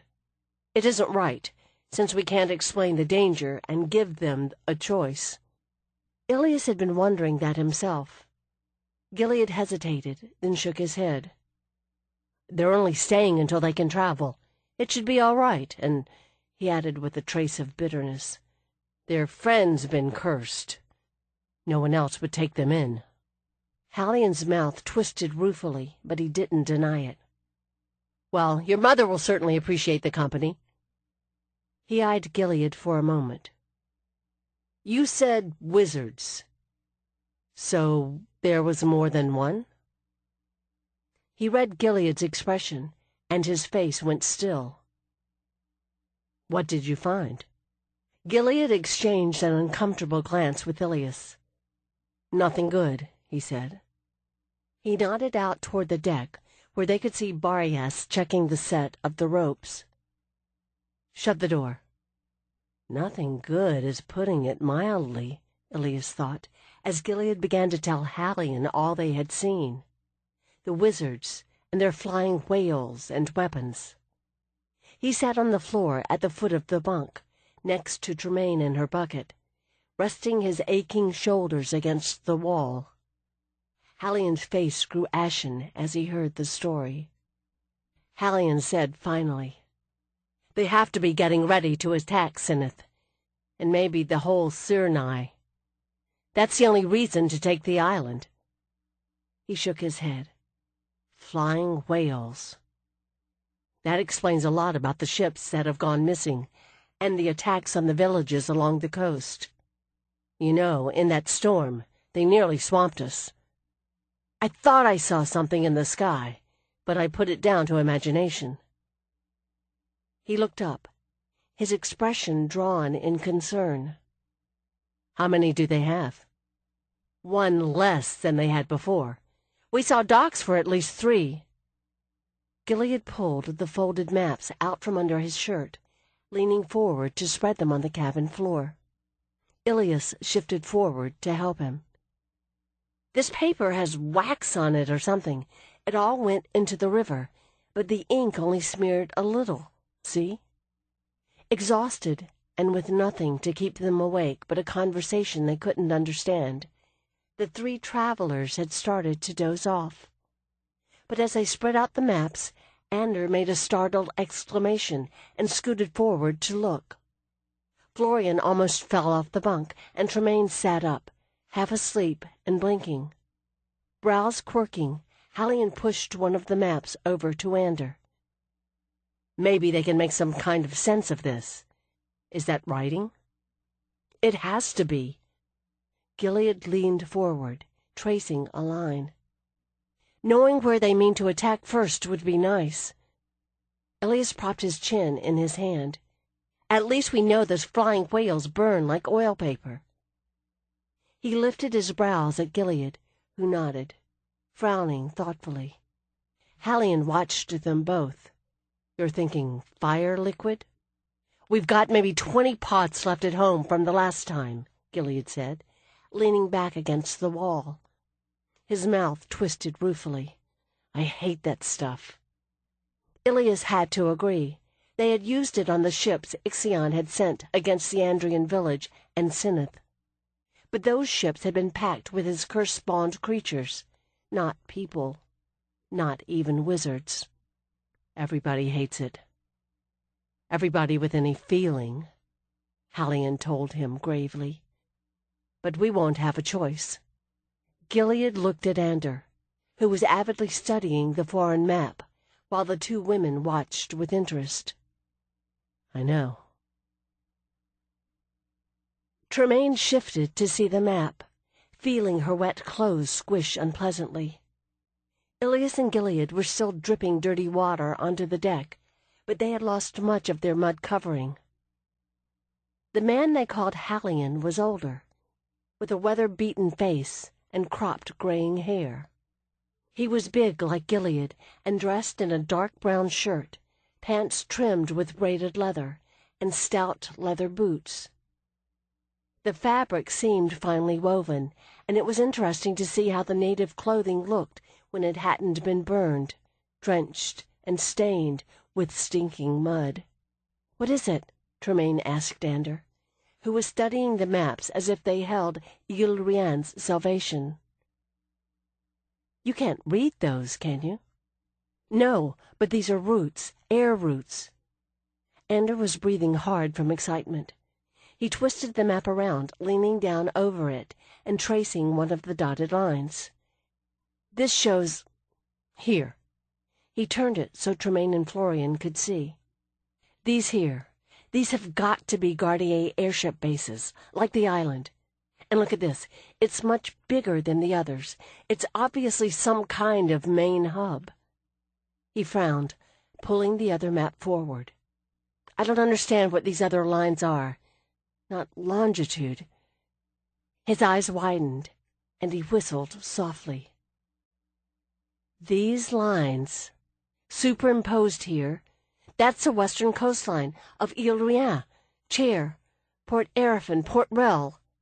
And this is the island, and the mainland." Florian leaned forward, fascinated.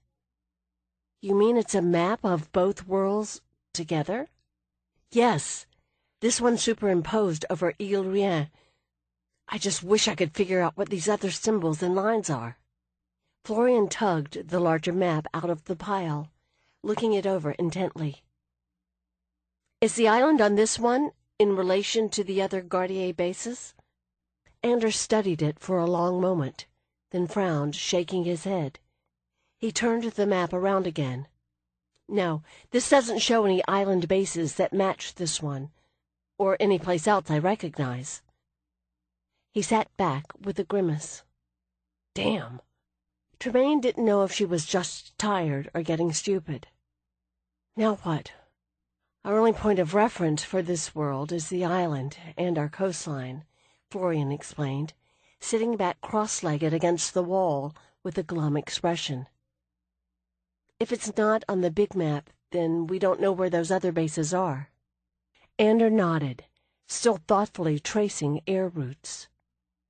"You said that Jervis Joker called these people natives, as if the Gardier came from somewhere else?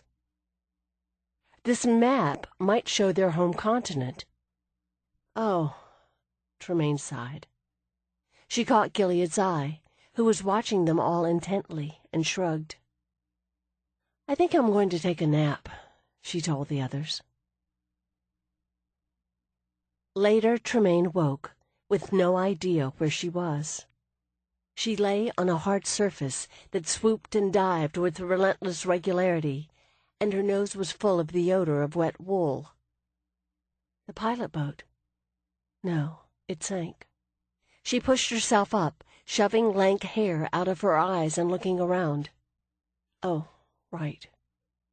They were in the little cabin on the boat with purple sails. She had fallen asleep on the deck not long after Ilias, Gilead, and Hallion had finished their conference. Next to her, Florian had curled up around their satchel, sound asleep. Ander was against the wall, an arm flung over his eyes. Gerard still lay unconscious in the bunk. Bright sunlight fell through the open hatch. She smoothed out the beautifully woven blanket she had wadded up as a pillow. The wool was dyed with a multitude of shades of blue and green, forming patterns that made her think of sea foam and ocean deeps. Tremaine climbed to her feet, one hand on the wall to steady herself, and looked outside. They had left the mist behind, and the sky was deep blue, a few fleecy clouds overhead, the wind clean and warm. She took a deep breath, and her head didn't feel quite so foggy anymore. The crew moved around the deck, messing with the ropes and doing the other incomprehensible things one did on sailing boats. Now that she was awake enough to notice, she saw they were all dressed in pants and loose open shirts, the leather or cloth dyed in soft colors, and many wore their hair long or pulled back into braids. Some of them were shorter and light-haired like Ilias, and others were tall with dark complexions like Gilead and Halion, while most seemed to be a combination of both physical types. She saw the girl who had brought the blankets earlier. Had Ilias called her Diane? Climbing the rigging. She was shorter than Tremaine and slight, with dark brown hair tied back in a loose ponytail. Past the railing, Tremaine saw land ahead, and she stepped outside for a better look. The water was incredibly blue and clear. A coastline of low green hills and forest was near, and the boat seemed to be heading toward a small town or village spread out on the terraced slopes above a white crescent of beach. There were little houses of wood or stone with tiled roofs. Wooden racks held large fishing nets hung up to dry, and smaller boats, some without sailing rigs, were drawn up on the beach. She could see people moving among the houses and on the stone breakwater that extended out into the bay. It was a vast improvement over the island. Suddenly, not far away, a huge fish leapt into the air. It was bright yellow with black stripes, and easily the size of a cow. Impressed, Tremaine eased back from the railing. I'm glad I didn't know about those when Gerard and I were treading water. She looked around the deck and saw a platform above the cabin, where Halion steered by holding on to a big tiller. Ilias was up there with him, shading his eyes to look toward the coast. Tremaine wandered back into the cabin, stepping over Florian for a closer look at Gerard. He lay on the bunk, his face pale and gaunt, his breathing shallow but steady. She had seen the Gardier sorcerer cast the spell. All he did was point. Tremaine's layman's education in the magical arts had been mostly from a defensive perspective, but she knew that anyone who cast a spell this powerful with just a gesture was an accomplished sorcerer. But he hadn't known the healing spells to cure the burns on his own face. Wait. He was holding one of those little devices. She remembered taking it out of his hand. Did he point that at Gerard? He must have. Gerard made a faint sound, startling her out of her thoughts. Tremaine sat up on her knees to lean over the bunk. Gerard? This was the first sign of life he had demonstrated since falling under the spell. Wondering if she had imagined it, she shook his shoulder gently. He murmured and turned his head. Finally, she breathed, reaching to thump Florian on the back. Florian stirred, shoving hair out of her eyes and looking around sleepily. What? I think Gerard's coming around. Impatient, Tremaine shook him again, less gently, as Florian struggled to sit up. Gerard, wake up! Tremaine, please lower your voice, Gerard muttered. He lifted one hand to press against his temple. God, my head's splitting. He's awake! Florian called happily. Anders started, sitting up. "Gerard?" Tremaine helped Gerard sit up, and he leaned forward, clutching his head. "What? Are we moving?" "We're on a boat," she told him, as Ander came over, standing back against the cabin wall by the bunk. "Oh." Gerard looked up, blinking owlishly. "What happened?" "We escaped," Tremaine said, deciding to stick with the short version for the moment. She remembered his spectacles and hastily dug them out of her coat pocket. "Thank you." Gerard got his spectacles on and looked around at the spare little cabin, the tumbled blankets on the bunk, an uncertain expression on his face. "Where's the sphere?" "It's right over there," Florian told him, her tone reassuring. "We put it in a bucket of water so the Gardier wouldn't be able to follow it." "You put it—" He rubbed his face, then stared, startled, at something past them. "Are you all right?" Florian asked, anxiously, catching his arm. Yes, I'm fine." Gerard shook his head slightly, as if he thought he was seeing things. "Tremaine, who is that?" Tremaine glanced back to see Ilias standing in the doorway. "Oh, She scratched her head. Ilias grinned at her, gesturing to Gerard. She smiled back, nodding. "Yes, he's better." Gilead leaned in with a question, then his brows lifted in surprise when he saw Gerard awake. He spoke to Ilias, who replied, jerking his head toward them. She turned back to see Gerard staring at her, baffled. "We, made contact with another civilization," she explained. It had sounded better when Florian said it. "I see that." Gerard rubbed his brow, eyeing both men warily. "They're natives of this world?" "We think so," Florian admitted, as the two men stepped back out. "We're still having problems talking to them, in that we don't have a clue what language they speak." She nodded toward the doorway. "That was Ilias and Gilead." "All right, well..." Gerard was obviously having trouble keeping up. "Now that introductions are out of the way, where are we going?" "We don't know," Ander told him grimly. "Somehow they've got Gardier maps from that base. We have to get those back to the Institute." "Ander thinks they're kidnapping us," Florian explained to Gerard. "I didn't say that." Ander glanced at her impatiently. "I said we don't seem to have much choice about where we're going." Tremaine rolled her eyes. "We're going to that little village." All three of them stared at her this time. "What village?" Florian asked, startled.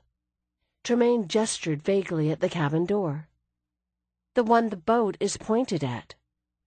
"Help me up," Gerard said firmly. Ander and Tremaine helped him stand, and they went out on deck. The warm sun and fresh air seemed to perk everyone up, Tremaine noticed. She went to lean on the rail again, pointing out the village. "Oh." Florian stood next to her. "It's beautiful." "Isn't it?" Tremaine nodded. They were close enough now to see the boats on the beach. All had painted designs along the hulls, leaping fish or swirls or eyes. The little collection of houses on the terraced slope had carved and painted eaves, and even the tumble-down shacks had colored hangings in the windows. Tall trees shaded the dirt pathways between the houses. Ander took a deep breath. "They're not going to be able to help us." Tremaine looked sharply at him. He sounded grimly resigned. "How do you know?" she asked. "That sailing rig, this fishing village. These people are primitives." Ander shook his head regretfully. "The Gardier are going to sweep right through them." Gerard leaned on the railing and rubbed his eyes. "I'm afraid you're right," We have to find a way to ask them to take us back to the target area. Or perhaps we could—" An alarmed shout made Tremaine turn. The girl, Diane, was standing in the bow, pointing up. At first, Tremaine saw nothing. Then Florian grabbed her arm. Her eyes found the dark familiar shape against the sky then, growing larger as it dropped toward them. "Oh, no," Tremaine groaned. "Not again." All over the deck the sailors pointed, yelled, and scrambled into action. Tremaine saw Gilead tear off in one direction, and Ilias in the other. "Gardier," Anders said grimly. "They followed us?" Florian asked, dismayed. "How?" "Where's the sphere?" Gerard demanded. Tremaine bolted for the cabin, found the bucket, and dragged her sodden jacket out. Water sloshed as she pulled out the sphere, disentangling it from the Gardier translator. Remembering the other Gardier devices, she fished for them and pulled out only a handful of broken metal pieces and crystal fragments. There wasn't a single one left intact. Thinking the devices must have been expelled to destroy themselves if stolen, and cursing Gardier ingenuity, she shoved the medallion in her pocket and scooped up the sphere. It hummed eagerly as she hurried back out on deck. The boat seemed to leap forward, skimming over the water for the shore. She saw a Hallian leaning on the tiller, up on the steering platform, but most of the crew seemed to have vanished, except for 2 men hauling on the ropes, changing the position of the sails. Realizing the deck was vibrating rhythmically beneath her feet, she held tightly to the sphere and leaned over the rail. Below she saw the oars scooping rapidly at the water, driving the ship straight in toward the beach at a faster pace than she would have believed possible. "What are we doing?" "The Gardier chose their moment well," Gerard told her, watching the approaching airship narrowly. It was much lower already, the dark predator outlined against the brilliant blue sky. "The ship has to go ashore, or it will be dead in the water." "Why?" "With that sailing rig, it would take them forever to turn this bucket," Ender clarified. He struck his fist on the railing. "Damn it, if they'd let me bring those firearms—" "They won't work against an airship." Florian stared at him, uncomprehending. "Even Gardier guns." Anders shook his head. "They're going to land and take us alive. There's nothing to stop them." Tremaine heard a bang and looked wildly around. She knew that noise too well. The airship had just fired its artillery. Florian pointed wordlessly, and she saw 2 of the other big boats pulled up on the beach burst into flame. A vibration ran through the deck, and Tremaine heard a weird, hollow, booming noise. She thought, "We've been hit," but realized an instant later it was the oars being shipped. Ender dragged her back, and Gerard grabbed Florian to steady her as the bow struck the sloping sand beneath the waves.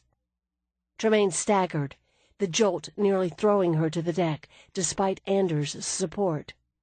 Wood groaned as the ship shuddered to a halt.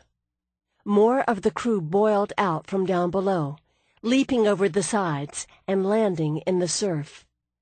Ilias saw them and motioned wildly, shouting, then vaulted the rail himself. Gerard began, "We'd better—" "Jump!" Ander yelled. Gerard helped Florian over the rail, and Ander grabbed for Tremaine again. She wrenched away from him as he reached for her arm. "Go," she told him, hefting the sphere. "I can't risk dropping this." Ander hesitated, but then swung himself over the side and dropped. Leaning over the railing, Tremaine waited until Gerard had his balance again. She dropped the sphere into his outstretched hands, then clambered over the rail herself. She landed awkwardly, and the next wave knocked her flat. She dragged herself to her feet, spitting out salt water, and staggered after the others.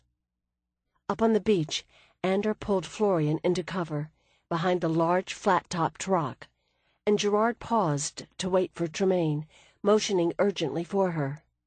"I'm coming," she gasped as she waded up onto the beach, her feet slipping on the loose sand. She saw the village's inhabitants scattering in all directions. Women grabbed at children and hared off into the woods. Men ran into the houses and came out with clubs, spears, swords, shields. Tremaine reached Gerard, and he pulled her into the shelter of the rocks. The airship fired again, this time into the ramshackle houses along the beach. They ducked back behind the rock as wood and debris rained down briefly, and flames leapt up from the tumbled ruins. "Ender's right. They want us alive," Tremaine thought, as she took the sphere back from Gerard. The Gardiers were firing to cause confusion and panic, not to kill people. Not yet. She saw Ilias and Gilead bolt across the beach, running toward a structure that stood on the flat ground above the high tide line. It was covered with tarred leather cloth, secured by ropes, and they started to tear the wrappings off. Men she recognized from the ship's crew ran to help, and in moments the coverings fell down to reveal a large wooden apparatus. "Is that a weapon?" Florian asked hopefully, peering cautiously over the top of the rock. Tremaine nodded. It looked like some kind of catapult. There was a heavy wooden arm with a long lever to each side, and it was strung with twisted skeins of rope. The whole thing was on some sort of revolving base that allowed them to turn it to aim. There was a sturdy rack in front, with a thick pad of hay tied to it. As Gilead and the others pulled ropes and wrestled the firing arm into position, Ilias and 2 other men came out of a nearby shed, lugging clay pots. Gilead steadied the sling as Ilias lifted in the first pot, and Diane ran up to stand ready with a torch. Hallion stepped behind the apparatus, shading his eyes, then waved for them to move it to the left a little. "It's an onager," Gerard said, in startled realization, as everyone put their shoulders to the platform and forced it to turn. Tremaine heard the grating creak of stiff wooden gears. Gerard squinted up at the airship, a heavy dark shape looming even lower over the beach. "It's low enough, but its wards will protect it." Tremaine shifted the sphere to her other hand, realizing it was getting hot. Smoke from the burning houses drifted over the beach, and a burst of gunfire tore through the buildings above the shoreline.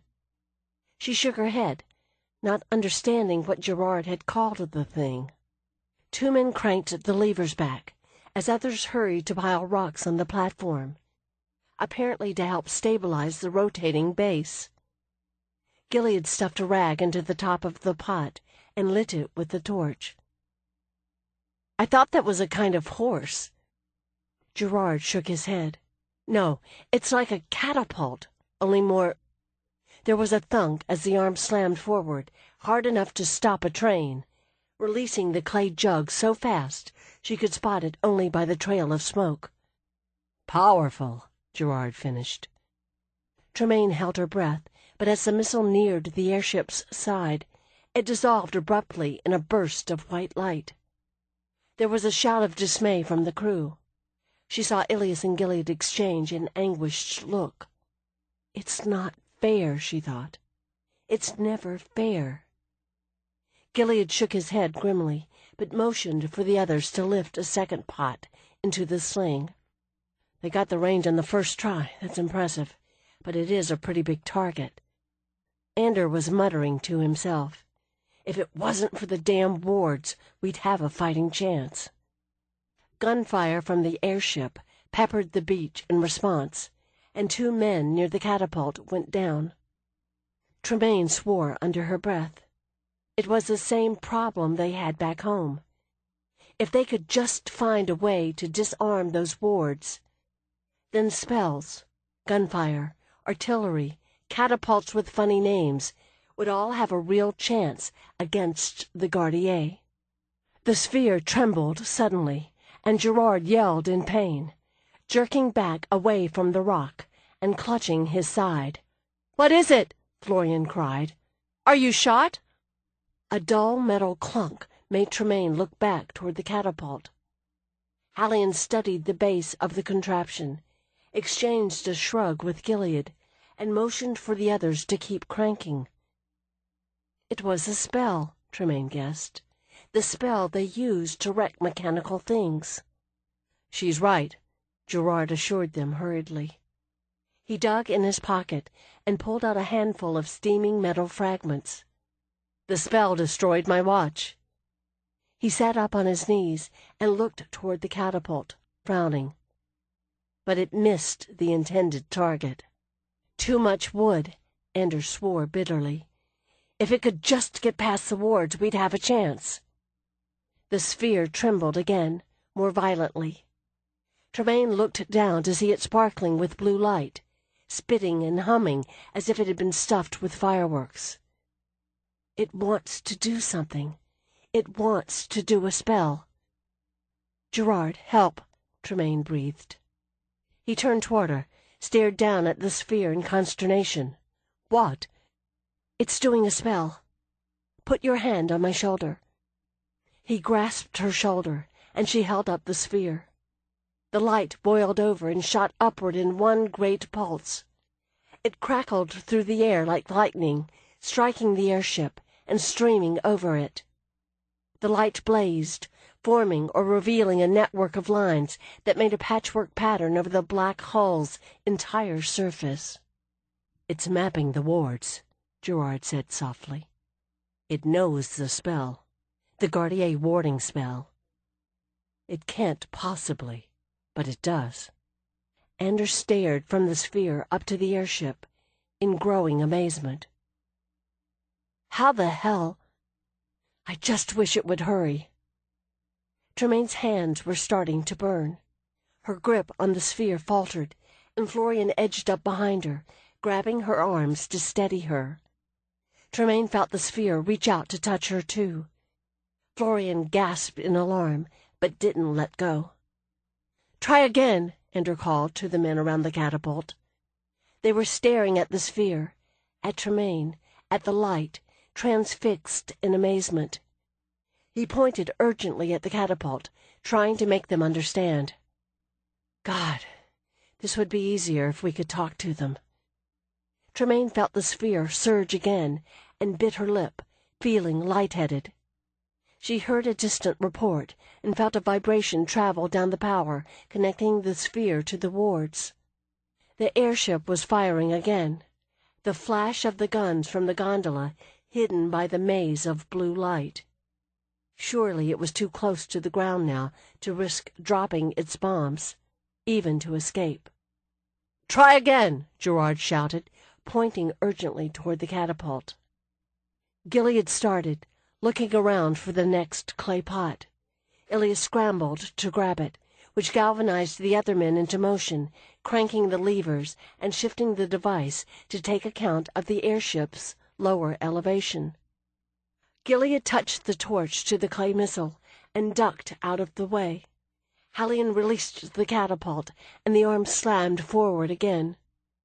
Tremaine felt the sphere release the spell, and the light vanished, an instant before the pot struck the airship's hull.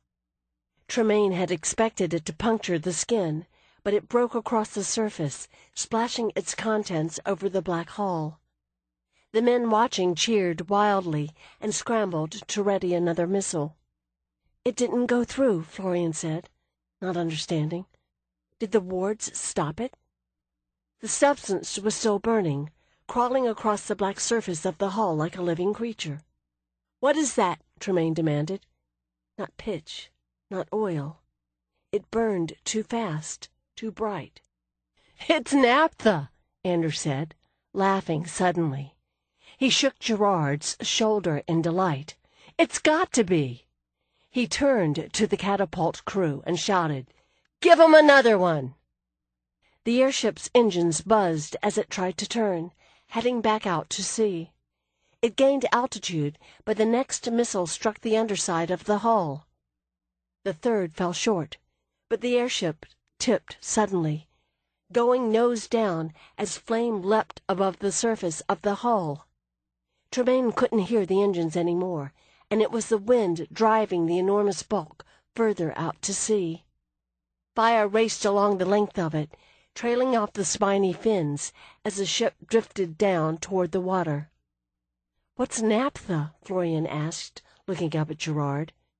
Gerard began. "It's a highly flammable substance composed of—" Then they were all on the ground, scrambling to get behind the shelter of the rocks, as noise, smoke, and fire consumed the space the airship occupied.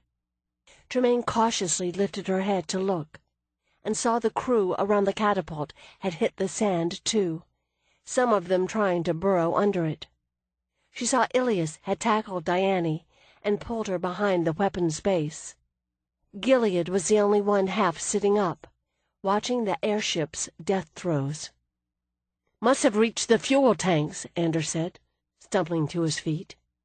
He wiped grime and sand off his forehead and grinned. Tremaine climbed to her feet, shifting the sphere to her other arm and shading her eyes. Burning debris floating on the waves sent up columns of smoke. Down by the catapult, people were stirring, wearily lifting their heads to look. Ilias ran up to them, breathing hard. He looked at the doomed airship again as it drifted down toward the sea, then back to Tremaine. "How did you do that?" he demanded. "I don't—" Tremaine stared at him. "What?" This is the end of the CD. The audiobook continues on the next CD.